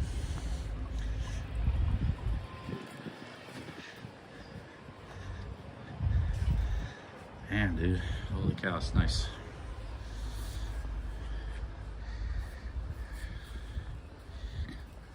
Got a little swing here, chair swing.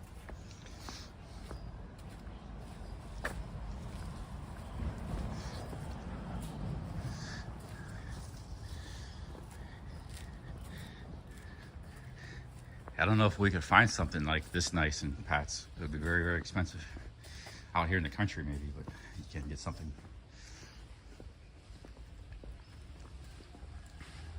Come on, I'll show you a room if you want to stay. Okay, yeah.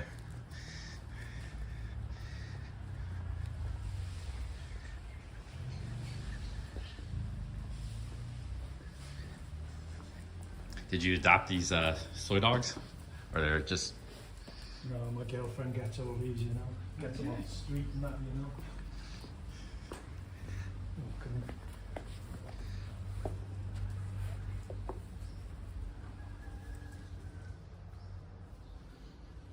on. Wow, look at this kitchen. Holy cow, nice.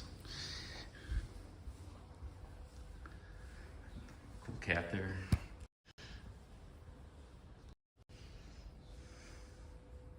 Jeez. Look around.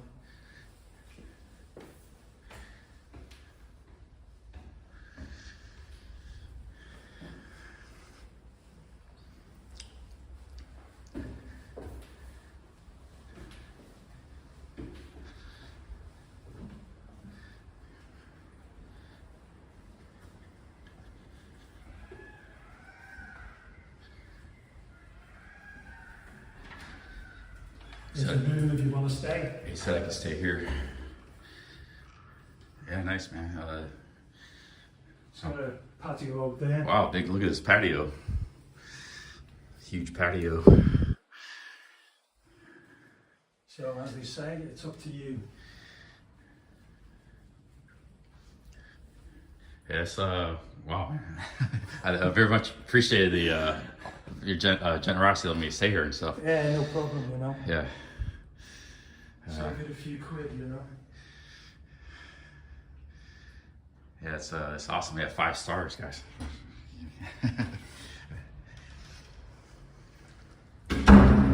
Boss has okayed it. What's that? The boss has okayed it. You don't. Oh yeah, it's the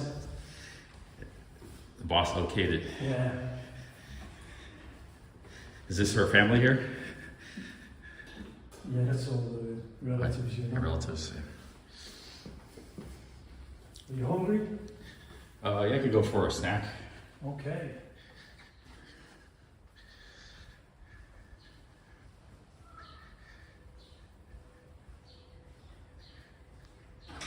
Show the gym. You know, might that pool, the gyms are not in use because we've got stuff in there, building stuff.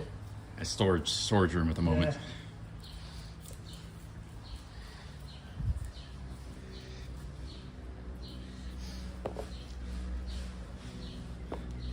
We do a series. Pat Cribs, Ross and Rayong, Michael. Ross has a pretty nice place. This place might have it. Ross's place topped. Well, they're both pretty nice. The pool is that's hard to compete with. Like an Olympic pool.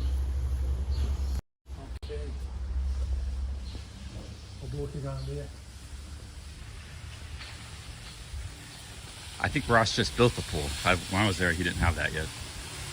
They got these. Yeah, he built all these structures, you know, so that people can look at the flowers and that, you know. Oh, they got these tree houses. They got people landscaping. You got some emus in here or pets? Yeah, everything. I got some pets here. Emu. I know an emu cage when I see one. Pet emus.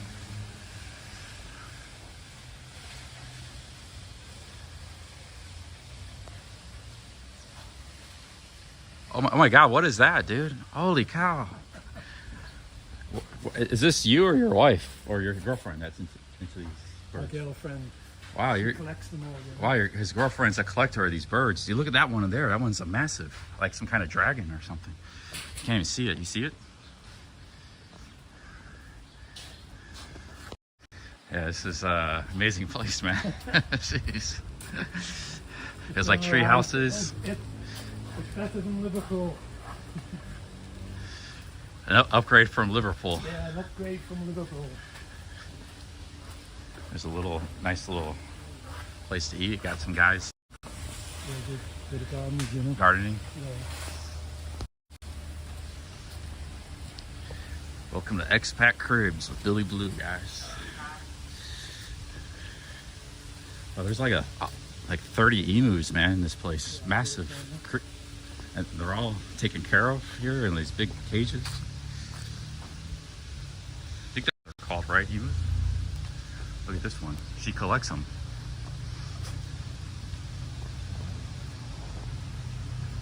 A bird collector. Another guy there. Holy cow, what the heck? Hear that noise they made? Yeah. I haven't seen these since like a zoo or something when I was a kid.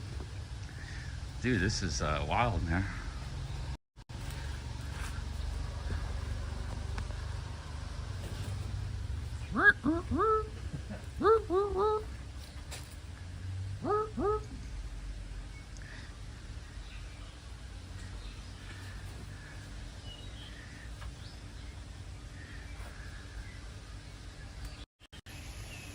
Let's go check out these tree houses. Well, this is a big complex here. He's showing us more stuff. There's a waterfall over there.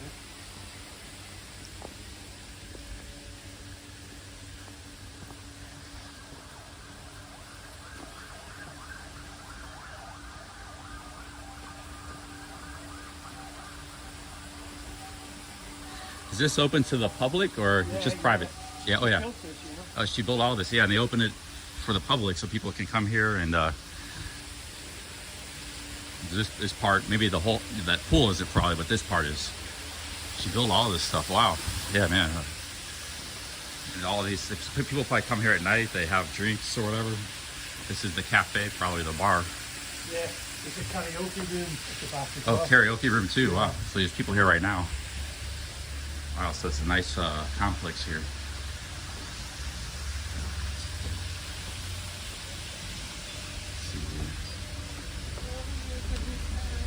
Oh, sweaty cap? Take it.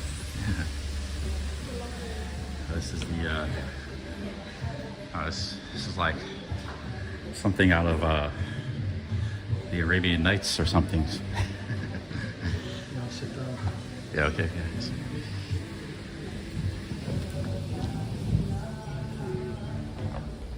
Yeah, get some food. Yeah, just order what you want and I'll be back in 5 minutes. Okay, great, thanks.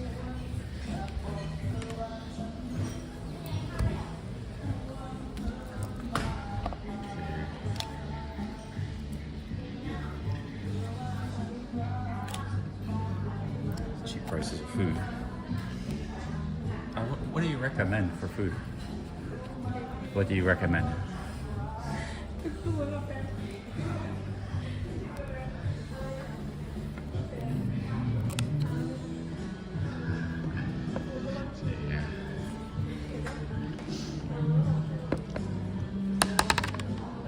I think this is Isan food here. It's all in Thai.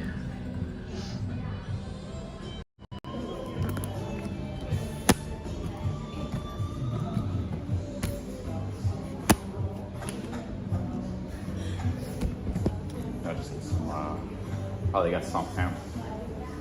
There's a corn dish me and Wanderer got.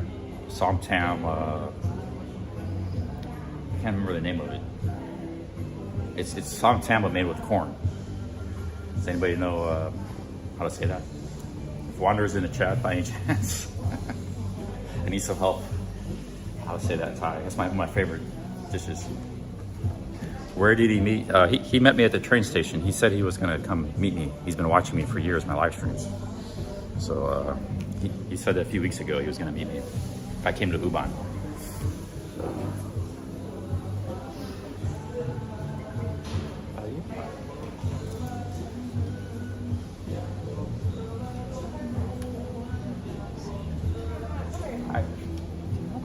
You know the som tam, but made with corn. Do you have that? Corn. Corn, like corn. Corn som tam, corn. I don't know where corn.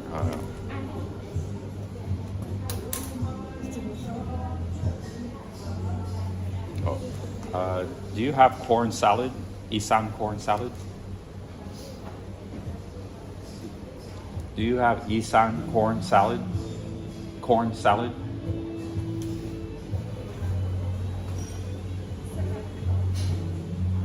No, oh no, oh, okay. Okay, som tam Thai? Som tam Thai, do you mind? Okay, I'll some tam Thai new. Struggling with Thai here. Don't worry, you're better than me. Oh, it's bad. Spicy? 50-50 spicy. Okay. And I'll have some county out. And chicken? No chicken. Just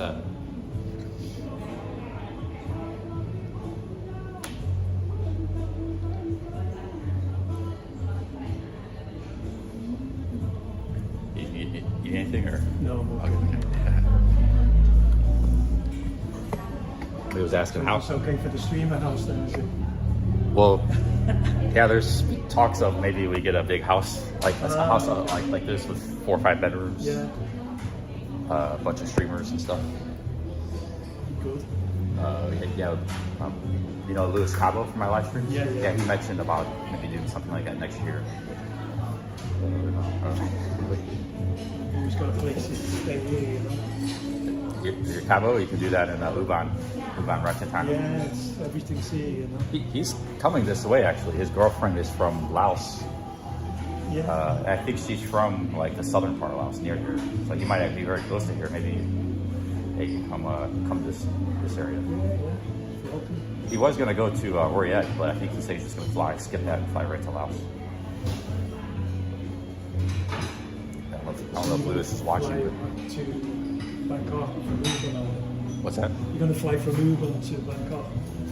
Yeah, if I don't go to Cambodia or Laos, I'll probably just fly Bangkok.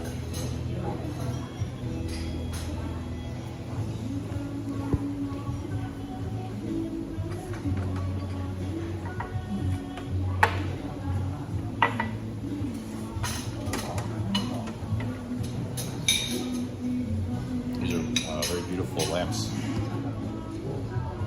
Just have a walk around, just don't screw up everything. Just walk around. Okay, yeah.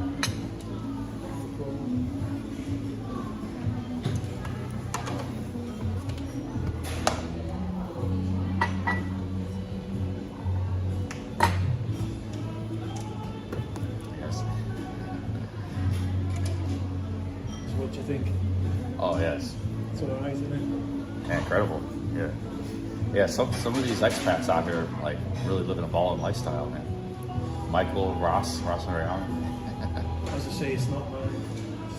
Oh, regardless.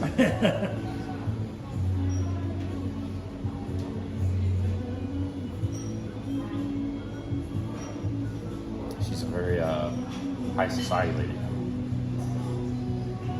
You know, like there's a joke like on the internet, you know. I can't imagine what the chat is saying. Oh, they've been very polite, yeah. I haven't been reading a lot of chat, but there's always like if you go on some of the forums, Thai Visa, there's always the guy that says he has a high soul wife. So there are guys out there, yeah. They got the high soul wife. 1 in a million. He's one of them, yeah. It's not all myth, guys. Sometimes, you know. Normally it's the other way around, you know. Yeah. Sometimes there's the SAS commandos, and sometimes there's, you know, Michael's out there. Oh, wow, that looks good. Did you order that? No, you ordered it. Oh, I think I did, but I bought it because it looks really good. I just ordered some tam. I'd actually rather have this. It's like vegetable shrimp. Looks really good. How long are you planning to stream today? I've been 9 hours so far. I'm probably just keep going for a while. Okay. I feel looking for the coffee, 3 cups of coffee. So yeah, keep going. Just let me know what you want to do, whether you want to stay. I can drop you in town. You know? It's up to you. Yeah.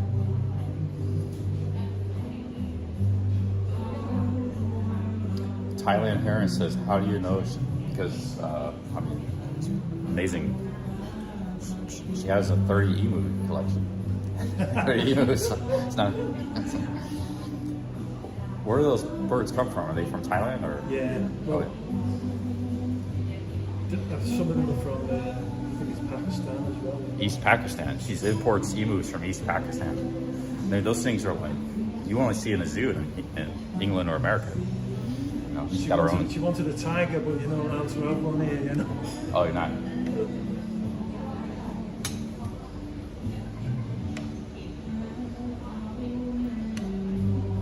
I bet you they could have had a tiger 30 years ago, but yeah, not anymore.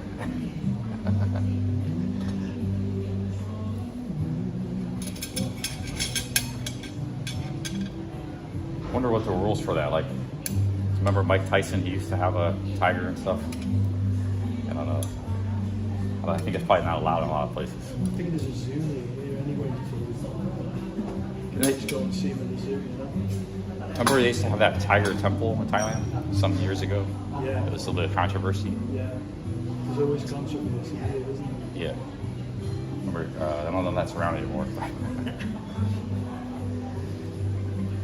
You don't want it? This looks really good. No, I'm okay. Enjoy. I'll show you guys the food. Hey, Fitzy with the 10 Aussies. Thank you. Very interesting adventure today with the millionaire Michael dude. Charlie, big ups. Yeah, big ups Fitzy from Australia. Yeah, there's a nice comment. I'm not a millionaire. Fitzy. Look at this food, guys. It's really good.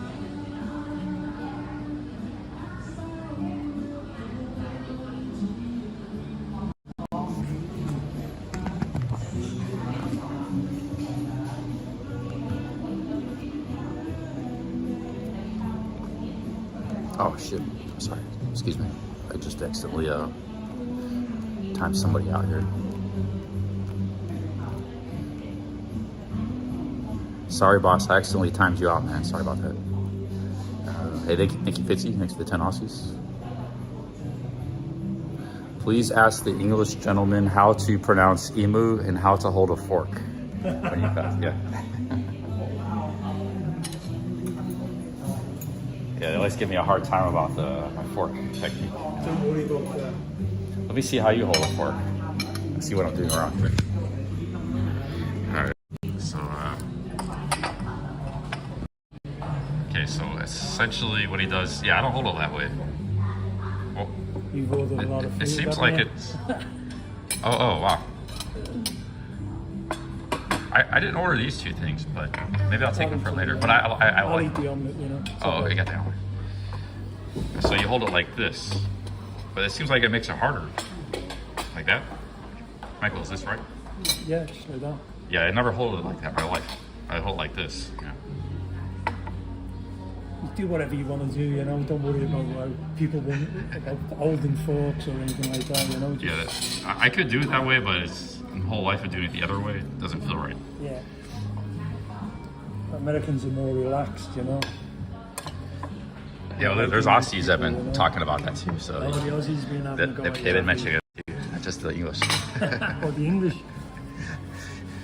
I'm not English, I'm from Liverpool, so.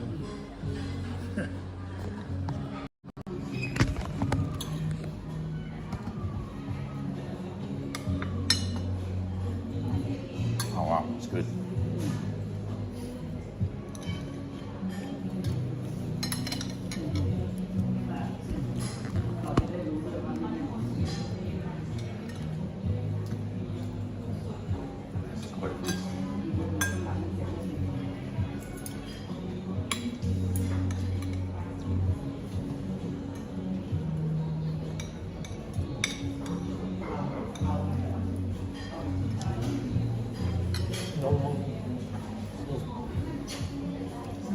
She might have got a word wrong, but I'll take it.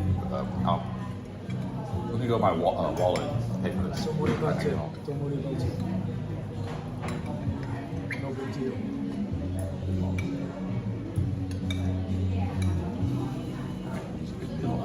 I don't mind it. I think you'll have a good go with that. You'll have a good go at finishing that, I'm sure. If I finish all, I won't be streaming much longer.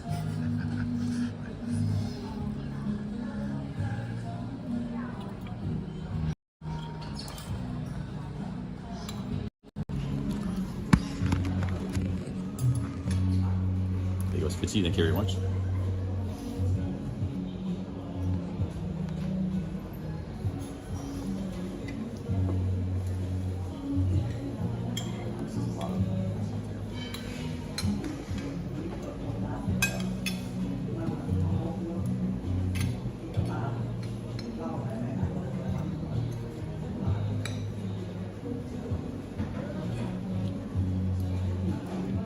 I bet you didn't think your day was going to turn out like this, did you? No, I didn't know. I didn't even know if I would see you. I saw you in the chat. Yeah, yeah. I said there was. So I thought I would maybe eventually see you. I didn't know you'd be at the train station. That was the best place for you to get here, you know? Yeah. They knew I was going to be there. Yeah. And, I'm sure a lot of people promise a lot of different things, you know?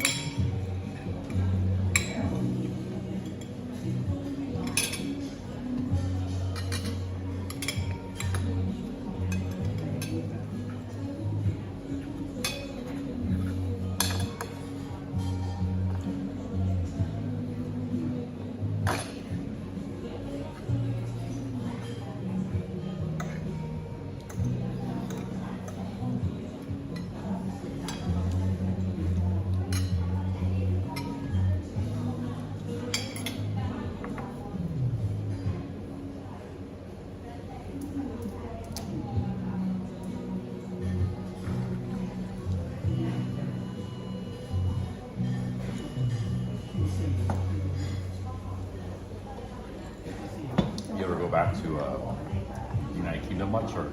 No, I haven't been back for 10 years, you know? Oh, very cool.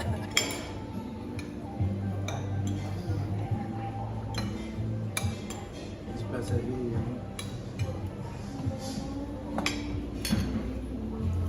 It's freezing over there at the moment.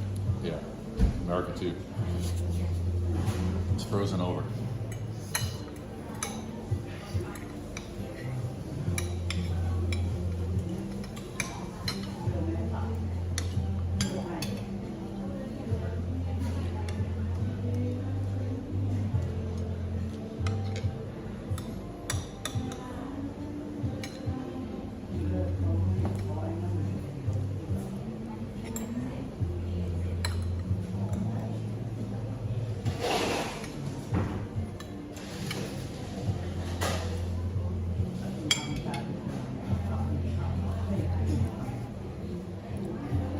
having a decent summer in East Coast Australia.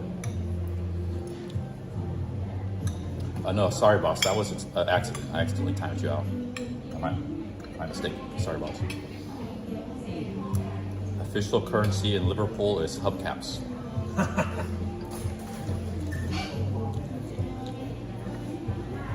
Liverpool has a reputation, maybe a little bit. Yeah, it's got a reputation for being tough, you know. Being tough, yeah.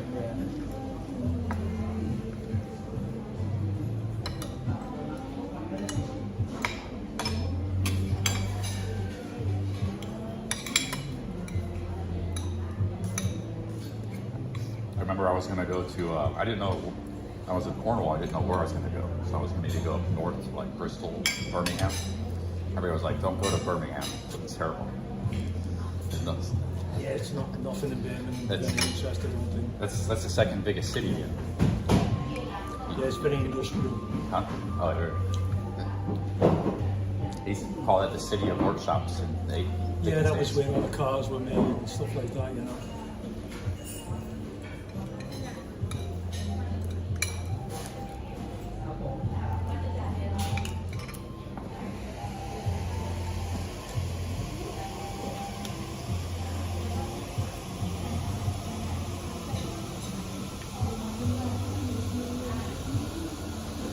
How many have you got in the chat? 170 right now. My chat numbers have been dipping a little bit. Like I did a couple of workout streams. Oh yeah. I only had like 100 in the chat, 8 or 80 in the chat. So if I stream something that people really don't want to see, it depresses the numbers. They all want to see Patty, don't they? Yeah, a lot of them do.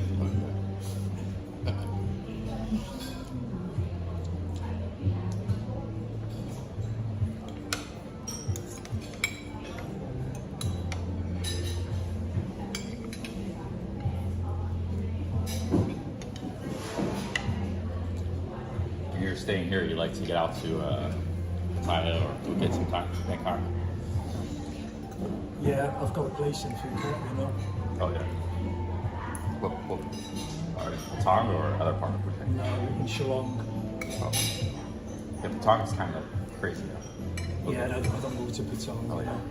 It's no interest for me, you know. But I might be moving to Pattaya. You might be moving up to Thailand? Yeah, I'm thinking of selling my place in Phuket and buying something in Pattaya, you know. Yeah, well, you said you got direct flights from Kuban to Yeah, Thailand. it's becoming a problem, you know. It takes all day to get to Phuket. You have to go via Bangkok. So it's not good, you know. Yeah, there's nothing wrong with Thailand. There's a lot of nice stuff in Thailand. I like Naklua, is it? Yeah, Naklua, Naklua. by Terminal 21. Been scoping out a couple of places around there, you know. I've been in Isan for a while now, and mostly just around Thais. Sometimes it's nice to be around foreigners. I don't know if you feel the same way, but sometimes I like being around the Thais, but also like being around, like, Yeah, you can have both, you know. yeah, I like being around other There's foreigners. a little expat community here. There's a lot of Americans live here as well. Oh, yeah. Yeah. They used to have a big Air Force base here, right? Yeah, You know, it Vietnam. all stems from the Vietnam War, you know. Yeah, this was where they had the major, I think maybe the biggest one, all of Thailand, the biggest Air Force base. Yeah.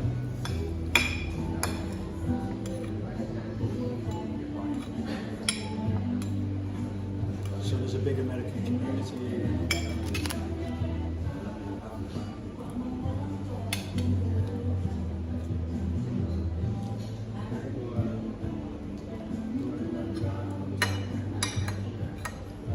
Hey guys, all the food here is really good.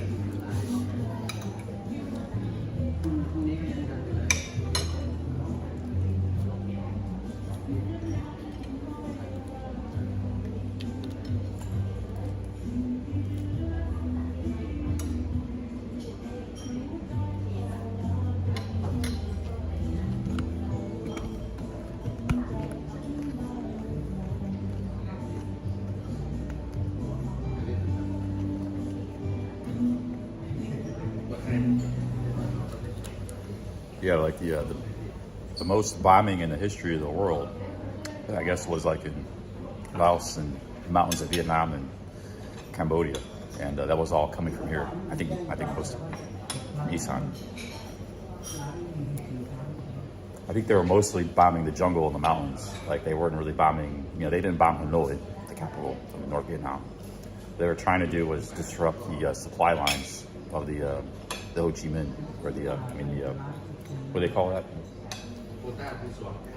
See, the Vietnamese military, they had supply lines from the north. They were supplying the army. Vietnam's a very long country, so they're very long supply lines. And they were going through the mountains of Vietnam, through Laos, and through Cambodia. So they were trying to disrupt that and bombing the hell out of these, where the supply lines would go. Yeah. Drop millions of bombs, yeah. In Laos. But Millions. it's mostly out in the middle of nowhere, but nevertheless, yeah, it's pretty.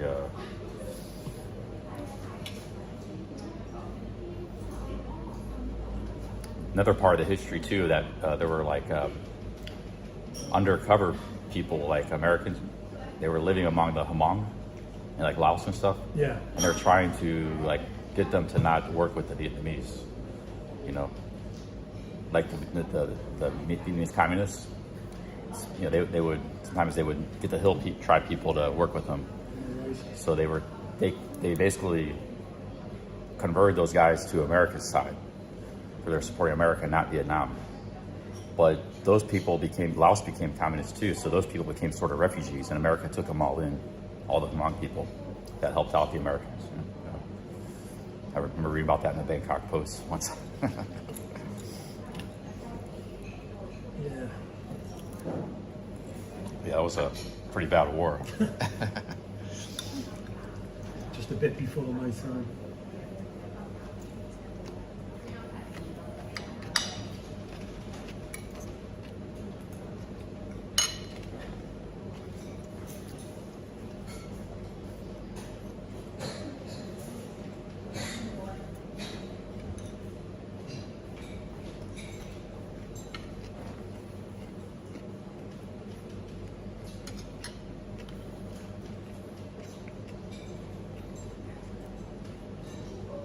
Filling up now. Yeah, it's a lot of food. Maybe I'll take some of this with me. Okay. Not to waste it.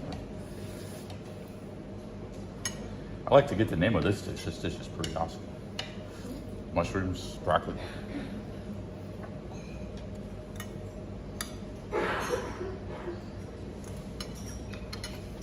Let me show up the food again.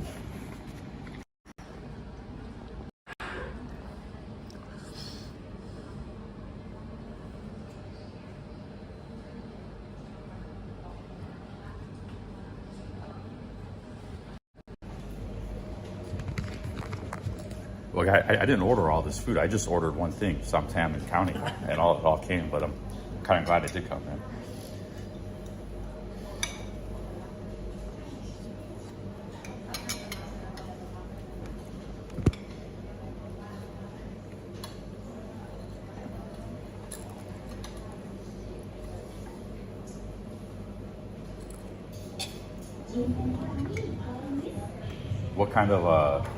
What were some of places I've been to, your favorite streams? England or Mexico or Thailand? Probably Mexico. Oh, you like the Mexico streams? Yeah. And Colombia. Yeah. I had another guy said he liked the Colombian streams. And I'd have to go back there. I've never been. I Yeah. want to go there. Oh, Mexico's beautiful, the small towns and stuff, the mountains and deserts. I've been to Mexico once. That was on a cruise ship, so Oh, yeah. from America, from Florida. I think the best parts of Mexico are inland and the mountains and stuff. The coast is more like tourism. And Yeah. That's like a tourist place. even Acapulco, I've been there once 20 years ago. I think it was very nice. Acapulco is a famous, coastal city, but I think it was very nice there. But inland, there's like either old Spanish architecture cities in the mountains or in the deserts. Very beautiful. There's a lot of places I didn't go to on that last trip I could have gone to. That were nice. Just like that one.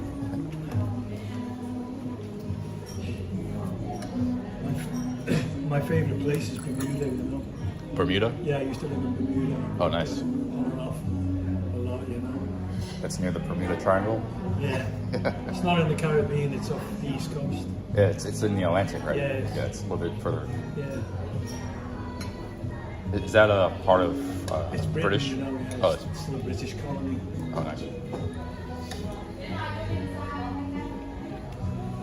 But it's only tiny, 60,000 people. Oh, yeah. Yeah, it's only 22 miles long, half a mile wide. It's the same population as Greenland. Yeah, 60,000 people, right?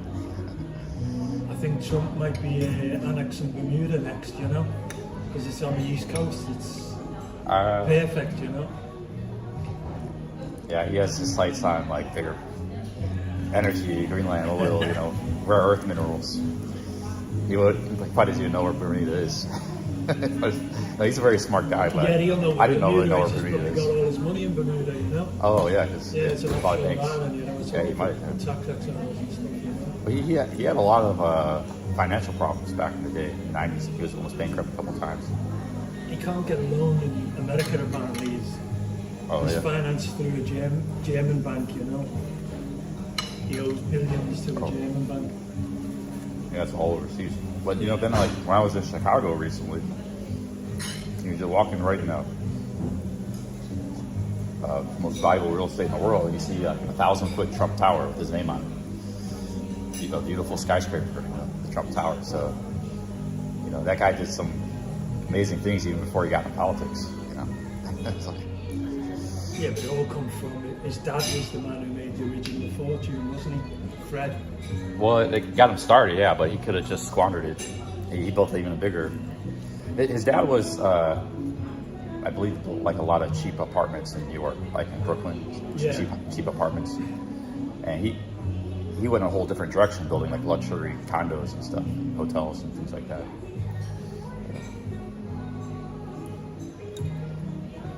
And then he had all the casinos in Atlanta. Yeah, casinos. Yeah.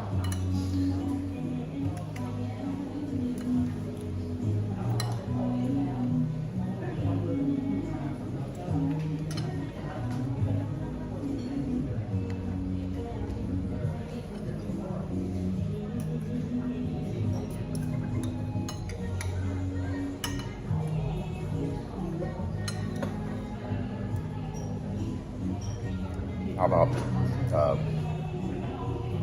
are you, well, it's probably not polite to talk politics. No, We skip that. Politics, Okay, skip politics. yeah. I talk a lot of politics in my life. Don't talk about politics and religion, you know. Yeah.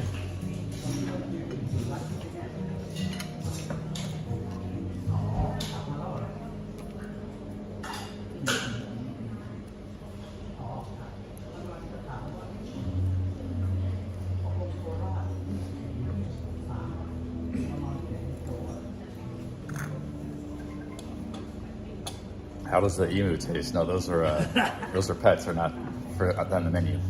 Have it on toast every morning, you know. Yeah, yes, emu and toast. They probably taste With like, eggs, you know. yeah, I don't know. I mean, I'm sure people have eaten them before because they are kind of like big chickens, but you know, probably taste like chicken. But they're beautiful birds, animals. Must be eaten. The peacocks, you get eggs off the peacocks, you know. So, the massive eggs. Oh, yeah, you can eat them for breakfast and stuff like that. Have you had the Yeah, peacock eggs? Yeah, they said they make eggs like this, and they do eat the eggs. Does it taste like a chicken egg? Yeah. They said it tastes like a chicken egg. I'm not a big fan though, you know. Yeah, just stick with the regular eggs. There's a mental thing about it. Yeah, it's a bit weird, you know. Yeah, weird. Yeah.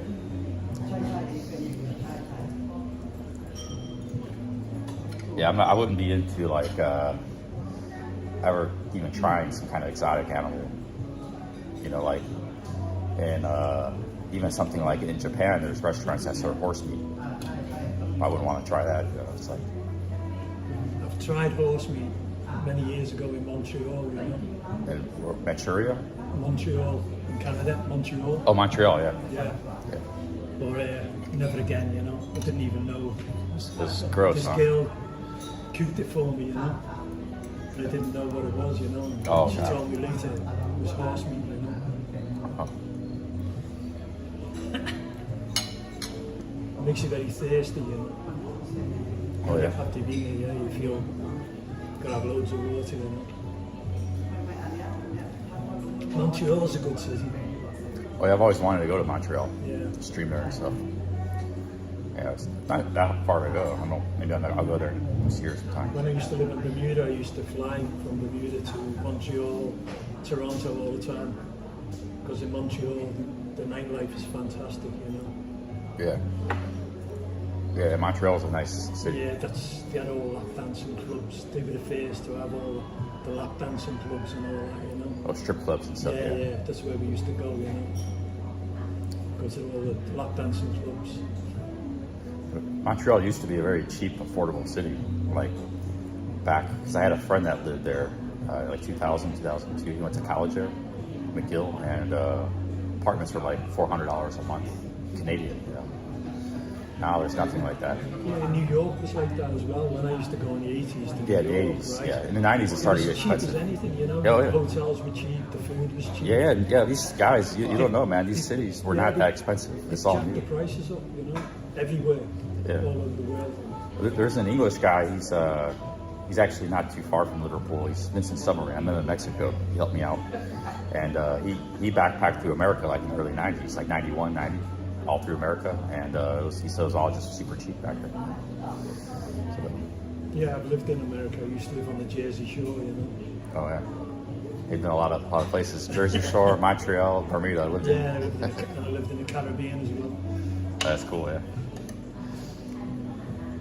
in St. Thomas. St. Thomas. St. Thomas, yeah, that's nice. Caribbean's probably always been pretty expensive. Right. That's. Yeah, it's but it's good though.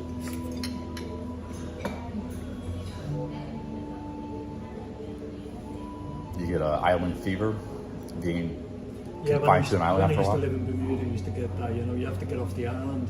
Yeah. So you go to New York, you go to Montreal, Toronto. I felt that I was in Dominican Republic, which is a big island. I felt like claustrophobic a little bit. I don't know why. I was glad I was leaving the country in the airport. It's like I was escaping this island. That's a big island. Oh yeah, it's a very big island. I felt that, I don't know, just psychological or what. But, yeah. If you ever get a chance to go to the Caribbean, you should go, you know. Yeah, I've only ever been to Puerto Rico and Dominican Republic. Yeah. Just Puerto Rico, just for a couple of days. But actually, Dominican Republic was the first time I saw. It was in 2018, like crystal blue green water. Because I'd never really been to a beach like that. I know they got that here in Thailand, but I'd never been to those kind of beaches in Thailand either before. That was the first time I saw that. The water in Bermuda is clear, you know, you can see right to the bottom of it, you know. But I think the beaches in the Caribbean, you know, there's a little island called St. John. There's what? What? There's a little island called St. John, which is near St. Thomas, you know. You get the ferry from St. Thomas to St. John. Oh yeah. That's beautiful.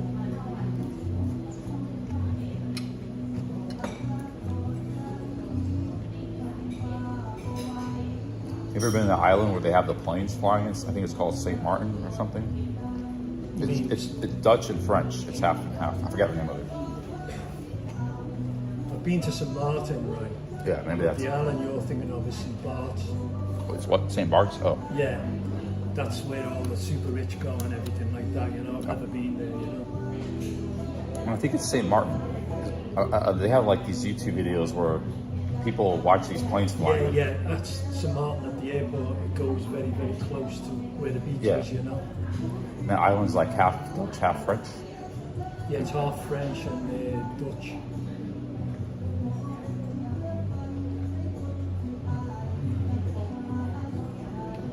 But the place to go apparently is St. Bart's, if you got a lot of money.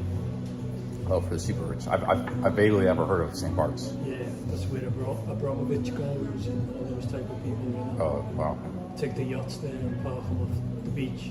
That's not anybody probably just fly in and go on holiday there. It's so expensive to stay there even for one night, you know. Like $2,000 and $3,000 a night or something. Most people can't even afford to stay on the island, you know. I remember I went to Bali, which, you know, has a mix of things. It has really cheap hotels and hostels, but taxi driver, he asked me where I was from. I said America. He said, oh, Obama was here recently, his family. They stayed like in a $2,000 a night villa, you know, in Bali, you know. He was telling me about it. Yeah, they got plenty of money. And then I'm staying in a the taxi driver's taking me to a $12 a night hotel. Yeah, but that room was okay. That was a nice place where you were staying. Oh yeah, oh just now? And Yeah. all the places I was very comfortable there, yeah. Nothing wrong with that. I agree, yeah.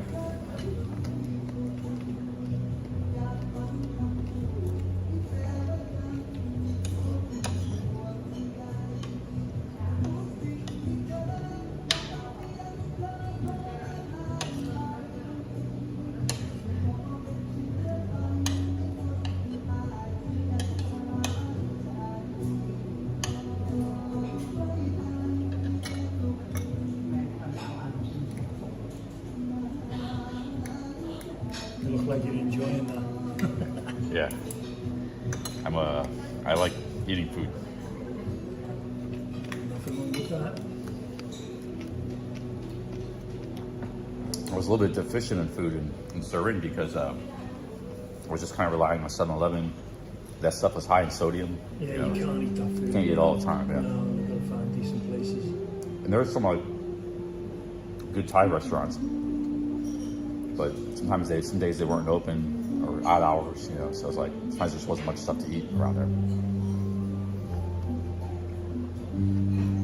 There's a lot of choice in Dubai, you know. Oh yeah. A lot of coffee shops, a lot of nightclubs, all kinds. Yeah, I've been impressed with Isan. Oh, it's crazy.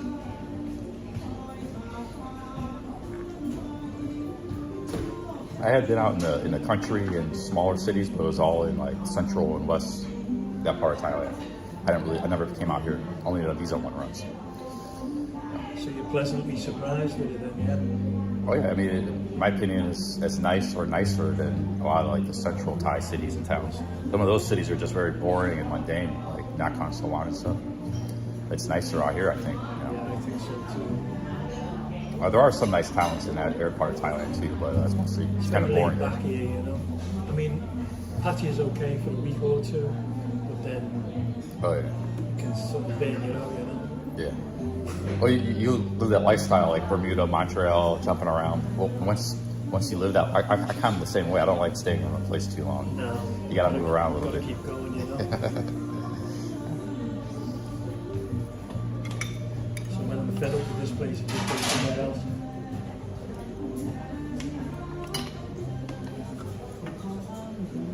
Phuket is too crowded now, you know. The traffic is horrendous here. Oh yeah. A lot of Russians there, right? Yeah. Especially this time of year. Yeah. Yes, for Russians.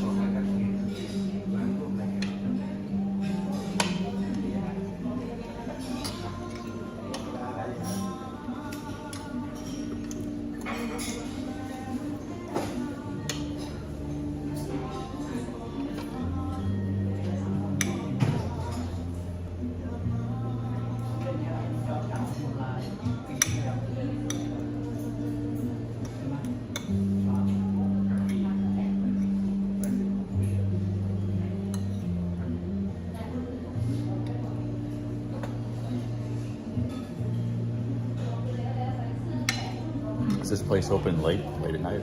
No, it closes 6. 6? Oh, okay.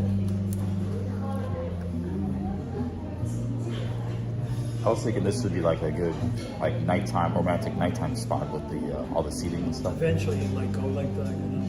So eventually it'll be turned into a resort, you know. Oh, That's the plan.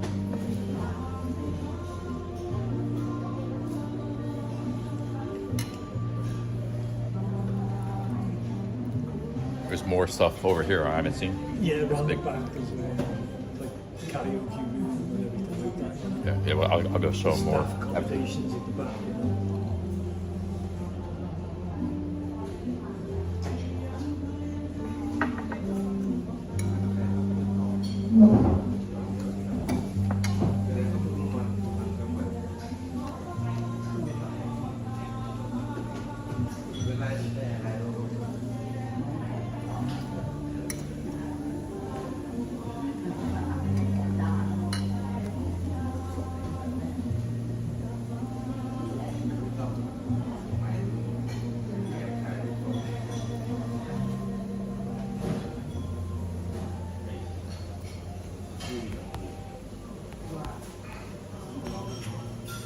Is there any other streamers you watch in our community? Not really, no. Oh, he just watches me, guys. There's a lot of Ed Sweeney sometimes. yeah, it's sweet. He's in a bad situation, isn't he? You know. Yeah.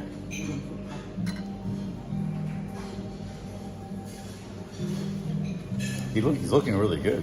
Maybe he can turn around, you know. Worse. That thing that he's got is very, very, very dangerous, you know. Yeah. So I hope he's okay. Apparently it always comes back, you know. Huh? Apparently it always comes back. Oh. Tumor, you know. So they take it out and it comes back. Maybe it won't come back for a few years or something. Yeah, hopefully.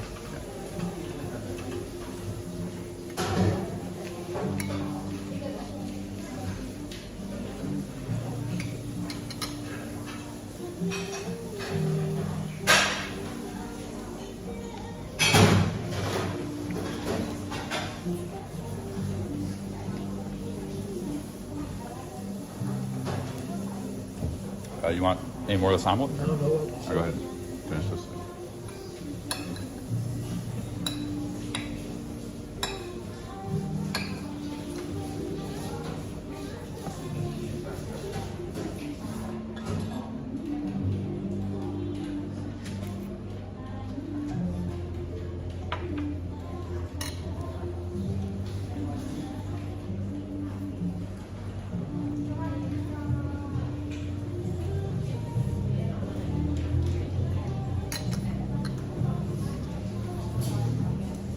When do you think you'll go to Pattaya? I might stay in. I don't know if I like Ubon, I'll stay here for a while. But I am kind of ready to move on from Isan. Maybe probably stay here a couple days. Yeah. And he said they got direct flights. He said they have direct flights right to Rayong, so I don't even have to go to Bangkok.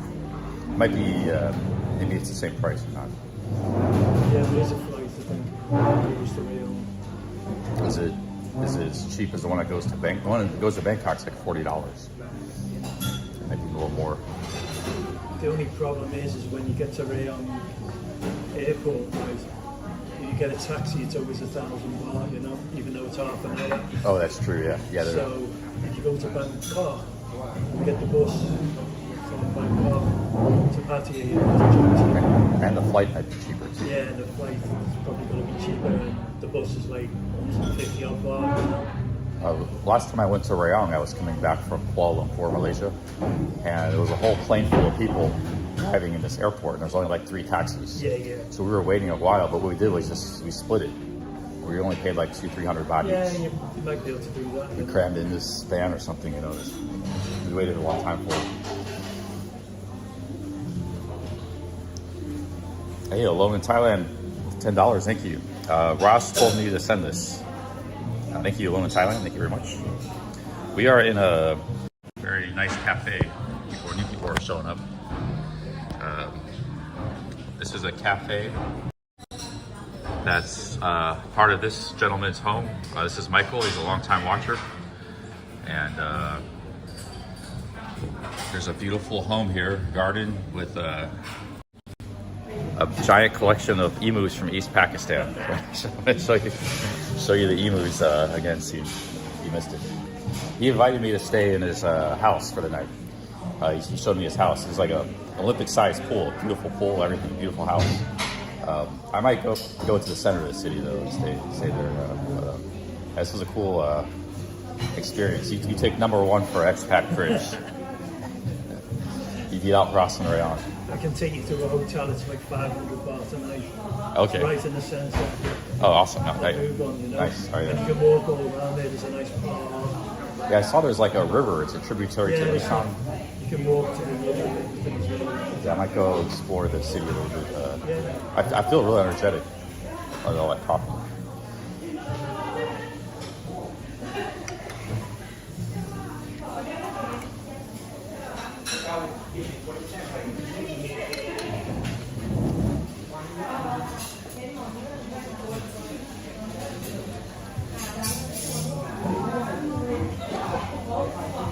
Hey, Lone in Bangkok. Thank you very much.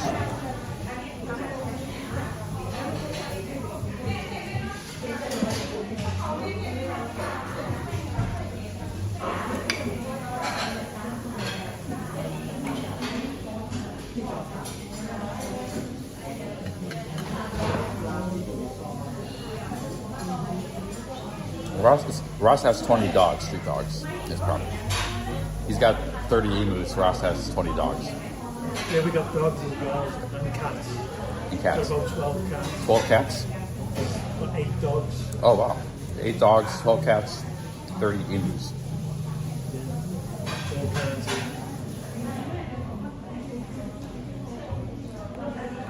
Yeah, Ross, better get work in there, man. If Ross could get like a tiger or something, then, you know. Yeah, I got the thing already built for it. You know? Oh, they were actually about to get a tiger. Yeah, but you can't have them here apparently. So that was the only reason that she couldn't have it, you know. On the verge of getting a tiger, they even built an enclosure for it.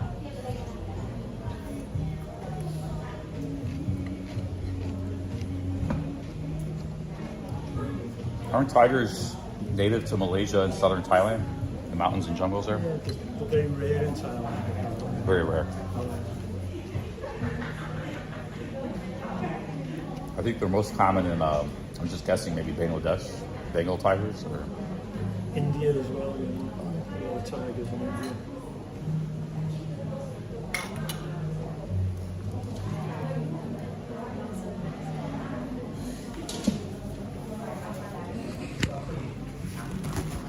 guys, we finished the food here, and You're gonna have another walk around or what? yeah, I want to go see more of this place.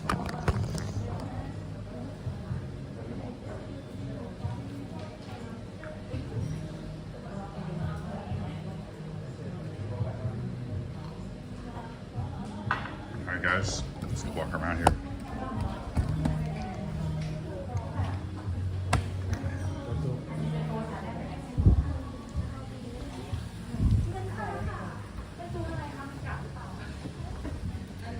This is all part of their property here. This is open to the public. They got a cafe. Gorgeous cafe.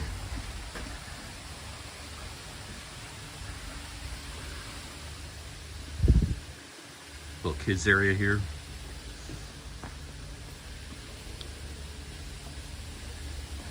And somewhere there's a tiger enclosure. I think she's put beds in it now. I think it's alone in Bangkok.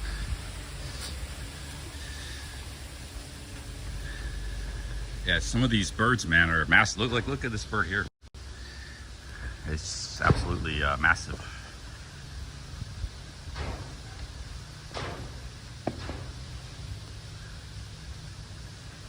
There's dozens of these birds in this complex.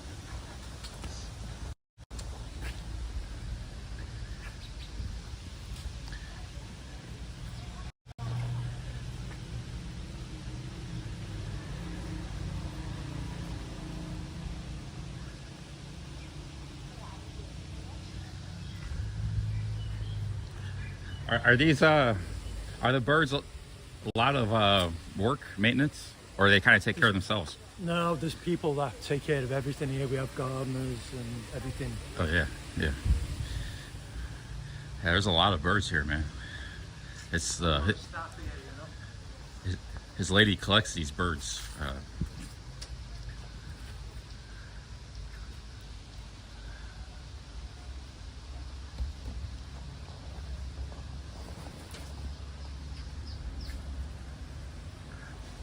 Look at that one.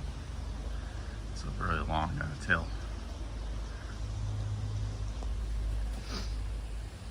This is an interesting experience. Place. Yeah, they got tree houses up here. I'm gonna go up here and walk up these tree houses. That's for when the flowers will bloom. People like to go up and take pictures there, you know. Your girlfriend built all this, or was it already like this? No, there was nothing here at all. She designed everything, you know. Wow. It's all her personal taste, you know. That's amazing. Got these little seating areas here. So there's just an open plot of land and build all this. Even the trees have all been imported here, you know. This is from like, she must have started this a long time ago, huh? Or Yeah, 'cause it's 14 years it's been here, you know. it's tough to grow that fast, you know. Just kept adding to it and adding to it, you know.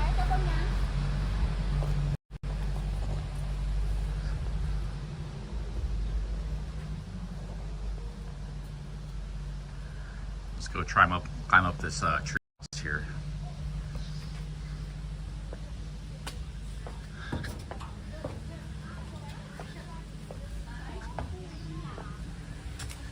Get an aerial perspective.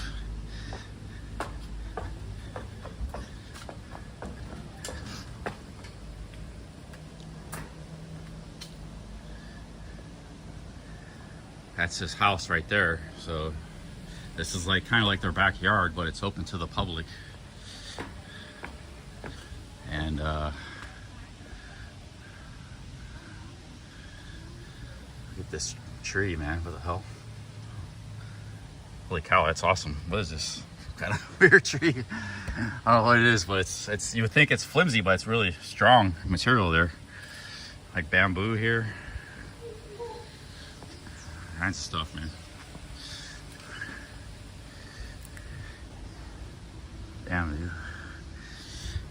Pretty sweet place. Yeah, he said I could stay in his house for tonight. Just like Greg and Michelle.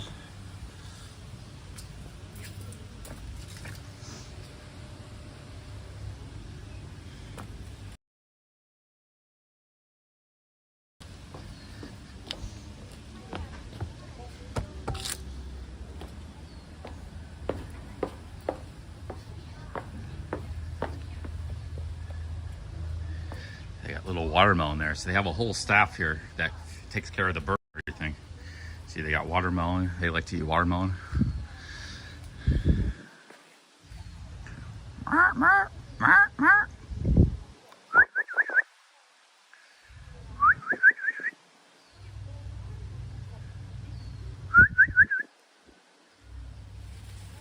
Oh, there he goes. Look at that. I got him to show his flowers. Show his feathers.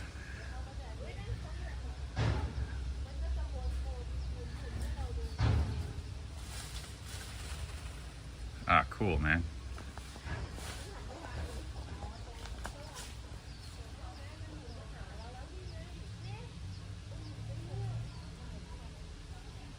Showing off.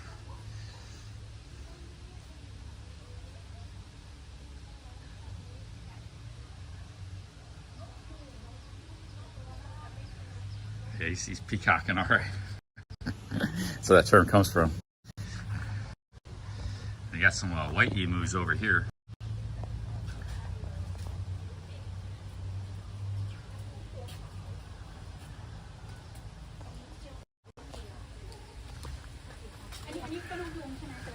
Does your wife have any parrots, like those sort of birds? Birds of No, just these, you know. Yeah.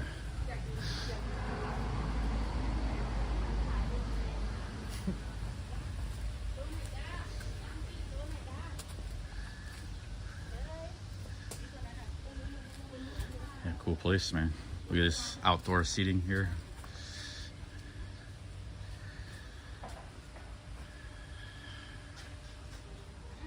So if you're ready, I can take it into Ubon if you want. Okay, yeah.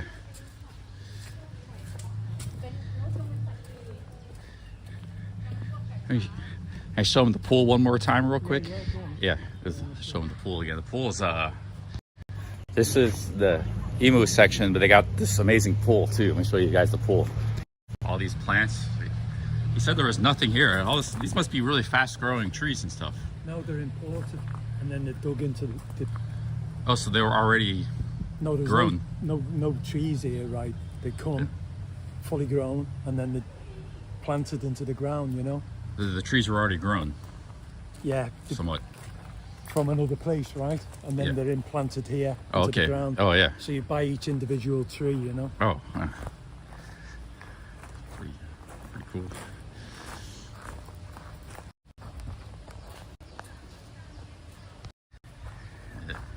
Yeah, this is his home, guys. This guy's falling out of control, man. Here's the pool. Let me show you guys the pool. Oh, shit.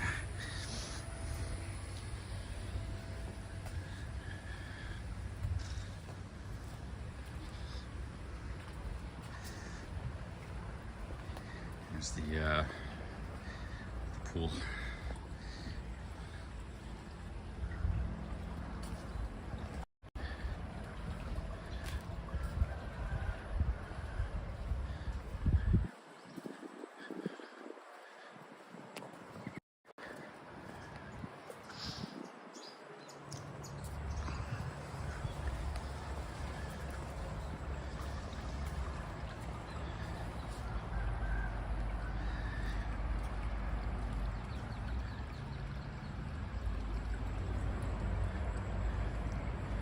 Yeah, this would be America. You can get places like this in Thailand, so, you know, reasonable. In America, this would be out of crazy. But here, you know, you can get places. There's people that have places like this. It's within the means of people, you know.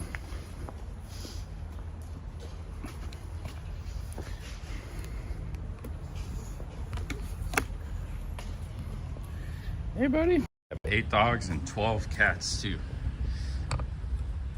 Hey, buddy.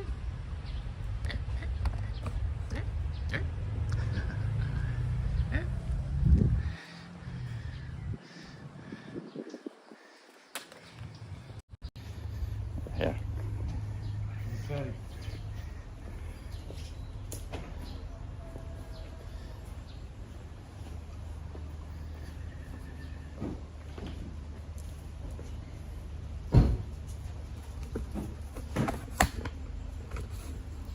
Yeah, awesome, man. If I stayed here, I want to go in that pool.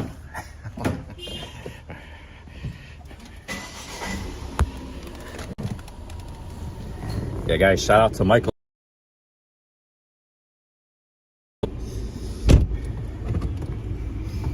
You might run into him, and half the people visit Pattaya, so you might, if you run into this guy in Pattaya, man, get him a drink. I don't drink, so. Oh, you don't? Yeah. No.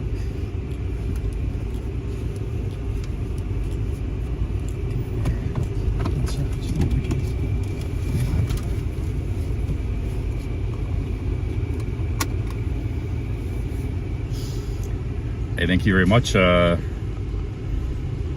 Instigator. Thank you for the $2. Thank you. Thank you.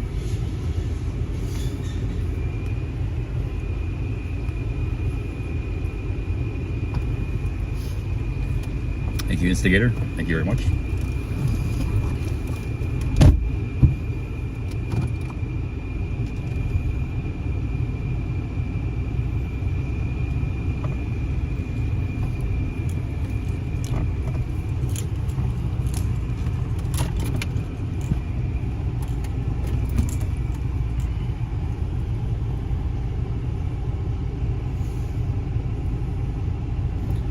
I run into more people nowadays.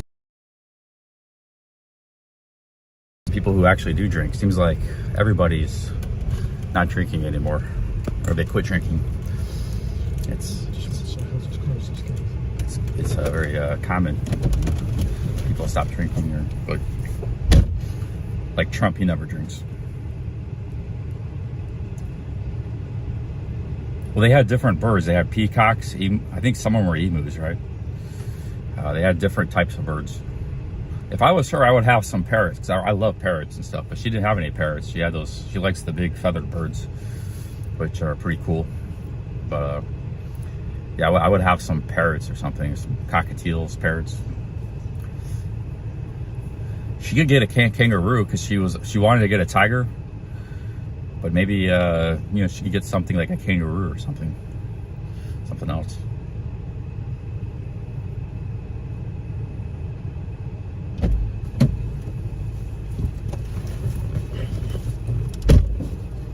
Mike seems like a nice guy.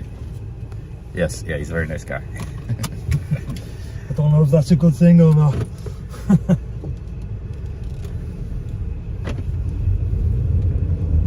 Everybody I meet from this YouTube channel, everybody's really nice. And people say like, oh, you have a community, a bunch of trolls, and everybody I meet is like, you know, yeah, there's some trolls, and a lot of the trolls are just goofing around. But everybody I meet is really nice people all over the world.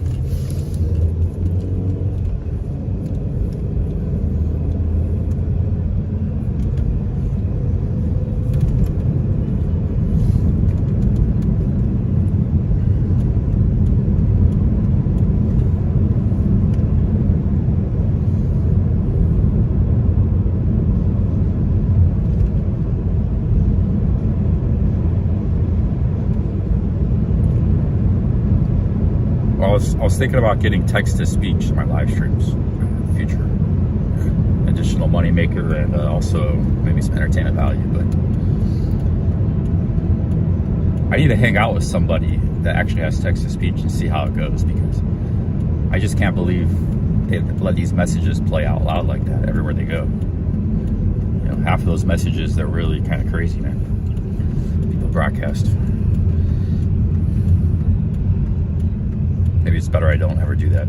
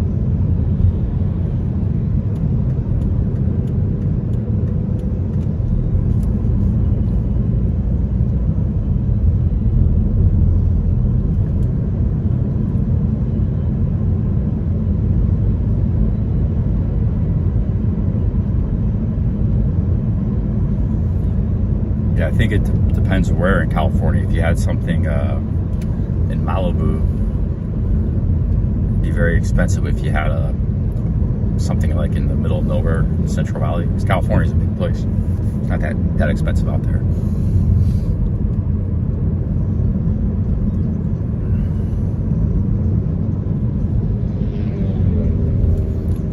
Instigator with another $2. Thank you. You won't do TTS, too scared. I might do it, but I would do it. I would be depends where I'm at. So I would do it in Pattaya, but maybe not some other places. You know, it's Pattaya. You know, kind of anything goes kind of place. It can be a crazy place. I also be careful where I go. Even in Pattaya, I wouldn't go to certain places. I'd be careful where I go. You ever heard of TTS? No. It's a thing live streamers have. It's called text to speech. So what they can do is like they send $3. It's like a super chat, yeah, and it broadcasts whatever message they say out loud on your speaker. Alright. And people like to do that, but it can get a streamer in trouble. They say something really bad or rude. Yeah, so I have a delay on it. Yeah. Yeah.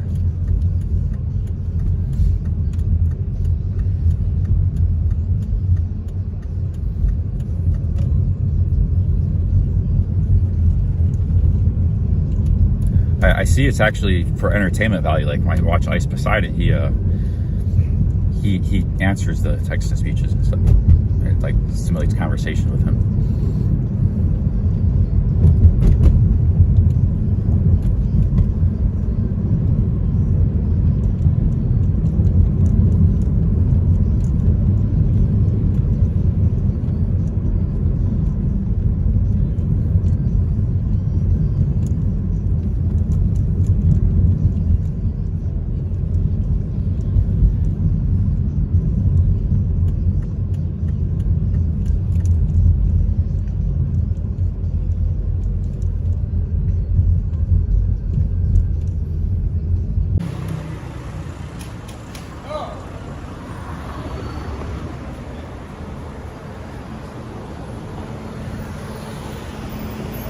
Hey guys, we're back live. I lost battery. I gotta use Nigel's power bank. We got some battery issues, but Michael's here. He dropped me off at the this hotel here. We're in the middle of town. It's a bit of a drive. This is a big city. Here's Michael here. So yeah, we just lost power. Got back. Hey, what's up, Mintu? Mintu, he was telling me he has a friend in Delhi. He was thinking, we were talking about India. He was thinking about going to Delhi.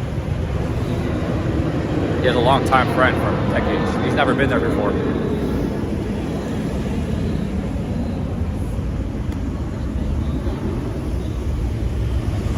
Yeah, I gotta plug in that power bank. I'm gonna plug in that power bank real quick because it's still. The hotel's within 2 minutes. Okay. Probably. There you go. I got battery issues, guys. That's why I lost the stream.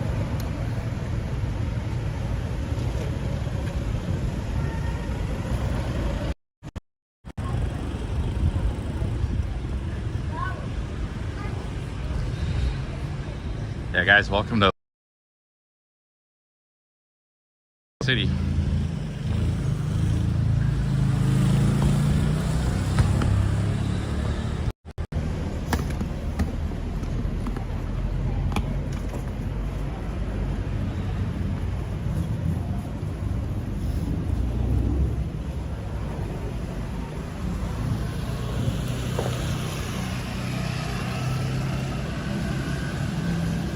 Oh, there's a laundromat. I didn't need to go there.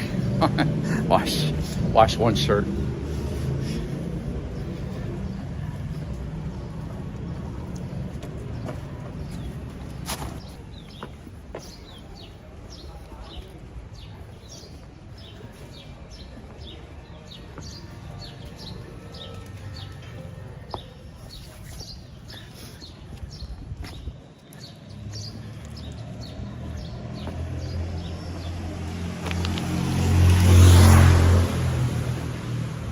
Yeah, there's Nigel. Hey Nigel, I need my get that other power bank going because I ran out of battery on this one.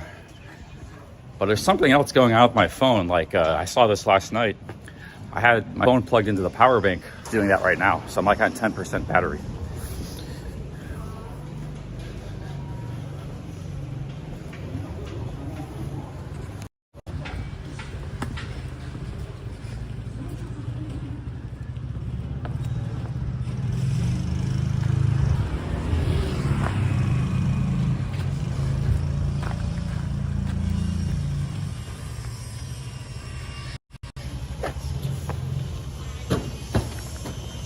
Oh, cool. All right.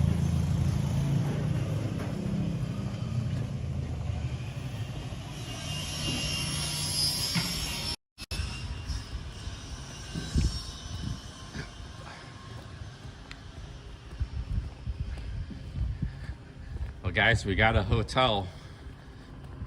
It's right next to an interesting place.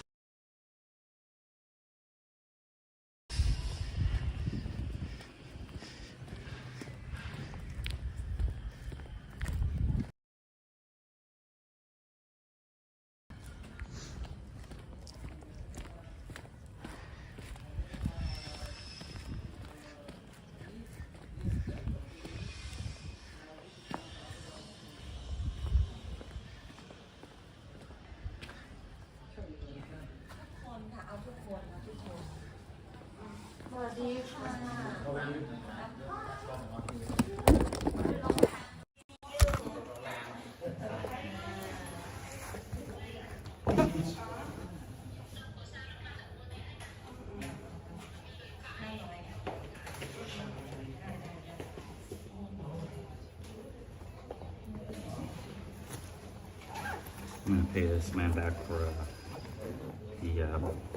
the thing. Not me, him. We're going 2 nights. That's what he kept. Just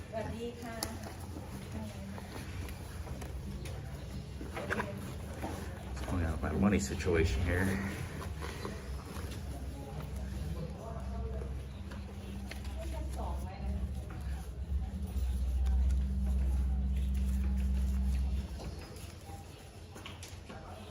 Here's for the museum copy stuff. All right, sure.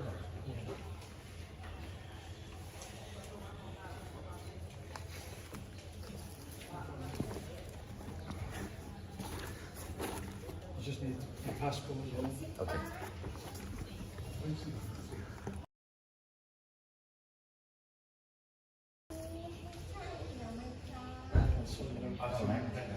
You sure?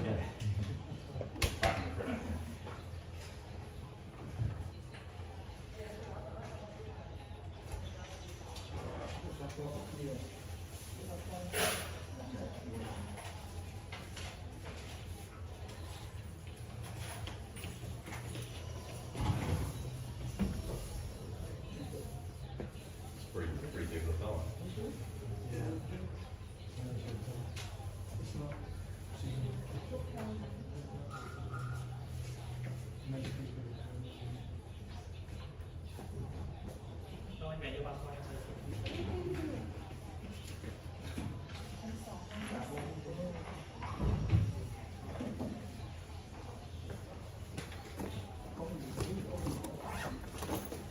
Wait a second, guys. I gotta plug in my power bank here. Gotta keep the stream going. Here we go. Found it. This is the Nigel power bank, guys. Okay, let's plug this in. Hope it's charged. I was actually meant to charge it. Let me see here. We're having major battery issues.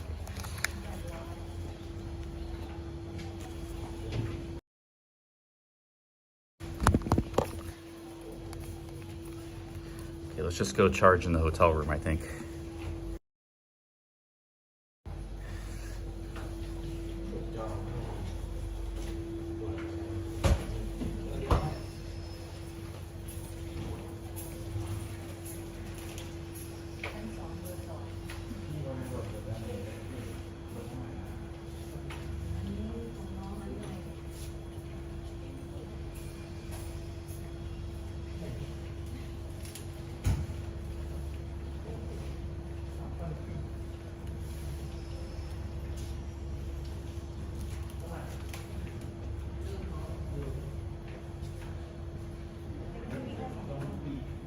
I saw your super chat, Lona Bangkok.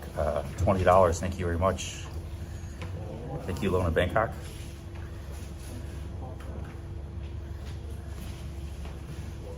Thank you very much.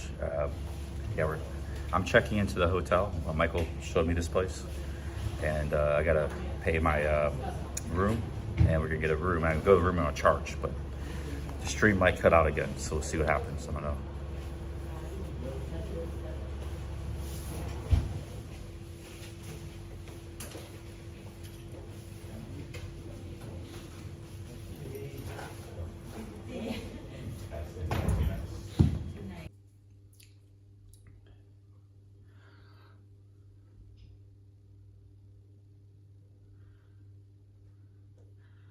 Hey, what's up, guys? So, yeah, I'm losing internet. I'm charging right now. I mean, I'm losing battery, though we got it charging. I don't know what's going on with the other power bank. I haven't used it much. It didn't seem to work. It should work, but maybe it's not charged up either. But I need to take a shower, brush my teeth, use the bathroom. So I'm gonna try to do all that while this thing charges, and hopefully it can charge up a lot. And we can go outside and keep the stream going. I like to keep streaming. I feel pretty energetic, but yeah, that was Michael, very nice guy. He's a long-time subscriber and viewer of the channel.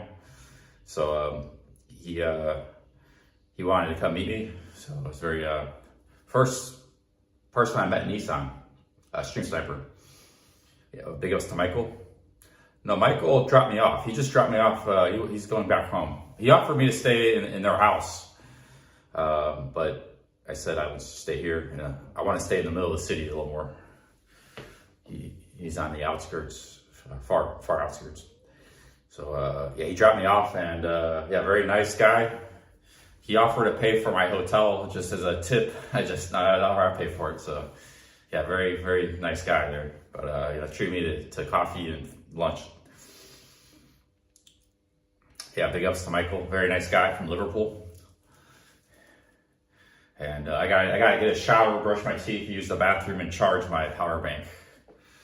So, Alone in Thailand, thanks for the $20. He says, biggest mistake, why Why, man? What? What are you talking about? Hello to Bangkok. Thank you for those super chats. Thank you for the $20.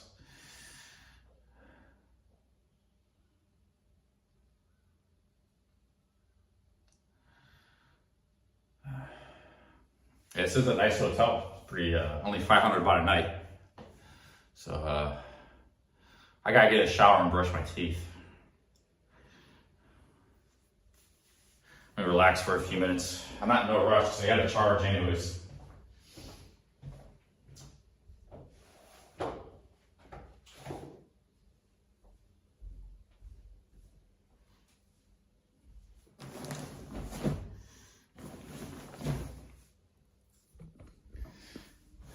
Oh man. I relax for a minute. Interesting picture there.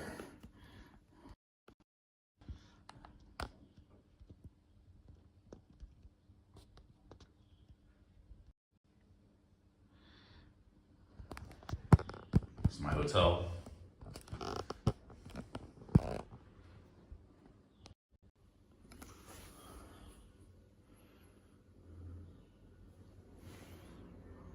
Oh, it's not a heavy chair. I got a table though. That table I could probably lift and work out with. Oh man, yeah. I could just end the stream, but I wanted to walk around Ubon some, get to explore the city a little bit.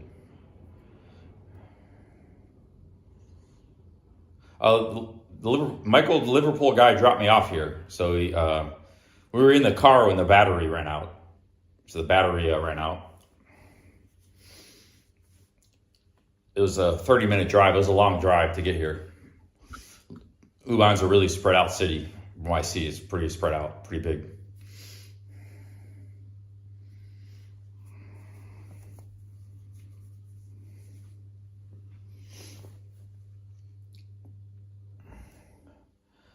Chi-10, you must be new to the channel, man. I met 200 people who've been over the years who followed me all over the world. I met people like that. So it's not anything out of the ordinary here.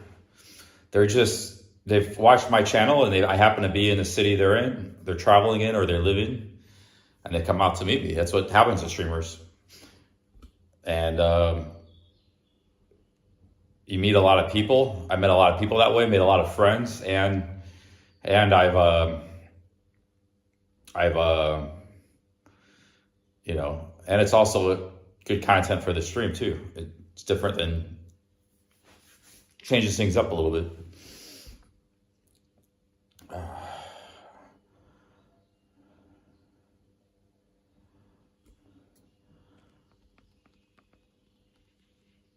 Why didn't I stay in their house? I just wanted to stay in the city.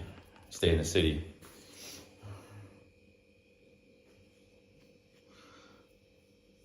It was very very nice offer for him.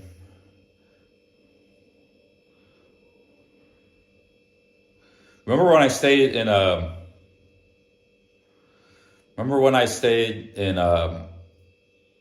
Greg and Michelle's house? It was a little alone in Thailand. What are you talking about? You're now connected. It's game over. What are you talking about, Alone in Thailand? You sent me some super chats, Alone in Thailand. I don't know who you are, Alone in Thailand, but thank you for the super chats. I don't know what you're talking about, dude. What are you talking about? Biggest mistake of your life? Game over? You're talking some crazy stuff. When I only ever stayed with one person's house. That was Greg and Michelle. I wasn't gonna. I like meeting subscribers. It's a little. I'm kind of a solitary guy. It's a little bit. So even for me to stay in Greg and Michelle's, it was a little bit strange, you know. And no disrespect to anybody. I didn't. It's a little strange for me to stay in a stranger's house. Maybe that's just something with deal with me, but it's not that I'm.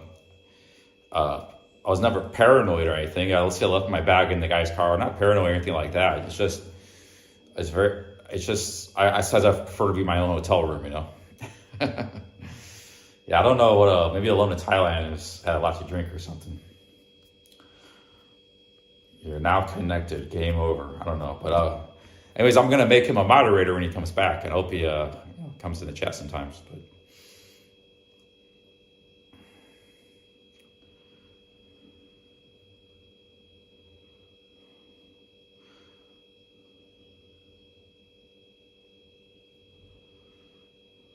But yeah, I guess we haven't had because I've been in Isan so long, we haven't had a stream sniper in a long time. But there's times I've had like 4 stream snipers in one day, so it's not out of the ordinary. Hey, Soy Farang, big ups, man.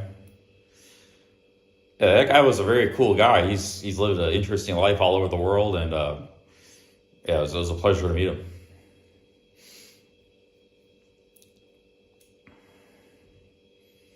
Yeah, sometimes I just like to decompress in my own environment after streaming all day.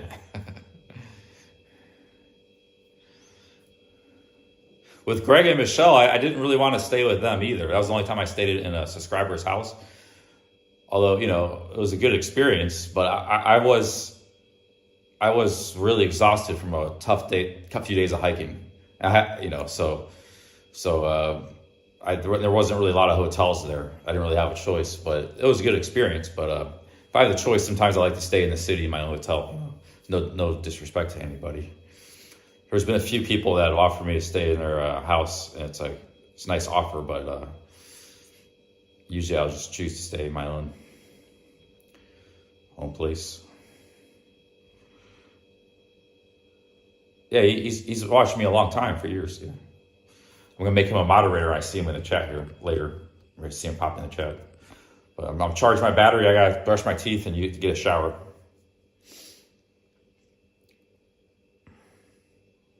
See, I don't know that there's some travelers, they do that couch surfing thing.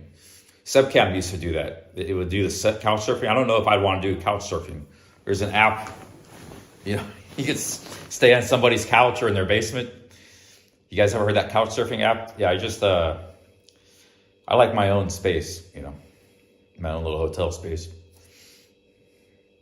Yes, I do have that solo travel mindset. Even with women too, you know, like I'm with a woman. Maybe I don't want her to stay with me for a couple of days, even though I like her, we like each other. It's like maybe sometimes I'm more of a short time kind of guy. You know, so I like being alone in my own space sometimes.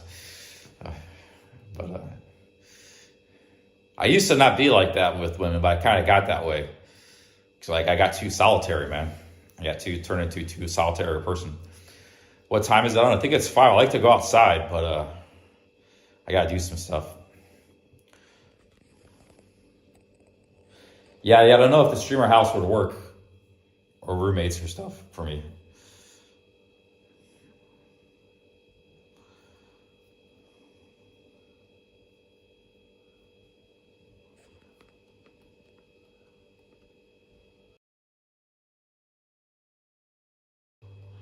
Yeah, Alone in Bangkok's leaving very cryptic messages. I don't know what you're talking about, dude. You can feel free to elaborate. I don't know what you're talking about. But Alone in Bangkok just super chatted me $20 and $10 earlier. Thank you, Alone. Yeah, I don't know what you meant, man. Oh man, relax for a minute.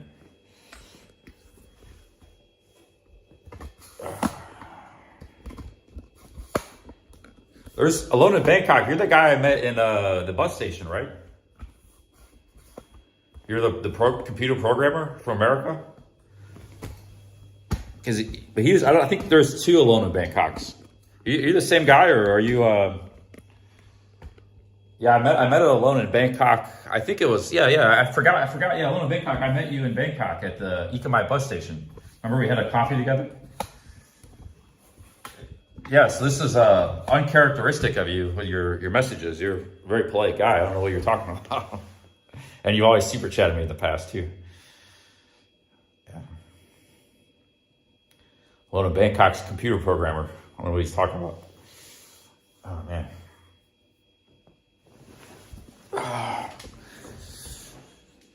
Unless you're a different Alone in Bangkok.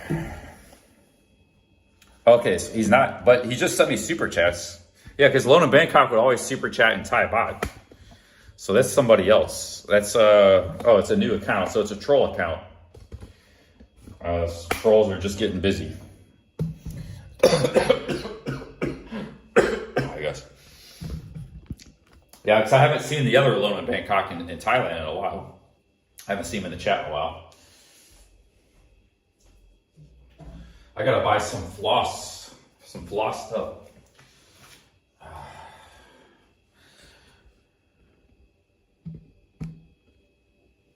Okay, yeah, maybe just ban that guy. But he just sent me somebody. Alone in Bangkok just sent me a $20 super chat. So don't ban him. I don't know what his deal is. I don't know.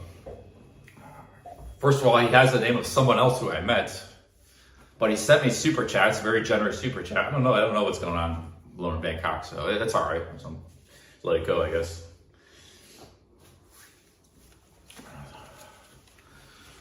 I mean, you can't always. Sometimes, you know, you can't try to, because you're dealing with dozens of people online at the same time, and you just don't know. Like, maybe he's just smoking some weed and goofing around or something. I don't know. So it's not a big deal. Just let it go there. Oh, it was alone in Thailand. I thought it used to be alone in Bangkok. Oh, okay. There's an alone in Thailand and an alone in Bangkok. See, now I'm getting real confused here. Alone in Bangkok is the guy I met. There's two. Okay, alone in Thailand. Okay, so alone in Thailand is a different guy. He lives in the Philippines. Okay, so we got two alones who super chat me. One's in the Philippines, one's in Bangkok. The one in Bangkok I met, so I gotta try to remember who's who, because I was getting them confused. Okay, well, alone in Thailand, I appreciate it. I don't know, I got confused because you sent me these super chats, and then I confused you with another guy whose name is Alone in Bangkok. So you have a similar name to him. And then you said some messages I didn't understand, a little bit cryptic messages. So it's all good. But thank you for the super chats. Yeah. It's a little bit confusing situation.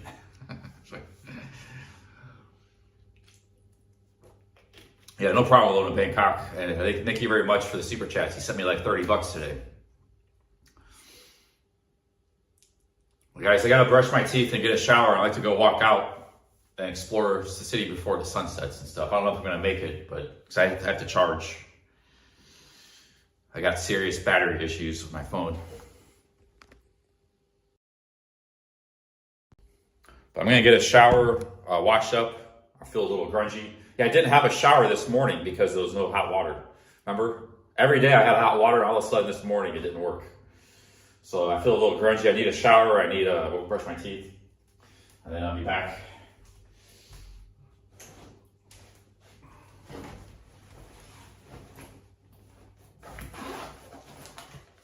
I feel very energetic. I mean, maybe it's all that coffee I had, but I feel like,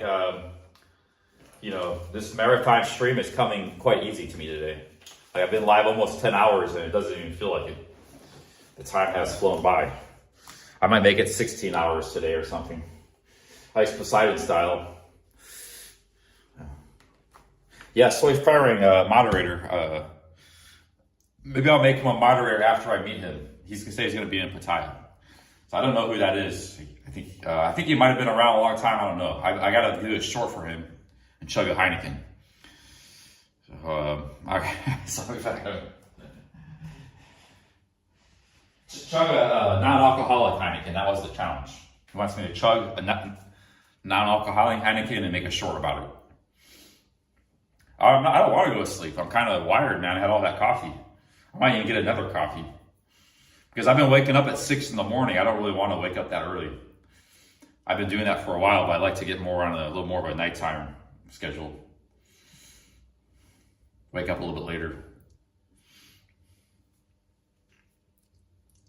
Can I make Ben a mod? I would, but he has a reputation for sometimes when he's drinking or something, things get a little wild with him. So. But I know Ben's a nice guy in person. I met him. But, he has the same issue I used to have with the drinking. Sometimes things get a little out of control. So maybe I still make him a mod. I don't know. I'll think about it. I don't know if he wants to be a mod.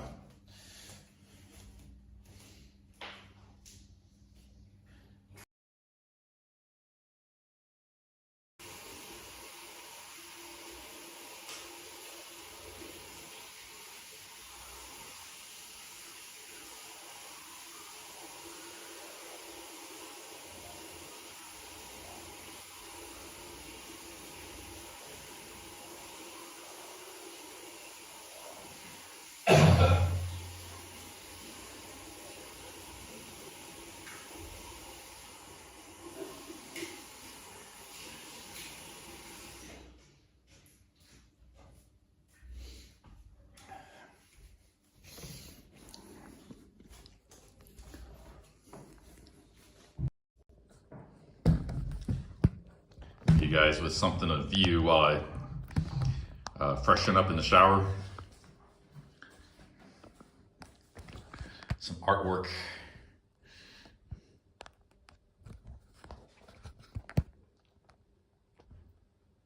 Gosh, that could get me demonetized. Maybe because she is kind of naked. I'll just zoom out there. There we go. I don't want to get demonetized. Never know what could happen with YouTube. You never know with YouTube, you know. I'll just point over here at this place. No, you don't want to turn on TV. That's copyright too.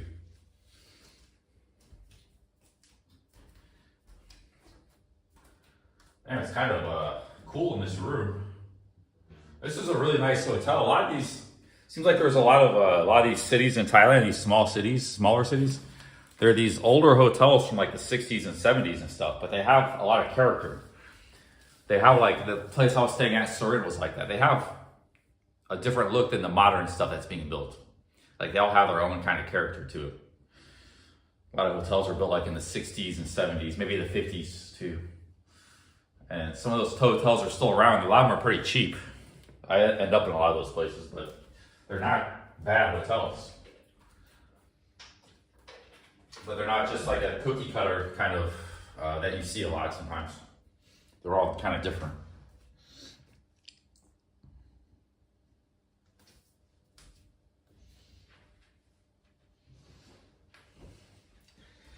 All right, guys, I got to get a shower, be back.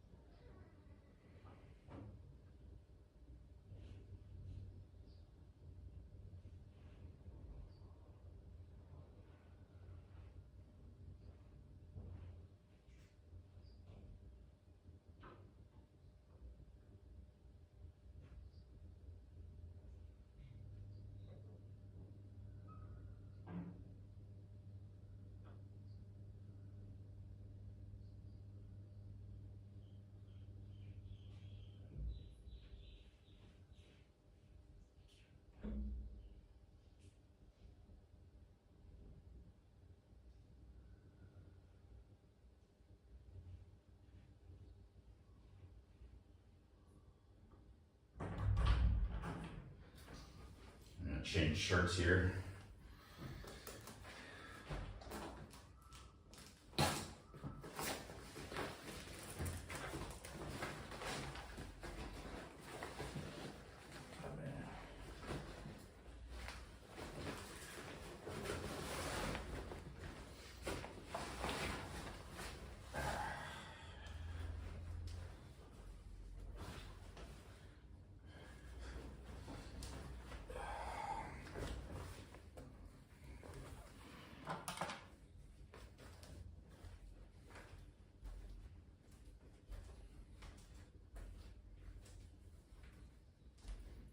It's kind of cold in this room. Always so cold. Air con's on. Damn, this place is nice. They even got a big balcony and a sink. This might be nicer than my last hotel.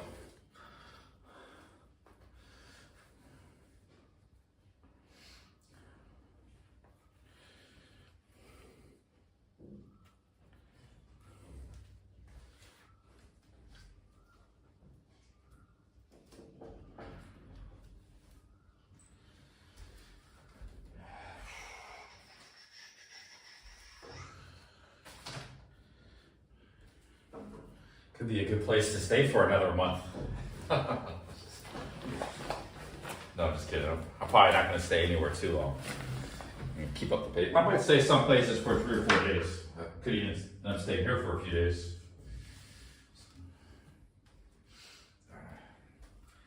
Back's kind of hurting a little bit. I'm going to try to stretch it out here. There you go. See, you hear it crack? It actually does really good, man. It's really good for you, doing that.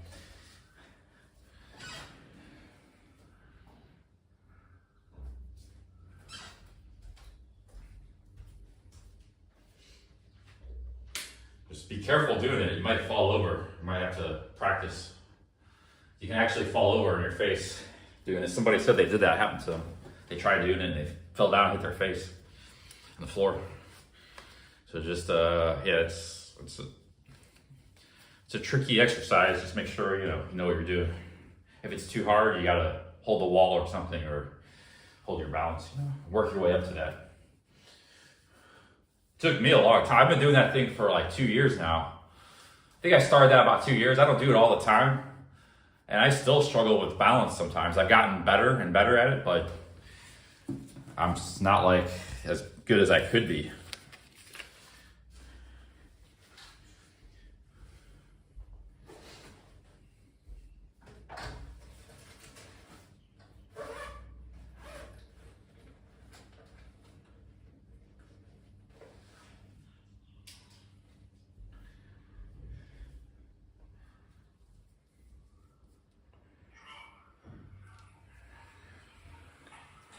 I'm just trying to do a fitness video, chairlift video.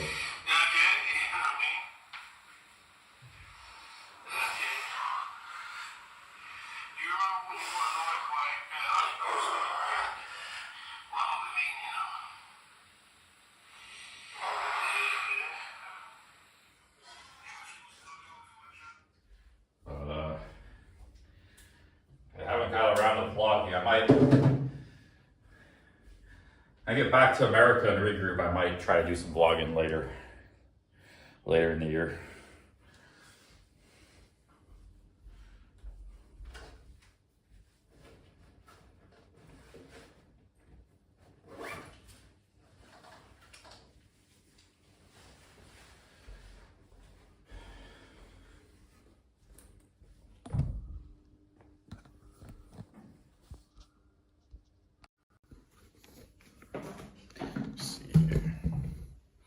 All right, guys, let's go hit the streets. Hopefully I got some battery.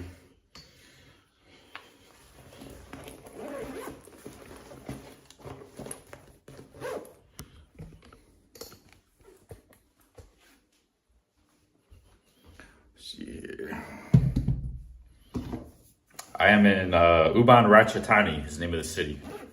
It's one of the bigger cities in Isan, right up there with Udon Thani and Khon Kaen.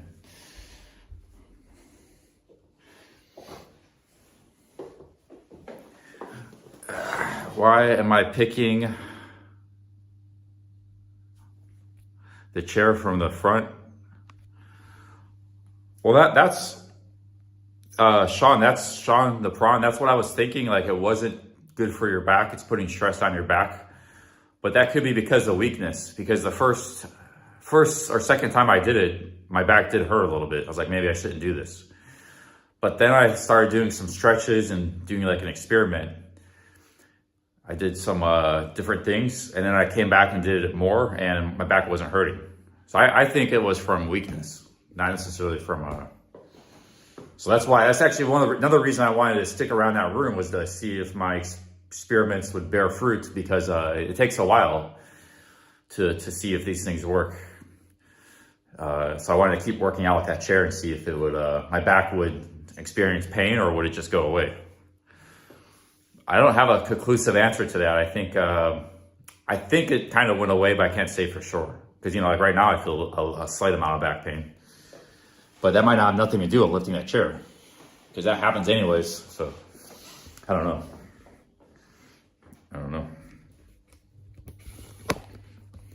All right, guys, let's go outside, man. I hope I got enough battery.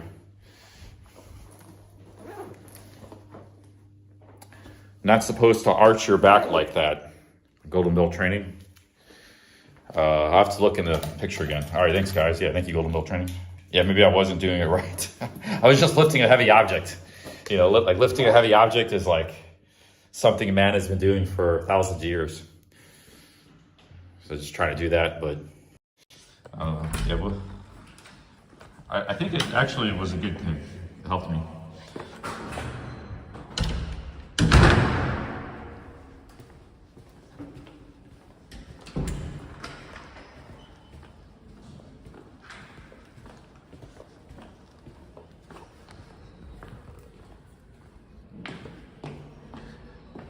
Elvis Presley. Very interesting artwork in this. We got the Brooklyn Bridge.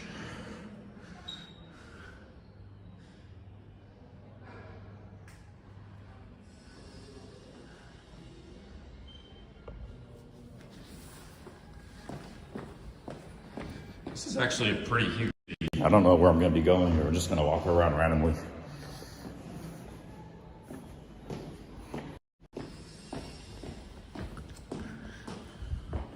It took me a while for Surin just to kind of figure out Surin. This is much bigger.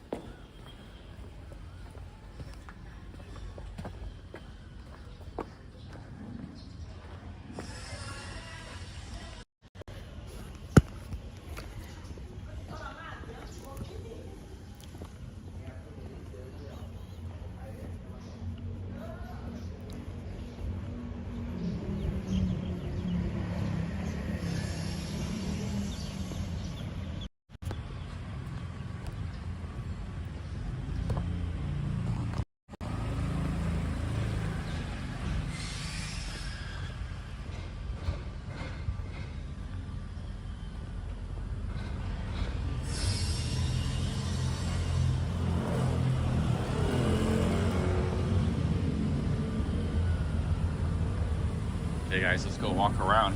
We drove by a really nice park. I don't remember exactly. Oh, I think that was up here, straight ahead.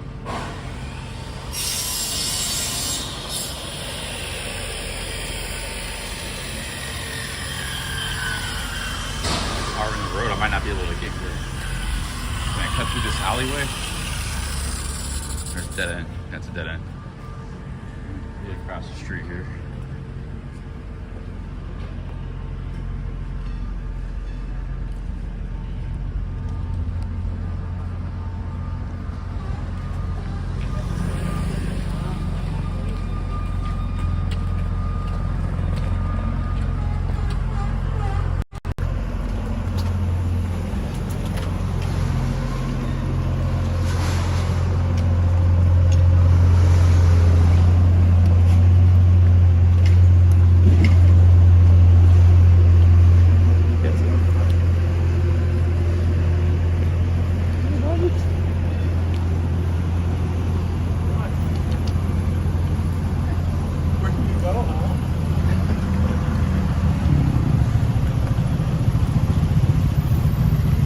that guy's dog. I don't know where this dog's going.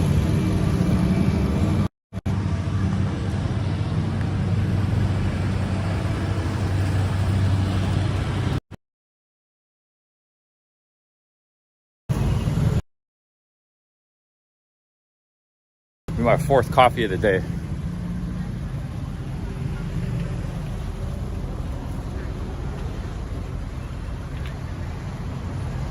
I ate a lot of food at that restaurant, but that's the kind of food that doesn't really slow you down. It was like papaya salad, a lot of vegetables. Vegetables and rice is pretty, doesn't really slow you down that much.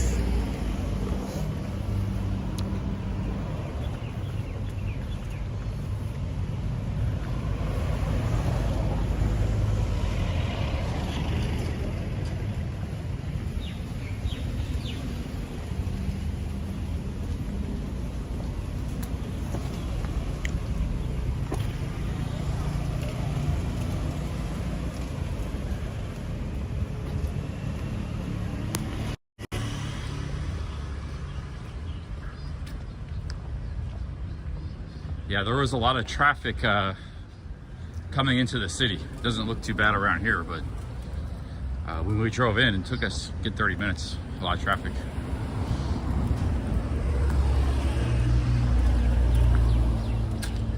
Oh, the food was very good.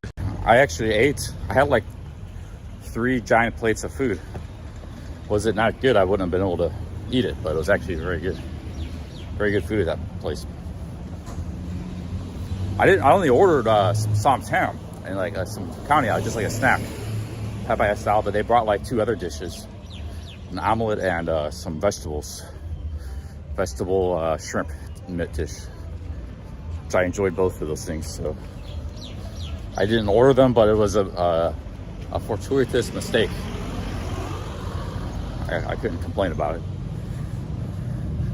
it. He picked up the tab too. I didn't pay for that. I offered to give him some money, but he refused. Yeah.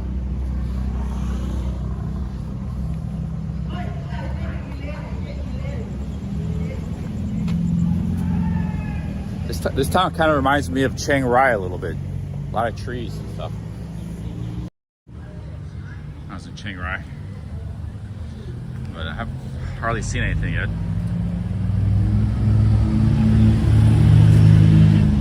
No, this isn't Udon. This is Ubon Ratchathani. 2 different cities. They sound the same, but this isn't Udon Thani. Udon Thani is pretty far from here. This is called Ubon Ratchathani. Dude, all these Isan cities are like great. They're nice places. It's like those of us in Pattaya, we have this image of Isan as being this terrible place, poverty-stricken, terrible place, and there definitely is. Like Sisak, it kind of looked like there were some pretty poor people there, but you know, these cities are actually really nice. I can see Ubon people are exercising. Yeah, there's nice trees and birds chirping. This is a nice place, man. Let's go to this park, walk around. Actually, in Sisak, it kind of looked nice. I didn't give it much of a chance. It did look nice. People were nice. They just, I can't really pass judgment on that city because I didn't spend any time there hardly.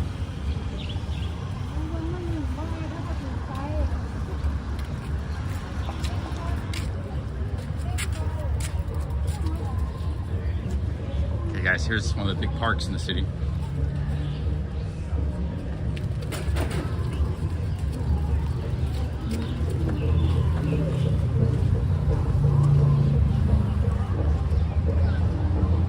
Am I going the wrong way? I'm going against the flow of the traffic? Yeah, everybody's going this way.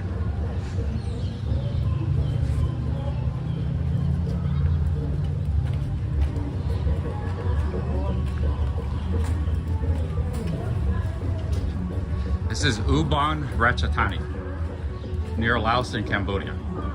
Got some people exercising over here.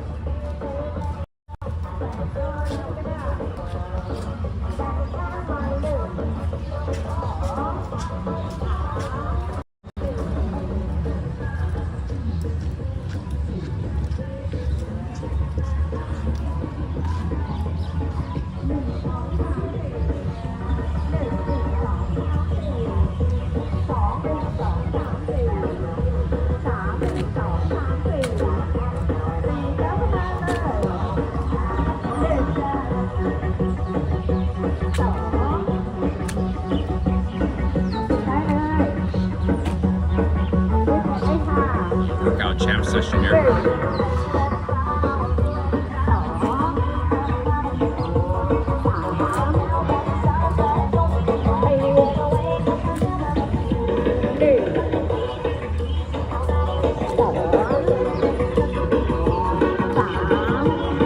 Should I join, guys? I've never joined one of these. I don't know what they're doing.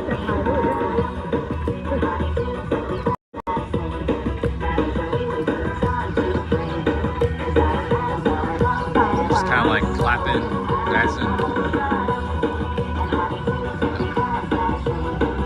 Yeah, I gotta...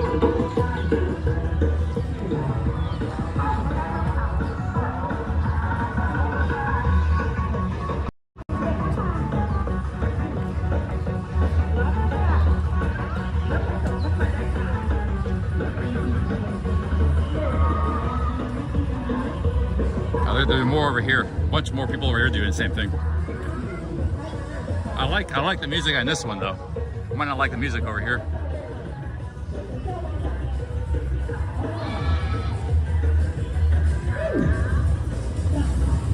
Oh, they got basketball courts. Shit. Oh, but it's just a couple kids playing basketball. Oh, they got basketball courts. Look at this. Let's see what they got. They got a bunch of basketball courts.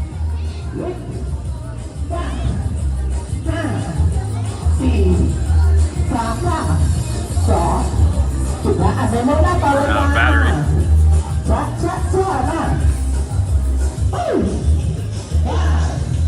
Yeah, we're out of battery, guys. I might have to end this stream.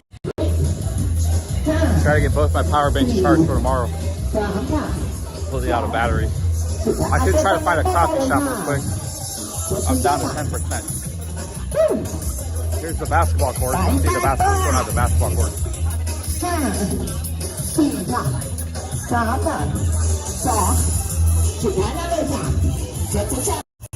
I'm out of battery. I meant to charge up Nigel's power bank like a few days ago. I just forgot. I don't know if that has any power. I tried using it and we tried again.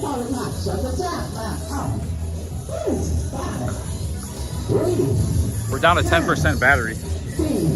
I was trying to charge in the room while I had a shower, but it didn't do much. See, there's no battery left on this. Here's the Nigel power bank. But I've been live for like 10 hours today. I'm just gonna have to, unless I can find a coffee shop real quick. That's not even gonna work though. Yeah, I don't know. Looks like we got some good players up. Check out this basketball game real quick. Check, Uban Ratchathani might be my new city. We got this nice park, basketball. I might stay here a month.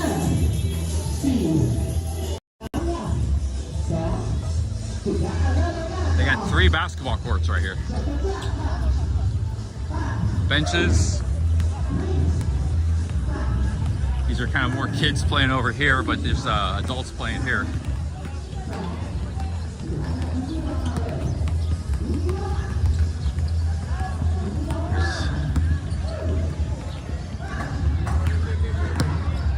I don't mind jumping in a game right now.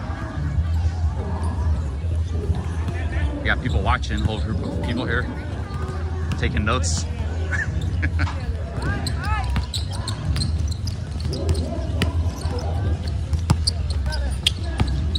That guy looks pretty good, damn. Good players here, man. Look at that, switch to 3.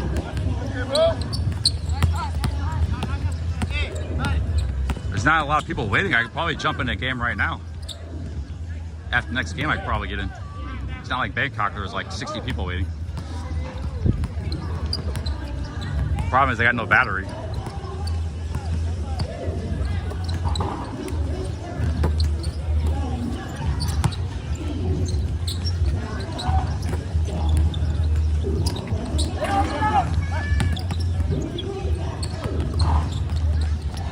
Okay guys, well the only thing I do is try to charge up my I'll try to use the other power bank, see if that works. And if that don't work, I'm out of luck. Stream's gonna be over.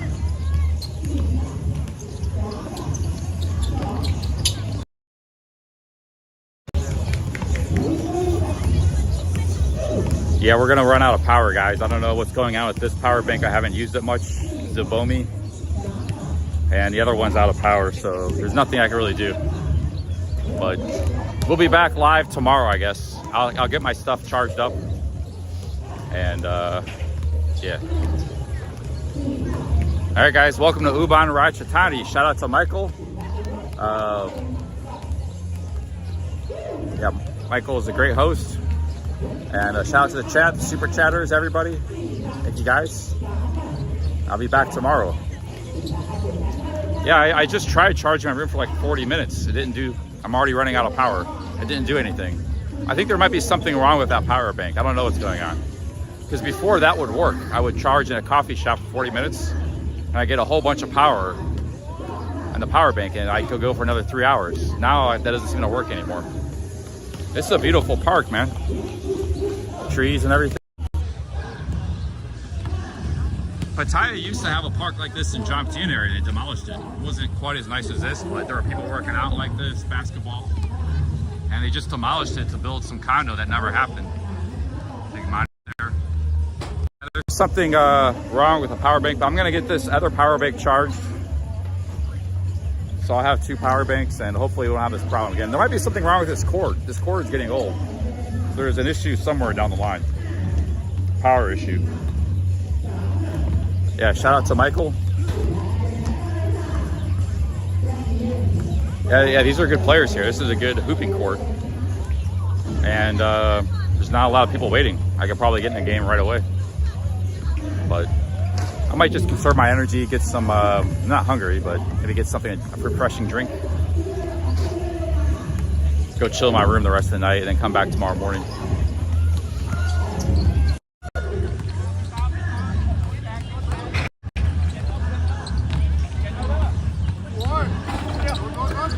These guys are pretty good. Reverse layup. These guys are pretty good.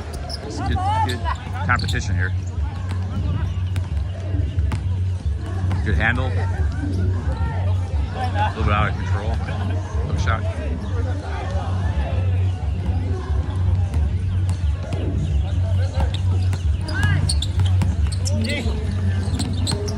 That guy's good. He's big and he's good. Handle. He's a good player.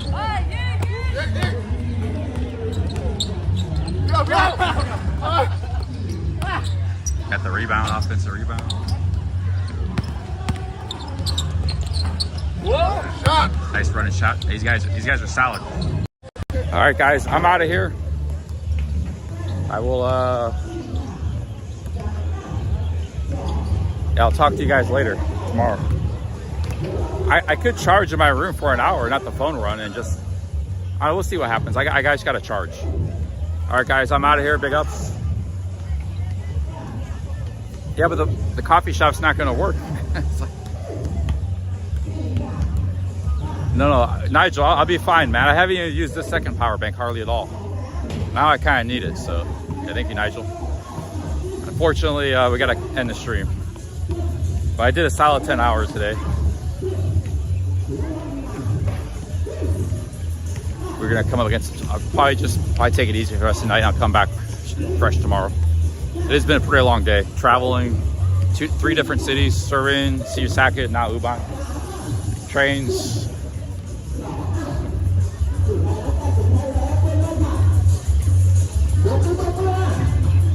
All right, guys, yeah, Bangkok, I don't know if I'm gonna make it. I actually wouldn't mind playing some basketball, but I am kind of tired from today. So, I could probably jump in a game, but I'd be pretty tired. I'm just gonna go back to my hotel, I think, relax the rest of the night. All right, guys, I'll talk to you later. Big ups. Peace out. Good stream. Thank you. Thank you, guys. See you probably tomorrow. I love these Thai cities, man. They're all kind of different. You know, I really like Thailand. I kind of maybe think of all the things I missed just being stuck in Path so long, because the whole country is pretty nice. I went south, east, sound. a really nice country at the end of the day, you know.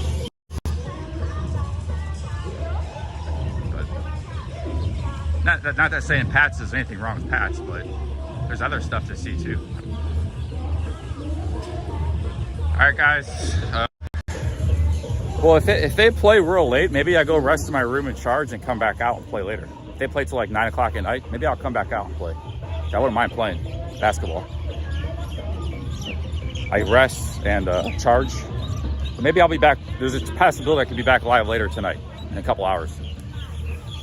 Jump in a game, but it'll just probably be a basketball stream. Oh, we got a weight section over here, a weight gym. All kinds of stuff in this park. All right, guys. Peace out. Talk to you later. Cheers, guys.